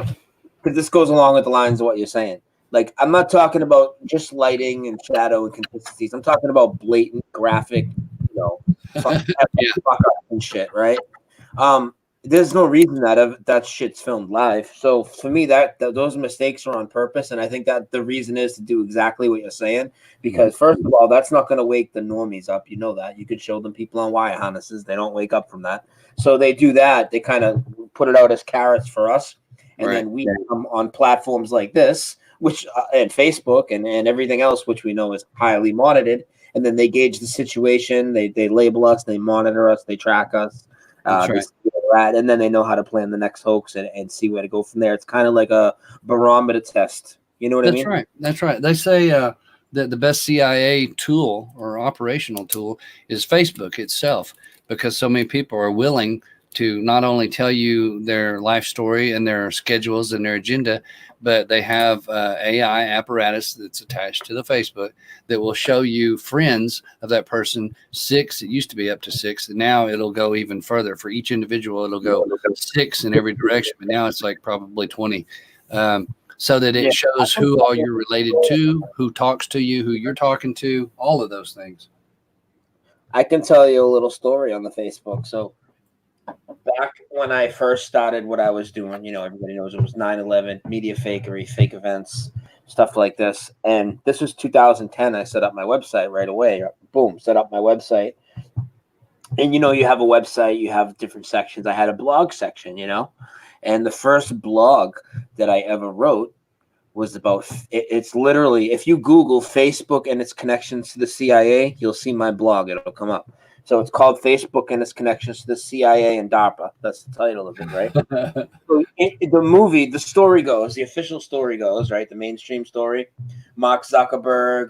If you ever seen the movie, The Social Network, they portray this bullshit story. So Mark Zuckerberg goes out to California, and some, you know, executive, I forget what type of company, movie company, record company, whatever it was, he put in a $500,000, you know, put up $500,000 to help Zuckerberg start Facebook. That's the story. The real story, if you do just a little bit of research back then, it really wasn't that hard to put this together for me.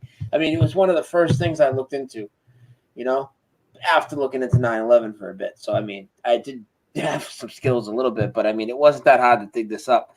There's a guy named James Breyer that actually funded Facebook with $13.2 million, and he came from the Office of Information Awareness and DARPA. And he has ties to the CIA. It's been a CIA operation the whole time. No, I still use it. You know, everybody does. But I get what I can out of it. I definitely plant seeds on it. You know, but they're definitely monitoring me. I don't give a fuck that they're monitoring me. They're gonna monitor me either way. I'm not gonna live in that fear. It sucks, but there's nothing I can do about that. I'm just going to go about my mission and do what I do. They're going to monitor me, but at least I'm going to use it just like this. We know they're monitoring this, right? Obviously. I mean, they kill me midstream sometimes, but I'm still going to do what I do, bro. I'm just going to do it. I'm just going to do it until they shut it down, and I'll do it somewhere else. That's right. That's all you can do, man. And that's what, I think, that's sort of what creates the problem. Are you frozen? Am I?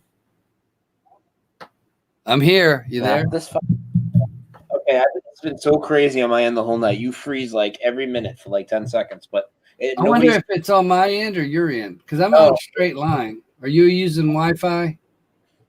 I always am. I don't have a choice, but it shouldn't be. Okay. It does. Yeah, you may be getting frequency interference too, just to create that problem, honestly. Yeah.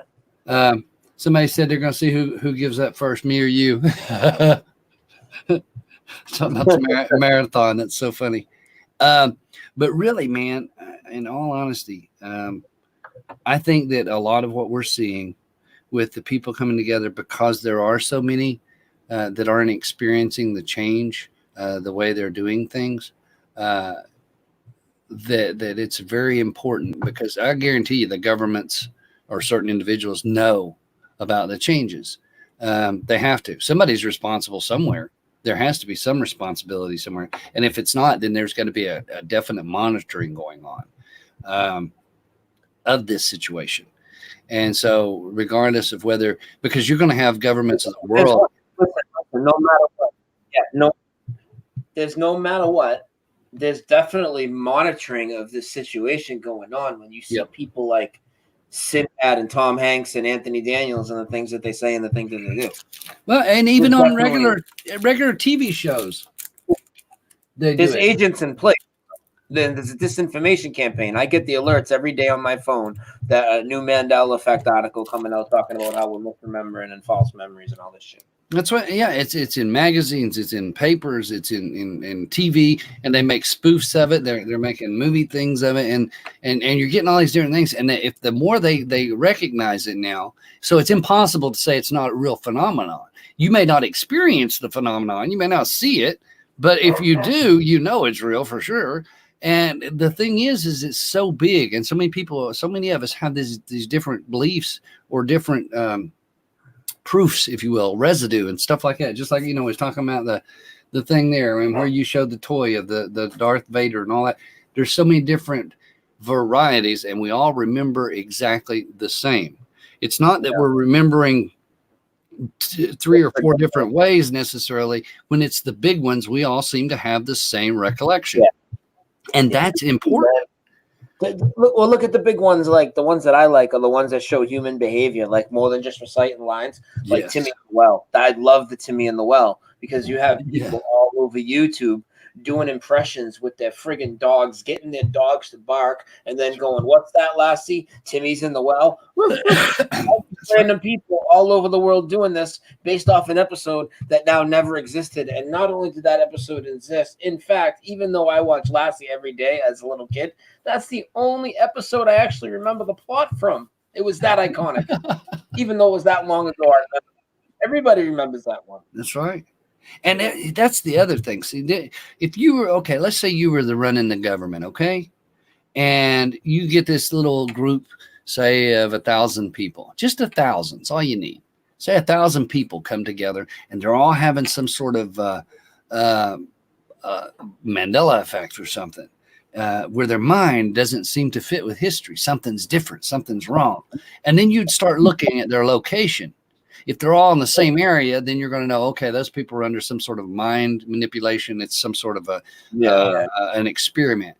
But we're talking about people spaced out all over the world. I mean, really, people all over. And there's people that are in other countries that you wouldn't think maybe would be internet inclined, and they're coming forward saying the same thing in these other countries, coming forward saying, this has changed for me, or that's changed for me. And so everybody that sees it, everybody that's involved, that if you were the leader of a country, would you or would you not, as a security purpose, automatically infiltrate that organization or that grouping to see what is the fuss, what's going on, or to find out what you could? course. Because to them, if they really don't see, it would look like we're all just talking code. Me? Are you talking about me? This is the me generation. Me. What does that mean? Well, of course, I know a person. Okay, I'm not going to share the name, but many people in the community would probably know who this is. But I know a person, talked to him on the phone, talked to him during the time he was there, and all kinds of stuff. And he had some issues, and he went to get some help. And they put him in this ward, in a hospital kind of ward, and it was for. I mean, you're not putting his name out. So was it mental issues or drug issues? Yes, I mean, it was a mental issue. There was some issues with stress and mental and some different things, and not just mental necessarily, but ultimately from previous injuries and things like that. So there were some different. Yeah, Lassie? He's in the well. He's in the well. So sure enough, man. So my friend, he gets put into this place, and they put him in a ward. And depending on somebody's severity, like some people will go, maybe somebody has a nervous breakdown, and they'll put you in a certain psych ward or whatever, not because you've lost your mind or something like that, but, to get help and counseling and work with others and things like that, group settings and stuff. If you're a suicide threat, they might put you on a different ward where people are really being watched and monitored for suicidal tendencies and things like that. Okay. So my friend was having some issues, and in the seeking of help, they ended up putting him in this. Now, this is a real big thing, folks.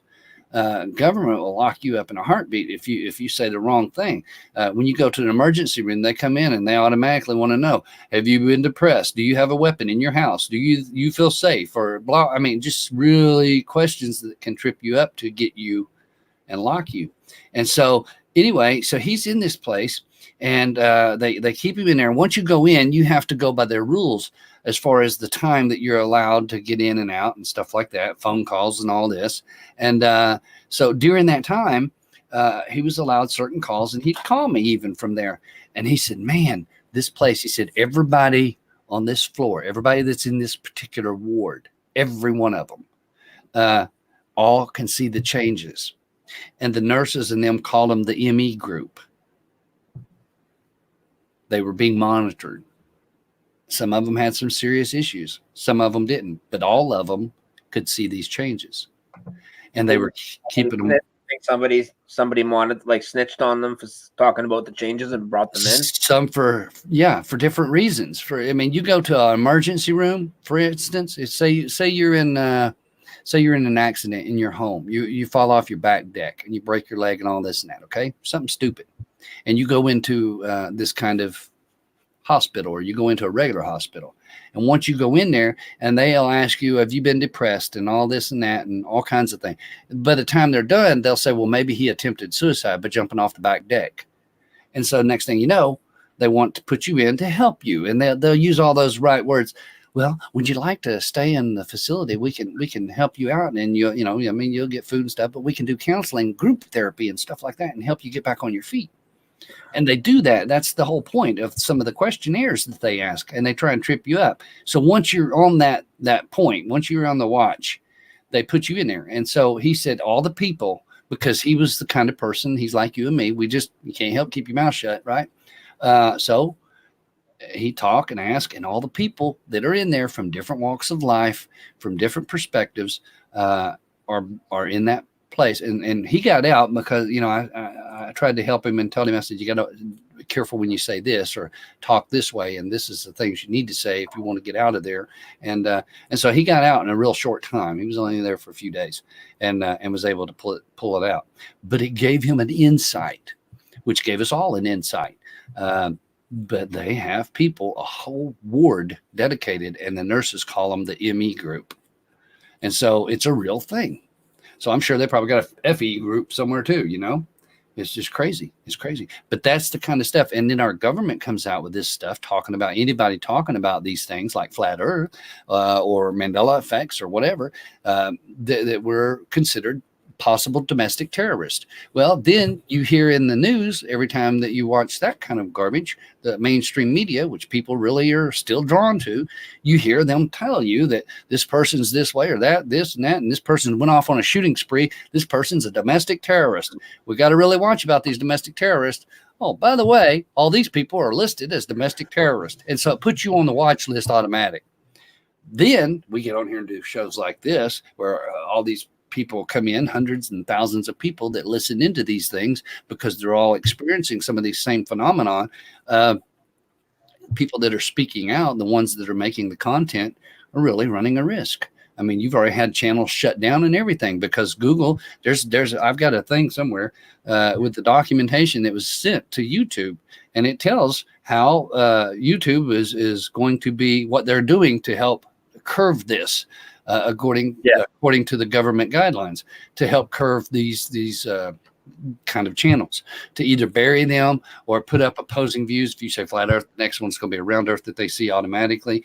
They'll bury your channels. They doctor the numbers, everything to silence you, to discourage you in whatever way. And then, take away advertising, no monetization, all kinds of different things that they do. It's called light censorship. It's where they can bury it without actually having to take you out. But you get too far along, you end up like that one guy that did the movie Gray State, and he ends up the day before the release of his movie committing suicide and killing his whole family. And then committing suicide. This was a guy that was getting ready to be famous somewhat and was already there, really, and they didn't want his movie out. And so then when the Gray State come out, it was a whole different movie. It wasn't even the one he wrote. They released it under a different title, they released a different movie under the same title. But this man, the writer and director of it, because of the stuff that was involved in it, and some of the just from running, what do you call it, the trailers. That information got out. Next thing you know, he's in the big news that he shot himself after killing his wife and children, and people buy it. You can be suicided in a heartbeat. You and I could be suicided tonight, and nobody'd be the wiser. And for the majority, the people aren't really going to care because we're a small number. And this is why it really breaks my heart that so many people out here are badgering against each other instead of coming together. And maybe it's a smarter thing not to. Maybe it's smarter to stay spread out. But I think that there's strength. Yeah, like you can stay spread out and stay to yourself. You don't have to stay spread out and bash people. That's right. You if you can see the changes, you better make sure whose team you're on. I'll say that. That's a fact. You get out here and start bashing the people, then it starts telling on yourself. If you're one that's out here trying to destroy other people and bashing them and knocking them down because they believe this way or that way, or because they don't remember the way you do, or whatever the case is, well, there ain't no love of God in you. I'll grant you that. And you're probably a bigger tool than the ones they have to use anyway. I mean, we know there's people that are actually out here that aren't real, that they don't see the changes. They know about them because they frequent our chat rooms and things like that. And they study and monitor. Next time you go out, just look over your shoulder and pay attention to how many suits you see, or different vehicles, things like that. I guarantee you we're all on the list. And when things hit the fan, when the nitty gritty comes around, everybody always looks for a fall guy. Everybody wants a finger to point somewhere.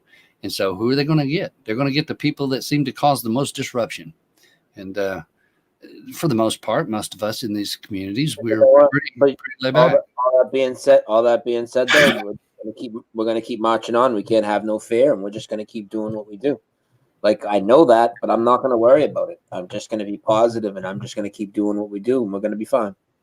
That's right. Carla Red Pill says, if you get pulled over by cops, shut your mouth. If a psychiatrist asks you questions, shut your mouth. That's right. Plead the fifth if you can. I agree 100%. Listen, I'm getting tired, so we're going to get to the paranormal stuff right now. First time you ever seen a ghost? Have you ever lived in a haunted house? Anything like that as a kid? Okay. I did. Let's see. The first paranormal experience, like I said, when I was 8, I had that visual thing that I went through. The first real experience that I started getting into it, I was about that same age right there, and I'd had a dream or a nightmare. And some people, this is when Exorcist, the movie Exorcist, had come out. And I'd heard some of the older ones talking about the bed shaking and demons and darkness and all this and that. And so I had this dream. I'm just telling you this little quick story real quick, but I had the nightmare. So my dad comes in, sits down beside the bed. Okay. and tells me, he says, and I had bunk beds at the time, and I had just watched The Raven by Edgar Allan Poe's The Raven with Vincent Price in it, black and white TV in my room, right? And so he comes in there, he sits down, he says, I want to tell you something, son. He said, there's nothing in the world to be afraid of except God. You fear God only. And this, you know, and so he was trying to comfort me. He says, well, in this world, he said, there might be one thing to be afraid of. And he said, that's a woman. Now, he's telling me this as an 8-year-old boy. So at the time, I didn't really grasp it all, but I understand it completely now. And if you're a woman, it would be the same to you, but it would be a man in place of it. So you could say the opposite sex, if you will. But he said, there's nothing in this world to really be afraid of except a woman. And I said, a woman? He said, yeah, because a woman is the only creature that can tear out your heart and step on it without ever touching you. So always be weary or leery. And then he said, well, really, that's not even something to be afraid of. He said, but one thing you should be afraid of is a woman with a gun, with a loaded gun. It's like, okay. So that made sense. Later in life, that really did prove itself to be true. So the thing is this. I had this nightmare. It's like my first dream that I remember. And to me, that was that's where it started. And then I had that vision that I'd had. And so things were really peculiar. Again, I had the vision first before I had this nightmare. So we moved from there, and that house was just, it was a strange place. There was just a weirdness about it, but it wasn't really what I would say a haunted house or nothing. But we moved to some apartments. I'm trying to go because you wanted to know age-wise, right? My first real experience. Most of my real supernatural experiences, I was an adult. Didn't have a lot as the child. In the you could get to the adult if it wasn't when you were a child. I was just asking to start at the beginning of the. Yeah. Well, I'll tell you when. I was young. It was for me. I was real young, man. I lived in a place that used to be an orphanage. It was real haunted, man. I had some scary stuff go down in that house, dude. How old was you when that happened in your life? Well, I lived there. I moved there when I was about 10, maybe 9 or 10 years old, and I actually lived there until I don't know. I was at least maybe 19 or 20. My parents moved out when I was 16, so I was there with my girlfriend at the time. Okay. But before that, it was. So like what happened? Mom, what was the biggest one there? What actually? Your first one? Uh-oh. Oh well. It used to be. Are you okay? Can you hear me now? Yeah, I hear you. I was turning to look at you on the screen. No, this connection's all screwed up tonight. So no, I there was all sorts of stuff, noises and think you're seeing things. But the thing that was real crazy was there was one night. Well, there were 2 nights. One night we played with the Ouija board up in the attic where the orphans used to sleep, and one of them died, and there was an orphan bed still out there. Wow, man. So we sat on the orphan bed with the Ouija board. I was pinned against the wall at one point. Oh, this thing's lagging out of me. That's scary, bro. But then but that's not even the scariest part. The other one night we had, see, my parents never let anybody but my cousin sleep over. The cousin that I live with now. Okay, he was the only one. He's like my brother. So one night they finally let people sleep over. So I had like 10 people sleep over, right? And we were downstairs in the living room, and I don't know if you used to play Nintendo, but this can date how old this was. We were playing Akari Warriors 2 on Nintendo, okay? With the new game at the time. So we're playing it on the TV, but the TV got like this. Think of like the Luna wave, right? Okay. Yeah. Think of it being a lot more visible, like real pronounced, coming down my TV screen like that. Okay, that's what I'm seeing, and there's no reason for me to see that with the video game hooked into the RF switch. Like there's no reason to see that. So I thought that was a little weird, right? And then 2 of my friends, one of them believed in ghosts and whatnot, but I don't think he was so convinced that my house was that haunted. And one of them was just, Mr. Skeptic. There's no such thing as a ghost, whatever, right? So he's like, I'm going to go upstairs and fuck with the orphans. I'm like, dude, don't do it, right? upstairs, me in the attic. We're on the first floor. This is the second floor. This is the attic.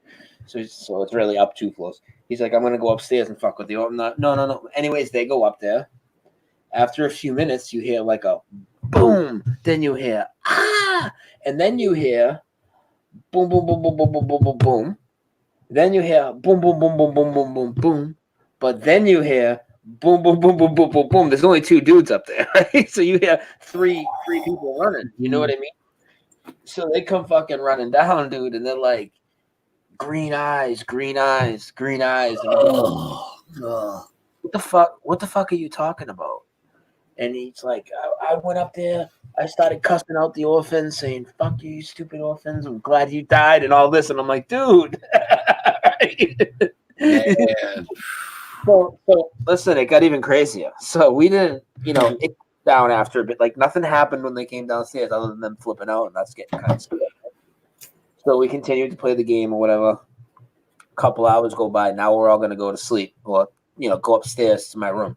So now we're going up a floor. So we'll be right under the attic, So we go up to my room and I have one of them. You know what a California King waterbed is? Mm-hmm. Used to have one, yeah. Okay, so it's real big. So we had people laying on it sideways like this. And we're just like laying around the room. A couple people on the floor. We're laying around the room just talking. It was an old Victorian house. We had like a tin ceiling. So I'm like flicking coins off the ceiling. Just like we're just shooting the shit. Well, these 2 guys, same 2 guys, they're like, yo, we're going to go fuck with the orphans again. I'm like, dude, no. They're like, yeah, we're going to go up there. So they went up there. The same thing happened. Basically the same thing, except now it's a lot louder because we're right there, They come screaming down, talking about the green eyes, And, same as before. Yeah, but now this time they got followed. And the green eyes, I'll call them green orbs because I'm not going to say they were definitely eyes. Okay. But they look like green eyes. They were in the bedroom. Okay, so now they're in my room. No bullshit, dude. In my room, dude. Craziest night of my life. Everybody's seen it, right? So then they're just cruising around, dude, like this. Yeah. The ceiling, like around the ceiling, and we're all just like, we don't know what to do. Nobody wants to move. You know what I mean? And one homeboy sits up. Now this is the 3rd dude. Thinks he's brave. Right? He sits up, fuck you, blah, blah, blah, blah, blah, this, that, the other thing. Green eyes come, fly right towards his face, right? All of a sudden, actually, he hadn't sat up yet. Then he, just springs up, and then he just starts flipping out, dude. And he was, possessed of something. Yeah. I'm dead serious, bro. And I used to have a Japanese back scratcher, real thick wooden one. I had to crack that over his head to try and get his attention. It cracked. Gosh, man. It didn't even slow him down, bro. We had 8 dudes trying to hold him down. Eventually, it jumped up, and he was all right. And everybody ran out of my house, and none of those people came back to my house other than my cousin. None of them ever stepped foot in my house again. And when it came out, when he came back too, did the eyes come back out? One of them did step foot in the house again, but nobody would ever step foot in there. Did it when he came back? When he came back too, did the eyes come out back? The green eyes back out? I didn't. They weren't on him anymore. Okay. But I didn't see them physically leave him and fly away or anything. If that's what you're asking me. That's scary, bro. Yeah, that's serious.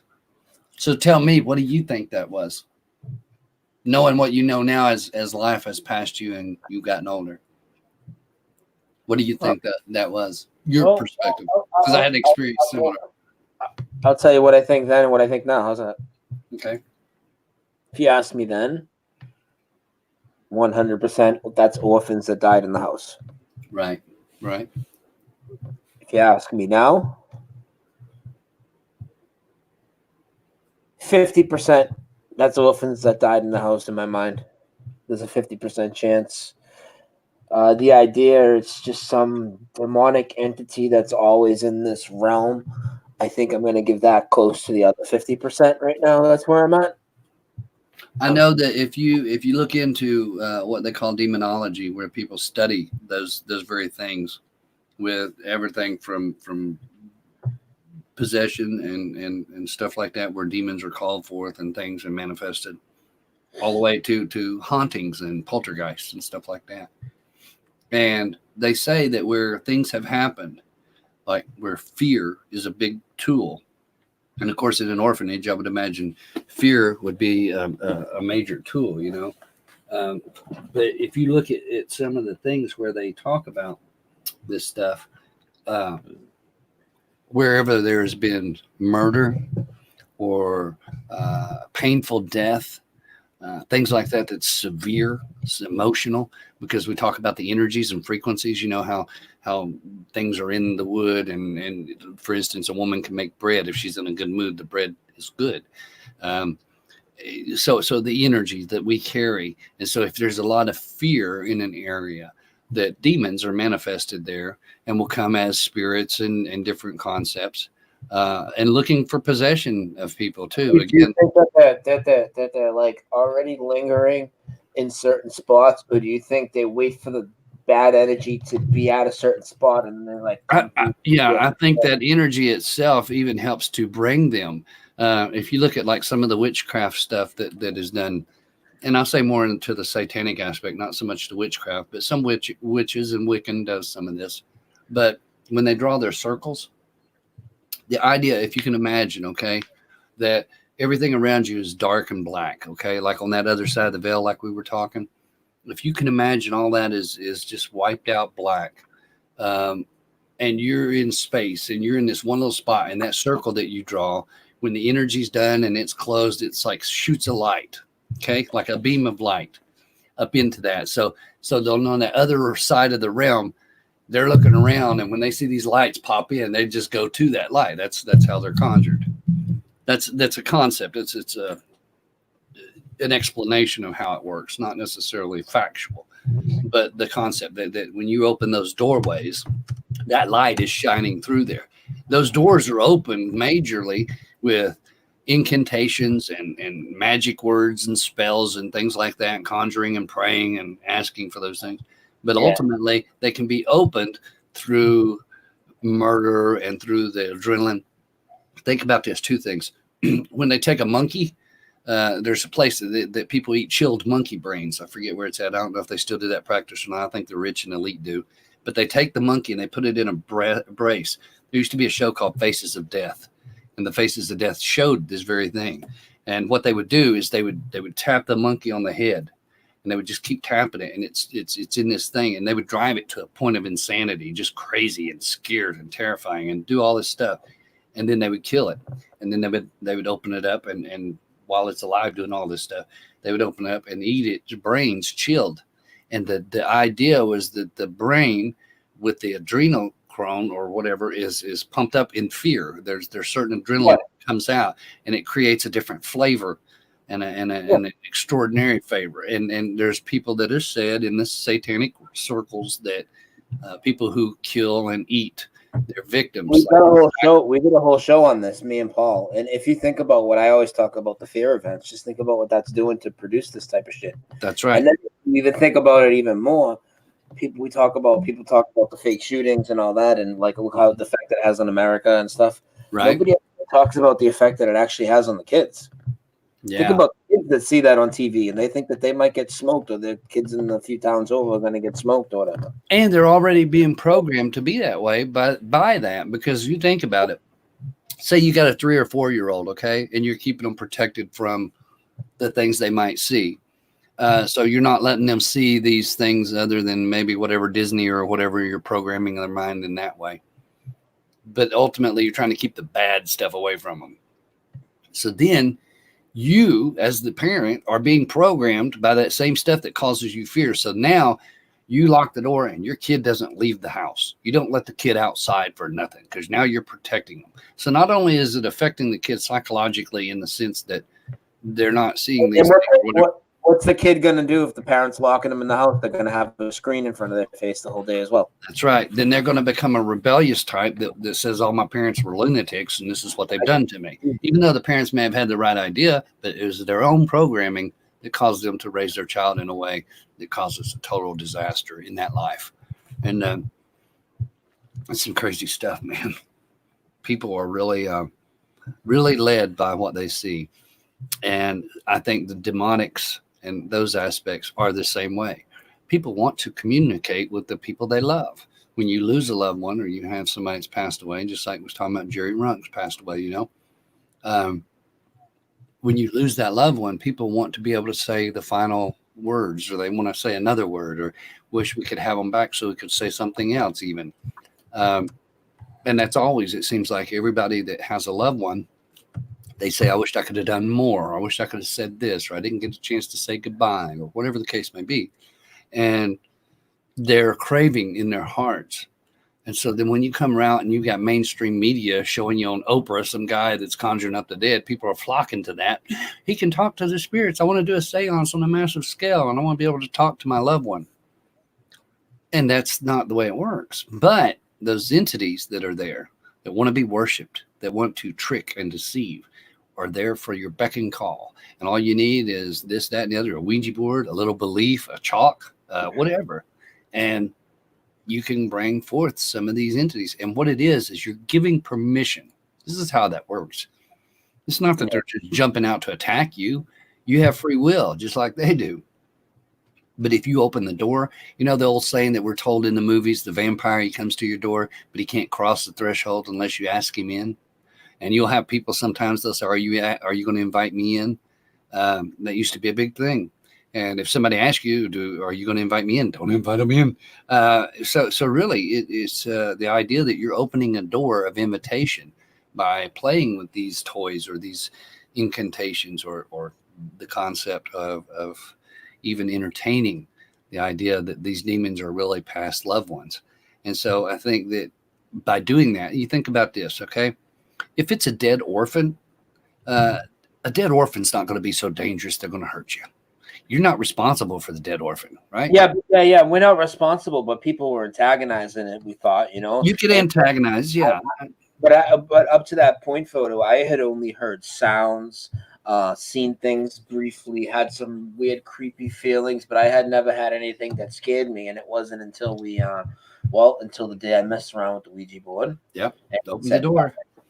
And said "fuck you" to the orphans. So I mean that might piss them off. I thought, so they would have a reason to come. And think about it. If you believe that there's orphans are there, it does a couple of things. One, it takes your mind away from the reality that it could be a demonic spirit or a demon that you're conjuring forward or opening the door for. And secondly, it gives you a false belief that when I die, I'm going to be a ghost, and I'm going to be able to continue on, and then I can haunt the people that killed me, and you get that mindset. So is there ghosts? Yes, the Bible even talks about the ghost and the witch of Endor, how she conjured forth the ghost of Samuel. And we see these things that take place, but there are so many entities out there that are called Nephilim that are disembodied because of the way they were put into their prison house. They're roaming spirits, they're demons. Think about there was this place where Christ went to this one guy, and they kept him separate from the populace, and he was in chains, man. They had him chained up, like you would a wild man. And he was wild. He was naked. He was chained up, and I mean, just talking all kinds of stuff. And they had to put him in chains because they couldn't control him, just like your friend with the 8, take 8 people to hold him down. And the strength is unreal because once you realize you don't have a limit, once that's gone, your limits are crazy. It's just like people on LSD or some of these other drugs. It takes a whole crew of police to hold them down or something because they have no realization that they're limited. So they don't follow the limits. They're outside those rules. So anyway, this guy, he was wild and crazy and possessed, as the story goes. And Christ goes over there to him and says, he asked the demon who he is, what's his name. And so you see this in a lot of situations where you see people making movies or shows or stories talking about possession and demon possession, where people really are possessed, and where there is exorcism, where they're trying to cast it out. And they ask the demon what its name is, because that was what was taught to us in the biblical aspect with Christ. And this particular demon said his name was Legion because he was many. He said, my name is Legion because I'm many. Somebody else will dub that. I've already been called Legion before too. People are crazy. So anyway, he cast this demon out, and it went into a herd of swine, and they went over the cliff, you know. But they recognized who he was, and the fact is that this is many different entities in one. And when we look at the heavenly hosts and the different things that are there, we see people and we think, okay, there may be a demon influence. We talk about that, you know, even with the stuff we're talking about with all these changes, we understand ultimately, regardless of how it's done, okay, whether we're trying to do it and rationalize scientifically, touching on all the possibilities with all of the different technologies, or whether it's just a mind game and we're all messed up, or whether it really is just Satan himself doing these things with his minions. Ultimately, we all agree, I think, that there is a good versus evil here, that we understand there is a creator and there is something trying to keep us from him. And therefore, it becomes the evil entities that we classify. Anything trying to keep you from the truth of God. Everybody, even no matter what side we attribute the Mandela effect to, what from vast differences, polar opposites like God or Satan, no matter what, all of us going through the Mandela effect do realize there is a spiritual battle going on here of good and evil. And we might even come at the Mandela effect a totally different way, but we still see a spiritual battle in one way or another. That's what it's all about. And I think that the Mandela effect is a big, I know there's a lot of people that already see the spiritual side, but for a lot of us, man, this was a big deal for me to see the spiritual nature of this realm. It's a big step for me, man. It's a big deal, dude. It's awesome though, isn't it? Would you go back? I mean, if you could go back, you wouldn't want to, wouldn't you? There's never a boring day, dude. Like everything, dude, I'm surrounded by funny shit. You know, people around me. Right. Like the other day, just a few nights ago at work, some dude at the table goes into this full-blown spiel how he's lived in Centerville for 30 years, you know, in Centerville, not Centralville. You know what I mean? Man. Found out I was from Lowell. He's like, yeah, I lived there for 30 years. Where'd you live? Oh, I lived in Centerville. I lived on West 6th Street. I'm like, oh, how long did you live that neighborhood? Oh, I grew up in Centerville.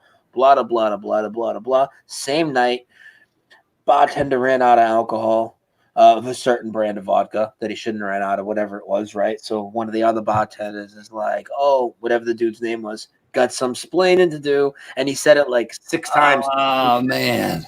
Dude. And he said it in the Ricky Ricardo accent. You got some explaining to do. I'm surrounded by this all the time. I'm surrounded by people who sing Mr. Rogers, It's a Beautiful Day in the Neighborhood all the time, dude. Man. I get a kick out of it, bro. I get a kick out of it. It is awesome. And let me say this, though. I know a lot of people say, well, only God can do this. That maybe this is a good thing. A lot of people say that the Mandela effect is good. They don't see it as evil. And then on the other hand, like you said, it's polar opposites. You got some that say that, and then you got the others that say, well, this is Satan's work. God's allowing it. Either way, God's allowing it for his purposes. We understand that for sure. We all agree on that, I think. Those that at least see the changes, we at least agree there's a creator for the most part. There are exceptions to every rule, obviously. But I think people are able to see because God knows their hearts and he knows how they're going to come to him eventually. That's the whole open door thing here. But this is something that is important. I think that some people overlook, and maybe it's just because they haven't studied well in some cases, and some's just because they're trying to really, again, rationalize as we all do. But ultimately, Scripture tells us, and not just in the Bible, but in other texts, as well as other religions even, that fallen, that Satan, that opposing evil, that he is the author of confusion. And if anything, this has caused confusion and division for sure. But the idea that it being confusing and creating a lie, because if I tell you it never said trespasses or wineskins, well, that would be a lie because I know it has said that. So in the idea that if Satan or if God has caused it rather, then he's doing something that he said he wouldn't do. And he's changing the words. I'm sorry. Can I come at you? Can I come at you with a little counter to that? Yeah. So, but it's really along the same lines of thinking, but I look at it at a different way, right?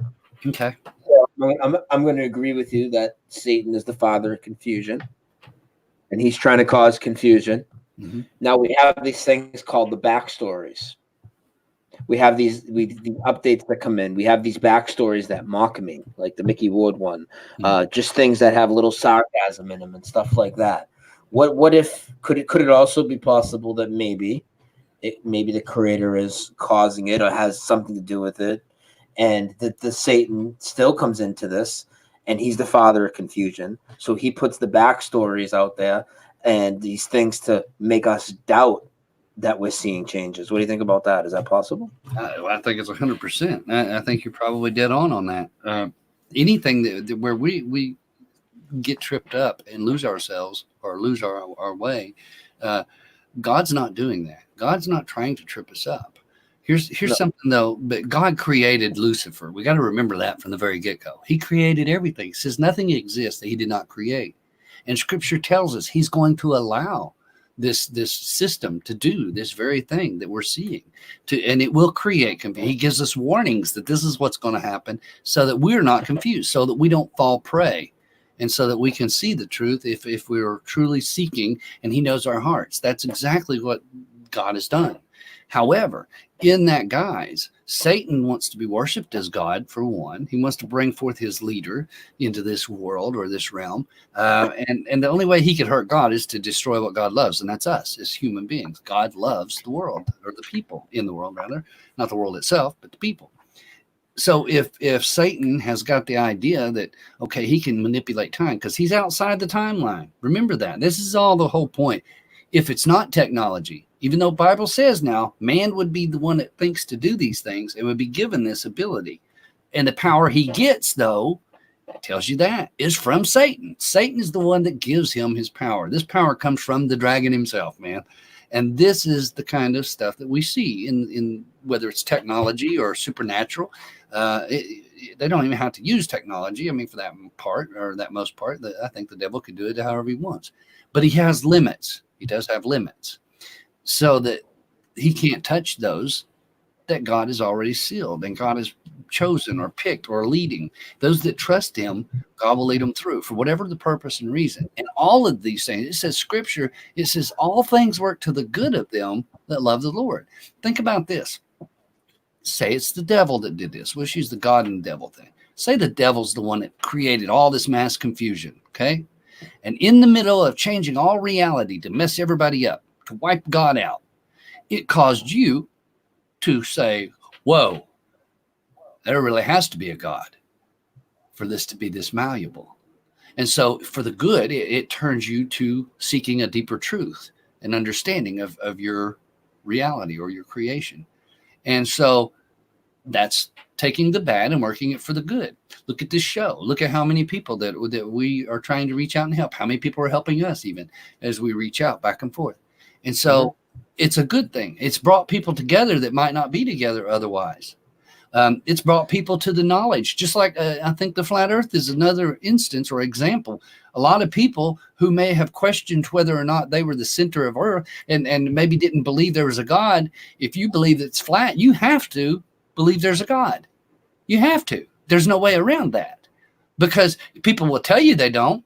But if it's a flat enclosed structure, and it's a firmament, then it meets all of the criteria and description of all the creation stories. Therefore, something had to put you in that little bubble, if that's the case. And so that leads you to the point that, okay, maybe you need to look deeper to see, and people will research and look for God. And then if you see in these changes, the quantum manipulation or quantum changes, even time manipulation, the speeding of time, even in the supernatural, into that realm of ghost and afterlife and the dark, and the evil that sort of creeps into the shadows and the experiences that we have in those cases. All of these things, in one way or another, whether they're good or bad, all seem to point us back to the fact there's a creator, which is what he wants to start with. And so if Satan is the one that's behind all of this and the changes, which if we go by the scripture, that's what it says, that he's the one that's orchestrating this aspect, but God built him. So God in reality orchestrated so that our free will could be really exercised, because you have a choice. You don't have to do this. You don't have to reach out. You can shut your mouth. You can go on a new world. You can change your name and be a new person. You don't have to actually be here telling people, but it's in your heart. God has put it in your heart to make you, to draw you. You spend more time on YouTube telling people and sharing with people to wake people up and argue. And we're not just talking just being out here on YouTube. You got research upon research and things that really really show evidence and residue. And what does all of that do? It still ultimately brings people back to the idea and realization that there's still a God. Because if you believe the Mandela effect or the quantum effect, it's impossible to truly believe it and not realize that there's something or someone behind it. You know what I mean? I know. Yeah. Yeah. So you're a big preacher now, whether you realize it or not. A preacher, the definition of preacher is a public heralder, an outcrier. Yeah, you didn't know that? The definition of preacher? No. You're a preacher. Whether you're preaching this or that, the point is you're still preaching. That's what a preacher is, a public heralder, an outcrier, a spreader of the good news. And you, if you're leading people to the fact that their reality is not what they think it is, and that they're really the being inside of this flesh, then you technically are preaching people and telling them that, look, your spirit's going back to God that gave it. You better get right there because, look, all this could change now. You're a preacher. Don't wear a tie. Don't start that garbage.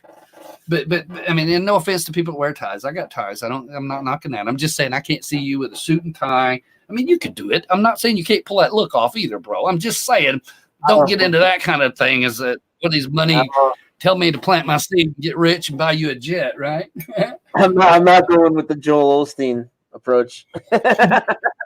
Right? And there's another one, Olstein. How can so many people see see? And this is another thing. I think that one of the reasons we've seen the changes the way we have, regardless of how it's orchestrated or why. Well, I think I know why, but again, it's just everybody in the chat calling me a fucking preacher now. Reverend. It's Reverend Staveley, folks. Reverend Brian Staveley. No, it's not. It's not Reverend So Staveley. funny. I'll start choking people out. Okay, go ahead. That's awesome. But seriously, man, I think that all of this stuff that we're seeing with these changes, no kidding, I think it started in the way that it has because it's caused division in ways that people aren't even aware. Christ said he didn't come to bring peace. He come to bring a sword to divide. He said mom against daughter and dad against the son and brother against brother and so on and so on. And we see that very thing taking place because so many people and so many families only have one or two people that might see the changes.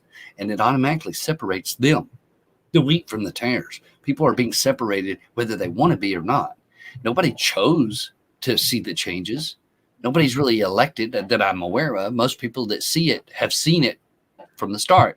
There's a huge separation. There's a huge separation, and it's not just the normal, hey, us and the zombies people. It's getting bigger and bigger. The gap is really getting bigger. Right. I've talked about this a lot over the last several months. I feel like the disconnect, it's just, it's a lot different. It's a lot different than they're just not researching things and we are type of thing. Right. There's a huge separation going on right now. And it's growing more and more. And even here's another thing. The scripture says that in these days that are coming and the things that we're going to see and the things we experience, again, I'm referring to the scripture so that people can have that to look to.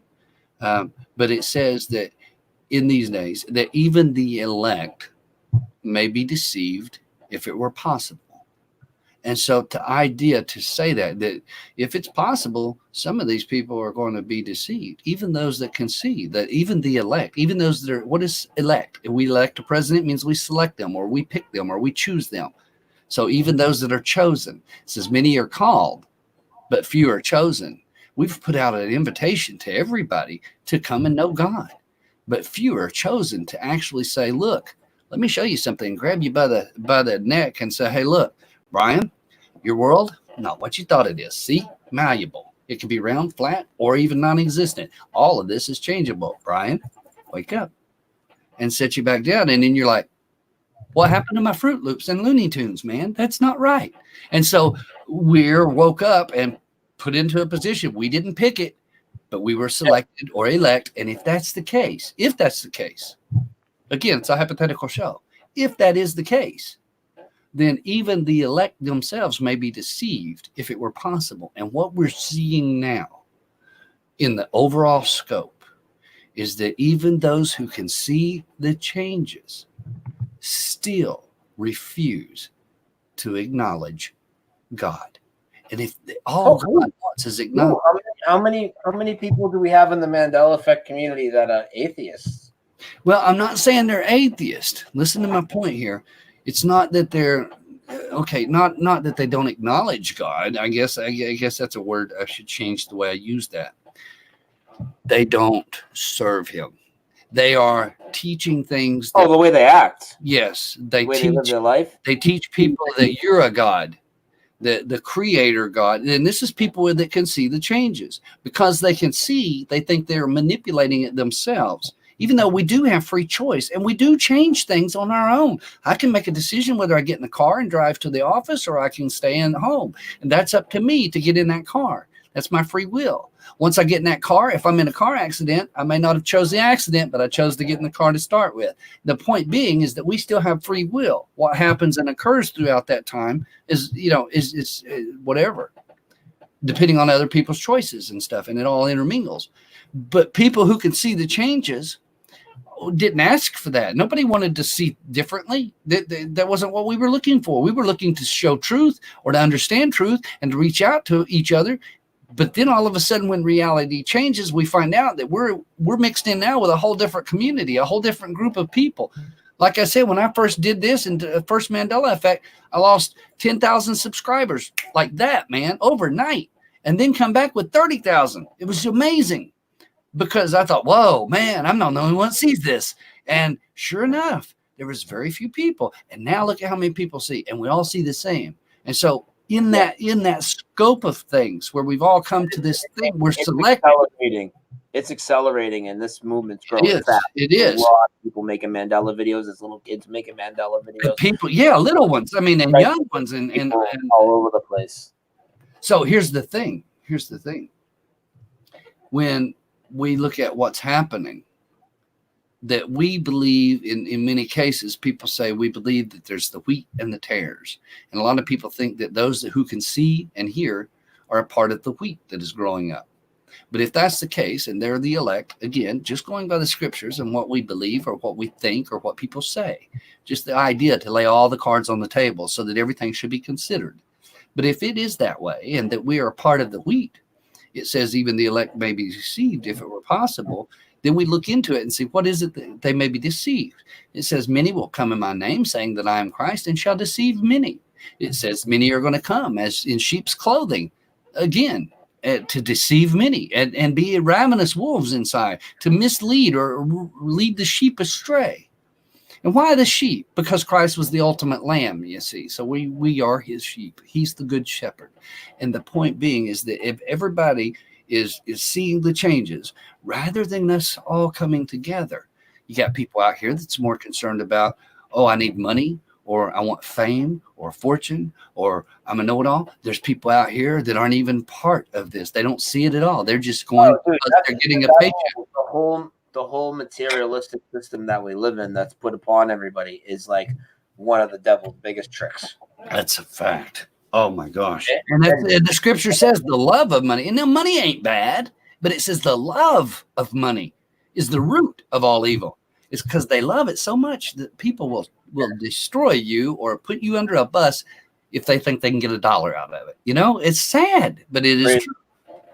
I actually think, because people say, like, for instance, okay, I don't think some people in the chat might not understand the amount of money that NASA's stealing, for instance. It's like $56 million a day, not a year. A day. With what they're faking, they're not even spending a day's worth faking us in a year with that money. So people say, like, where's the money? I think some of it isn't even about the fact of actually stealing money and using it. I think it's almost like a blood sacrifice type thing. Just have the money circulating through people, give it to them, take it from them. And think about this, bro. You can look at it and see the CGI. You can look at the fakery. We understand the green screen, blue screen, and all this kind of stuff. How it's so fake in some cases. That's why what's the one guy? Things are so fake. It's got to be real. Really, it's just so pitiful. And yet, all that money, dude. If I had $1 million, I could produce everything that they show in one shot. $1 million, I could keep it going. That's what I'm saying. Where's these billions of dollars being issued off to? Look and follow the money. See who's getting what and whose names are getting bigger and what corporations and organizations, what government funding, like the DARPA, Boston Dynamics. Look into that one. Yeah, look what Lord Help Us Tampa said. It says NASA's gotten 50 million since we started the stream.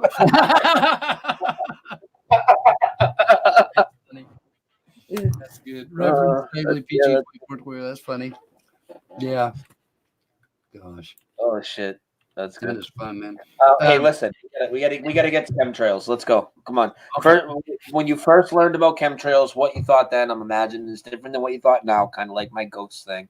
Yeah, yeah. Maybe it's not. So let's hear it. And I didn't even talk about my supernatural. Too long. But yes, I believe in demonics and demons and things and the shadows and all of that stuff. We've touched on it throughout, but yeah. And the green eyes. Sometime I'll tell you. Okay, so with the chemtrails, I think when I first really noticed them, just seeing them in the air and the sky and stuff, really didn't pay much attention, just seeing the streaks and all that. Then when I got into YouTube and started doing that kind of stuff, because I was always watching the sky anyway, but really wasn't as bad in the grids and stuff. And then I started noticing it, but I wasn't thinking a whole lot about it. And a buddy of mine got me out at nighttime, and he had one of those headlamps. It's like the LED lights and stuff. And he said, man, you really got to look at this stuff. And it's just, I mean, you could just see the particles they had sprayed that day. We seen it. We'd talked about it, but we just said, you know, they're really spraying stuff up there or something, or, you know, they're making these stripes. And we thought it was maybe a grid, like a pattern or something to cover.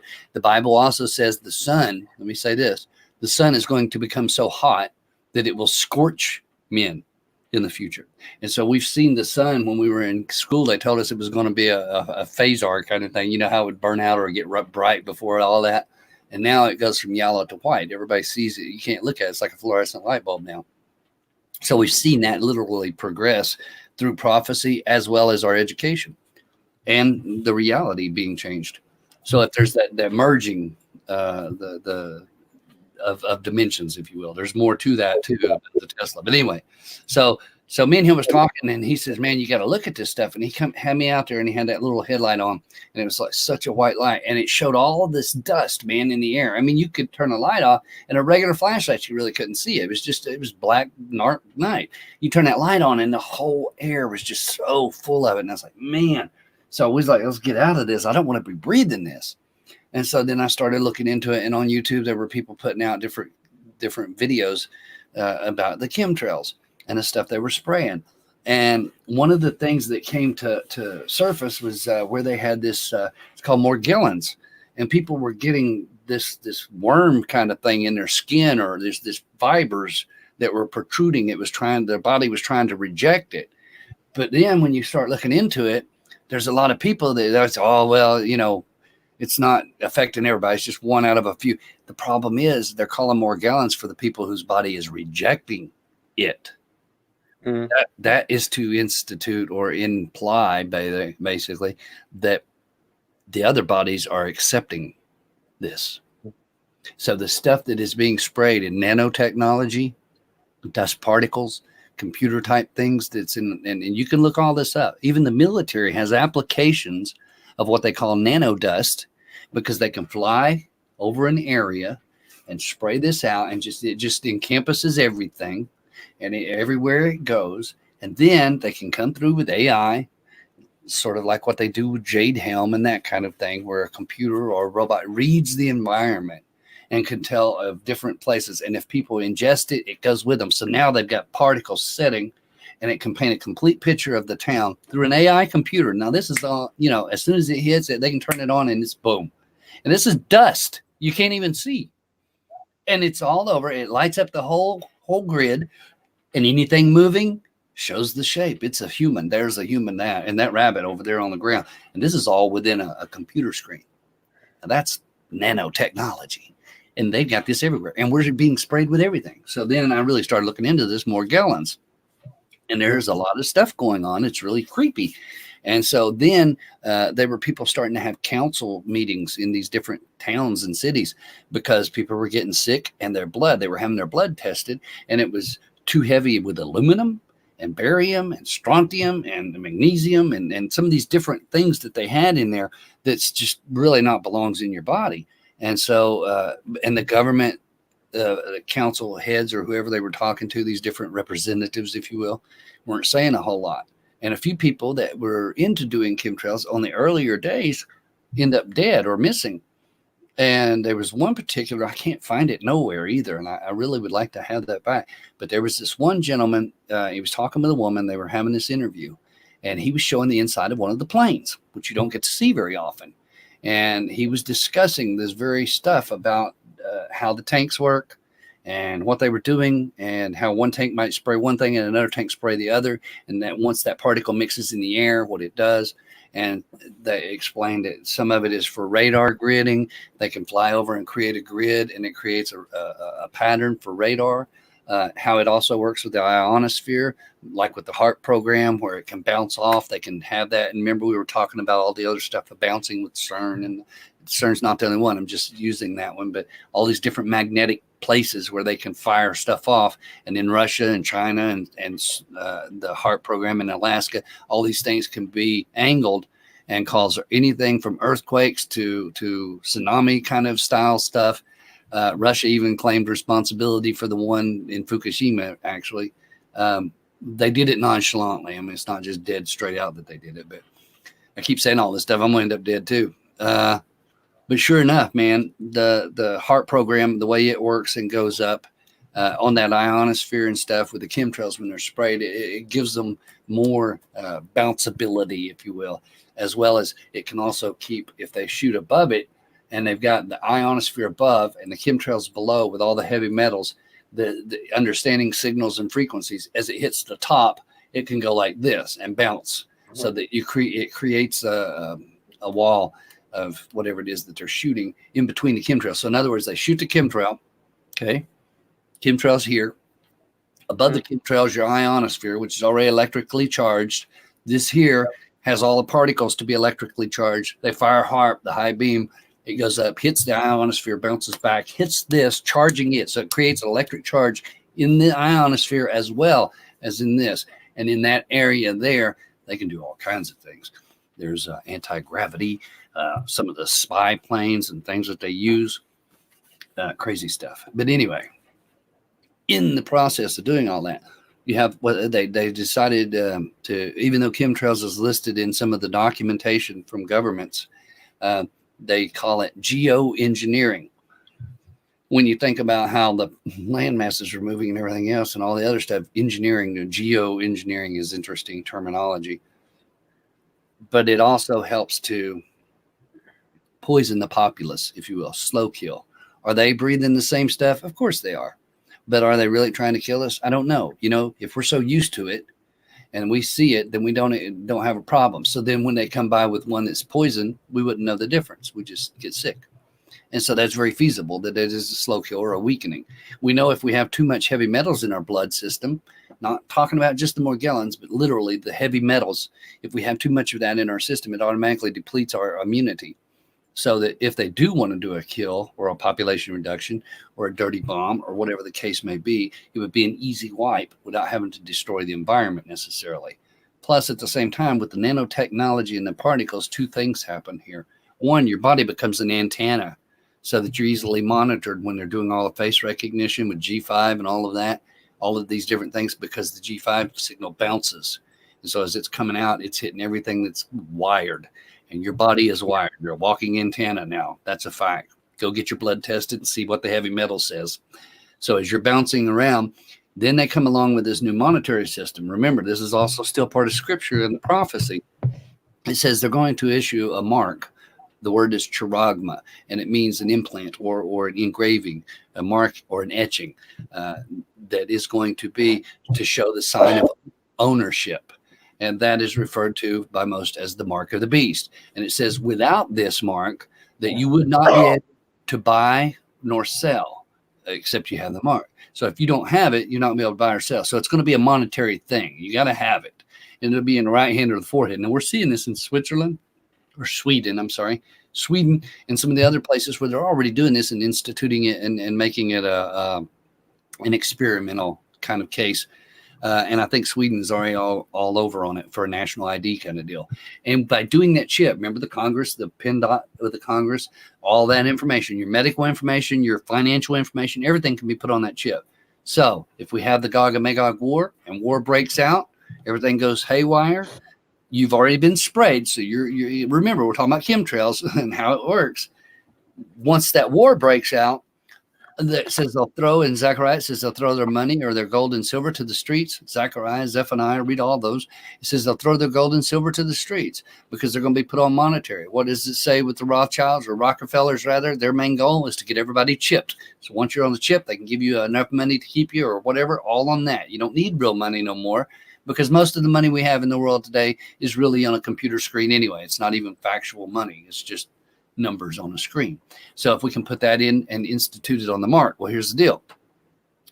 If you can't buy or sell without it, that means everybody's going to have it. And once you have it and it's put into your system, then all of that DNA that you already have inside your body that is being programmed or being grabbed by this chemtrails and the nano dust and nanotechnology, you put the chip in and turn it on with the 5G. Now you're hooked up and your whole DNA can be under that structure, clay mixing with iron. You are done. And once you take that mark, if you take that, according to the scriptures, there is no hope for you. You're done. You've given up your ownership to somebody else. And so there will be monitored with it. We use the same chips to find lost kids or animals. They chip the animals with they run a little scanner and it gives us the complete medical history. Certain hospitals and organizations are offering it to you if you want it. There's little chips you can get in your keychain so that you can scan it at your gas station. So everything can be done. They're already making smart read cars so that you can start your car with a chip. And you can open the doors. Everything can be done with just a little bit of a doop signal off of a chip. So if you've got that chip in you and you're already full of this DNA, all you need is the little thing that the Tesla car, what's his name? The Elon Musk. Elon Musk. He's got this thing that's a cerebral type deal. They want to interlace that into your brain. So now I'll talk about a brain initiative. Imagine that wired up. You already got your whole body's full of all kinds of whatever they're spraying so that you're a walking magnet. Now remember, Schumann resonance. If they're firing these magnetics all over from all these different machines around the world and you're loaded full of magnetics, what does that do to your system? You're walking around like this, I mean, you're going to be in full control of whatever that is, or it will be in control of you rather. And so I think the chemtrails run as radar. They run as a grid pattern. They run as experiments for the ionosphere. I think they run as a depletion to the populace in the slow kill. And I think a lot of it is backlash. I think in some cases, because they've even said this is the people that actually fly the planes, the people that own these companies that hire them out to do this, because we've been doing weather manipulation and stuff like that since Korea or Vietnam. But they literally can seed the clouds to create rain or to steer the clouds in a certain direction to intensify a storm or to deplete the storm. So therefore they can cause droughts and stuff like that. So if you got all that going on with the weather manipulation, and then you have the concept of being able to literally cover for sun, because remember, they're trying to come up with a way to protect from what the prophecies. A lot of the people that are in control on the dark side, they know the prophecies. Okay. They really do.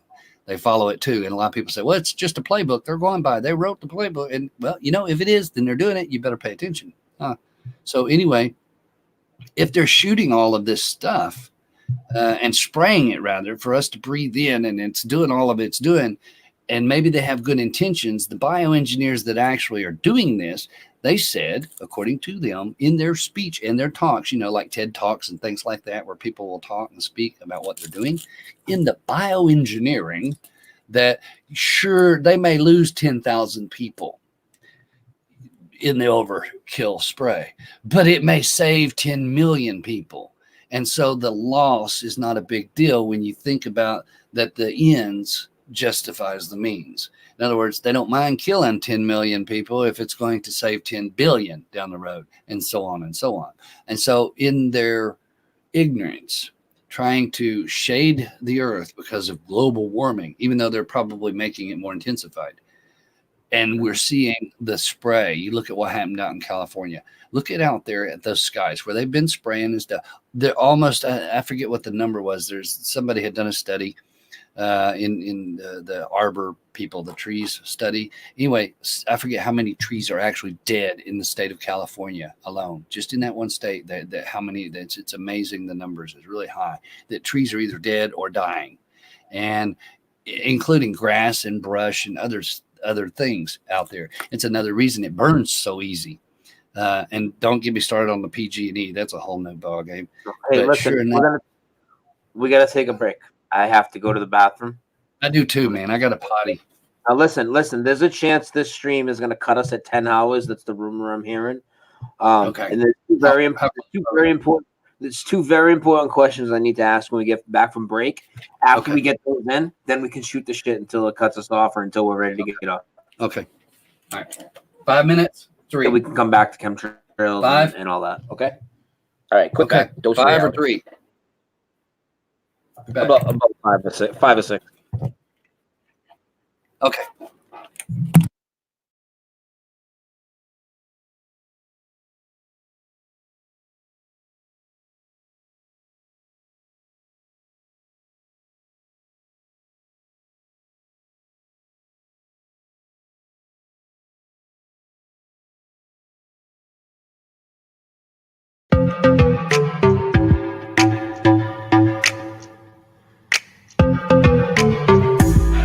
Happy to take on the role of the bridge to the communities. Might as well, since y'all wanna try and walk all over me. In the midst of the great awakening, you're worried about who found it first. Drop your ego, cause it's not a blessing, it's a fucking curse. The real true detriment to this awakening is fellow truth is fighting over such petty things. It doesn't matter if you're 9/11, Mandela, or Flat Earth. Even if you talk about the alleged non-stop from Chile to Perth. Even if you know that no airplanes came even near the towers. By not researching other topics, you're only enabling the rulers' power. Hiding knowledge is how they got to rule over us. Yet even knowing this, amongst each other we still fight and fuss. It's time to stop the finger pointing, anointing someone as the next shoe. You make baseless accusations, and you claim you took the red pill. I am the bridge. I'll help put together the puzzle. You have a piece, I have a piece. So why go and apply our own muzzle? Let's progress the conversations and ignore the trolls. We already know their stories are completely full of holes.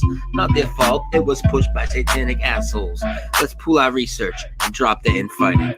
We can clash down on these bastards like a bolt of lightning. I know your reality shifting around can be so frightening, but don't be down, our consciousness is in the process of enlightening. Here to fight for the cause, we are all soldiers. Let our voice be heard as we outnumber them, head over shoulders.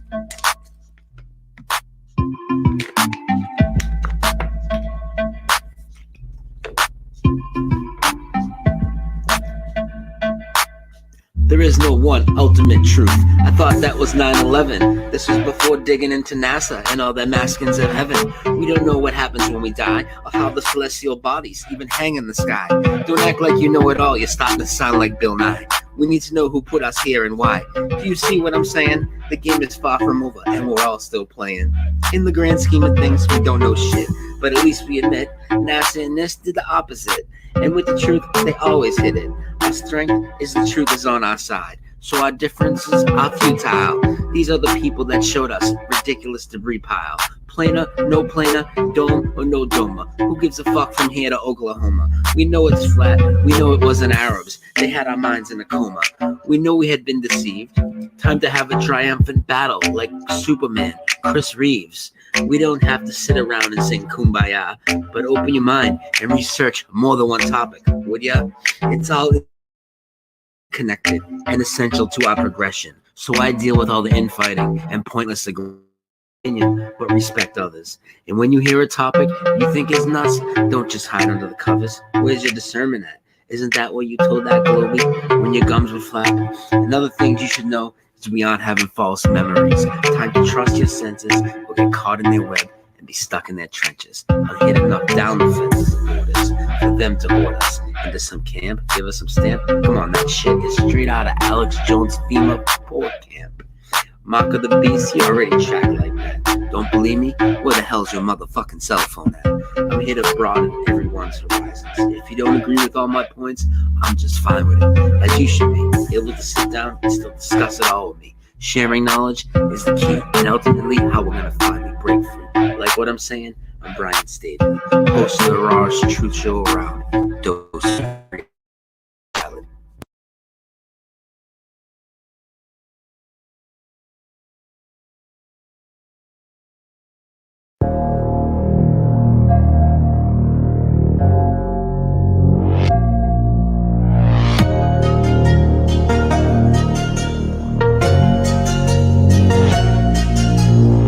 These walls, they feed us nothing. Capture that, you're a dead man walking. Them chains with trust are calling. Close the line, there's no time for talking. Still breathing knowledge. Capture that and your feet start running. Big dreams are pending. There's no time, all the clocks are bending. Light pulsating, blood streams coming. Replace the anchors, they start flooding. There's no minefield, just keep running. Pathways are open, betrays jumping. Reload memory, when they forgot the key, they're lost. Got stung by the bees. Inside humanity's tears, absorbed by their own disease. Life consumed, they forgot to breathe. Locked and fused with the claws of greed. Carved in void, no escape or release. You can defeat dragons and stars that you can't reach. Bring your beast, we're the glitch. Terror raised under your feet. Don't blink, we're the glitch that you try to stop with fury. Spears of dreams, you will rest, gazing at shadows of your threats. Festive, demonized, eating echo strikes. You feed on lies with a piece of ice. And it will reply where your system fries. You kill skies with them fever eyes. Terror, it's gonna respawn. This time no scope, you'll be the pawn. Suggested capsule, cyanide done. Consequence for their evils cross. Underground, you dive right in. We're natural against machine. We're factual, you're stuttering. Inside of pillars crumbling. We are living in a computer programmed reality. And the only clue we have to it is when some variable is changed.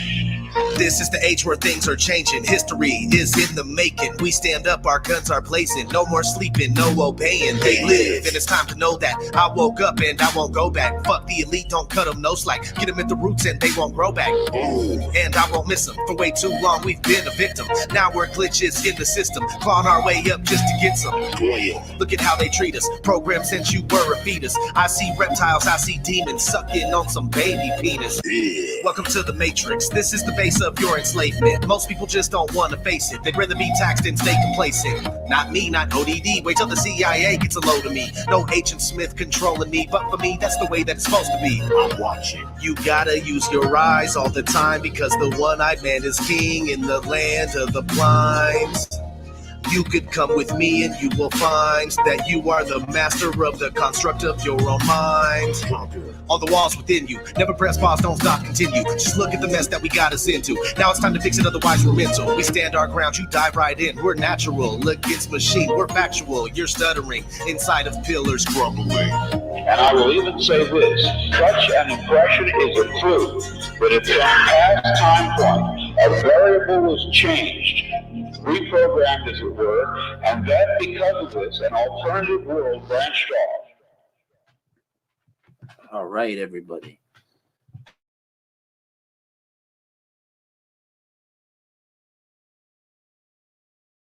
Welcome back. I don't know how Photo ended, not in the stream, but he's back in. Did he leave? Did you leave the stream and come back? Can you hear me? There. How about that? Sorry, had the mic on. Did you leave the stream and come back? No, I hit the thing. I think it showed me because I hit the wrong button on it, so it looked like I went out, but I was still there. I just had to click it back on, and then I turned the camera on. Because it showed me that you were in the studio. I had to put you back in the stream. Oh yeah. Okay. That's what it was then. Right, when I hit the button. So. Here's what we're gonna do. We got a half hour, and then we might get cut. I don't know. If we don't get cut, will depend how hungry I am. So get fucking right. So, first question's a big one. All right. Okay. All right.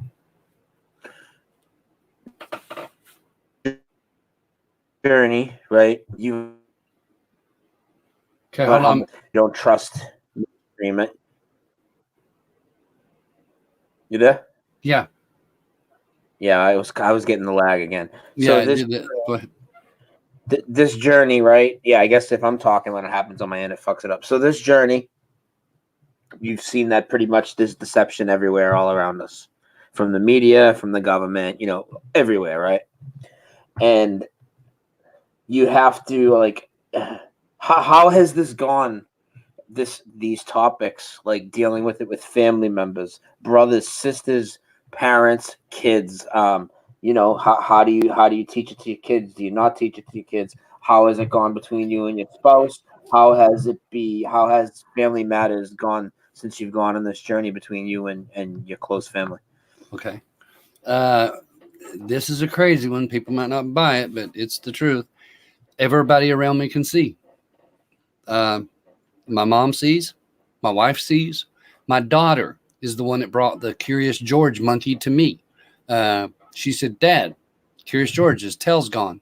She had a couple Curious George dolls, and that my mom had bought her one, and I'd gotten her one, 2 different kinds, and both of them's tails were missing. And she brought one. She said, "Dad, the tail's gone." So she brought that to me, and then after that, she started bringing out different ones. So she sees. Everybody around me can see right here in my little vicinity, which is an amazing thing because the majority of people I know have 1 or 2 people that can't see. My wife was flabbergasted.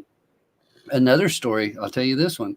My wife was a bigger flat earth concept than I was. That was a surprise to me, but hers was strictly scriptural. She because of where God spreads the heavens as a tent over the earth, and that was a big one for her. And then Enoch really added to that as well. But yeah, they see, and they right now, my daughter has been bringing me coffee. My wife just made a fresh pot and brought me a cup for the show. She's been in and out. Everybody knows what I'm doing, and supports what I'm doing, and urges me, because there's been times, I'll be honest with you, brother, it's been on me sometimes to want to quit completely. I quit for 3 years. I did this hard like I'm doing now, but on my own website doing radio shows for 9/11. And because of all the bullshit and the stress and everything, and I felt like the weight of everything was on my shoulders, and then all the attacks, and it got real crazy, and the threats and everything, and I stopped for 3 years. I moved it over to just posting on Facebook, but not doing radio and being the guy. I took an hour. If that's an hour, boy, no wonder we're talking a long time. I don't even take an hour now. Yeah, right. I know. I took a year off, and really, and was still involved in stuff with the community, but I really wasn't producing anything. And because everything you put out, if you put so much out, eventually it gets buried. There are a lot of people that have met me now have just seen through the Hot Seat show, which I got suckered into that. Richie from Boston. I'm sorry? No, I was going to say that's similar to what we're doing right now. Yeah. That's the Hot Seat's basically the same thing we're doing now, except I do a limit with about 2 hours, 2.5 tops. You do a normal interview. I do a normal show, yeah. This is just a couple of bros hanging out. This is awesome. But sure enough, man, I had taken off for about a year, and then came back and was doing some different kinds of things with the more Mandela stuff.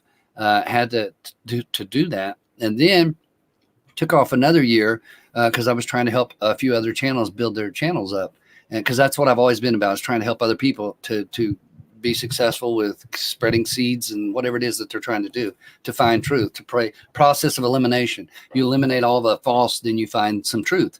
And people don't want to hear what it is. Sometimes it's a hard thing to swallow. But Richie from Boston had contacted me. He had heard me on Awakened Saints channel, and wanted to have me as an interview. And so I went on there with them. I did an interview on Richie from Boston's channel with all of them. There was a group. And so that was awesome. And so Richie got a hold of me and said, let's do an interview, because I had told him, I said, I'm thinking about this idea. Wasn't I on that show with you? Wasn't there 4 or 5 of us? I believe you might have been in on that one. Yeah, right. So that's right. Yeah. And sure enough. So anyway, so he gets a hold of me. He says, let's do an interview.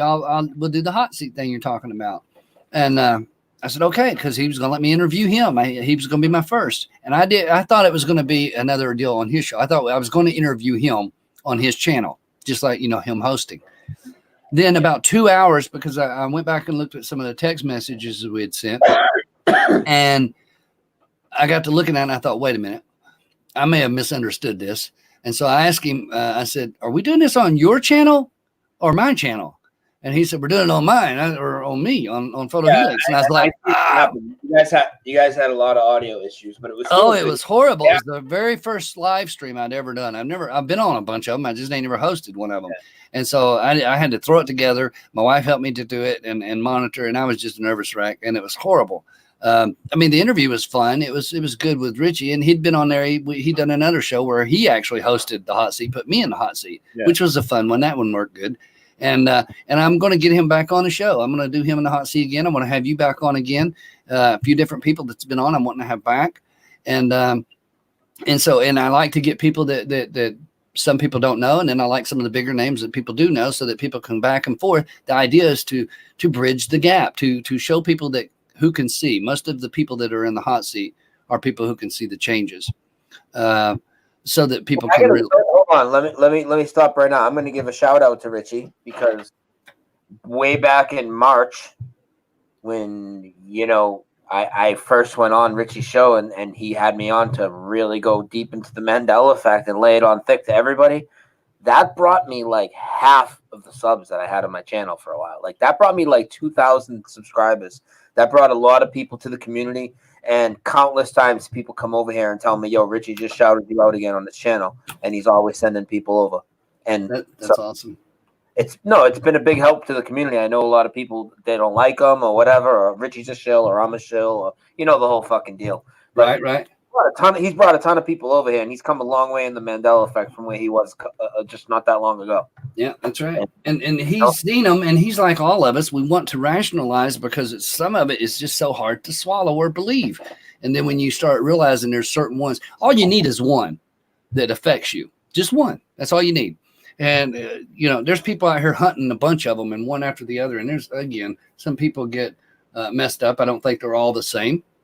But some people are showing things that they maybe didn't know existed. And so to them, it's a Mandela effect, they think.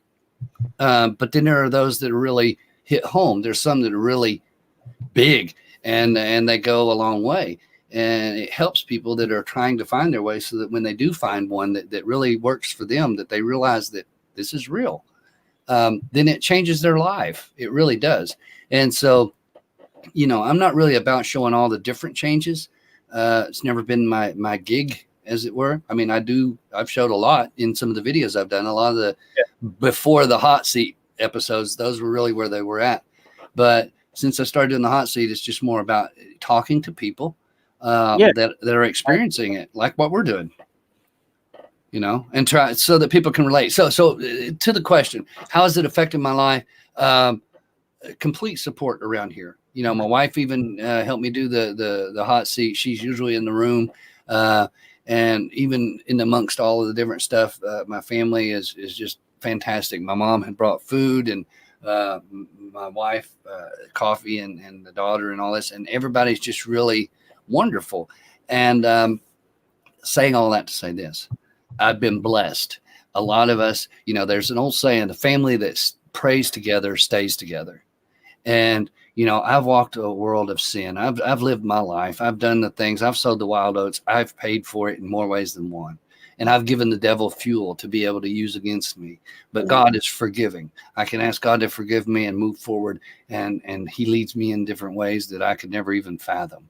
And the people that I've come in contact with, even you, as friends, and people that I would be happy to die along beside, really. And I mean that you are my family now. And so when I say my family around me sees, I also have the extension family, which is all of y'all that can see.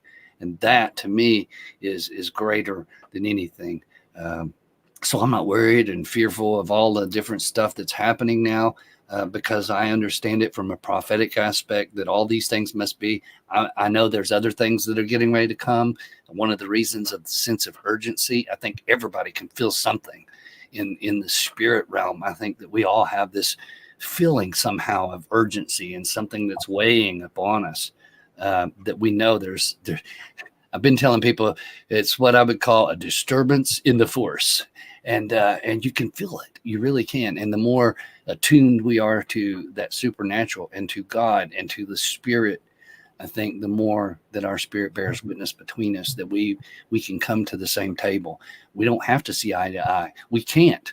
We're not going to understand everything clearly here. We're human. We're only going to see parts and pieces.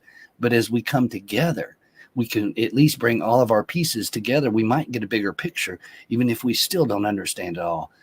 But ultimately, I think my family's been a support, and it's interfered in some ways, just like today. Okay, so I've taken a whole day off. I got stuff I really needed to get done today. I've been sick with pneumonia and a bunch of different things, and I was trying to do the shows, and so I've set it up to do one a week. Like Rachel Reenstra is going to be the guest tomorrow night, and that's going to be an interesting show, I'm sure. But I try to interview people, and a lot of people don't like them, so I lose subscribers because of who I interview.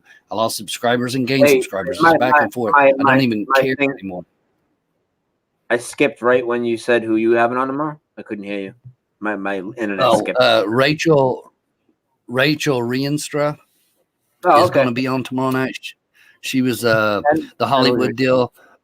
Yeah, her and Richie had some issues, and it was more about the doctor that she interviewed. There was a lot of people that just sort of got burned. Yeah, but him and her, I mean, they made up, and I don't think anybody really holds anything against her. I don't know. It's just anybody that speaks truth out here. Just like I said, there's so-called Christians showing that you made devil signs and on my show, and I'm like, really? These people are that reaching? They're that messed up? I just don't know. Did you see that? Dude made that dude videos on me, like guy. Oh yeah, little old guy. Yeah, he made 4 videos on me last week. He's back with another channel. Yeah. He's a messed up fella. Yeah, he threw your name in there too. But it's oh yeah, he used to be a supporter of Photohelix, man. And then when I interviewed Richard in Boston, after that, it was all downhill. And I'm thinking, really? And this guy's trying to be a Christian? How does that work? People are going to give an account one day. You know what he said in one of his videos? This is crazy. He said that I was a Satanist because I'll look in the camera and I say God instead of saying the words "Our Heavenly Father." It's like, I'm not even religious and I've never read the Bible. It'd be kind of weird if I was like "Our Heavenly Father" instead of saying God. That's just not what would come out of my mouth. That means Let's start with the first reference to that in the book of Genesis. In the beginning, God created the heavens and the earth. Really? People? Are they that blind? And here, you know what's really bad though, bro?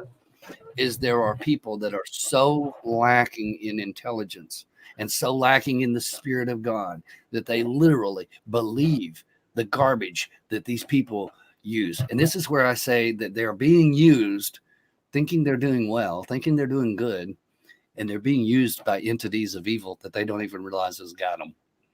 And they think they're doing well by putting people down and creating lies. They're telling false lies, gossip, twisting and manipulating from their own perspective.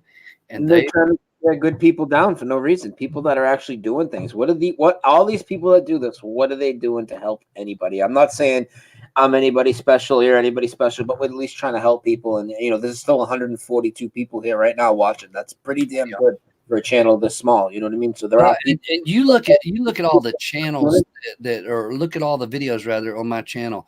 I've never went after anybody. I've never attacked nobody. I always tell people, love one another, pray for one another. We're supposed to pray for our enemies, bro. And so if we would come together in love, you want peace in the world, you want people to find God, then be that, be peace and be love and help people. But most of these so-called Christians, that's why they're going to have a hard time. It says many will be there in that day at the judgment. They will say, Lord, Lord, didn't I do all this in your name? And he's going to say, depart from me. I never knew you. It's going to be a bad time. And yeah, but they did the same thing with Jesus, man. They called him a wine bibber, said he had a devil. They called him possessed. We're in good company in that case, bro. We're talking about there being a God, and sure enough, they hate us for it. They really do. They hate us for telling the truth. They call good for evil and evil for good. What was your second question before we get bumped? Yeah, well, my what's usually my last question, and then we can talk for a few minutes after if we have time. Why did you decide to come on here today and do this interview? Because you asked me to, and I love you. I'm a fan. You know, I'm a fan of your work, and I've learned some things from you. The Black Tom, that was one that was brought to my attention by you. Same as Richie from Boston says. Everybody, I think, says you're the one that brought Black Tom to the table, and that was a big one, bro, because I had looked into the Statue of Liberty and stuff, but I never really followed through to see about the Black Tom incident. So I'm a fan of yours, and because you do so much work in the community, and you're willing to talk the truth from your perspective, and to share what you've learned and what you've gleaned. I've watched you grow, just like I've watched Richie from Boston grow, and I'm seeing you guys that are coming from this place of just trying to get people to wake up and speak truth, and in that whole process, knowing, because of what I go through, I know you guys have to go through it, of where people hate you and people make fun of you, or people make hit video on you, or lies about you, and all of these things that people do. And the whole time, all you're doing is trying to love people and share with them the truth, to wake them up, to open their eyes so that they too can understand what we're trying to say. And in all of that, I've talked to you more than once. And you've had me on your show a couple times when you and Paul was doing stuff. I come in, talk to y'all, and you've been on my show, and we've been on shows together with different people. And yeah, I mean, you're my friend, bro. You got my personal phone number and my text and cell and all that. Not just the hand, but you got my real personal number. And so you're my friend. And so you asked me something, and I told you a long time ago when you asked me on the show, you said, "Hey, will you come and do a show for me sometime?" And I said, "You name it. Of course I'm there for you." And so I will say this, when I started out, I was half joking about it, going, I didn't think it'd go maybe a couple hours. But I should have known with me and you. And now we're pushing 10 hours, brother, straight. That's amazing, man. That's fun. I'm excited. And I don't know what you ate. I ate a few cranberries and some pineapple chips, the little stuff like that. And I'm good to go. I'm ready. Oh. Coffee, lots of coffee. Well, I got about 3 minutes worth of weed to hit on my porch. That's calling my name. A little tiny bit left to smoke. I'm gonna go hit that. Do you want to take a 3-minute break, or do you want to answer some questions from the chat? I'll talk to them while I'm out there real quick. I can do that. You want me to just talk to the chat room while you're gone? I can If you talk to the chat. I'll be real quick. I don't want to put it on another break because I do want to wind down soon. So see if they've got anything. All right. Don Seymour says, "Hope you are feeling better." Photo. I am. Waters above. Thumbs up there. Amen, Sister Cara Rimpio. I'm not sure what she said. People often attack what they don't understand. Richard Wetton says, "That's a fact. That is a fact." And Jay Hood says, "Man is not God in the flesh." That's right. Randy C. Oh my God. OMG. 10 plus hours. Brian Staveley and Photo. You guys broke the MB blog record. Thank you for a wonderful show. Bravo. Awesome. Shout out. Waters above said. Let's see. As saved sinners, we want to share our plan of salvation from this place. Nyakus says. Sparky OG says, "I'm just hoping this is archived so I can download it." Yeah, as soon as it's done, download it and copy it, and then you can cut it up and use the parts you need, right? Even the trolls couldn't last. Lord, help us, Tampa. That's funny. Never thought about that. Yeah. We'll outlast them. That's what it is. Don Seymour says, "Hope you're feeling better." I got that. I am feeling much better. Feeling good enough to do a 10-hour show. What do y'all think? Wow. Sister in Christ says, "Photo teaches in a way that sits well with my heart." That's sweet. Thank you. Evan Wade says, "Wow, 172 likes and 142 here. That's cool. Thank you all for tuning in. I will say that. Salted Cedars in the house. Awesome. Armored Up says, "Photohelix, what's with the Pope?" Oh, yeah. Paul Adams mentioned that, didn't he? Maybe I'll mention that here in a minute. We'll see. And then Trisha C says, "Photohelix, I want to hear this ghost story that Paul Adams was talking about." Man, we got so many things going on, y'all. Flat Earth. See, Paul just sticks it out there. "Love you, my brother." That's what he says. That's Paul. I can't highlight him because I'm not in the control booth. Great show, Timothy Stanley says. "Thank you, brother. I love you." Love you too, Paul. Awakened Saints is still live. Yeah, man. 10 hours. We're pushing it. We're going to go until it just dies, I think. That's what we're doing. We're going for that final. Okay, so let's see. There we go. Let's see what else we got. We're in for the long haul. I've been lurking and listening all day. Trying to get our sound up there. I hope y'all can still hear me. I keep pulling my headphones out. I'm still here, though. Just unplugged a device from the audio jack, and now I'm back. I got it. Okay, that should work. Let's see if it does. Okay. I don't know. I might be able to hear when he comes back. We'll see. Brian and Photo, drink water and stay hydrated. Yes, Yes. And the other ones we ran off at Carla. Sean Becker says, I watch FPV Angels channel. Brian, photo recorder. I say, I'm good for 5 more hours. I don't know that they'll let us do that. I can tell you a little bit. Deborah O'Connor says, Photohelix, this last pope in the Catholic Church is what got me out of that church. I thank God for that. I'll say this. Check this out, y'all. There's a thing. Look it up. Just look it up. I'm going to tell you stuff to look up. You guys go make your own decisions, okay? It's real important that way. That way you're not taking my word for it. But look up the thing that says the Pope it's called the prophecy of the popes. That's what it is. And it talks about from the time of this prophecy. It's the prophecy of Malachi, not the book of Malachi in the Bible, but the prophecy of Malachi. Some say Malachi, depending on tomato. But the prophecy of Malachi, where he gives the prophecy of the popes. And from that time he's there, it says there's 112 popes. And he gives certain things about it, almost like the way Nostradamus did about his things. And the idea was that certain attributes of nature would be played into each pope. And he prophesied each one correctly, all the way to the olive, which was Benedict. And then Benedict stepped down. And we have Francis that comes in. And Francis would have been the 112th pope, which supposedly, according to this prophecy of Malachi, by the Catholic priest that back in the day, under the Vatican, he is supposed to be the last pope, which would be Pope Francis. But it talks about the Roman pope, or the Pietrus, which is interesting. Now, here's the thing. The pope that is in the office now is the first time a Jesuit, a full-blown Jesuit, has been in the office. There's always been the what they call the black pope, because there's a black and white. One wears black. He's sort of the administrator kind of thing behind the scenes. And then you have the one that's in the white. That's the holy man for the public. And the white pope, as they call it. And he is the first time is a Jesuit. The black one's been a Jesuit. Okay. He's the head guy or whatever, ambassador you want to call it. So general actually is what he's called. He's the Jesuit general. So anyway, the first time now a Jesuit order has been the actual pope on the pope's seat or the throne. Here's the kick. Pope Francis has not accepted the title as king. When you go back and look at the Lutheran treaty that was established, I forget what year, but from that time, there has been 7 kings. And technically, Pope Francis would be the 8th king. But here's the kick. And again, some of you that know the Red Book of Revelations understand exactly what's being said here, so you can grasp it.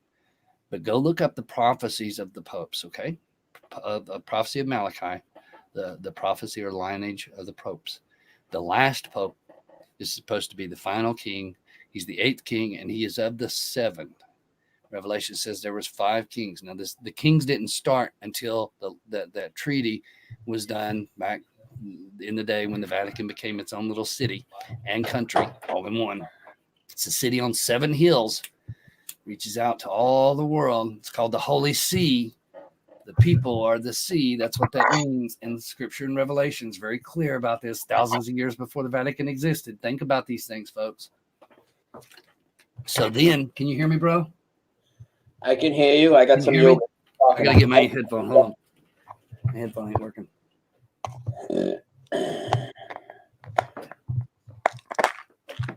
Okay, hold on. Try this again. Then you have to make noise so I can hear you. Yo. Oh, what's wrong now? Hello. Here we go. Hello? Can you hear me? Huh. Having issues with my headphones. I'm going to have to put a different set of headphones on. You can hear me, though, right? Give me a thumb up if you can hear me. Yeah, I can hear you. I can hear Might you. have to change headphones because these are broken. We broke the headphones. He can hear me, but I can't hear you. Okay, hold on. Back up. Here we go. Dun, dun, dun, dun. Because we was into a good discussion there. Okay. Here we go. I can hear now. I heard a can or a cup. Okay, I'm back. You hear me? Yeah, I can hear you. So anyway, I was just telling them about the Pope thing because they were asking about it. You don't have to backtrack. I was listening. You were talking about the white Pope versus the black Pope. Adolfo Uncle Nicholas. Yeah, And yeah. So continue. So the next pope is supposed to be the last one, or the Well, Jesuit check one it that's out. in there right now? Yeah, Francis was supposed to be the last pope according to the prophecies of Malachi. Here's the kick. In Revelation, it says there are 7 kings. 5 are fallen and 1 is. That's a clue and a key, the way it's written. And then it says, 1 shall come, which is the 7th, and he shall only stay for a short time. And or the 6th or the 7th will stay for a short time, and then he will leave the office, not in war or death. It's going to do something that popes don't do or the kings don't do. He's going to step down, basically. And we had that with Benedict. And so he steps down. And then there's the 8th pope that would come in. And he is from or is of the 7 and has gone down into perdition. To go down into perdition, to go into that death thing, to come back kind of thing. You got to bear with me here. But the 8th king is of the 7. So that means the first 5 that are fallen, and 1 is. And then it talks about the 1 that is and was and is not but is, and that kind of thing. You got to go read it. Revelation chapter 17, I believe. So here's the deal. This pope that's in there now would have matched the prophecies of Malachi and would have been the 8th of that deal, but he's not of the 7.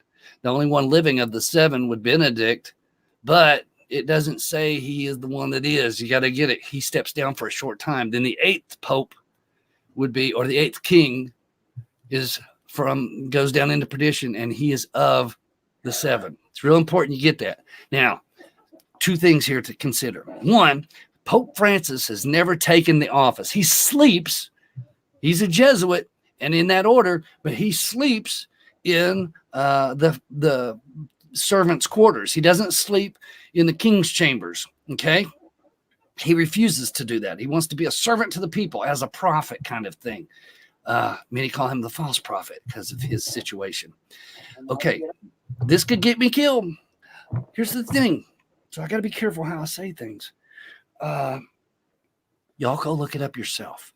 Look up the Lutheran Treaty, or the I believe that's correct, and find out about the prophecy of the 7 kings and the popes of the 8th, and the one that goes down into perdition is of the 7. 2 things to remember. 1, this pope, a lot of people have left the church over this pope. This pope has gone against everything that is what the previous ones have stated. He is making some changes that probably shouldn't be, and he is definitely outspoken against Christ. He said Christ failed at the cross. How about that? How about them apples? Yeah, that's what he said. No kidding. You can get the footage on it too. He's got all of that out there. And in the whole respect, again, he's not taking the office of the king. Think about it. He's there, but he's not taking the office of the king. Okay? And he still speaks of one to come. Now, here's the thing.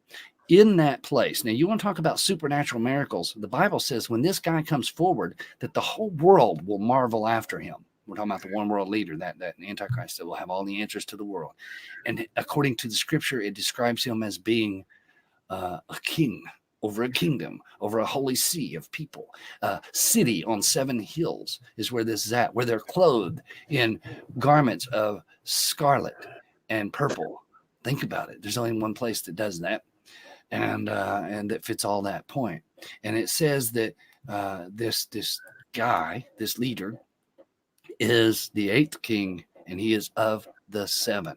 Well, Francis would be the 8th, but he hasn't accepted that as a position, and he's not of the first 7. There's only one that is. 5 had fallen, they're done, and 1 is.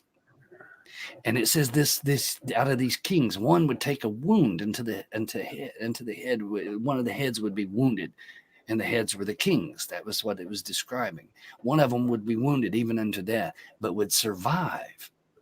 And the world would marvel after it. And there's only one out of those 7 kings that was shot and lived. And that was Pope John Paul II. And Pope John Paul II has images all over the world made in his likeness. And here's the thing. His body was exhumed and brought up into his casket. It was a wooden casket. It looks like a vampire casket with an upside down cross on it. And they pray to it. It's put in the thing there in front of the people. You can go right now anywhere or from anywhere and look on the internet 24/7 and look at his casket. And if you're at the right hour of night, they have a ceremony where they wave the incense and they read certain things in Latin over it. And the Pope himself has even prayed to this thing. And why is it important? Well, in 2012, they lost a vial of blood that belonged to Pope John Paul II. It's a wooden casket, easily exploded apart. Imagine this, the one Pope out of the world, the first one that brought all of the secrets of Fatima together. He had that. Remember when he knew the third secret? And he also is the one that brought all religions for the first time under one roof. That's where we get Chrislam and stuff like that, where he's brought them all together. Okay. And every king in the world kisses the hand or the ring of this man or the Vatican or of the Pope. And they all give their allegiance to that. And even the United Nations has already divided all of the world into 10 regions. All they need is the kings to be the leaders over it. And that's what everybody's vying for right now. But it's already, you can go look at the UN map. It's already divided into 10 regions, the whole world. All prophecy, all being done right before your eyes while you're chasing the next Mandela effect. It's a great distraction tool. So here's the deal. Coming out of a major war, Gog and Magog, Ezekiel 38, 39, Zechariah prophecies. Go read them. Coming out of a major war, Daniel talks about it too, and the book of Joel also talks about it. Revelation, Matthew 24, Mark 13, Luke 21. All of these things talking about these very things that we're talking about to you right now. All of these things are to come forward in this prophecy. And out of it is going to rise up, if you will, an inferior, a counterfeit of Christ. What's Christ known for? He's the one out of all of them. Buddha died and was buried, right? And in the Quran, we talk about the Muslim thing. Quran actually speaks highly of Christ, believe it or not. And it talks about Maryam. Why would they talk? They don't like the women in the Quran so much, but Maryam, the mother of Christ, that proves how the Catholic was involved in that. If you go look it up. I'm telling you, it's the truth. One vote from the Vatican is what kept the Book of Enoch out of your Bible. That's why the Ethiopian Bible is the only one that's got the Book of Enoch already in it and stayed there. Here's the thing. The camera is on Pope John Paul II's tomb. This is hypothetical. What if? Man that took a wound and lived, if he is in that casket, and we're seeing with the Mandela effect, people we thought were dead is now alive. I mean, people we knew were dead is now alive. Yeah. That kind of supernatural experiences that's causing people to question their own reality in the midst of war, when all of the money is no more because the currency is no good. All we need is somebody to stand up, a leader of the world, real quick, to bring peace to the nations. What better way than to have a casket on camera 24/7 so that the Son of God can come back and resurrect as Pope John Paul II breaks forth and the whole world marvels after him, and they're able with do weaponry to call fire from the heaven inside of men. This is a man that is there and the whole world marvels after him. Yeah.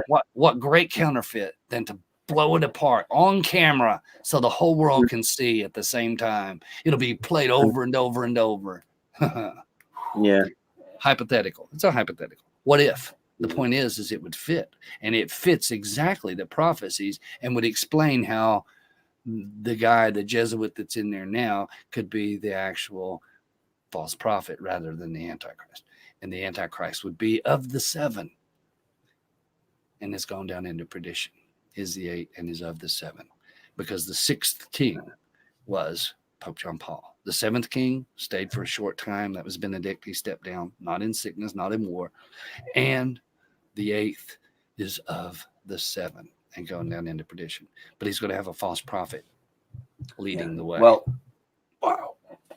Just saying, man, it's hypotheticals, right? Somebody asked me that in the room. That's what you get for leaving me alone. No, it's all right. Well, listen, I'm ready to wind it down because I'm going to hit the wall. Me too, bro. It's been a long line. I am working tomorrow, and we're already over 10 hours, dude. Dude, I'm supposed to do stuff too, man. See, you're killing me here. What? How The long only do we streams go? that are this long are streams that are just playing videos, like for people to watch. There's never two people talking for 10 hours. Right. Isn't that something? What? How long do we got? I think I broke my 2 sets of headphones. How long do we got? How long do we go? 10 hours and 4 minutes. Wow, brother, that's crazy, ain't it? Yeah. Well, So I've had a good obviously, I time, put man. Photohelix's channel right in the and for anybody listening that may not be able to click it, his channel is one word, Photohelix. Photo, anything you want to tell people before you go, real quick? Wednesday nights, I'm trying to do the hot seat. Tune in there. Usually 7:30, something like that. Sometimes I'll do wild ones on there without a whole lot of a notice. Keep me in your prayers. Me and my family. Everybody's just getting over sickness stuff. I want to thank everybody for the prayers already. Brian, I want to thank you, bro, for having me on. This has been fun. What a way to spend the day. This has been fun.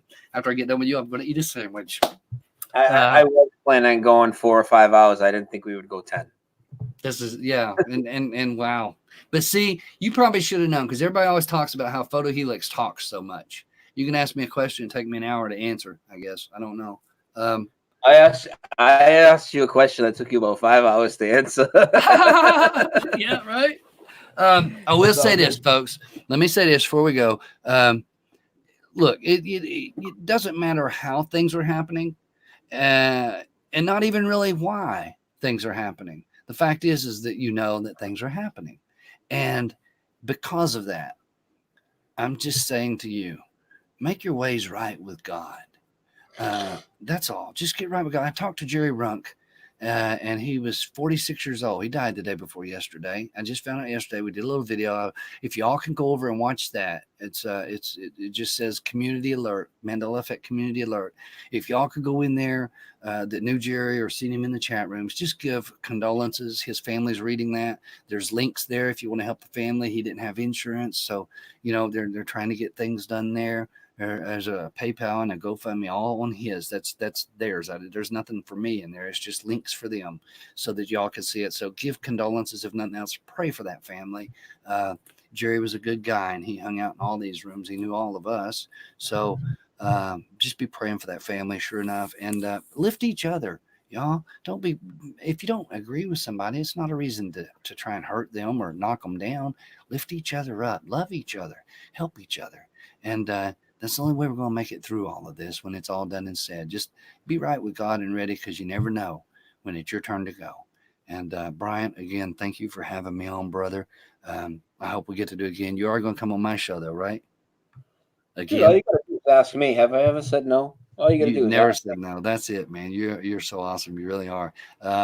Yeah, you never said no. That's fact. Just got to make it fit with my work schedule and with my new jobs. It pretty much seems I'm going to be working Wednesday through Saturday, and the slower days of the week, because I'm working at a restaurant, is pretty much my days off, like Monday, Tuesday. It looks like. Cool. Well, listen, I'll go ahead and let you go then, since it's your show. I'll let you wrap it up. And yeah, I just thank everybody for tuning in and hanging in there with us. Give some thumbs up and give some love if you ain't subscribed and sub to this guy. Yeah, and before people leave, make sure you sub Photohelix, first of all, obviously. If you are listening to this after a photo mirrors it or anything, my name's Brian Staveley. That's the name of my channel. Right. So you can sub me. Also, I'm going to play it one more time because it's so awesome. Musicians for Truths. His Musician for Truth, his song that he made today, his Mandela Effect song. You guys could please sub him, and I'll put his link in the chat as the song's playing. We'll sign out of here with that. And also, Karen B right now is still live with Mark until midnight, and also Truth Seeker 69 is planning on going live sometime shortly. So, bunch of stuff for you guys to check out. Okay, and I'm gonna play that song, Photo. I'm gonna mute my mic, and I'm gonna cut to the video, and I will see you later, brother. All right, see you, man. Bye. All right, man. Have a great night. You too.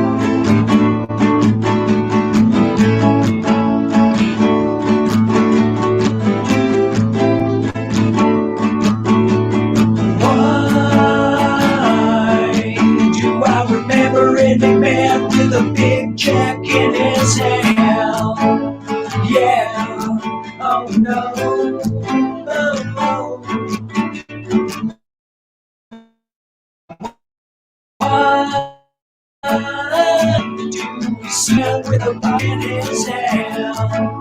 Yeah, oh no. What do you do when you say you're wrong?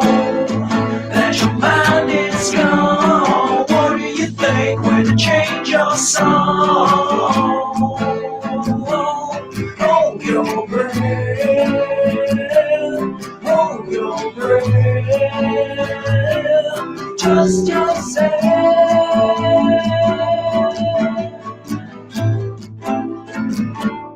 Trust yourself.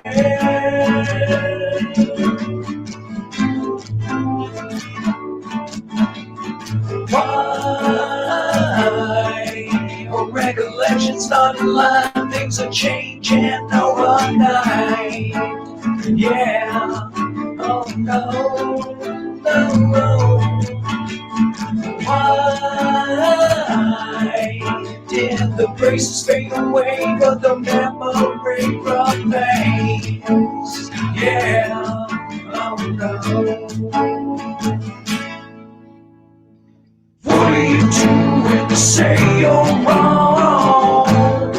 When the proof is gone, what do you think when they change this song?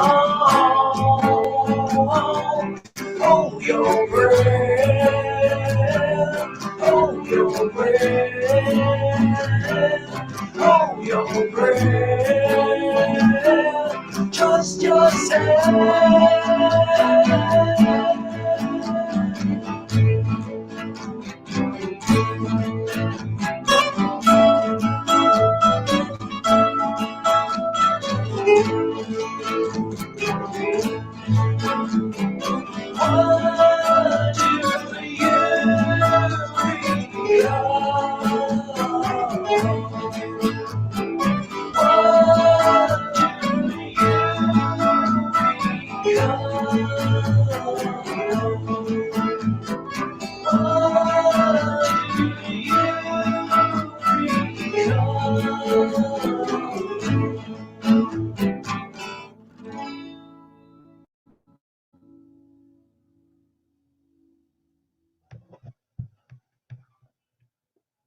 All right, everyone. I'm going to get out of here. I hope you enjoyed 10-hour stream. All right. Make sure you sub Photohelix. Make sure you sub and bell my backup channels. Make sure you sub and bell Karen B. Make sure you sub and bell Truth Seeker 69. And I guess she's going live tonight. So make sure you sub and bell her. And I'll meet you guys over there whenever she goes live. I might pass out during her stream. Can't guarantee how long I'll stay up. All right. Thanks, everyone.